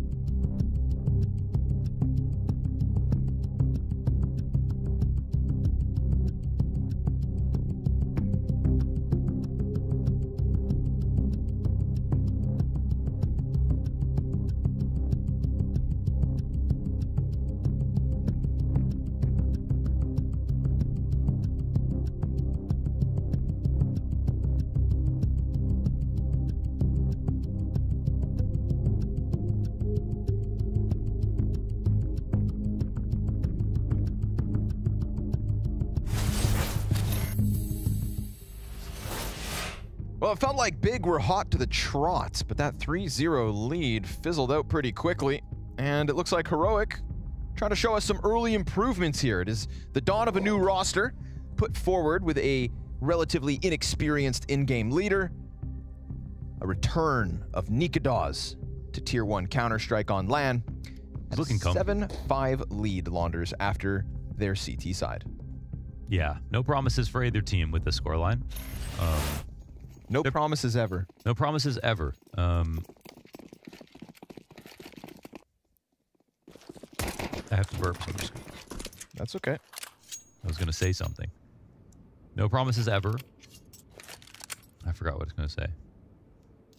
But I will say, in place of that, both of these teams will have trouble getting out of this group in this form. Yeah, it feels like Cloud9 waiting in the wings for the winner of this one. You can take a crack at Cloud9. They're not perfect, but they're still pretty good.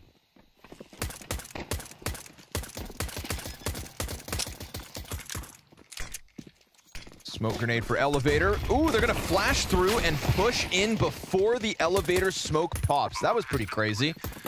Both the players that push go down, but they at least peel a player off. And you've taken tabseN out of the round. tabseN, who had a very hot start. 4 kills in the pistol round for tabseN, 9 kills in the half. Now Shush can lean back with his. Ooh, Crimbo though. Didn't even peek yet. Pinnacle. He's got the kit. He could stick it. 5 seconds. He's going to stick it down to the last second. Crimbo's going to stick it. That's it. Just robs them with the kit. Nobody peeked behind it. Crimbo gets his. That's impact. Nice one, Crimbo. Clean shot and quick decision. I mean, they tried to cover it. There was 2 players, so they had to swing properly. And I mean, yeah, you would think that they would be too scared to try to stick in the open like that, but yeah, but that kit will make a man brave. True. Let's go! Wunderbar. Wunderbar. Schwip shop. Own a pixel.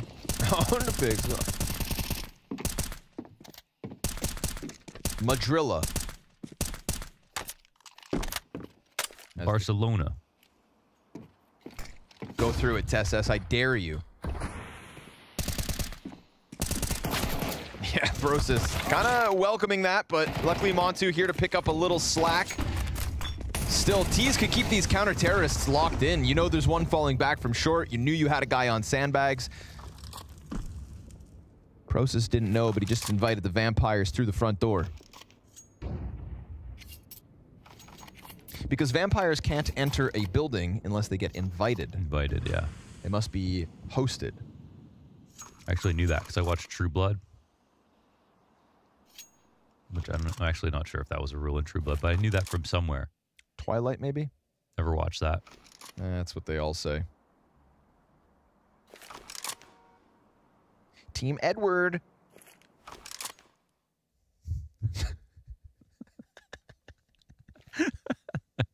Dead silence. Across the server. tabseN, come on now. Nikadoz is watching this. They're going to swing on him, but the trade's good. Nicely done from Kixan. Smokes up as well, so you'd think they could cross, but a little stray spray from Crimbo, and suddenly Nertz is dead. Ooh, nice molly. Very nice. Zones Nikadoz straight into Sin. They're worried about the mid flank. Not a problem, though. The issue here for Heroic is Nertz only has 3 health. But he's thinking skinny here on the sandbags, and there's no nades to flush him out. They're coming for Kixan. He pops up, takes a bunch of damage, but he's done a good job of here now, will they? Low. He was too close. He's kept himself down. Oh, but as he goes peeking out to get a little info, Crimbo keeps it covered, and Big will keep this even. Okay. 7 rounds apiece. Competitive right to the end here. I mean, I don't know where the bomb was planted exactly. On the site. But, like, was it planted in the middle of default, or was it planted off to the left like it was last round where Crimbo diffused? Because then, why was Kixan that far up the ramp and the Nertz is on the sandbags with 3 HP? Yeah. No, I'm pretty sure it was default. We'll find out Why was there no trade here? They may have at least tried to fight at the same time if that was going to happen. That was little bit weird. They lacked the chemistry to get through that one. That's one thing that we can understand what they would lack out of the gate, right? Like Big has no excuse to be lacking chemistry, team play, communication. Like this Big roster has been big for some time. Yeah, they're like one of the few teams here that don't have a roster change that have almost no hope of getting out of their group. Oh man, when you say it like that. I mean, in terms of how steep their group is at the top, but wouldn't be the case like a few months ago, for example. Hell, even a month and a half ago. It really has just been a slow start to 2024. They were rocking all over the place online. But that's the thing too, right? We usually just see Big online. A lot of those results and statistics have been kind of inflated with the online play. Online's harder than LAN. Yeah, but it doesn't mean as much.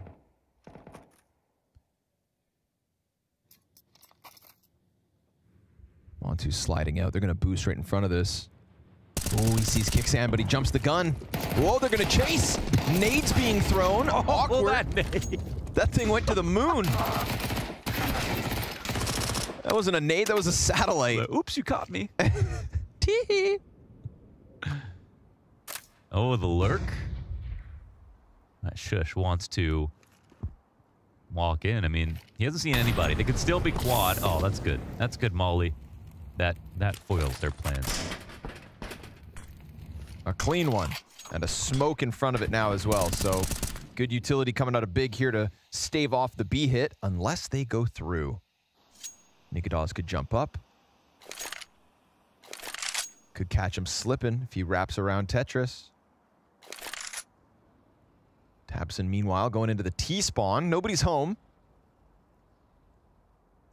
They're out doing terrorism. Easy hold here, and then they're just going to be flushed forward. tabseN looking to flank. It's going to take some headshots from Nerds or Shush. Another nade comes out. Now they got a bit of cover, but the CTs do a great job of locking that in. A great job indeed. That's one that Sin and Process can be proud about. That was the two of them insight holding off the push. Sin played that perfectly. All of his utility was perfectly timed. I mean, Shush could have definitely raised hell if he had caught him off guard. Even pushed him back behind Generator without getting the kill. That would have ruined things. So really well done in terms of protocol and utility there from Sin. That frag grenade's so crazy.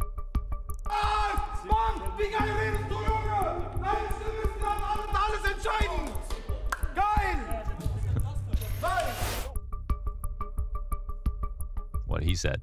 Yeah. Making me nervous, man.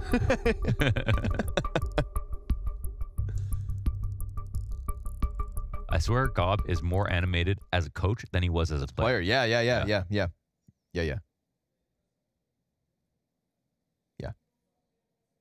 I love Gob as a coach. Same. I love the energy. It's kind of why I'm a fan of Taz already as well. He's just got a little character on him, you know? Yeah. I don't know what he'll bring in terms of like tactics and stuff, or we're yet to see with G2, but I know for damn sure he's bringing the morale. He stole like a fridge of ice cream to give to Monacy and all the guys. At the HLTV Awards, he was walking around with sunglasses on, pretending to be Monacy's bodyguard. Right. And like he committed to that bit the entire night. That is a very Taz thing. I swear I saw him on the dance floor hours later. Yeah. Keeping Monacy's perimeter safe. It's like, bro, it's been 7 hours. He's still doing the gag. Like it wasn't a joke, man. That's very Taz. That Taz his old interviews. Yeah, he's just role playing. Hilarious. If you work with somebody like that, I mean, I'm sure everybody at your job, there's that funny guy that just, you know, when you see him on your shift, you're like, oh, nice. Today's going to be a little easier. I'm going to get trolled. It's going to be a little, even if it's a, you know, you got to deal with some shitty customers, you know, the day is just overall going to be a bit better. And I rate just human beings like that, whether you have one as a coach or a mental coach or an analyst, or he's just in your crew.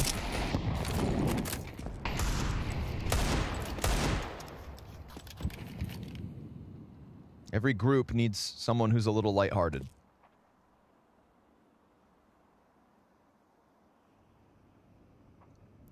We all needed Jax. Exactly. That's another great example.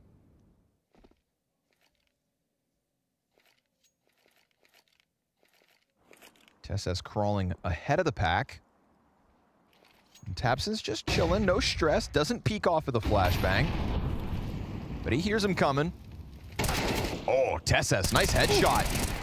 Prosis, just a couple deagles, so he'll cut them down, but TSS, he's got him on the reload. TSS, 3 kills. 7 seconds and no bomb, though. Oh, it's too far. Ah, y'all played with the clock. Needed to save that one. You're not VP, boys. Everyone thinks they are right now in this group, it feels like. Nice attempt by Cloud9, Heroic, TSS. and Big have all done this. But you can't do it like that. And VP themselves. And VP Literally themselves. everybody in this group, man. It's like a knockdown effect. Yeah. Knock-on effect. Trickle down. Dominoes. Backgammon. Lucky Larry's lobster meat. Hell yeah, dude. Lucky Larry. Larry's belly busted bonanza.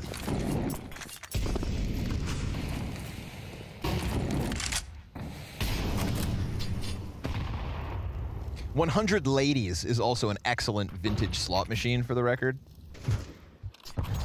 Nobody asked. It's Ladybugs. Okay, now I'm curious. Exactly.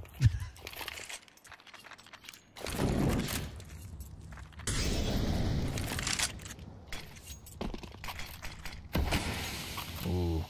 Does it open up like suicide doors, like their wings? when you win? No, that'd be sick, though. Yeah. That'd be sick. No, it's vintage. It doesn't have one of those, like, cool new age expansions, you know?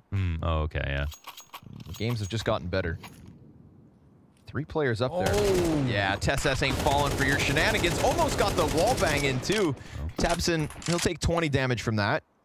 Meanwhile, Shush is looking to peel somebody off B. Sees Montu, but that could make him fall victim to Sin. Sin 8, out from quad with 2. Nicodaz still gets the site open with the bomb plant guaranteed. Never mind, Molotov on site. Nicodaz has to back up. And the CTs feel like they can press out. They try to take the fight to him. Good trade from tabseN. We've got a 1v2.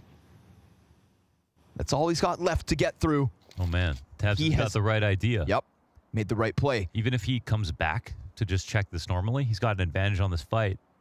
TSS looking the wrong direction. He's thinking about it. He should be thinking about it, though. Oh, my God. Yeah. TSS is eventually going to figure this out. He's going to turn back around. tabseN, that's 2 kills deep. Kicksan on bomb. Oh, he's not swinging. And tabseN comes through regardless. A 1v3 clutch from the leader. Okay. Yeah, well, he was put himself in really good spots and found those timings. It looked like he got fortunate with the one that went up into window, but he created that opportunity just by getting out to that side. I thought for sure, I mean, he thought Kicksan was faking, so that's one thing. Because that swing left on the generator is so powerful for the CT side. You get them as their head comes up every time. So when he left, I was like, oh my God, is he giving this one away? But didn't believe Kicksan would stick the bomb in that situation.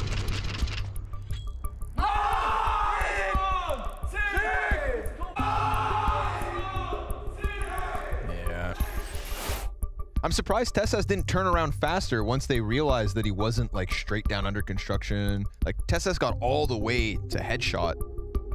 Where else could tabseN have gone? Yeah, that's true. You know, like he had to have been in CT spawn. I felt like that was obvious. Like one of those, you close your eyes and hope the problem goes away. Yeah. Just go to sleep for a while. Yeah. The IRS can't get me. The IRS can't get me. You should have at least pads in front of generator. Give tabseN a chance, and he's going to post a big clutch at a big moment in this map. It is double digits for Big Clan. 3-round lead. And I'm telling you, Big need this. This win, I think, means more to Big than it would Heroic. Yeah, because I think it's just starting to feel like too much. Feels gross, you know? Like, yeah, tabseN just getting, like, yesterday he got angry and didn't even know who he was mad at. He was just mad. And, like, we see tabseN get hype and energetic, but we don't ever see him get that frustrated. Sin keeps his head down as the flashbangs pop all around. Again, he's going to put forward somewhat of a hold, softening up the next in line in TSS. Heroic paused for a second. And Big don't burn their grenades too soon. They waited, and then they threw them out. And unfortunately, it is still a little too quick to get substantial damage on what's left of Heroic. I didn't catch how Crimbo got tagged to 20, but it's not a comfortable spot for him to make this retake happen. Do they take the chance? No. They're going to write off their losses, and Heroic answer right back. Yeah, they could try it. I mean, you don't need that many pieces of utility to pull a retake off versus B-site, but low on Crimbo and like no scaling flash, so maybe they could sit around, but they'd be behind a smoke for a while too. Law went into trying to kill that bomb planter. I think that was where they let the round live and die. Yeah, it really boiled down to like those 2 frag grenades. If thrown at the perfect moment, history's changed forever. Could have pressed in. They do say that history is written by the victor. Never met the guy.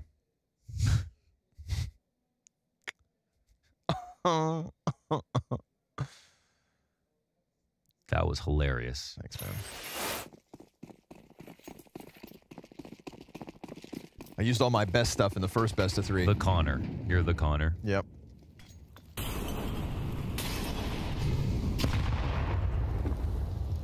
Damn, sandbags right away. Better hope that Process can help you hold this. tabseN's locking in early. Oh, tabseN. How dare they? Putting all this pressure on tabseN, pelting him with utility. He's hoping for a flash or something. That was a T-nade that opened their own smoke as it missed the sandbags, but still tabseN can't get anything, so they're down by 2. Oh, good opportunity for Montu. Great chance here. Catches one, not ready. Nertz is on 14 health. Tess has half HP. But Sin's trying to use Shush's angle against him. Tesses has been a bit of a beast throughout this first map. If it works, we know why he uses it. Oh, but he comes to test it really quickly. Oh, late smoke. Yep. I mean, it's 50 seconds, so they could. A nade. Popped open, and still he gets one. With some damage on Shush as well. Let's see if Crimbo can go big. Sure enough, catches the front runner. 35 seconds with a molly burning in front of them. They see Crimbo and Mont. They could just run back, right? The CTs are actually a little slow here. They needed to be a bit faster, so there's a chance that this goes wrong. We've got 2 smokes as well for Heroic. Oh no, they don't hear him anymore. They're not sure. Oh, that's so awkward. Or they're worried. They're worried that it's a one-person fake. But that bomb plant's going to confirm their worst nightmare. They didn't get into sight fast enough to contest this, nor to stop Kicksan from crossing over. They'll have short in their back pocket here for the post plant. We just saw Big have the retake nades. We just saw them walk away and save. They're gonna dive this with the retake nades 100%, right? Here's Crimbo throwing his molly. They put it on sandbags, not short. Smoke grenade still in hand. They're gonna put that on top of the bomb. Montu found out. Kicksan, nice close. Damn. Sharp rifle and Kicksan. Didn't need any help for that one. Sharp double headshot. He gives him a little pop off, and tough spot now for Big. Keep hope alive. That's an awkward round to lose for Big. That was preventable if they just they followed a flow chart there, I think, because they got trekked by a very desperate Heroic who just had to run away from B after Crimbo like barrel stuffed them coming into the site.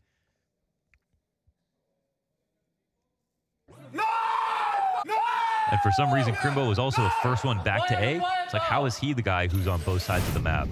True. Oof, man, look where it leaves them. Trying to hold on to their lead with just a few pistols. Yeah, Big loses map. It's a nice disengage from that B site. Heroic, they didn't skip a beat. Yeah.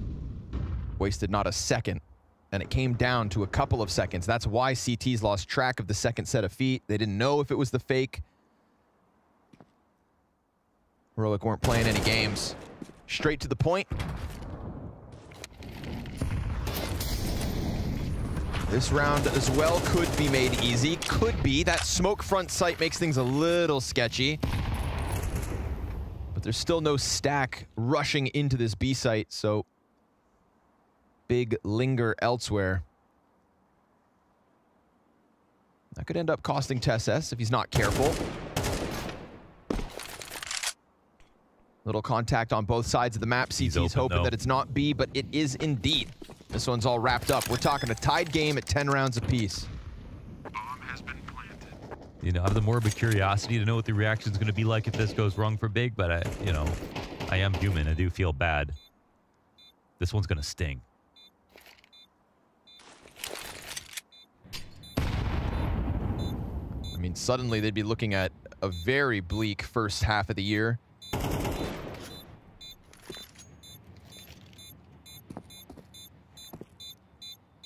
We're talking about losses in a row now?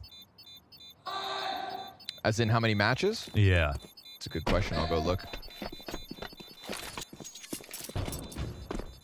That's something we normally take a look at. Yeah, I take no pride in this. Their last win was, I mean, they started the year with a best-of-1 win over Permita. And then they lost to BetBoom, Fnatic, Nexus, Virtus.pro, potentially now Heroic. Yeah, that's tough. And in their best-of-3s, they have not picked up a map in either of them. Wow. This would be their third best-of-3 no map win. Brutal.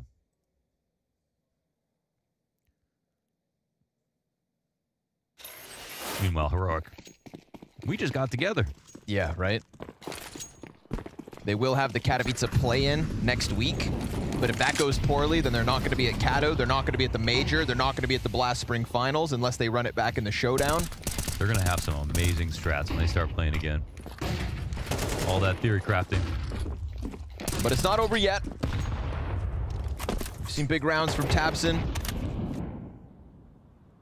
We're going to need something else out of Big.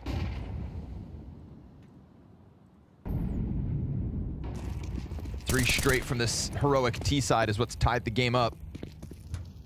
TeSS continues to lead this charge.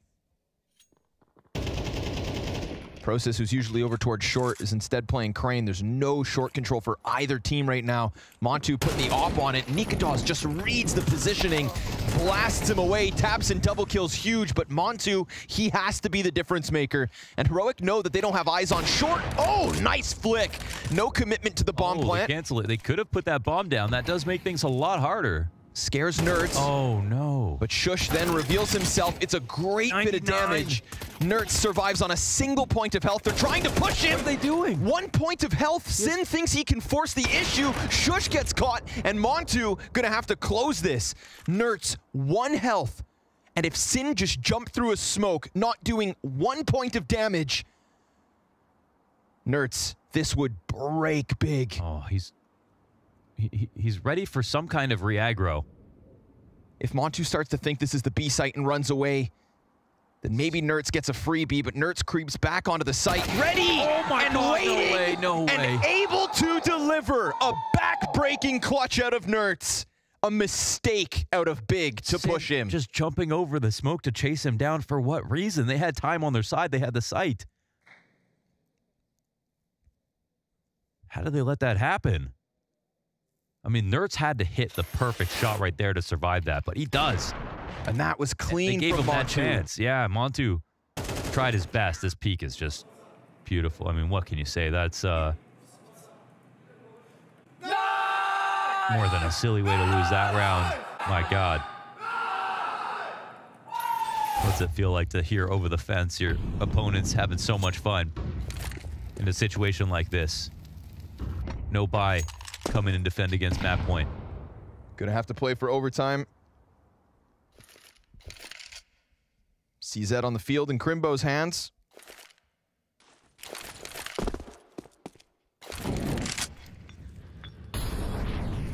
Such nice shots from Montu as well. Yeah.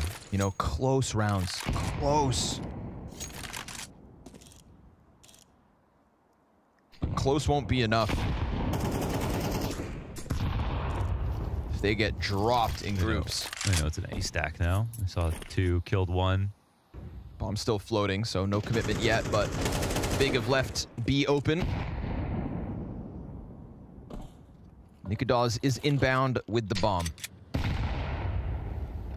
Oof, good flashbang. Poor Crimbo is just trying to get closer. They'll drop Nert's top middle. That's an AK to be saved or thrown at the Hail Mary, but a methodical approach to the B site with a clean piece of utility to keep Heroic comfortably ahead. How many rounds is that? Was it 10-8? Or was it closer? Yeah, it was 10-8. No, 10-7. This is their 5th round in a row for 12. Oh, well, my it was goodness. 10-7. Wow. 10-7. Numbers were hard for a second there. Yeah, they had to count the... Yeah, no, it's okay. I don't know. No, it's awkward counting when you're in the round as well. Yeah, plus backwards. No. And HLTV scores bots back behind a little bit. And I'm asking you to do it, so it's way easier for me. I don't have to do it. Hey, yo, take this bullet for me real quick.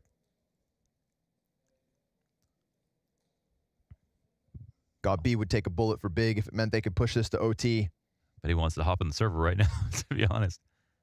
That's the only thing about being a coach, just being kind of relatively powerless while it's live, you know? You're a passenger. Some of the individual decisions are just like, don't do that. But there's nothing you can do. At least they've got a solid buy, but Heroic almost catching this with pace. tabseN will open up. That's good. It's what they need. A 5v4 start with no chance to really get this back. TeSS surely doesn't press his luck. Oh, but Shush timing on Sin. And the sight. He's just sat behind boxes, didn't think there was a possibility that somebody could be this deep, but Shush catches him off. Crimbo comes back over and reclaims the bomb site. They're coming up over window, right? He's going to fight for it. What's Nert's doing? He's actually running back for the lurk. Oh, TeSS goes under the bullets. His 20th. tabseN's low. And there's a reroute. Or are they just going to re-aggro? 1 minute up? Done. Why did Nert's run all the way back there for the lurk? I've seen that happen a few times. We've put his decision-making under the microscope. And Heroic will be in the pressure cooker for the last 40 rounds. No fire off the flash. If they don't think about quad, tabseN surely nails this. They're not seeing anything, so there's actually a chance he gets... They completely forgot about this. tabseN's looking to lock in the round. Sure enough, two backs turned. Oh, but Kixan able to react. 30 seconds. And Prosis gonna make sure we go the distance. Okay. 24 rounds indeed. At least. Whew. At least. Man, what is that thing that Nert's is doing that we saw the other day as well? Remember on Anubis? He like walked out on the A site while they were taking B at the same time. I mean, it could be Kixan's call. I'm just wondering why it's being used like that. But this is a weird situation. I mean, Shush cracks this site open completely by himself on the lurk. They didn't want to come in to try to trade, but they didn't come back to re-clear quad. It gets used against them. They definitely had an easier time just committing through. Well, that's, I mean, it's been a series of tragedies here for Big, so at least they get something in their favor. Could very well get overtime now. Full strength buy on the final round of regulation. Could be everything in the series with how close they're playing. Oh, you're not getting out. Oh my God. That nade just completely slows down Prosis, plus all the damage on Montu. We've seen some nice shots from him, but on 11 HP, still a frag grenade in Shush's back pocket. And if Nertz catches this push, if he gets these kills, it's over. But missed shot, that's a chance. A small margin for Big to work with. A follow-up volley of utility for the A site. They're just going to try to come in and plant a straight op shot. That is huge from Montu. Bomb down. And the edge in the hands of Big, So but much a retake utility. needed. They know how to win this retake. They have the players to do it. They have an op in play, and they have time. They should win this round. Should. 2 kits. A frag grenade on Kixan, the only thing that Heroic have to hold off the retake with. They're still taking their sweet time, though. Here come the flashbangs. Nice wallbang damage. Remember, it's low HP on 3. A frag to go deep. Oh, it's on the money. tabseN taken out of the clutch. They're going to have to start to get desperate. A spam comes through. 2 dead. Sin's on it. So close. But but no cigar. Heroic lose the post plant. Oh my God, we're going to overtime, baby. Big needed this. That was so close. The way they set up that HE was beautiful. God damn, they almost handled that 3v4 retake. It ain't over. Man, Monty's had a much better map, and he's also hit some ridiculous shots here. Tell me Big don't want this more than anything right now. They want this. You said not even a single map in their last 2 best of 3s. And while we're not talking about a Big that's decorated with trophies and medals in recent years, they are still competitors. They have still taken best of 3s over better opposition. Always good for an upset here and there. Usually with impact in the circuit. Great team still steal from Big.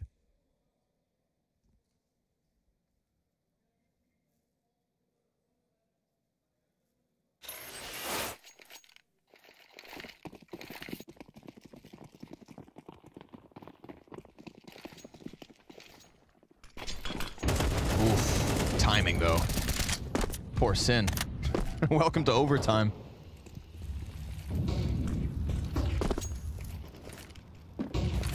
Pro's dead as well. Oh man, through smoke, absent. That's 2 players of the 3 dead that don't even get a chance to shoot back. A calamity of an opening round in overtime for Big. Tough pill to swallow, but they've been fighting off the back foot regardless. That's true.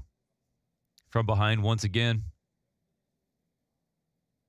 It'll have to be a CSGO finish for either of these 2 teams. They know each other quite well. Big have done heroic the service of giving them more warm-up rounds, whereas, you know, they're the ones who should be starting a little bit more quickly into a game like this. Still, they got to be happy to be in overtime at the very least, because it could have been over after giving up that pretty big lead.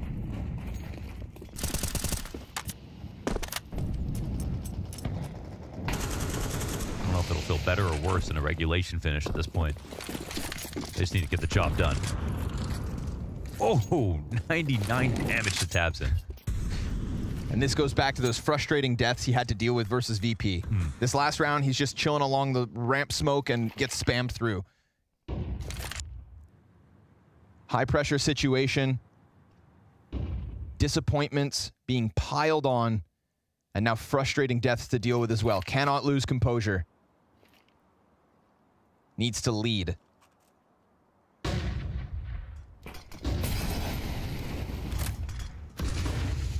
Sin. Oh, it's a well-timed peek, but it's just not a fast frag, and Shush quick to the trigger. CT's in front of Green. Instant kill from Shush again. Entry pathing's hot. Not the first time he's just cracked open the site. A third, a fourth. Whoa. It is all Shush in OT, baby. Quiet him down. From 12 and 15 to 16. Just like that. Turning the B entry into an ace. He's been wanting to do this for so long now in this map.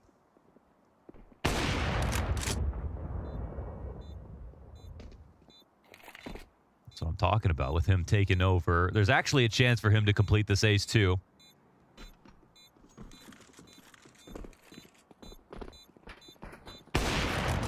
Give it to him. Ah, okay. He went for it though. Gotta respect it. Setting him up. 4K is still a thing of beauty. But that's hats off. That's the kind of play that I'm expecting to see from Shush a lot more this year. I really think he's one of the guys who's going to be leveling up quietly in a team full of new pickups in IGL and system and everything like that. But it was a pretty abject failure there on the B side from Big Clan, and 2 rounds straight lost here in overtime. One last attempt to make this competitive in this first half. It was a 10-7 lead. Yeah. 10-12, they force OT, but man. now they're just getting dog-piled. Not a single opening kill goes their way in this CT side of overtime. And it's not like the mid-rounds have been any kinder. tabseN looking to somehow reclaim control of CT, but this position from Nerds could catch him off.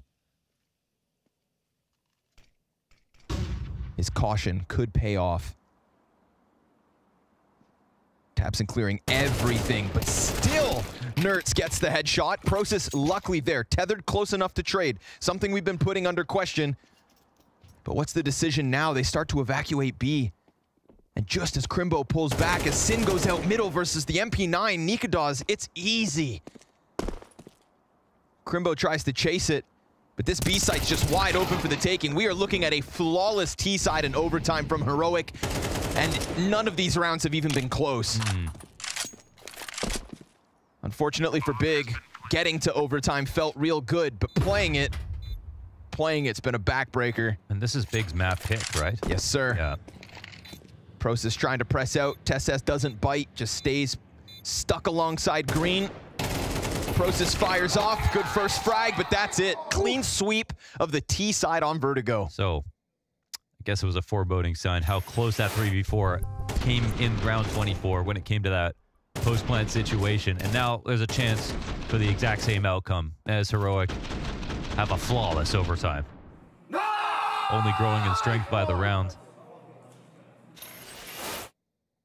It's pretty remarkable how much they look like a real team already. Like, considering how little time they played together, how much of an emergency stack this was. They made a series of very good decisions in terms of who they could pick up, and they look confident. That's amazing, honestly.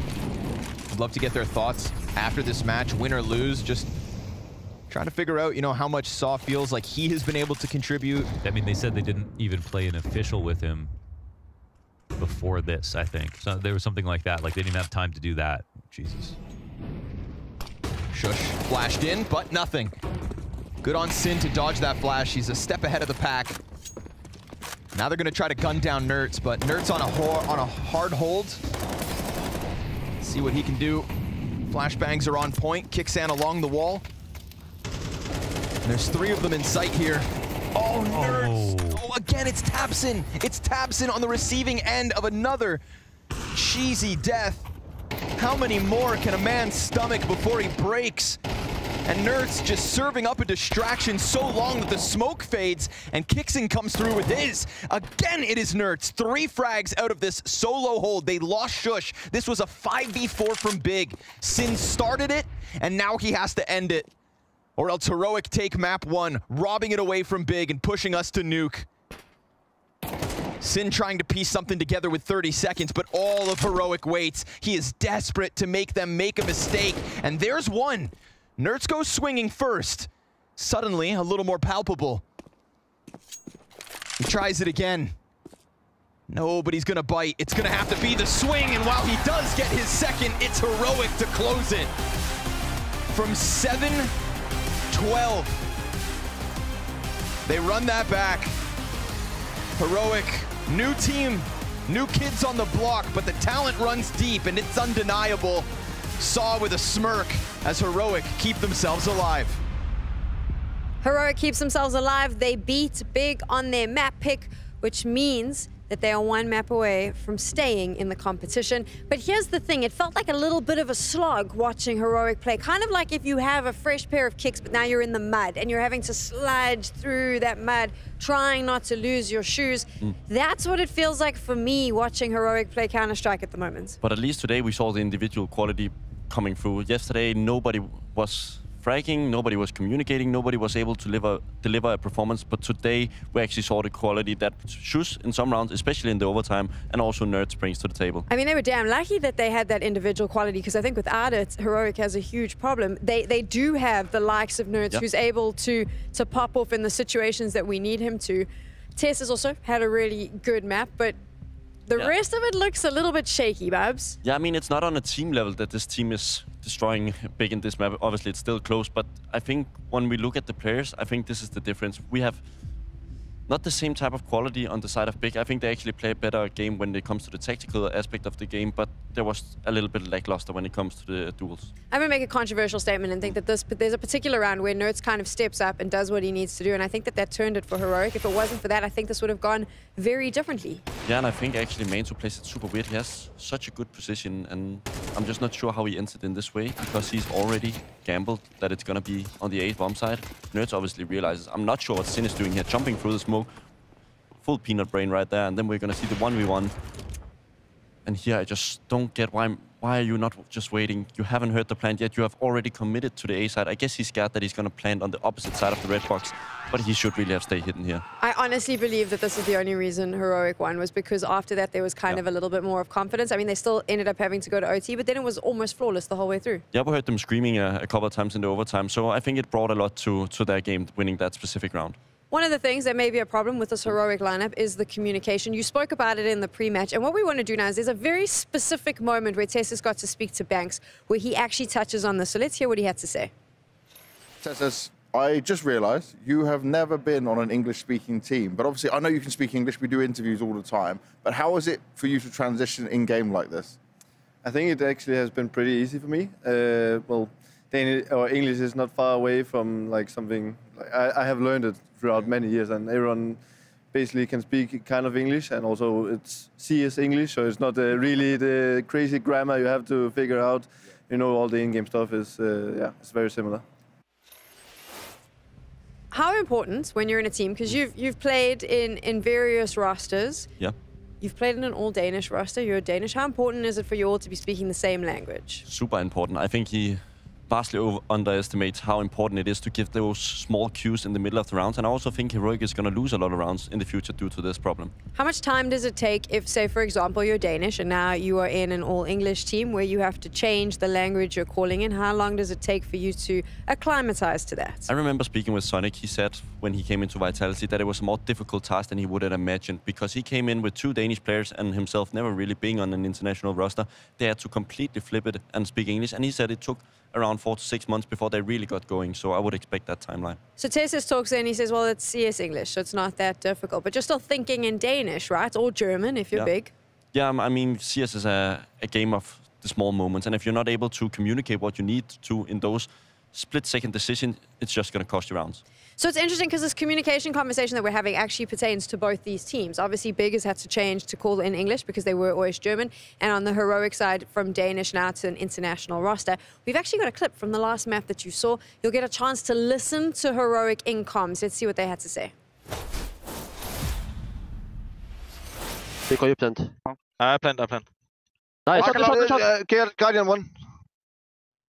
Need something else? We can play bomb, guys. Yeah, just play bomb. Yeah, I need noob. I'm playing default. Headshot. One headshot, good. One headshot, yeah. Nice. Good headshot. I'm one back. Yeah, it's good, Ross. I think. There go you alone.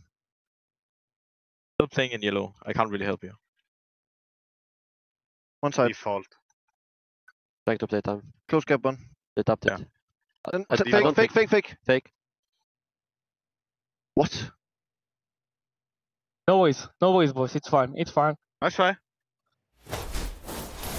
Okay, Babs. So for someone listening at home, they're going, oh, well, I mean, they're talking, right? I mean, it sounds like you're a regular puck, right? There's nothing bad in this communication. They're saying what they're doing, but there's no plan. There's nobody saying, hey, I'm in this position, I can hold this, let's do this. I trade off your position. Nothing is being said. They just say, I hold yellow, you hold side, I'm on side. Like, it doesn't help anything. If you don't win those kills when they come to you, it's just useless to play like this. They need to find a better way to get their message across. They've been together for a very short period of time, okay? It's a new lineup. They mentioned that they haven't been able to play officials with Sonic. Like, there's a lot of things that have been happening behind the scenes. Is it also just a matter of getting a feel for one another, getting more time on LAN? 100%. It's a question about experience, and the timeline is really, I would expect 3 to 4 months, then we're not going to see these type of issues. They're going to be more dominating in those type of rounds, get them a bit more cleanly, and also get a better economy with the result of that.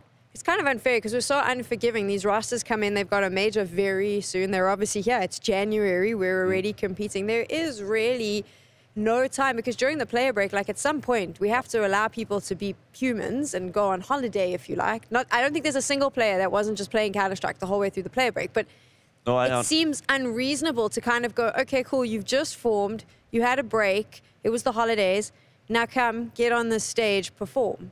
I get what you mean. I think it's every player's dream to have more time at home and like get those small quirky things that we love to see as the fans. But there's no time, and we need to see people performing because the first events in the year is what is going to give you the points to go to the bigger events later in the year.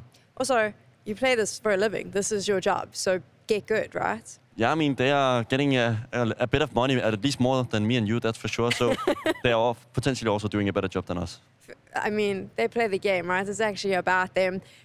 There we go. We were able to talk a little bit about comms. We'll see how that plays out in the next map. But what we need to do now is have a little bit of fun. Because, of course, if you've been playing Fantasy on Blast.tv, then you've probably got your team together. And right now on your screens is the ideal team. This is the one that'll give you the most points. And I can confirm mine looks nothing like that.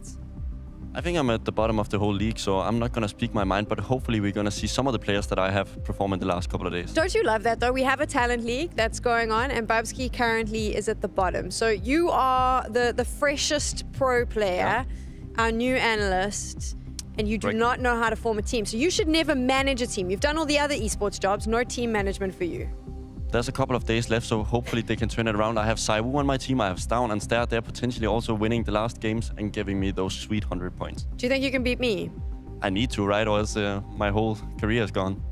Wow, I don't know if I should take that as a compliment or as a little bit of a diss there. So I'm just, you know what I'm going to do? I'm just going to throw it to a break.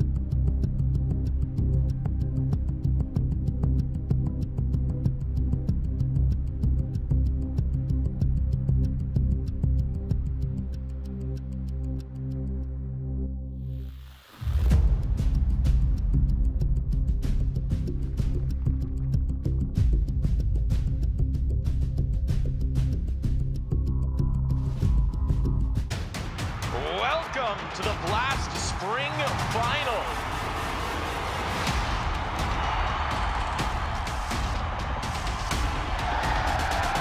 Hell yeah. I'm ready. I'm excited. stage is set. Who's gonna lift that trophy? Oh! What is that? It all comes down to the next 3 maps of Counter-Strike. All right. Okay. And he can't believe it. Oh my God. One team will survive and live to shoot another day.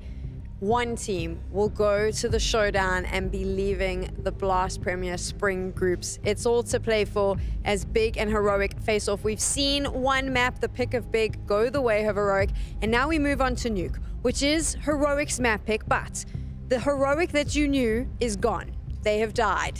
They have been reborn, and right now they're like little toddlers crawling on the floor, because that's what it looks like when they play. Yeah, there's no more Cadian, there's Kuxa now, and it's gonna be different.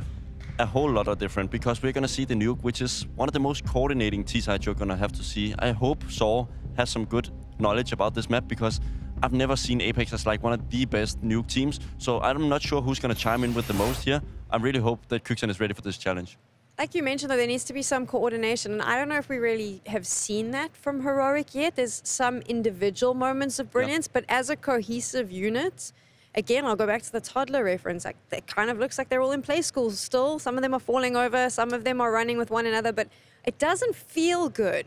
Yeah, but does it feel better on the big side? That's my question, right? I think at least they have the players to challenge that strategic mindset. I'm going to do this soon. I'm going to interrupt you and say, okay, it doesn't feel like that on Big, but I do not consider, and I know that this is horrible for Big fans, and I'm really sorry, but I do not consider Big to be in the same bracket. When I talk about Heroic, the Heroic that we speak about is one that was in contention for big titles. The Heroic we speak about won Spring Groups last year. Like, that is what I expect from this name and this team. But then I think you should lower your expectations, at least for now. I refuse. Babsky, I refuse. You must, because for the next period, they're not going to be the same team. They're going to need some time. They have players who've never spoken English before. We spoke about with Tessus. He said it was not an issue.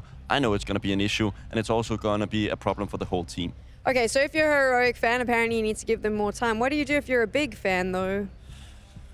I mean, I'm not sure. Take a long nap and hopefully it's going to be better one day.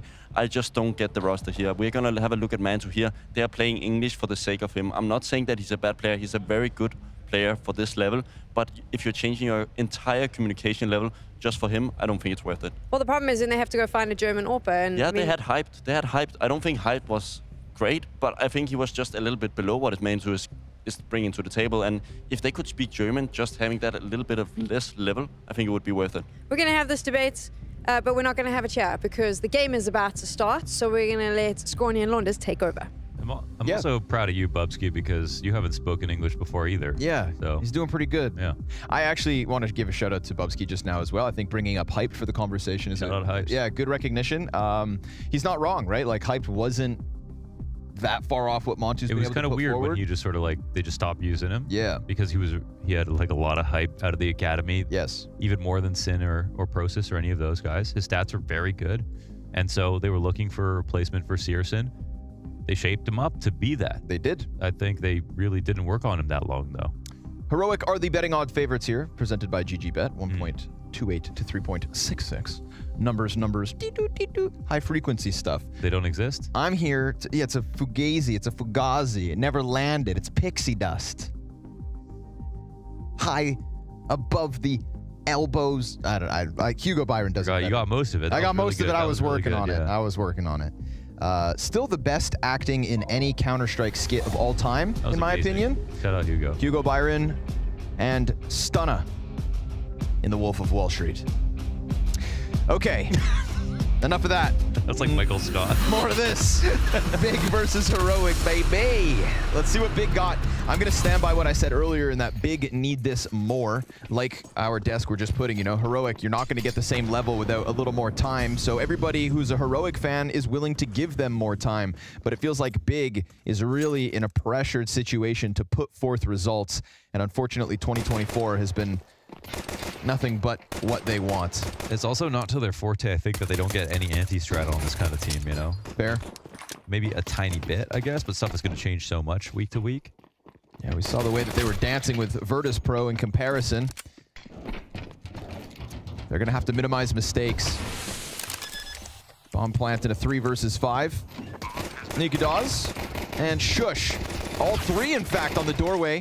But But as they push out to the top of the stairs, there's a lot of bodies in position. Shush, this would have to be an ace and a 1v4. Imagine he did that. Takes the fight towards single door. If he had killed Sin cleanly. Lee Sin. Rebooting. If he had killed Sin cleanly, then maybe we're talking about it, but this time, not gonna happen. We got Big with a pistol. Was good. Seen Big play. Big's problems on Nuke, in my opinion, are on their CT side, having trouble figuring out when to rotate lower, which sounds silly because like that's like the whole point of the map. But sometimes they get too clogged up. They don't rotate enough, or it'll be an over rotation. And I think that has to do with the communication between their outside players and whoever their vent rotators are. And I think that, and Heroic, I mean, we just don't even, I don't really know what to say about Kicksand's philosophy on Nuke. There is going to be a lot that we learn about it. And there's going to be some Saw stuff in there. There's going to be some Heroic foundation as well. I'm actually very curious as time goes forward to see if whether TeSeS and Shush can maintain some of Heroic's identity in Heroic, the same way that we kind of saw Jabby and Stown introduce a bit of Heroic in Astralis already. Yeah. Right? We were praising some of their mid-round aggressions and whatnot, and if that duo could keep Cadian's identity, why can't this duo? Time will tell. But it doesn't start well here in the second, with Crimbo dying empty-handed. Backside player will catch him off, though. Nertz doesn't have the weapon for this job. Tabson's gun is empty, but he's got the sidearm for the three-piece. And support now shows up in time. He's still swinging. He's on for the ace. Oh, no! An ace from Tabson and 3 off the pistol. Wow, we do gymnastics. So sick. That was beautiful, man. That was, he was in the perfect spot, too. I mean, as they have that double ramp set up, he was already at clock when they were hitting lower. Right place, right time, hitting all the shots. That's how he started off Vertigo, too. 4v5 making things look sketchy. Dude, he had the confidence with that USP. Looking like James Bond in the backside. He's got 6 bullets in that magazine when the last 2 players fight him.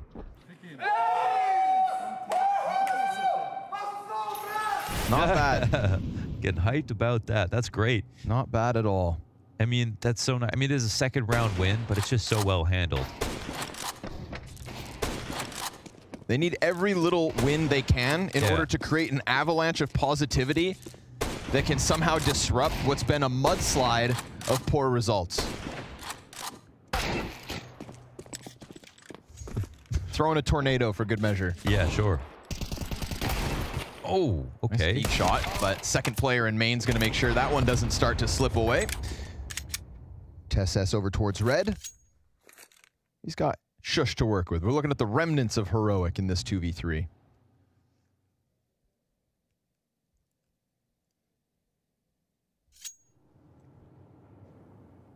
It's just nice to see Tabson playing well, because I know for a fact he's going to have kind of beat himself up a little after playing as poorly as he did in the close qualifier. Yeah. You know, Tabson's somebody who no doubt holds himself to a very high standard as a leader, as a performer. Yeah. So nice to see him owning noobs at the start of this Nuke game too. Has been playing for a very long time. Tabby Cat. Remember that old NRG roster with Tabson, Gobby, Legia, Peter, and Fugly? Wow, you remember the whole lineup. Good stuff, man. That's wow. That was the lineup that was at Northern Arena Montreal when you and I met for the first time. That was when, oh, true. And Legia, I think. I never forget a first date. Casting grand finals.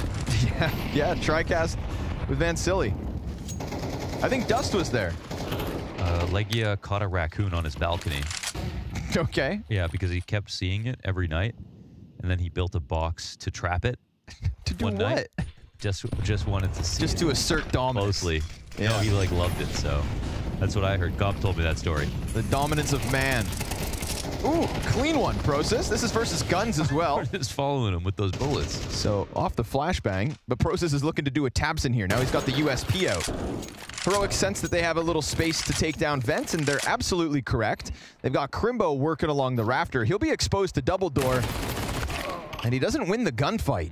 tabseN flanking in lobby, but Kicksan's between them. Oh! Kicksan, man. No way. Jesus. Kicks their teeth in. Yeah. And that's man advantage off the back of it. This is, I can't believe my eyes. That was a perfect play out of Squeaky. Both sides of Vent to control and decon, keeping one in the lobby to lurk, and they all get their kills. That was ruthless. I can't believe Kicksan turned it on tabseN like that. Shout out Kicksan. He can play. We think he's a pretty good caller. We have a suspicion. Plus, he seems to be a pretty good player. He has some big moments. I would actually love to get Cuban's perspective on Kicksan. For sure, that would be good. You know, that was the coach IGL combo that took Apex to the major semis. That's true, and he was also known for the scouting. Cuban. Yep.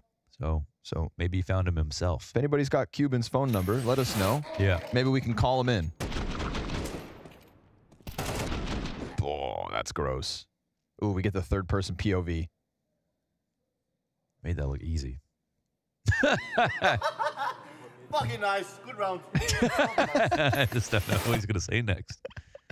That's good. I love Tess's lack of filter sometimes. Yeah. Oof, they got to stomach that one. That was actually such a nice upper hold from Prosis. Good start. I mean, how many of those kinds of deaths can one man handle? I know. It's been a tough 48 hours for tabseN after a rough last week. And that month. Yeah. You know, say get through it. It'll be brighter on the other side. I don't know if tabseN can believe in that right now. And even still, he's 7-2 to start the second map. Yeah, with an ace. Fast one. Out through Hut they'll go. Let him go. Uh-oh. Sin had a good position. Nikodas makes the difference in the numbers, and the ace site defense is gone. It sounds silly, but you got to get the first one. You don't get the first one, the whole round is screwed up. And he just didn't have the angle for it. His teammate died because of it, watching who's, you know what I mean? You're playing opposite Vent, ready for the Squeaky run out, dodging a flash there, getting the lineup in the door. So you need your Hut to be protected. And even though that's easier said than done, like it's funny because we credit players like Perfecto for being so good upstairs on Nuke. And like their whole job is dodge 2 flashes, turn around, and then instantly get a kill. But Perfecto can do it so consistently that like he does deserve the praise. But that's what happens when you don't get that first kill. You just get run down. Heroic run amok.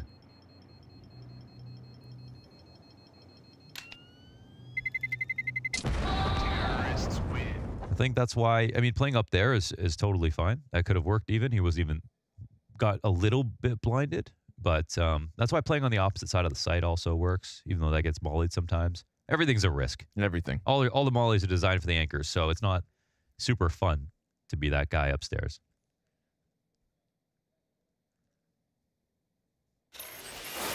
But I like that you can at least put your face in the silo, you know, on the side of default, and then swing to the left when they're running out looking to kill your teammate at the vent. Just such a high pressure position though. Yeah. Like you can get lulled into this false sense of confidence too. The hit doesn't come for a few rounds. Yeah, you can never let your guard down. Oh no, he's not ready for. Oh, that's this shots. Plus, just not ideal to be peeking that close versus what was a pack of T's. Yeah, he also just had no idea someone actually already crossed. That was the second op, of course. At least Montu still has his, but why is there 2 ops? Yeah, there was. No, why? There was too. What the? I mean, there are no misbuys anymore. No missed buys and no missed smokes. Nafly said so. Ooh! 3v3. 5-7's just kind of nasty sometimes. You put it within that pocket range and it's like a cannon. But don't want to use or lose that other op. And Sin found an AK in the mix of it all. So Heroic gonna tie this game as quick as can be. It was another 3-0 start for Big, just like Vertigo. And we know what happened there. We know what happened there. Big loss, dude. This cable's driving me crazy right now. Sorry. Yeah, just put it in your pocket. Sorry, I can't. It's got a life of its own. One day everything's going to be wireless. Enjoy these times. I can't wait. No, wireless. because then there's going to be chargers everywhere. No. Wireless headsets for casting would be the future. The first TO to give us wireless casting headsets. Well, I have nothing to offer. The producer said not going to happen. Okay. Yeah, that's a lot of charging. I mean, you're going to have a battery pack. It's still. I would. I'll be a desk analyst. I never know how to hold the microphone. And now that they know we can't get too far. That's true. It's a good way to keep us tethered to the desk. Yeah. It's a control mechanism. They say you're free, but these cables feel like chains.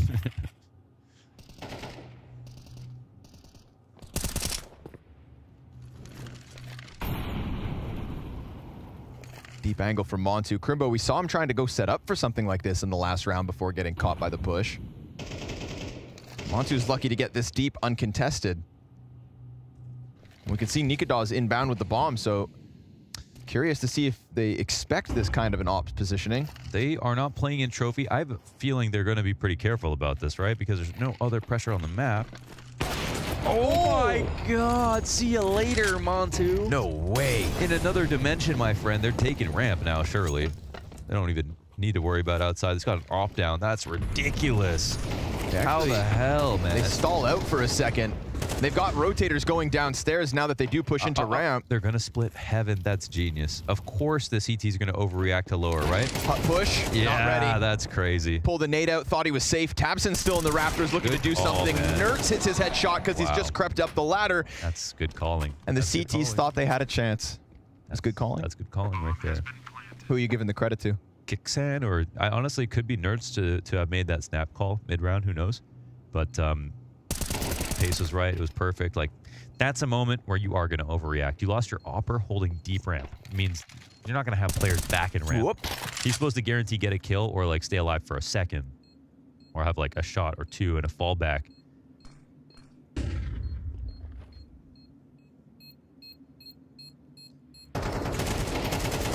Ooh, okay, Crimbo, go ahead. You've earned it. You can leave. Hang on to that gun. But it is heroic with 4 straight. Kicksan's kind of rowdy, huh? Yeah. I remember that, though. I remember that from Apex. I like that. Yeah. See, this worked so well because they were not ready for this tempo. Yeah. They got outdone.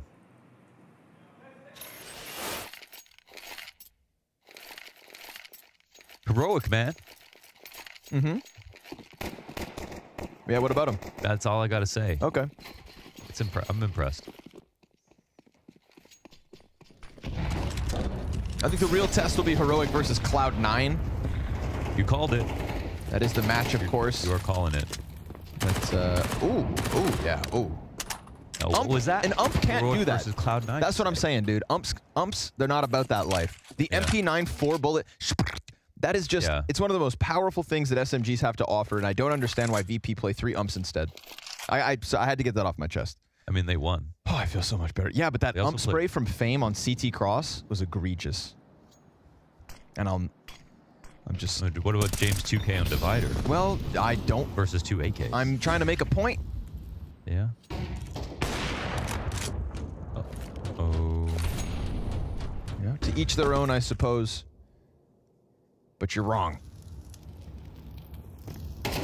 You would not say that to James' face. I wouldn't. You wouldn't. I wouldn't. You're right. I'm a schmuck. I'm a spineless I'm loser. a spineless, worthless caster.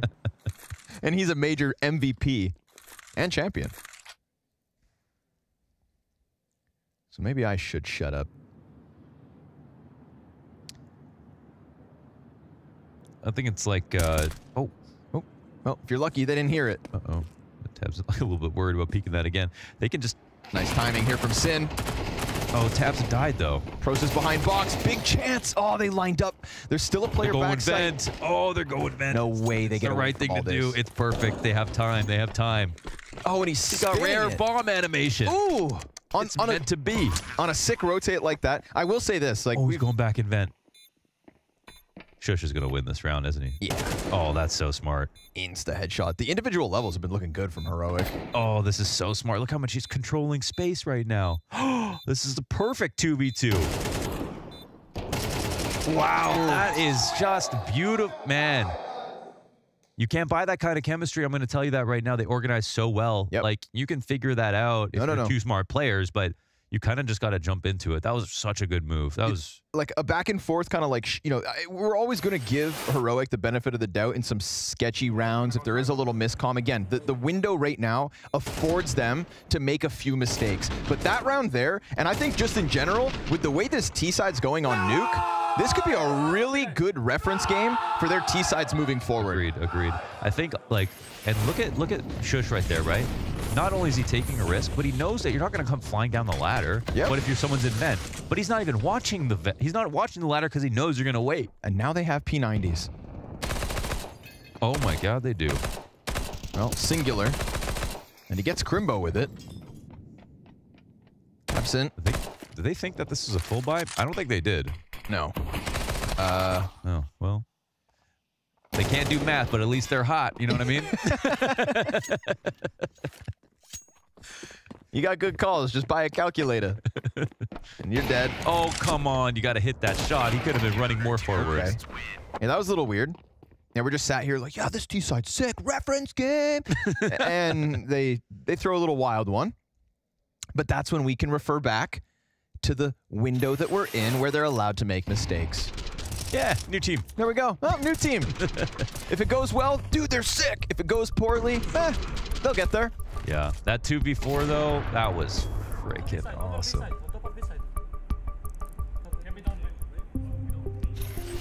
There was. Oh, what the hell? They got guns. Huh? Timeout's coming out early. Is Saw talking? I saw Saw talking.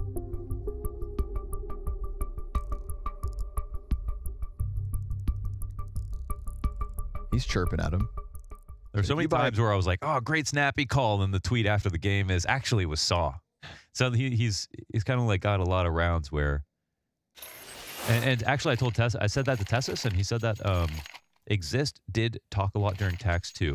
But I just didn't see it. I didn't see that. Yeah. I mean, we get a cam on them during tac pauses all the time. We really didn't see that much, but they obviously play a lot more rounds than we get to see on camera. So could be a ventriloquist. Could be. I bet he could throw his voice. Those are people you can never trust. True. No chance. Never turn your back on a ventriloquist. Ooh. Oh, missed jump though. It's not the spot he wanted to keep fighting from, but he's done a good job of opening up. Honestly, Tessus is kind of getting bullied right now. 3 and 10. Ooh, dude. Tabson's just got it. 13 and 6 off of the back of this 3K. And Nikadaz has a minute. And now he's down to Crimbo. So Tabson with another highlight reel moment in this series. Again, putting his best foot forward. I think he'd trade all the highlights for map, though. I think he would trade a lot for a map. He could probably get his shoes off him, too. He had those on Vertigo yesterday, too, but no map win. How's the second spray go? Man, you get 2 kills like that. Same bullet as well, both those headshots.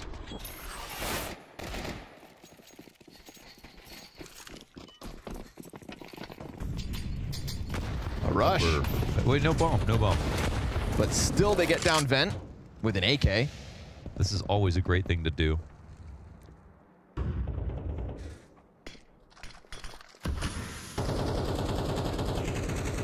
Cheating map control like this when you have a mixed buy is like the best free advantage that you could get on this map if you're not going to go out for the all-out rush.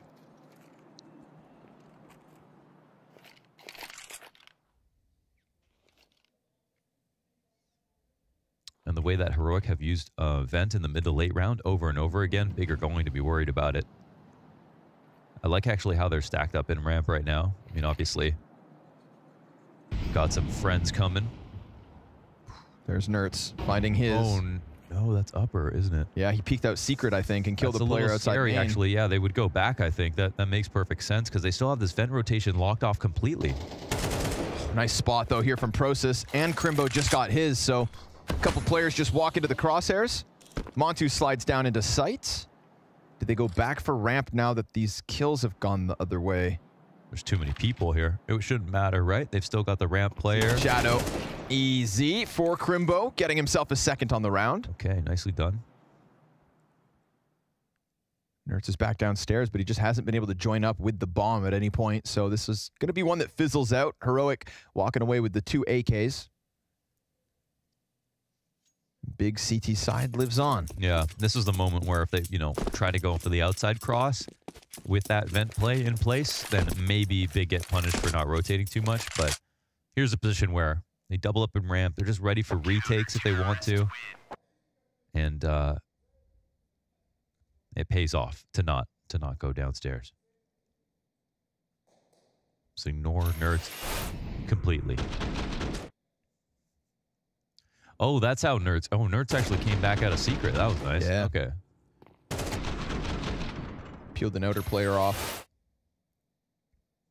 Because he was sat downstairs that whole time. Nobody was doing anything. Yeah. So he had to go up secret. If they don't come to you, you go to them.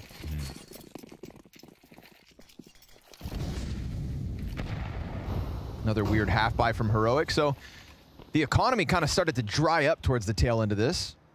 Still 5 rounds, but a 2v4 sprinkled into that. Big will get to 7, but remember, it was a 3-0 start. Oh, saw the smoke, pulls a nade out still. Worked out. Man, he has been just the thorn in their side outdoors. They have never gotten to secret for free. Not with Tabson on watch. Oh, Matu. Shot. Oh. Crimbo's here at least. That'll catch them off guard. You see them jumping around thinking there couldn't be another. Queue up the 2v4 perhaps. Nertz clears top main. Tabson's down to 20 health. He could be an easy victim here for Nertz.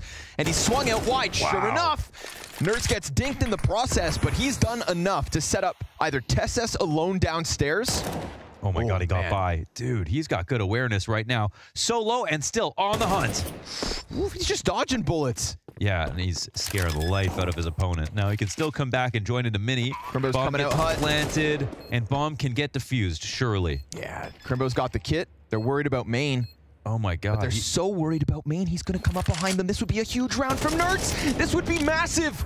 Oh, the volley goes into main. He's got to get this defuse. He's got to stick it all the way. Crimbo, for a second time, will just defuse a bomb in front of Heroic, and that'll keep them in the lead.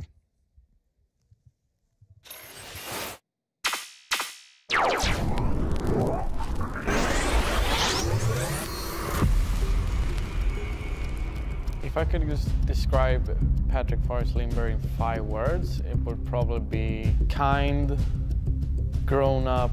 He's kind of a complete dick. That kind of thing. No, I won't do it.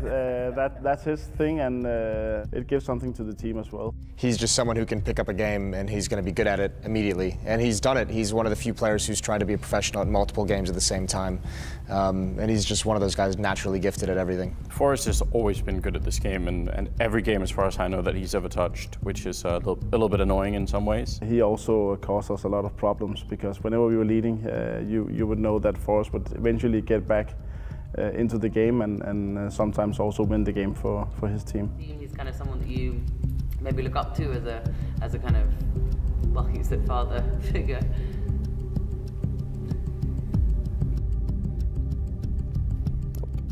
Part of the source of his strength is that he doesn't really need to put in that much work, but you always wonder what would happen if he tried. Like if you really went all in on it, if you really sort of, maybe put in the same amount of hours as everybody else. But he's got that loose style, and somehow it seems to work for him, and obviously he's one of the best players that we've ever seen play the game. I've been a player that's been playing with him for more than 10 years. We believe that someday that when we both have quit playing, that the next chapter of the Swedish team will take over, then someone will be the next Getright and the next Forrest and so on. Forrest has taken it over, and by far he is the player from 1.6 whose skills have translated most easily into the new game, and he's just been stellar from start to finish. That was it? Yeah. Not even a shout out to myself? Oh, not come even, on then. Okay, no, I'm leaving. No, I'm leaving. I'm leaving.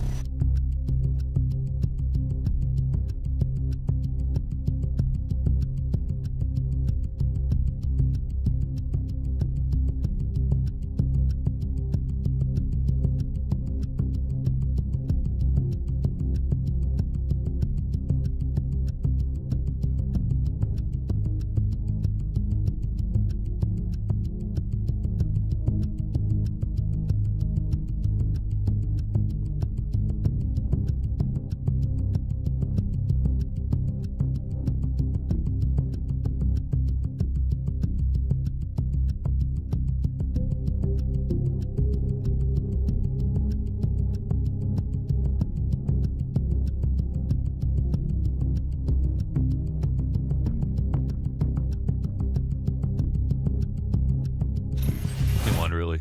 The only one really is Nikadaz. He's Nerts, baby.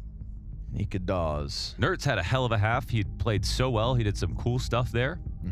Almost closed out with a beautiful clutch. And Shush. And man, actually it was so fun watching all the stuff that Heroic were able to pull out. On the big side, at least they're keeping up here on Nuke. It's not their map pick.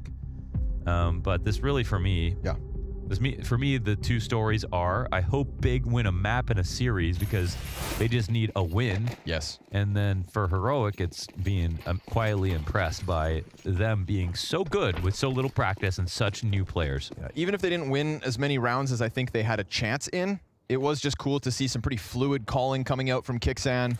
I mean, they got 5 rounds on T-side Nuke. It's actually a very formidable half. Yeah, after losing Pistol and a 0-3 start.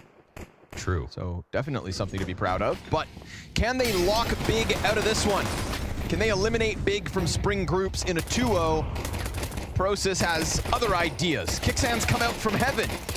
Nikadaz, how is he alive? Kixan, baby. The fact that nobody kills that vent, I mean, Big can't stomach one like that. Yeah, there was a lot of misses from both sides. It just ended up favoring Heroic. Needed to kill Kixan. Oof. I'm shocked that Nikadaz doesn't die by vent. I know, yeah. I'm also shocked that somehow in the first half, Montu still only has 5 deaths. Think about that. It's because of Observer's bias. I only spectated Montu when he died, so it felt like he died all the time. This Pistol was he had a 4-4 half. Winning 7-5. Just a little side quest for you guys, you know, little tidbit of information. You do with that as you please. All his kills were Polish. All of his deaths were British. Of course. But he'll have to step it up with the AWP. As Nikadaz is coming for him. Tabson. More of the same, huh? He was just so good in the first half. Beautiful dink out of Crimbo. Headshots. Sets up Montu for the following deke shot. Montu also just hands on an M4. Chucks the bomb down. There's no rotation possible here. They're going in slow. No kits. Do you save? I don't know, honestly. I think you save. No kit, man. I think you call it quits. Yeah, true. Is there a kit on ramp? No. Nope. Oh, no one had a kit. We didn't get to see Tabs, okay, Tabson's Eagle outside. Didn't get to see it. Montu trade Crimbo's damage here on the big box. Big box. It's actually kind of a critical save. It's a very fine buy for Heroic if they... Ooh, money here to be had from Kixan. And what if he denies the M4 save? Yeah. Oh, this is big. Not massive. This is big. Yeah, I know. I got really, No, I mean like because it's big clan. Big clan. Yeah, yeah. Big. Welcome. Big. You know, obviously, you'd love to convert this cleanly, but Tabson kicks it off with a nasty deeg. And they shot hard right there. 2 dinks. The mouse on your face. That can't be good for your skin. It's like a, like cold stone massages? Yeah, right. It's like that. Yeah. It's a little laser treatment, you know? A little Thai laser therapy. Fix them wrinkles. That's it. I mean, he does look young. He is. He's got the formula. Rookie of the year.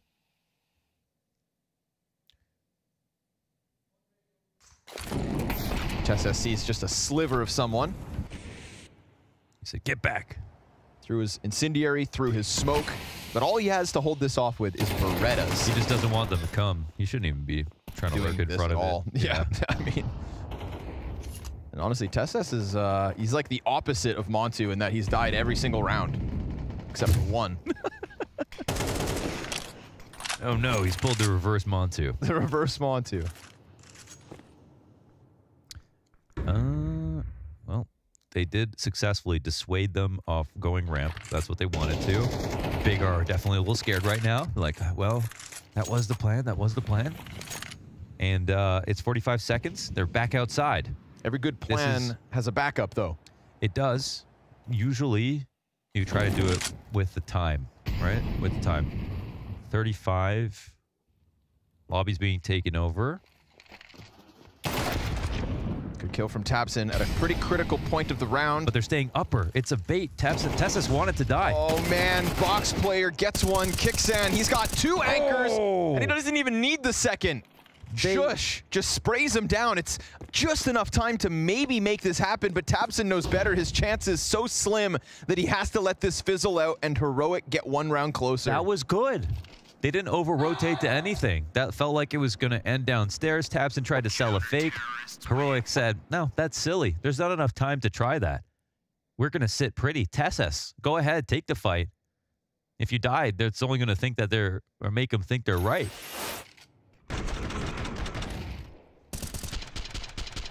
They even had a second layer here on the back of site, ready to go. They didn't have to use it.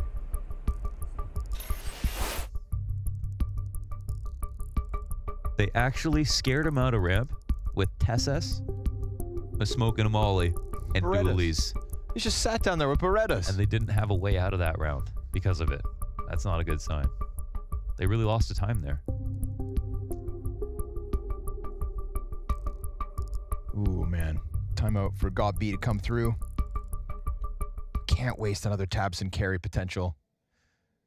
Yeah, well, the problem is he's also calling. You know, he can be criticized on 2 fronts.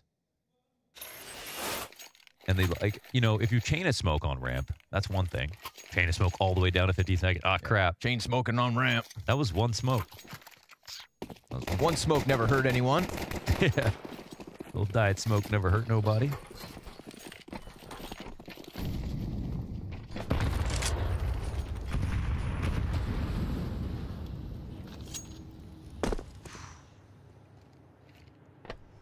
A little early back and forth here. Doesn't bode well for Big.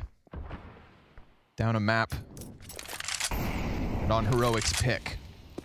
Now tabseN was not letting anybody get to secret with full HP. He was doing a great job with that. Oh, another opening. Nikadaz hangs on, didn't leave right away. Oh, damn! And then he goes out. The fire forcing him forward. Well, not forcing him forward, but he did have to make a choice. He decides to get aggressive, and it costs him. Still, 2 beautiful headshots. And TeSeS will catch a kill towards Crimbo. Now, tabseN does have a lot of space, but I mean, how much does he have to do alone? I mean, yeah, Crimbo needed to delay there because tabseN was walking into a free frag potentially, where Nikadaz would have disengaged. They could take over ramp. But TeSeS hit a quick shot. I'll give him that. tabseN looking for somebody. I think they're doubling up backside like last round. Mm-hmm. They're not really worried about it. They have one lower too, so. Which is only a problem if tabseN had gone heaven, which could have been a choice, but because he goes ramp to lobby, now there's just not time to walk it all the way back. We've got TeSeS down in vent still. Kixan pushes in, blindsides tabseN, and now Sin, I mean, tough spot if he even chooses to push his luck outwards. He knows that Hut's occupied. If he wanted to go vent, he was dead. And Heroic in the mid-round calls, finagle Big again. It's kind of nuts how they can mid-round so calmly right now. It's just, they're making moves that make sense. There is a good amount of freedom. I think yesterday it felt like there was too much freedom with some of their members coming in, but right now it's making sense.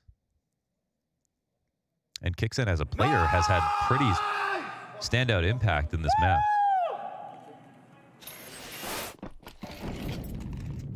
He costs as much as Monacy. That's crazy. Are we sure about that number? No. Oh, okay. But I heard it from someone that... Fast pop, hold on. Did they get anything? Nah. Easy. Oh my god, okay. Jesus Christ, Kixan. Dude, calm down, Kill, bro. kill, kill, murder, murder, murder. Blood. I heard it from a good source. Yeah? Yeah. Per sources. Who? Who told you? Someone we all know.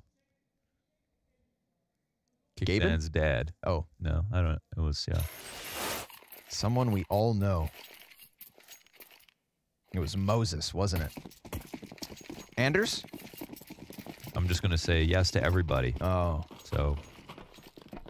The On Fire Collective. Yes.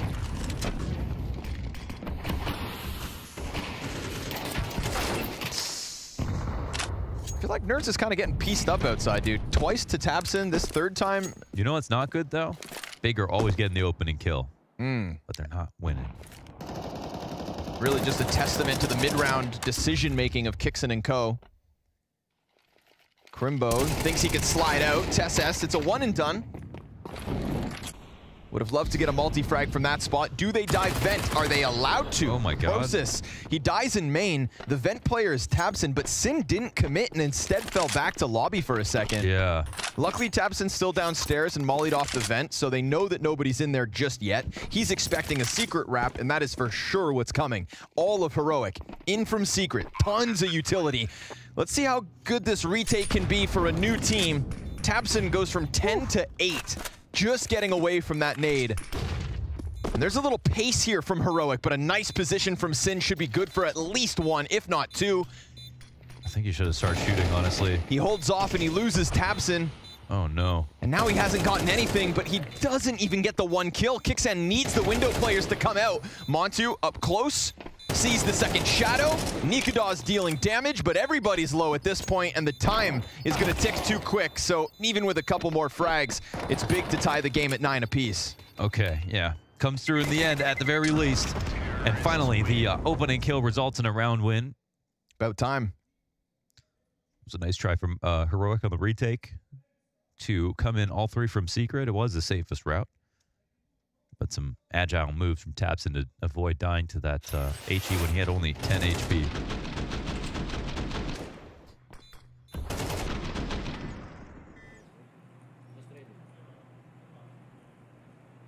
Yeah, Nerds ain't having a fun CT side, I'll tell you that. Yeah, true.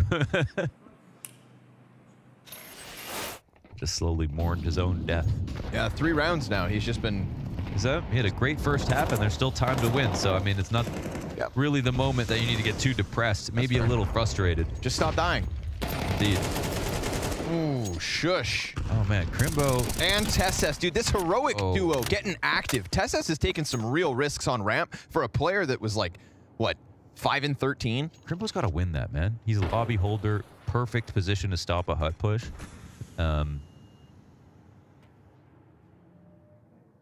Got to. TeSS leans all the way back. Another. TeSS doing his job this round, that's for damn sure. Molotov will guarantee no one's hot on their heels, but B-site already occupied by Heroic. They're just gonna go and plant in the middle of the site.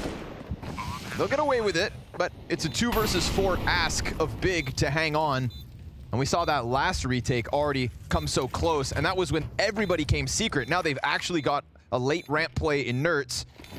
2 separate fights here for Montu. He'll clean up Shush easily. Double kill is big, but there's that flank from Nerds. Perfectly timed. Sin's position revealed. He knows where they're both at, and Nerds' Molotov misses, so now he's got to somehow flush him out. Sin dodging grenades. The peek over top's not enough.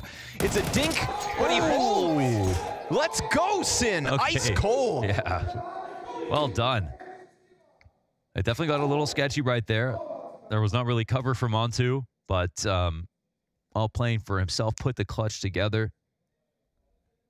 2v4 post plant, a 2K from each of them. That's not players that got to trade. Both of these individuals had to get their own 2Ks. Yes, yes. And they got theirs. That molly missing from Nerds.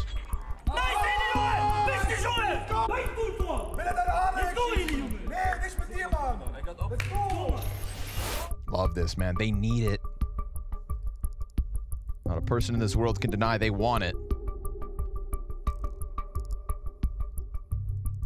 Yeah, it can be hard to keep energy in times like this.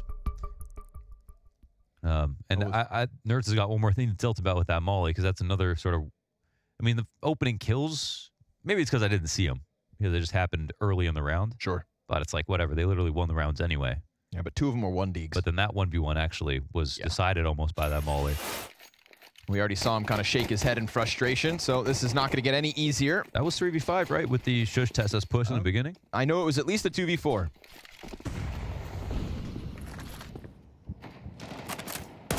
Ooh, that's a 2v5. God damn. That's a 2v5, baby. Ooh. Ooh.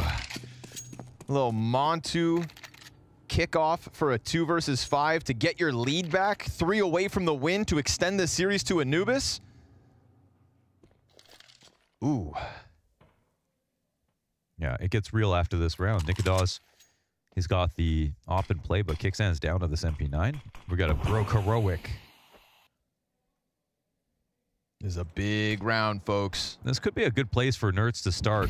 He kind of needs to have a round at this point. Now there are almost no chances, but he could get in the middle of stopping a wrap. Action's coming in his direction. Process just getting past TeSS.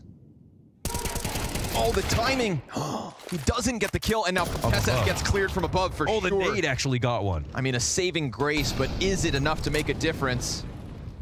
It's 40 seconds. There's actually not that much time here for the T side. They're readying the split upper, and Crimbo, surely he takes a peek. Yeah. Oh, just missed it. Yeah, but I think now they know for sure it's going to be upper, right? But a second player's here, right? He didn't see the second. The main guy comes through at the perfect moment. Shush is under pressure, and Nikodas is over towards ramp. They've done it. Okay. They've managed to get through. Now hide, Nikodas, because you got the only gun, and there's no way you're going to pull off this 1v4.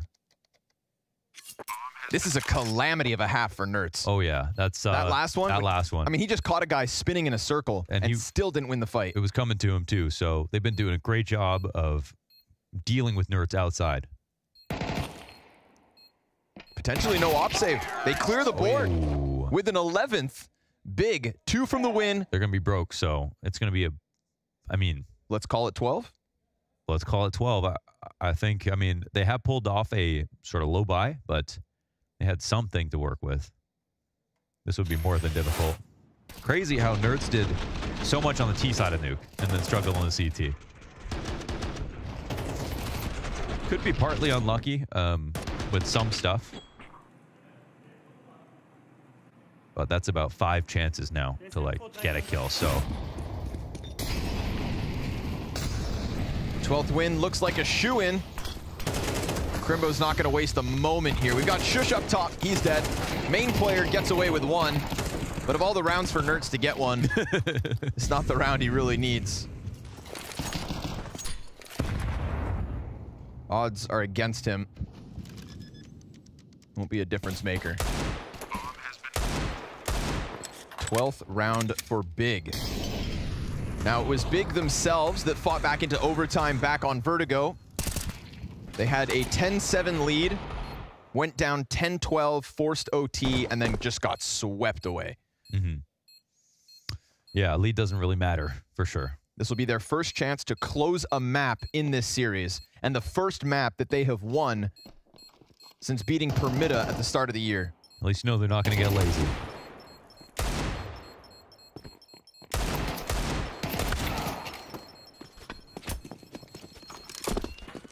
Come on, Big. You need this.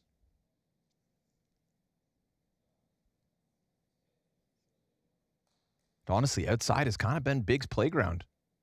Yeah, been doing good out there. We haven't really seen it, but it's starting off fast with these kills outside.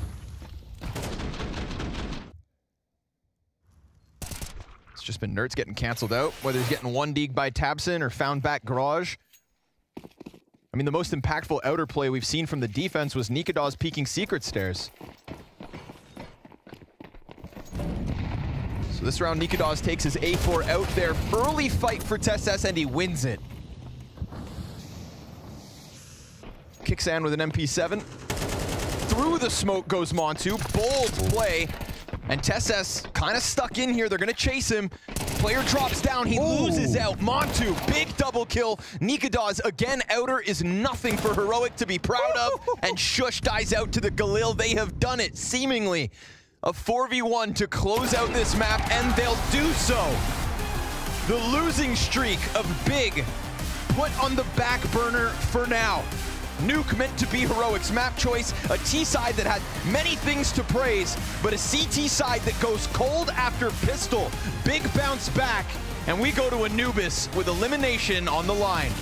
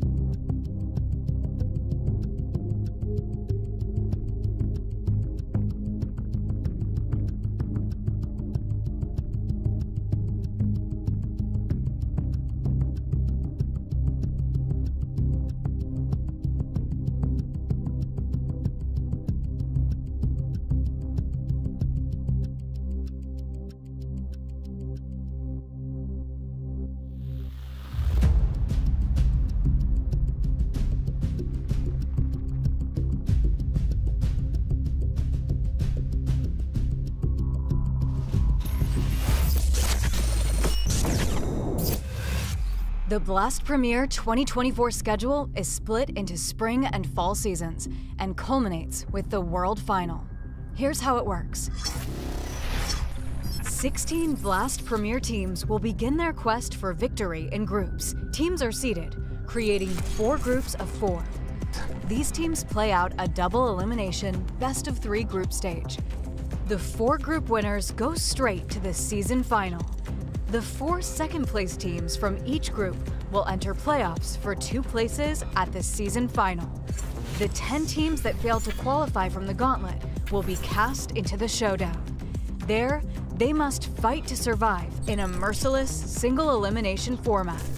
They will compete against 6 teams from global qualifiers. This year, each showdown is no longer split into regions, but is a single tournament played in Europe. 2 teams from the showdown will secure their place in the season final to join the 6 teams from the groups. At each season final, the 8 teams will face off in a GSL format, leading into a single elimination playoff bracket with quarters, semifinals, and grand final. The champions of the season finals will be joined by teams who qualify based on their performance in tournaments throughout the year, including the winners of the Copenhagen Major, winners of IEM Katowice and Cologne, and top-ranking teams on the leaderboard. These 8 champion teams will come together for one last clash as they battle it out for a prize pool of $1 million.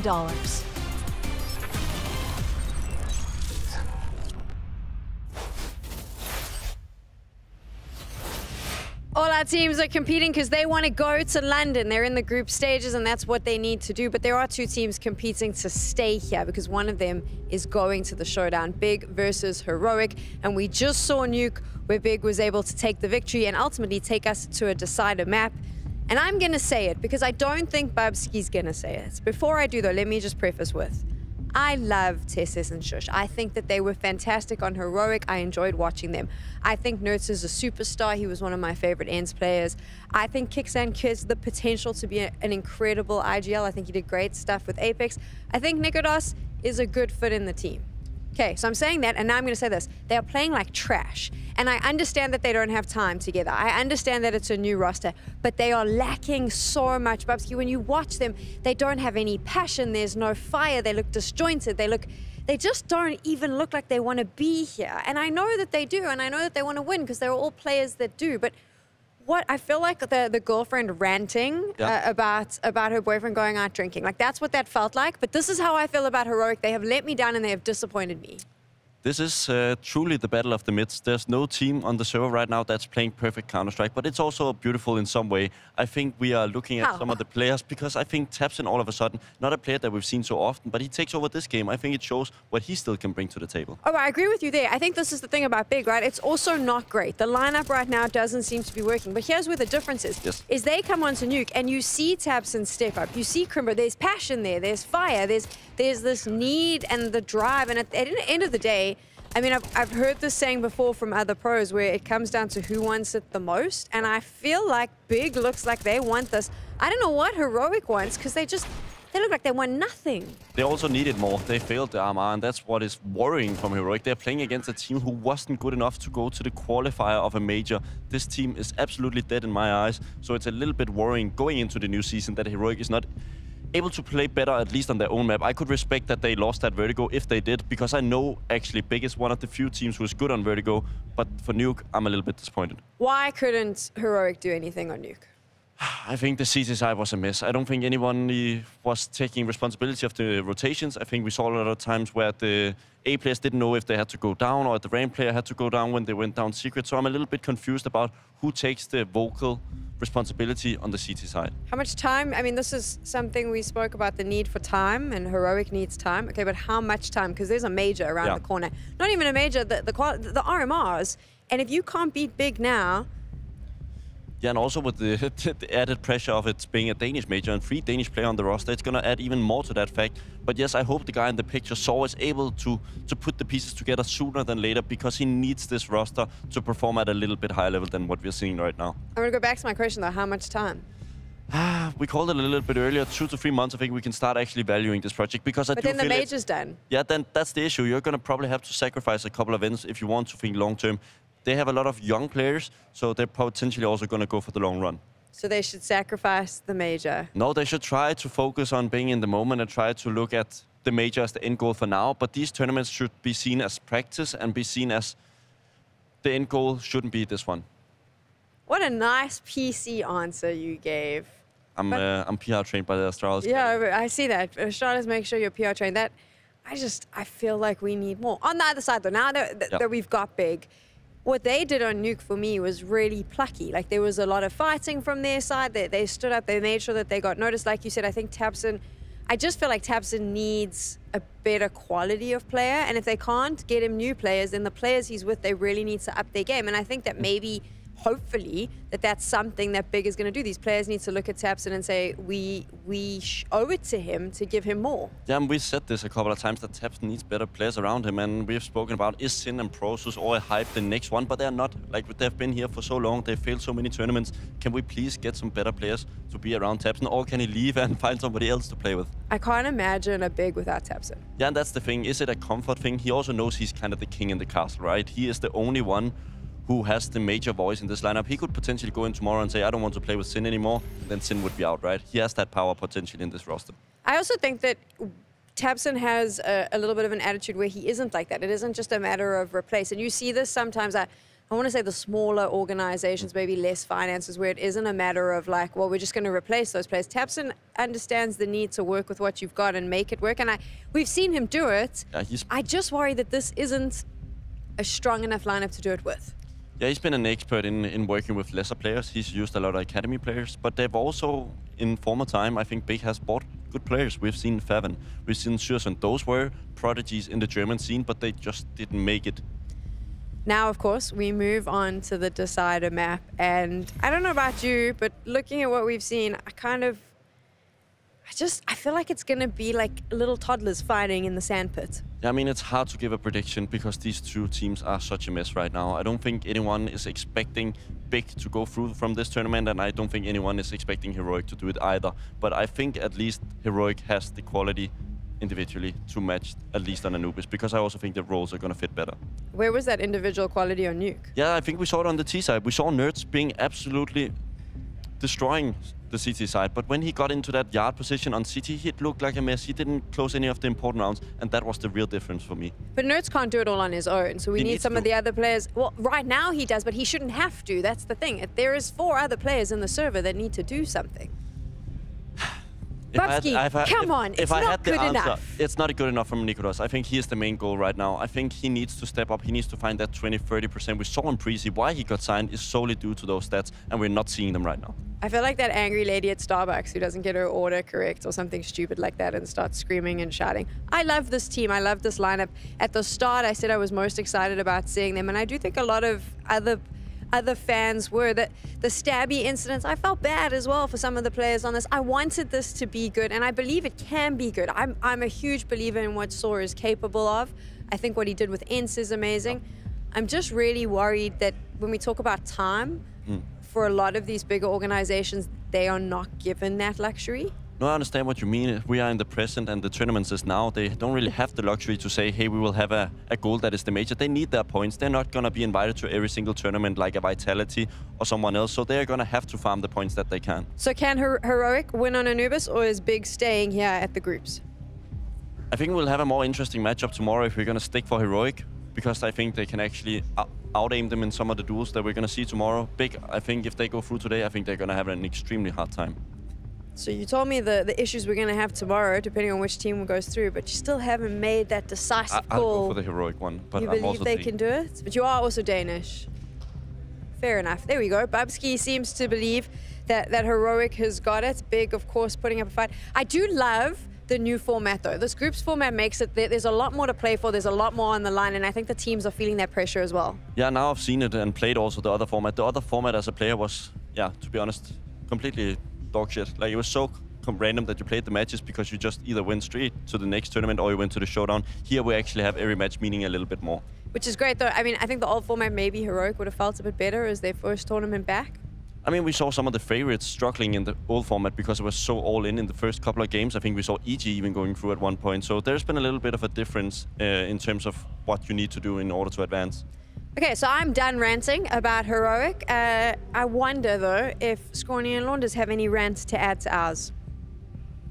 Think of a little something, Sam. I think that it is a tragic situation that Big have found themselves in tonight, with Crimbo at the bottom of the scoreboard in back-to-back maps. Crimbo has put himself as the name in lights for this Big clan, and while tabseN has been fighting tooth and nail for something that he very clearly cares about with all his heart, it needs to be Crimbo and Anubis, and I think that if he has another bottom of the scoreboard performance, this is going to be Heroic eliminating I mean, Big. the shitty thing with Crimbo was just like he was losing easy gunfights. Yeah. His spray didn't look that good. Like, it was like mechanics. Yes. And it's like, Crimbo, we're propping him up. He's sort of kind of like on a JKS tier of he's pretty damn good for his region. He's not an ultra superstar like some other players that you would say, you know, like K-Serato as the example we used the other day. Yeah. But he is very good. But when you have maps like that, you cannot ever have maps like that if you ever want to be K-Serato tier, right? No, 100%. If you want to be worth that much compared to your region.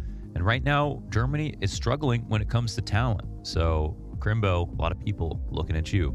A lot of eyes on him, and again, hopefully with Anubis, this is where he can turn that around. We saw the betting favorites still going to the way of Heroic coming into this third map.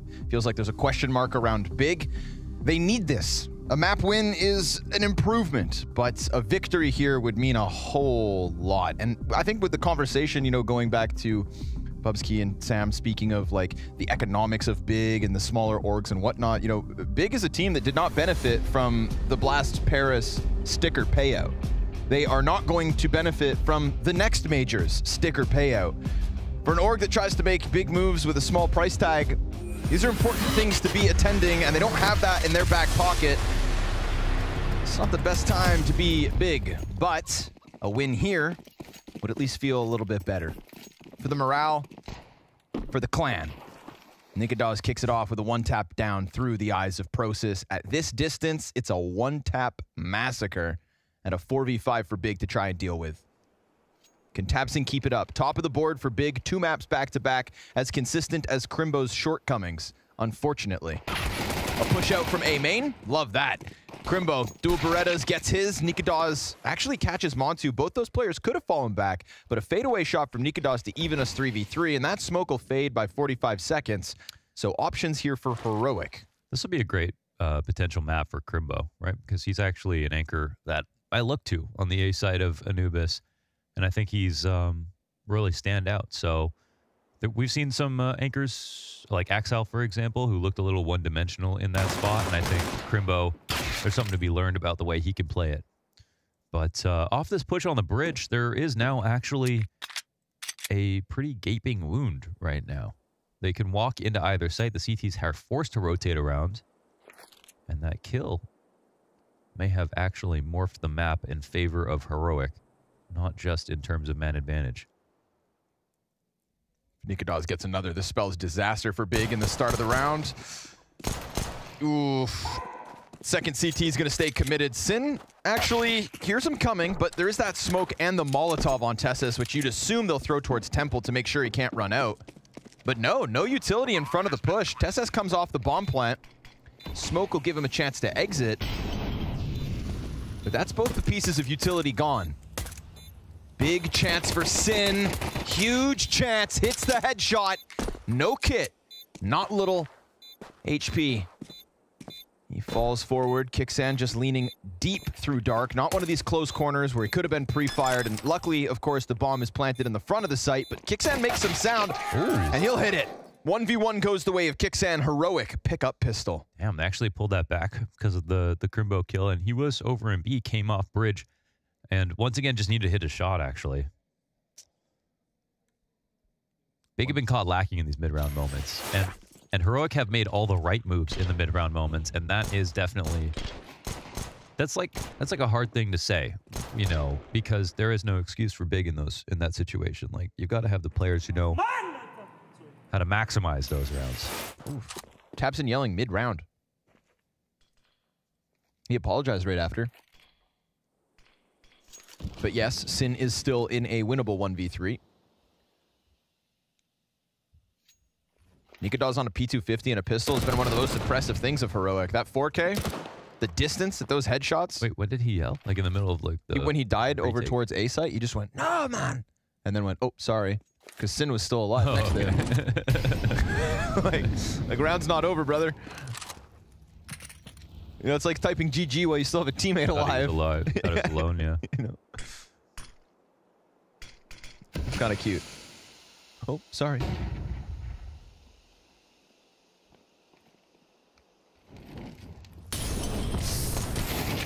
Nothing for him there. Nikadaz keeps it sharp. Montu could try and press out as their turn, but Molotov will tell him that he's coming.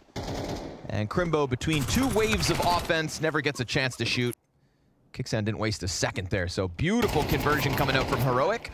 5 standing and a little bit of extra money for the SMGs. Money, money, money, money, money. Money, money, money, money, money. Get to work, SpongeBob. Yar. Money, money, money, money, money. Those Pal World voice lines, or no, it's Mr. Krabs. What's that? Is there from like come on, dude? Video game up. that just came out on Steam, or oh, if nautical nonsense be something you wish. I don't know what the rest of what you're even talking. Come on, never heard of this. Like, you're just lying through your. Come out in the last 3 years. Haven't heard of it. SpongeBob. Spanfabab Tierkant. Oh yeah, what is it in Danish? Spanfabab Tierkant. Oh, not bad.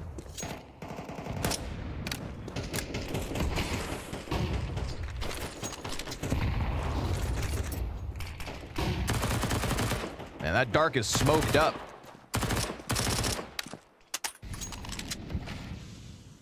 That's a cloudy E-box.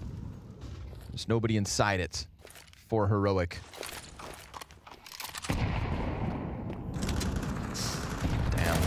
Oh, what? Wow. What? Wow. Oh, actually, that's actually a sick matchup because Shush was sick at like coming into A to fight by himself.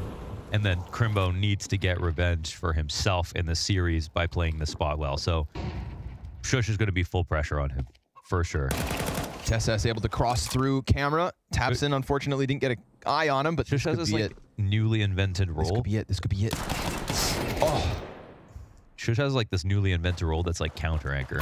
Okay, what's that? He like goes after his own spot when he goes over to T side. And he's been doing that on like multiple maps now. It's like if anchors started cannibalizing each other. Yeah. Counter anchor. It's like a hitman you hired to kill a hitman. What's the counter of an anchor? A feather. Okay. Tapson tried to get back control of A. Did a good job, actually, of keeping them from just following forward with those double, but in dark, that things collapse around big. Oh, he shot on the side of it, and I mean, that's just lady luck.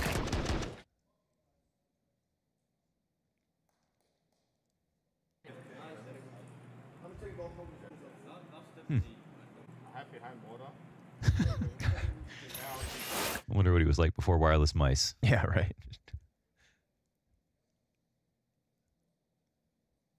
God, you remember that?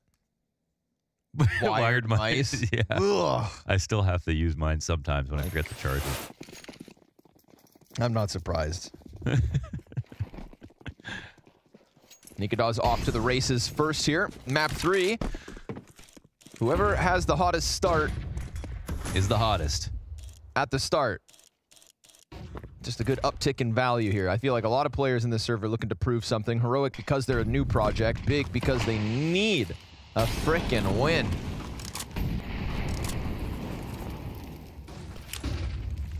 And with how excited Big were getting as they mounted that comeback on Nuke, as badly as they wanted it, clearly on Vertigo, fighting tooth and nail for each of these rounds, you're gonna see it if this loss happens.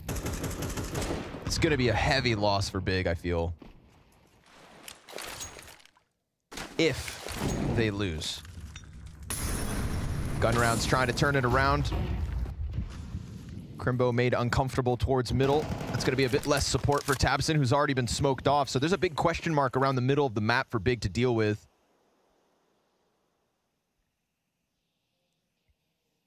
Tessa's just looking to exist inside that problem.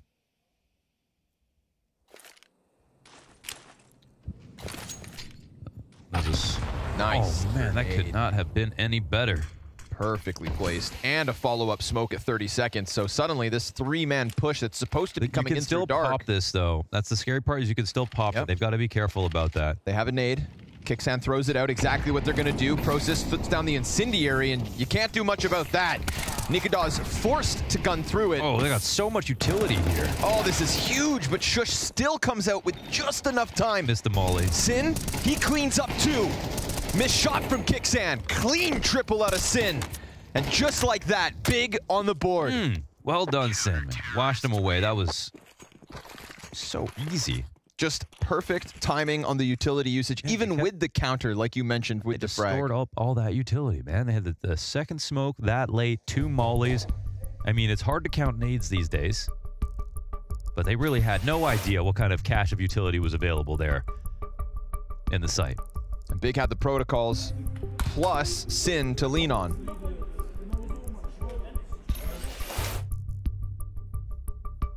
Process is wearing one of those mice arm sleeves, but he's got it pushed all the way down, so it's like a loose sweater sleeve. It's because if you wear those sleeves, they just get loose.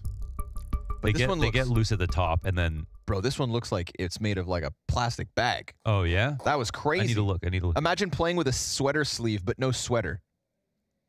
If I can make a request. That's what I'm putting on my Christmas list. That's a I mean, I'm already like an anti-sleeve kind of guy. No sweatshirts. You have no sweatshirts? You do. You have a Rick and Morty one. Not to game in. You got to game in t-shirts. Oh, well, Stewie won Boston in a sweater, so. Insanity. This is so impressive. It really was. It really was. And blue keys. Easy hold for Montu. First one is a gift.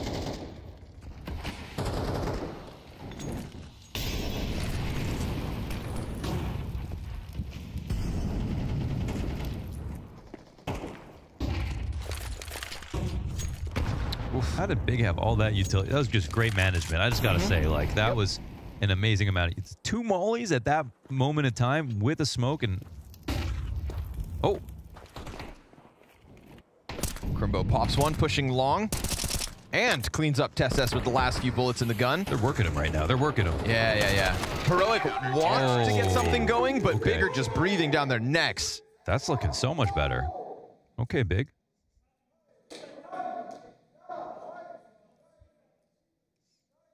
Will be the team that kept the energy up the entire time through thick and thin. What do you think Montu's thinking about when Gob B's just yelling in German after every round? Does he know any? I forgot. Did we ask? I assumed he didn't. Surely he's learned some by now. Nice, guys!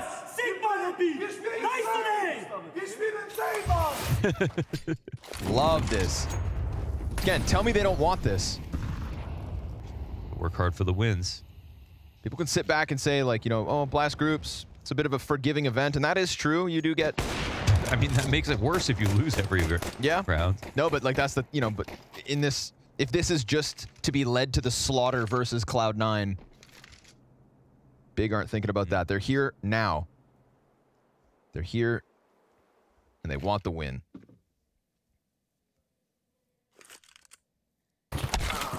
Crimbo's getting active, man.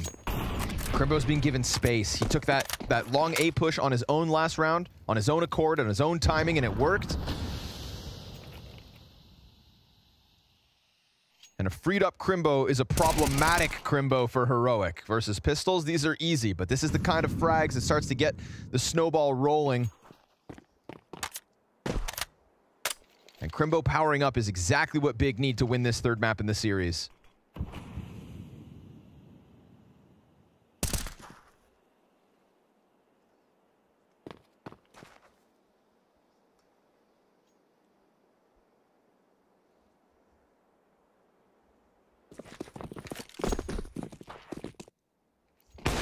Go. Nope. Not allowed in. Nay. Nay, nay. Oh, Nikadaz. No bomb plant, though, surely. Yeah. Nice first shot. We'll give him that one. Single death, but a saved op. Crimbo getting into the zone. Better late than never. Nothing matters if you win and you get another chance. So that is a good sign. I mean, it's definitely hurts me to see him just like miss shots. Like, yeah. It's like the most boring reason to be bad, you know?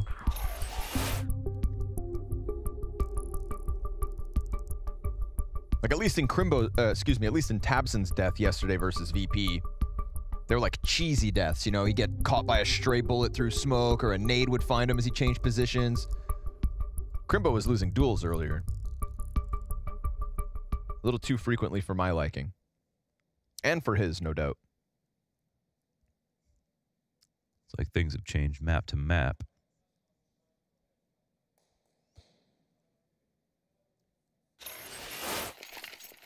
Yeah, Heroic struggled on this map to look formidable versus, I think, C9. Mm-hmm.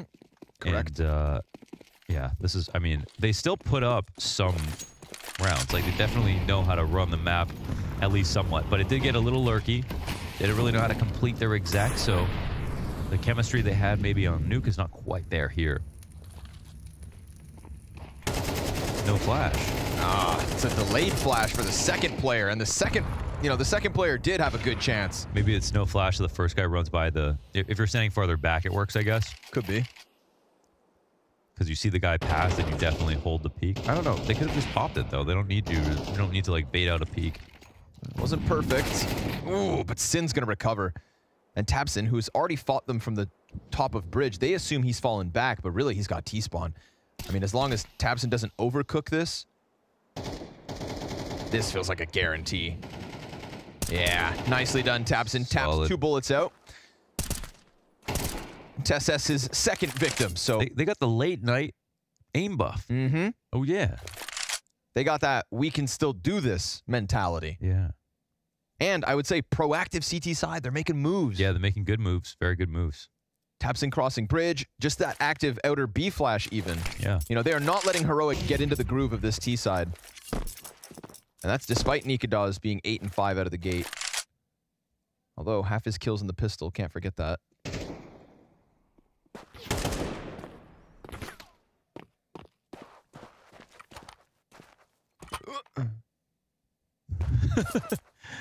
Let him get the... Sorry, buddy, you're cut off. Yeah, thought he had a chance. Big have other ideas. 4 straight from the defense. They just got to keep it going. I mean, they have the system. They have the utility. Sin's doing a great job. Anchor in. Montu's getting in shots. All looking so much better than it did for the last couple hours here for Big.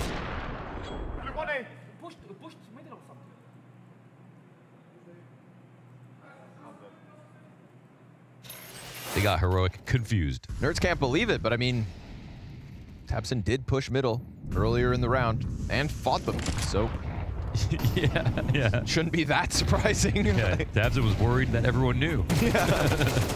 Quick jump out from Kixan. Nah, Chief, get out. Not gonna happen.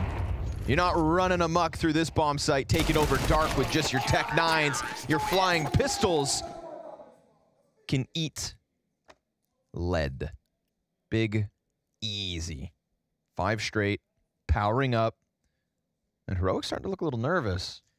Yeah, I mean, I don't know if they're simply as good on Anubis. That might just be an objective thing. There'd be no question. And then they're just hitting more shots now as well. And maybe Crimbo wasn't comfortable on Nuke, for example. They didn't pick the map. First map is a bad map. Second map's uncomfortable. Anubis, comfortable and consistent. Let's see.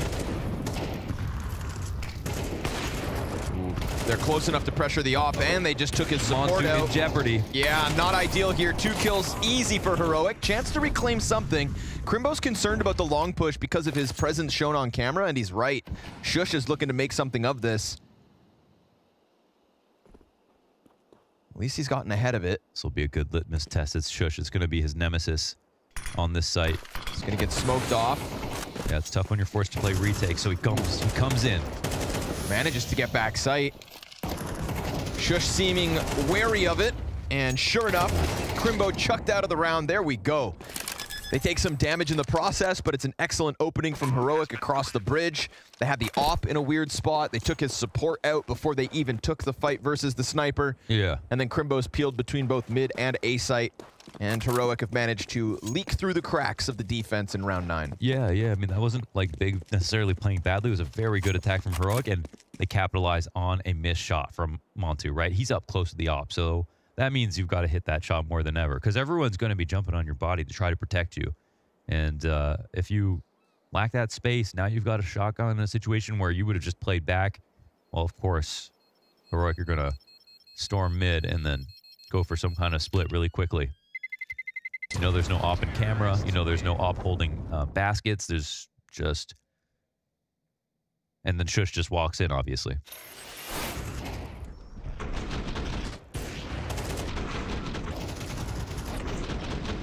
Montu is doomed and he knew it. Oh, little spit on the screen. Happens. Happens at the casting desk, too. Yeah, this thing's covered in gunk.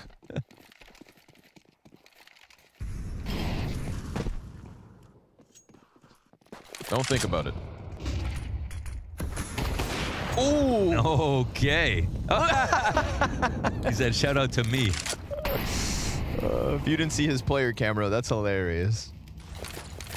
That was a because he got tagged as well, right? Yeah, yeah. Down to 20. That was a tough shot. See ya, Shush. Don't have to deal with him later now. Yep, that's funny. On the fallback. Thank you for your blessings. Crimbo gets back. There's a bit of a hole in middle. Sin's coming over to plug it so that maybe Tabson and Crimbo can think about long A because they're preoccupied with middle, but there's a chance that the Heroic players just bombard out long. Yeah, you got to be careful of posting up right now. Crimbo could die. This is going to disrupt both the CTs, but he hits a collateral. Ooh, okay. Tagging Kicksan in the background. It's still space, though. It's still space. They open up the smoke, and Tabson emerges, taking another player with him. Tess good timing on the door peek. They hear two rotators. They this one's back open. Sin caught in camera. Oh, they cleared the board. Christ. 2v4. That was disgusting. That was so perfect with all of the peaks, every shot that came in. Yeah, 4 chances to win 2 duels. 2 separate 2v4 or 1v. And Crimbo hit a collat and got a first kill. Mm-hmm. Watch Crimbo's camera. Oof. And then, you know, his blessing came back a second time. Gets the collateral shot in the same round. But they still lose. So, tough pill to swallow.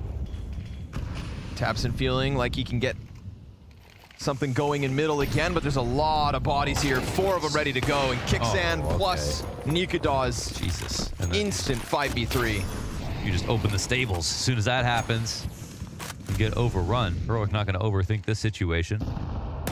But Prosis makes his play. Nobody keeps eyes on bridge. Unfortunately, Crimbo dies in the A site, so even if Prosis did get that kill, which he didn't, as Shush is now locked in, waiting for this exact push,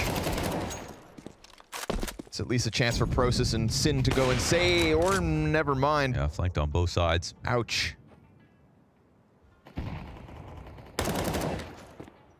Heroic in the lead. Dismemberment inside a middle with that setup. Perfect to punish both parts. Yep. I don't know, the push from Tabson was so early. I mean, you do see sometimes like nobody's there, so they thought maybe we'd try it. But I wouldn't say Heroic have shown that they're like leaving it open. Yeah, they've been playing for mid a lot, which I gotta say, you know how much I like that. Even last round with Tess on closed door, I mean, we saw the impact it had. That was a little bit later, but yeah, I mean, there was no indication that Heroic were anywhere else. There was no util being used on A or B. Very early in the round too, yeah. It's like, you can take that risk, but look what happens when 4 players are ready. It costs you and the window player who's trying to get away with the trade frag. Can't really blame the second player for going for that peek into Nikadaz's op. Didn't want Tabson's death to be in vain. So it's Sin at the top of the board for Big. It's Crimbo with a marked improvement from the first 2 maps to the third. But Tapson's running out of juice. Process and Sin, wide swing, get themselves 2 frags, and just like that, Big look to tie up the half. So, again, kind of like VP versus Cloud9, we're going into the last half of this series with no idea who's going to win it. Oh my god. Wow, He's got nothing to lose here. Kixan is so good at peeking ops. Can I just say that's like one skill that he has? Oof. Long player almost spams him down, but he'll have 36 health to work with. Nikodos is going to have to come join him on Dark. This is where you play from. It's you can get peeked from all these different sides, but it actually gives you a chance to win. I'll tell you right now. Oh, that's a perfect. But then the utility also comes out from Big. Kixan barely alive. Nikodos, missed shot. Could have been something spectacular. Instead, it's the Big retake. And so we are tied up. 6 rounds each and a T side that lies ahead of Big and their first best of 3 win of the year. Can they put Heroic down? Close call.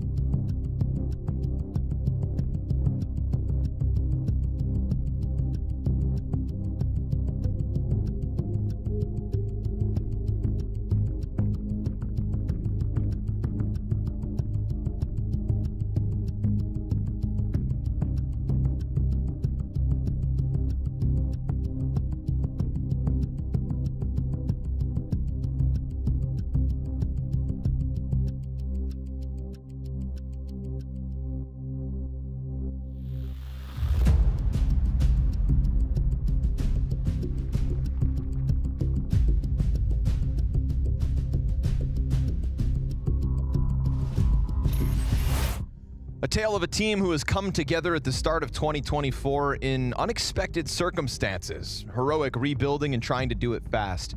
Big Clan, a struggle out of the gate of the year despite looking so solid in the last 3 months, running the gauntlet online over and over, and suddenly finding themselves in the bog of defeat. The Pete Bog. Only one team moves forward here at the Blast Spring Groups. Only one team closes out here on Anubis to get their matchup versus Cloud9. The other is eliminated and locked into the showdown to start their year. And nothing good happens at the showdown. Nothing. One thing out of like 10 really terrible things usually. So, dodge it. Don't go there. And get going here and now. Nerds looking to press out. Instant headshot. Good tracking. Got support as well, so TeSS comes down from the river. Ooh, Jesus. this is clean. That's a statement round.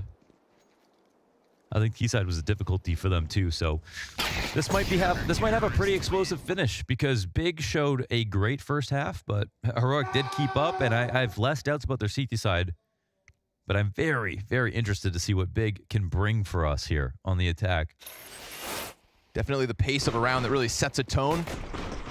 Kind of, you know, what Big were throwing out at the start of their CT side as well was some proactivity. We saw Tabson crossing bridge successfully. Let's fucking go. Yeah, you tell him, TeSS. But it is Nikadaz who has gone above and beyond. With an op, with a rifle, doesn't matter. And he is one of the two biggest question marks about this new Heroic roster, right? It's Kixan as an in-game leader with this caliber of teammates, and it's Nikadaz in his return. Having kind of been taken out of Tier 1 for a little while.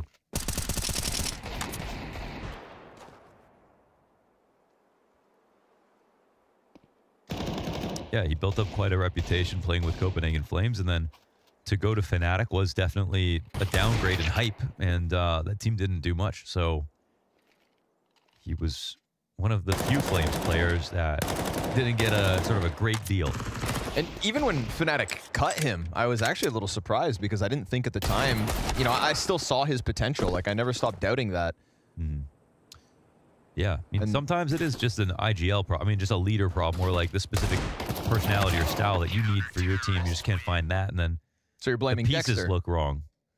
You're blaming Dexter. Well, he came in even late, you know? That's fair. Yeah, he didn't even come. He wasn't even there. It's not Dexter's fault. Yeah. No, I don't think so. Of course, he played with Preezy for a little while, from July 2023 to December 2023, after he departed Fnatic. All Danish players have to go through Preezy at some point. Now. Yep, Copenhagen Flames, Preezy. Copenhagen Wolves. Oh, this is fast, huh? Big, little to lose. Very fast. Send it. Well. Oh, get in there, bud. Uh-oh. Double kill from the Tech-9. Things just got hairy. What a fast strat. That's a good one. Man, forcing them to... Okay. God, that's such like an uptick of electricity if you're Big. The fact you pulled that off, that this worked. What? Of all the things, after getting bullied in the pistol round. That pistol round was non-existent. Big didn't even get to decide what to do. Yeah. They left their spawn and just got zapped by satellites. Done. They didn't even know what hit them. You think they're going to do that to us someday? If you keep asking questions. Okay, I'll just...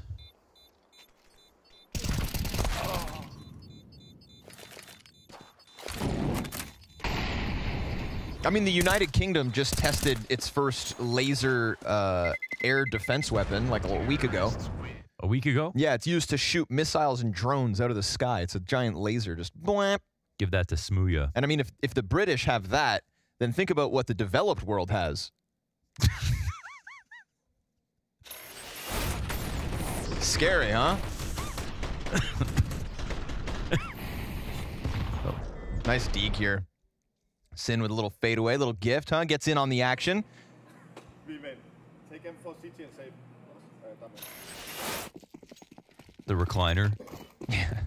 That's the Stewie. Shit. Low.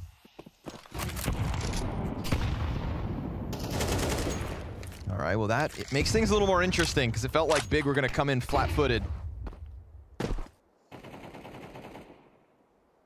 A rush like that will keep Heroic on their toes and keep their money in line as well.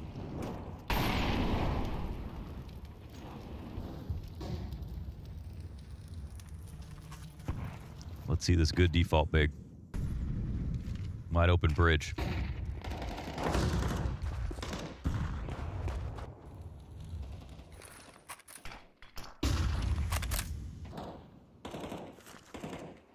Kixan was just keeping an eye on it, but knows the presence is a little too close.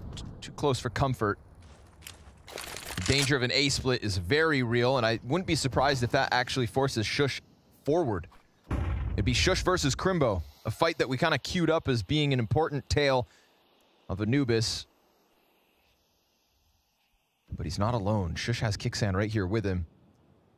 Crimbo's got his bomb carrier coming soon enough. This is going to be a 3-2 split with emphasis on camera. Nikodal is going to try to take care of camera. Yep. They're pushed up so he can take a shallower angle. He doesn't have a Molotov, so he can't stop the camera split. Crimbo's corner position pays off. Ooh, oh, wonderfully. There he is. There he is. Now, Nikodal has gotten in. If he cuts the bomb off, now there's a problem to deal with. 12 seconds. They've got to go and get bomb. And Nikodal found inside of the smoke, so crisis averted.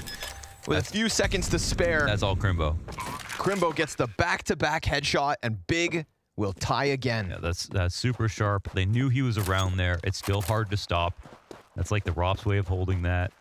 But yeah, Crimbo is somebody who, yeah, on this map is like, it's one of his key positions, one of his key maps.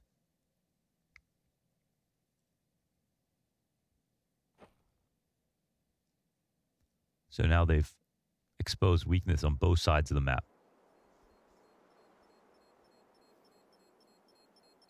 Not going to save, my friend. Not on Tabson's watch. Nerds 2 could fall. It's all good. He got another kill. Okay. Wait, that's actually not small.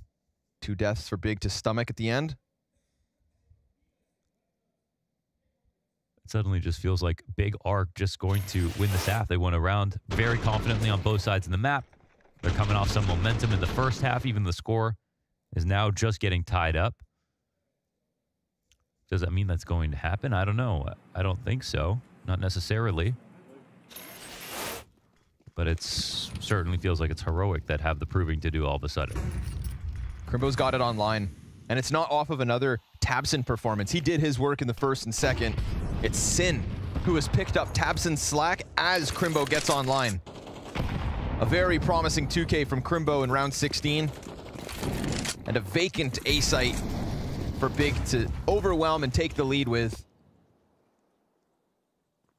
Heroic suddenly just spectators in round 17. Nothing they can do to stop this sad reality.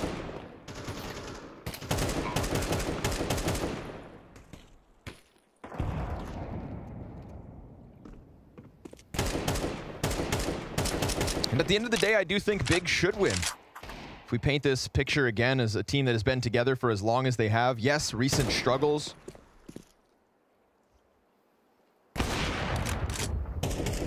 But every losing streak comes to an end. I think this is, yeah, I guess so. Or we just don't hear about you anymore, don't have to talk about it. I guess, but for me, like, this map is like the first time where I'm like, they feel like they actually are the clearly better team, at least a little bit. Sure. The other ones, I'm like, I mean, I think they could have got 2-0'd for sure in this series. Like if, you know, if Nerds didn't die 6 rounds straight on Nuke, for example, I think that could have been a very ugly end for Big straight up. And I think that was a combination of, you know, good shots being hit, but also maybe a little unlucky for Nerds, who was actually playing very well that game. And it's nice that they've lived long enough to at least prove that they're just like the clearly better team. But still, it's a 1-round game. We've just seen a good start to this T side. And Kixan as an IGL with this roster could have a breakout moment at any time. They don't know how he calls.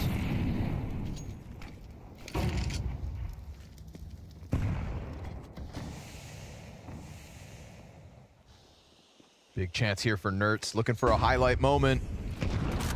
Molotov flushes him in.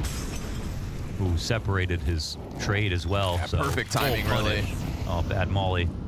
Could not have asked for a better Molotov from Nerds. Everything's so critical right now. No free rounds at this point. Oh, but big find, man. Yeah, free return frag. Did he have to push that? No, 5v4. He didn't. Where was Kixan off to? That was a full hold on the B site.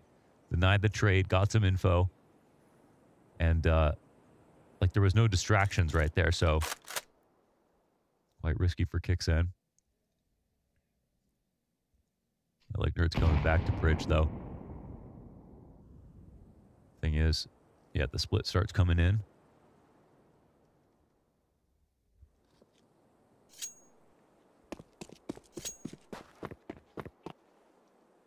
TSS is pulling out of the bomb site right before the execute's about to hit. CT should be making another move here, but they're not. They're sitting and TSS is alone, so... That's the crazy part, right? Like, Kixan makes his move, loses mid-control, and then they stagnate so slowly that now there's a 4 versus 2 going down on this bomb site. Well, they aren't coming in from E-box, though. All along. This actually gets dangerous just for the firing line. Oh, 10 seconds. They've got to push in. I mean, it's a desperate push with bomb. tabseN dies. Oh my god. Nerds hits the headshot and they run out of time. Guys. What is this? What was that? Don't die. Oh, why fight? After time. Dude. 10-9, man. Oh, wow. Okay, hold on. We just finally looking like the better team, we said. Man, that was Heroic playing way too timidly. And then Big taking too much time to figure out what to do. And they even gave up their own split. And then for that reason, I think we're worried about trying to hit the site this way. I want to see this spray. How does tabseN get caught? Because he could have jumped into the cover. Look, he tries to go back site through smoke. Where are you going? I don't even know, man. He was on the wrong side of the lip. Like, he's just supposed to plan on the inside of it. That was nonsense. All caps, oof. And that could not have come at a worse time for Big. Yeah, it was looking so good. They've still got money, luckily. Extra surplus on Montu still. That's the kind of round that just sends a shiver down your spine and zaps your confidence. Shake it off. They create an opportunity. Like Heroic, well, now remember that they even came close to losing that round. They were given a gift. I bet you they don't make that mistake again. And look, they're double pushing, triple pushing mid. Ooh, but there's a big pack of players on both ends. Oh, they let him go? Just trying to survive this, but his gun is still empty, so he's just here with the USP, and nah, not gonna happen. He didn't feel like he could get out of dodge. Oh, they pushed everything. Hold on a second. There's an escort towards the A site. How is Crimbo in A? There's an escort towards the A site, though. This actually leads them in this direction. And Nerds is about to meet them here. But they're aware of the possibilities, so all is good. I'm so focused on what was going on in middle, I never realized, how did Crimbo get up into heaven? I don't know. He's just been there for like a minute. Did he go through B? He's just glued to the wall. I guess with the mid push, that must have been the A player included as the third piece, right? Shush was the A player. So A was completely empty when they go for that 3-man mid push, and Crimbo just found timing to walk through. That has to be it. Yeah, but then why did he go that far? He's ambitious. Yeah. Why did Roger Bannister beat the 4-minute mile? Why did we land on the moon? It's the same answer for every question. Human ambition. Because he can. Oh, this game just took a weird turn. I feel slimy. It's end of the night. There's pressure. Yep. There's mistakes. If the trades went better there for Heroic, it's still a chance Big win, but it gets a little easier. These are very good sort of refrags back from tabseN.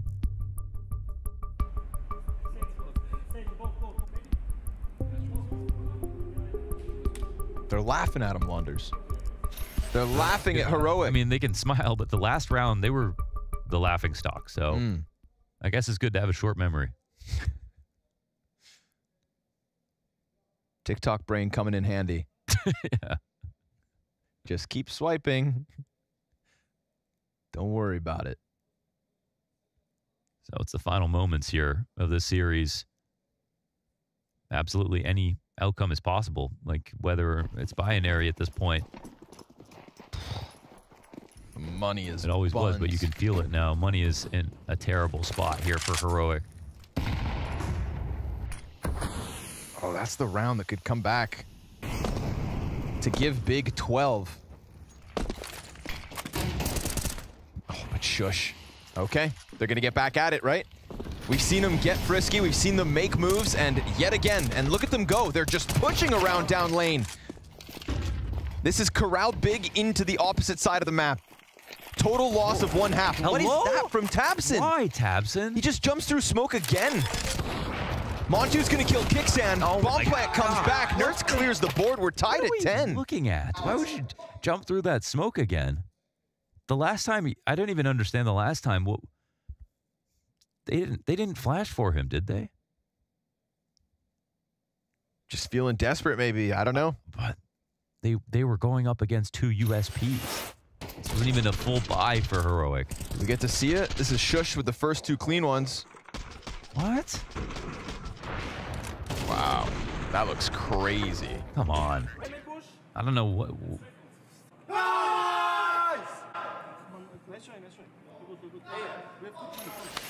I mean, they need help on that side of the smoke, not both. Fast start. Crimbo's dead. Nikadaz pulls him off with the AP. Process looking to reclaim here. Needs a multi-frag. They get down beneath him. Shush. Yeah, he's going to fall. No trade potential there from Nikadaz.